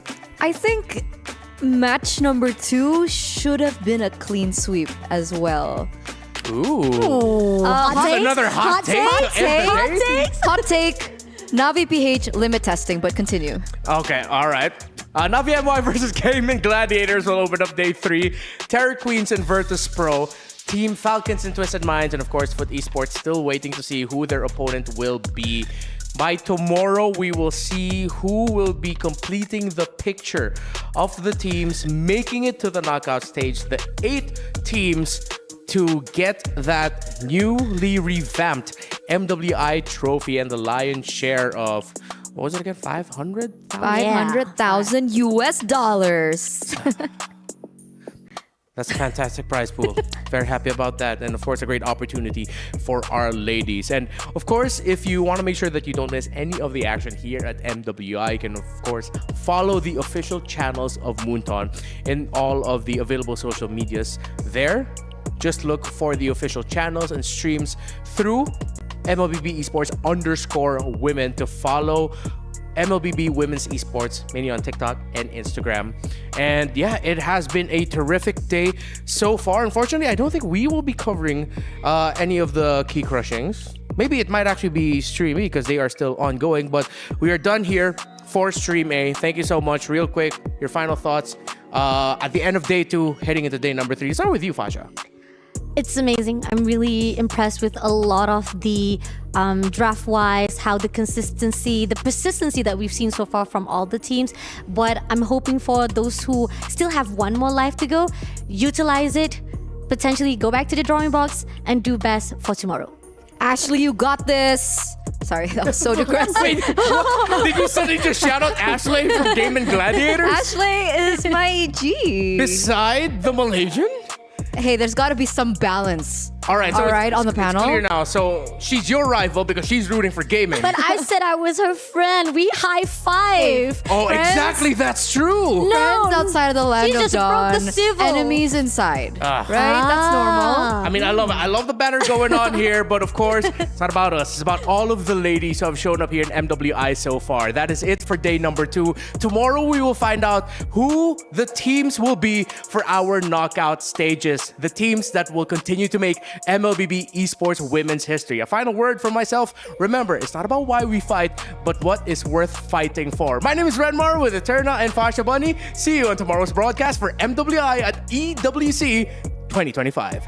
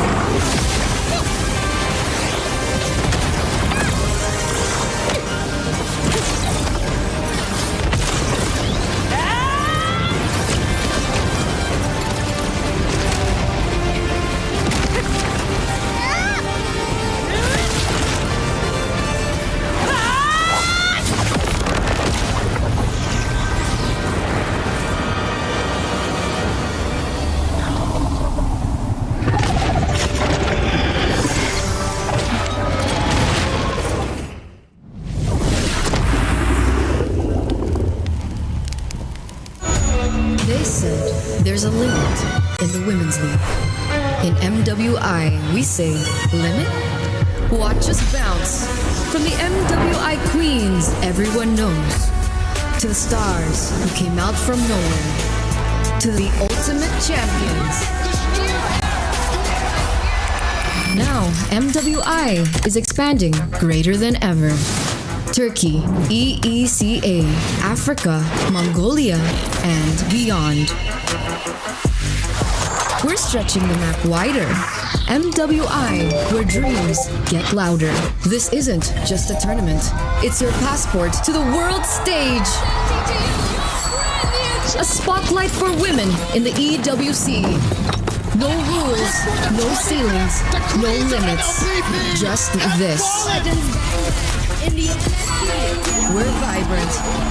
We're ready.